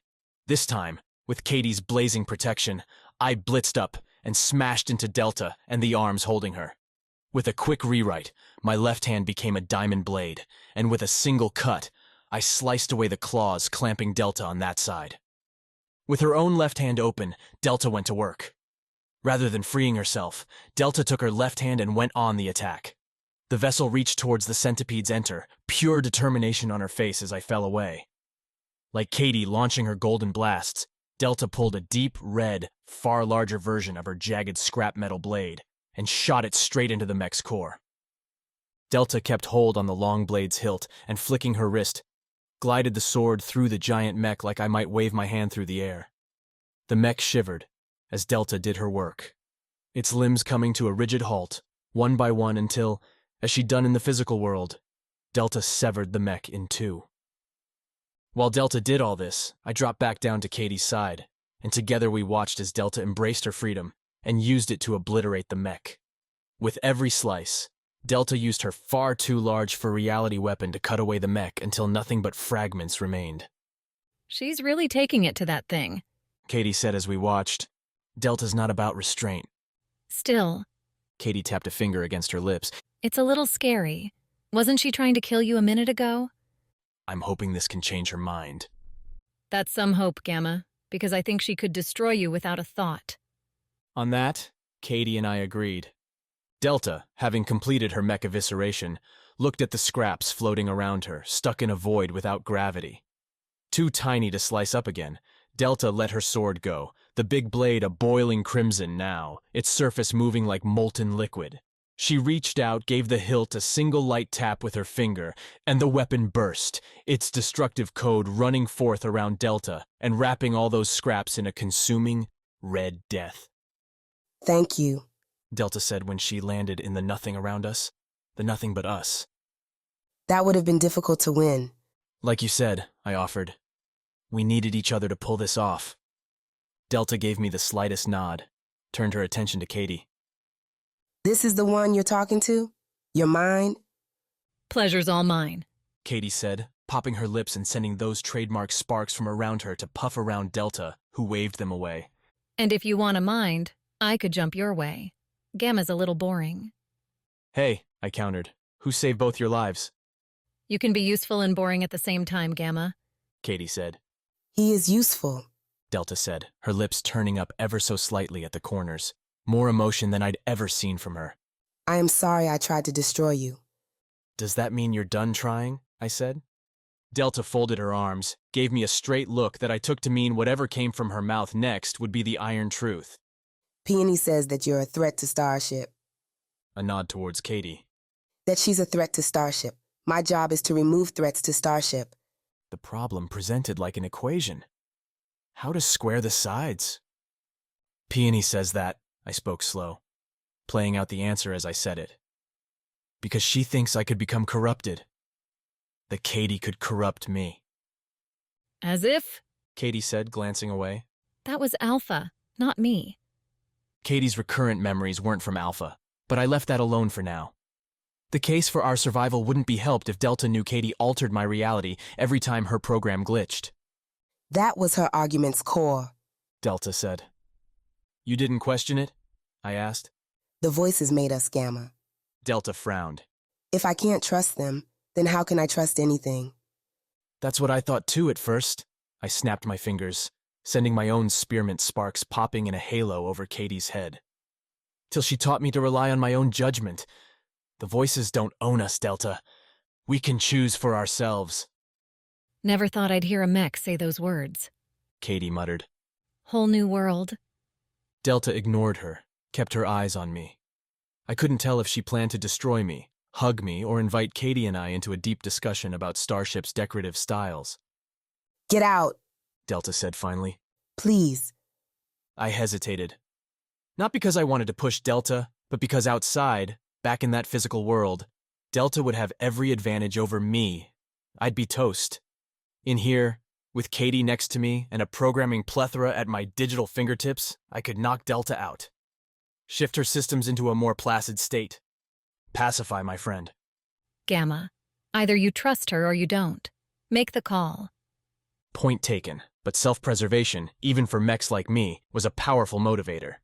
Do you trust me? I said to Delta. Because I trust you. If you trust me, then do what I'm telling you. Get out. At some point, everyone has to make a leap. I'd learned that much from the librarian's stories. You come to that chasm where you can't turn back. You have to jump and hope. I felt like I'd reached that point now, and staying back, giving in to fear would keep me in Delta's domain. Would break any possible bond we had, and throw her and I into a fight for Delta's soul. So I did what humans do, stuck out my hand towards Delta, who looked at my fingers like they might turn into snakes and bite her.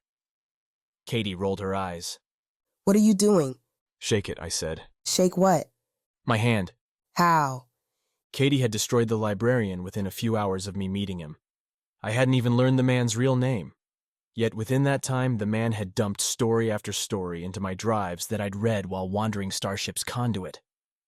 I'd thought the main value in those tales came from their themes, their heroes and their quests, and how they broke life into moral lines. But no.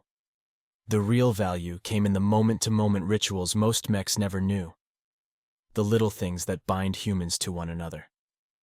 Step by halting step, I walked Delta through shaking my hand. Her grip started tentative, finished steel, and I had to remind her to let go, lest she pull my wrist from its socket. Sorry, Delta offered as I wrenched my hand free. First time. You shook.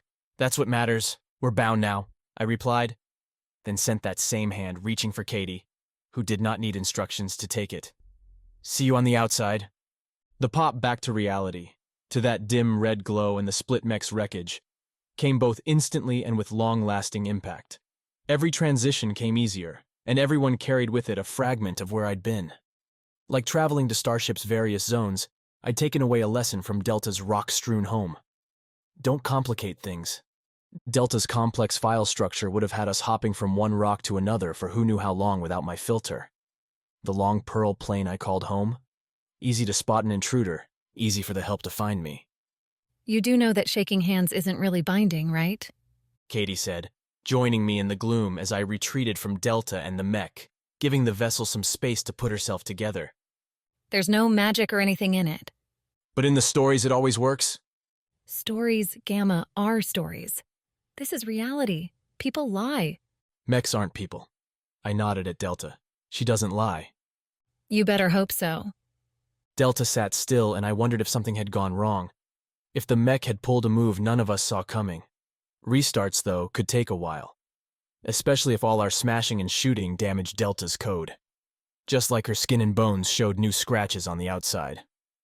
With Delta disabled for the moment, I noticed the escalator continuing its endless journey behind her, one leading up, all the way up to a workstation. I've got an idea, I said, walking around Delta and onto the escalator. Is it a good idea or a bad idea? Kaydee faded in on the escalator's railing, riding up alongside me. Kaydee, I missed you. I gave her as genuine a smile as a Mech like me knew how to pull together. Glad you weren't deleted? We have to talk about that sometime. Kaydee replied, apparently not buying my affection. You let Peony in, Gamma. She could have killed me. I started to reply, then stopped. Kaydee had it right, though I couldn't have known Peony's dire attitude when she'd told me Kaydee could be a destructive force. Instead, I took a different tack as the escalator deposited us on the middle level. I worried about you, I said, walking around to catch a platform to the top. Still do. We're in dangerous territory, Kaydee. When you shifted my perception in the hospital, I could have died. When Kaydee joined me on the escalator to the top, it wasn't as her normal spunky self. Instead, the Kaydee on the platform with me looked thin and sickly, just the way I'd seen her in the memory, under a hospital bed's covers, and being wheeled to who knew what end. I told you, Gamma. I can't control everything about me, Kaydee said, her voice tight and withered. I'm a mind, not a Mech, packed with faults. I understand. Not really, you don't. Kaydee closed in on herself, sat folding her arms and legs up. My mother showed me what I couldn't access, the memories I couldn't see. The escalator hit the top level and I stepped off. The workstation sat not far away waiting, but I couldn't go to it. Not yet. What were they? I asked when Kaydee didn't continue. She sat at the escalator's edge, the platform sliding away beneath her, looking into the red. For all the time I'd known Kaydee, I'd treated her as an evolving enigma. At first she'd been a mystery, then a partner, then a danger, and finally a friend. Only now I saw her as a human, with all their frailty, all their faults, and all their possibility. I never left that hospital, Gamma. I'd been injured, but more than that, I couldn't find the motivation to keep going. Back then, every cause I'd worked for had ended in failure. My friends, the ones struggling against the voices, were either dead or about to be shot out the airlock. I'm sorry. What else was there to say? Don't be. I made those choices. The consequences came because I wasn't good enough. Not smart enough, not strong enough. Once my mom realized I wasn't going to come back, she turned me into this. Silence. I'm glad she did, I offered, sitting next to Kaydee. Without you, I wouldn't have made it very far. Kaydee snorted. Without me, you wouldn't have made it out of Leo's lab. Hey! But Kaydee had fallen into that relieved, post-confessional laughter that set my digital heart at ease. Kaydee might be hurt, might be suffering, but she was still my friend and I hers. We weren't alone on this metal hulk hurtling through the stars, and that counted for something. So why'd you come up here anyway? Kaydee said, using her arm to wipe away her nose, her eyes. Just to talk to me. Actually, it's about your mother. That's even worse. I stood up, turned back to the workstation. I don't think she's going to like what I'm about to do. Which is? Watch. The first mission I'd been given, way back then. Reconnect the nursery. Give the voices access to all the potential humans sitting in Starship's cold storage. The virtual minds owning the present wanted the future too. Except they'd found it lacking, told Delta to destroy it. I couldn't get the baby out of my memory. It kept falling, disappearing, as the cushion moved away. Starship's future cast aside. I didn't understand why, but I wouldn't let it happen anymore. Delta had killed the mech running this place. Now I had to stop its replacements. The workstation didn't present much of an obstacle. Words appeared as I approached. Apparently the voices had a camera somewhere, but I ignored them. Reached down, opened the plate, and pulled the same damn plug I'd put back when we arrived here. The screens went blank. The voices' ambitions reset.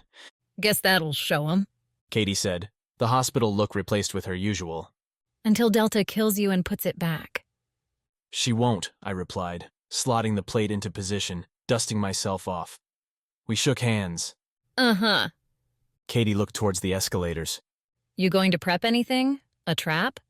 No, it wouldn't do any good. I went to the escalator's end, looked down and saw Delta on her way up. If Delta wants me dead, I can't stop her. Such an optimist. You're the one who keeps telling me how cool she is. Yeah, Kaydee said, pointing towards Delta as she came around the middle level. because I wanted you to be her friend, so this wouldn't happen. Delta had her sword with her, hung over her shoulder. She kept her head down, as if moving on autopilot. I retreated from the escalator, put my back to the wall, faced forward, and waited. If Delta wanted me dead, she had her execution set up.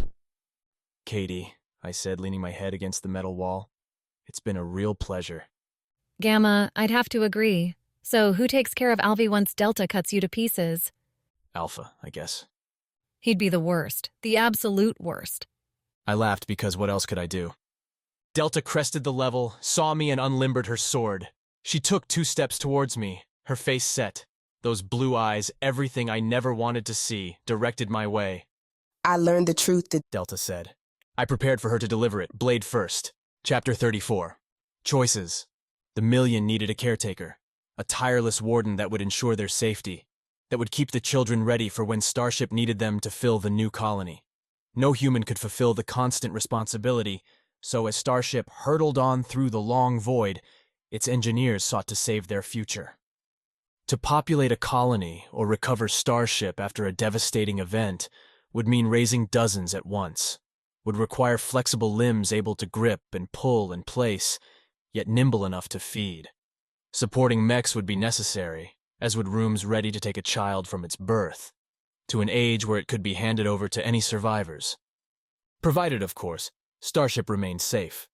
That duty, too, fell to the warden. Raise the future and ensure they would survive. They gave the warden the means to do this, some protective programming and, given its position, the ability and permissions to rewrite other mechs into its designs. If needed, the warden could take Starship for its own, all to save the future. But the baby, I interrupted, Delta and I standing near the silent conveyor belt now. The many implements designed to take a cell collection and turn it into a living, breathing human. The nurse discarded it without a thought. How does that square with the warden's directives? Delta, both hands still on that sword hilt, its point in the ground for her support. Her synthetic skin healed, but given her injuries, the progress came slow. Delta didn't seem weak exactly, but she needed more intensive repairs, fixes to her frame that'd been scrapped, dented, damaged by the mechs she'd torn through on our way here. On her way to seeing me as a friend, rather than an enemy. like the others, Delta said. it lost itself in its own mission. They programmed the warden to raise perfect humans. Once the mech assessed that its environment, its mechs were optimal. The fault lay with the biology, I finished, remembering the score. Above average, stable, but not perfect. No human would be. It couldn't accept an imperfection, Rigid code causes problems, Kaydee said, wandering the cell stacks behind us. at least on Starship with mechs like these. If the warden had been tasked with keeping care of humanity's future, our destroying it put all these frozen lives in jeopardy. Especially given the voices abdicating their role, demanding the nursery's end. They'd given up or decided Starship's future lay in another direction. What now? Delta said, looking at that still belt. I disobeyed orders. We have no mission. Not true, I replied. We just have to define it for ourselves. I'd been mulling the idea since Delta had cleaved away Alpha's corruption. The voices said Starship had nearly reached its journey's end. A new home. I didn't know if the voices had a spot for us in their plan, but now I didn't care. They were locked up in Starship's systems, while Delta and I lived out here. Let's go back to that workstation, I said. While we walked, I pitched my idea. Delta and I were vessels, smart and flexible mechs, able to rewrite and fix Starship's mechanical multitudes and bring them back to some sanity. Then, with our newfound nuts and bolts civilization, we could prepare Starship for landing. We could create a new world for ourselves, one where mechs wouldn't have to bash each other for the humans' poor programming. And the children? Delta asked as we went up the escalator. All of these? What would you do? When the time's right, I said. We bring them out, raise them the right way, alongside us, as equals and partners, rather than masters. It's an idea. Do you have a better one? No. Sometimes Delta could be maddening with her simple replies, her dry words. Nevertheless, I could be patient. Now that she wasn't going to slice me apart, what else was she going to do? We were stuck on Starship and... It's blinking, Delta said as I plugged the workstation back in. The voices, I bet. Wrong! Volt's voice boomed from the speakers, crackling and clearly happy for some reason. Saw the power shifts coming from the nursery and figured you two had made it. The mech's black lightning bolt face hovered into view on the screen. I gave Volt the rundown on what had happened, with the old mech cackling throughout, as though our near-death adventure was the best story he'd heard in a long time. Now, you've done a hell of a job there, Volt said when I'd finished. But before you get too excited, there's someone you ought to meet. Someone who's got a big surprise waiting for you. Who? Delta asked. Don't think she'd want me to ruin the moment, but seeing as she needs your help, I don't really give a damn. You mentioned that human kid? The one that vanished? Every hole on Starship leads somewhere, Gamma. Are you saying that baby's still alive? I asked, leaning in towards the picture, as if that would bring me closer to that disappearing child. I'm saying it might not be if you don't get moving. The voices aren't the only one that want Starship for themselves. You want to save that kid, then you have to find Beta, and fast. How do we find her? Follow the baby, but don't take too long, or you're not going to have much to find. Volt popped off, leaving Delta and I in that red glow. Starship's ever-present hum in the background, reminding us every second that we stood inside a massive churning machine, one speeding towards a target, a home that would belong to whomever controlled Starship when it landed. You said you wanted new orders? I put my hand on Delta's shoulder. Sounds like we have some. Delta shook her head. Not orders, a choice. Think about Alpha. What if Beta's corrupted like him? But what if she's not, I said. Who knows how many children the Warden lost? If Beta has them, we have to try and find her. Because you want to save the humans? Kaydee, standing behind Delta, watched with sparks popping around her spearmint hair, imperfectly perfect. Because a human saved me. This is the end of The Farthest Star, The Far Horizons Book 1, by A.R. Knight. Text copyright 2020, all rights reserved. To find more of our books, check out www.blackeybooks.com. Thanks for listening.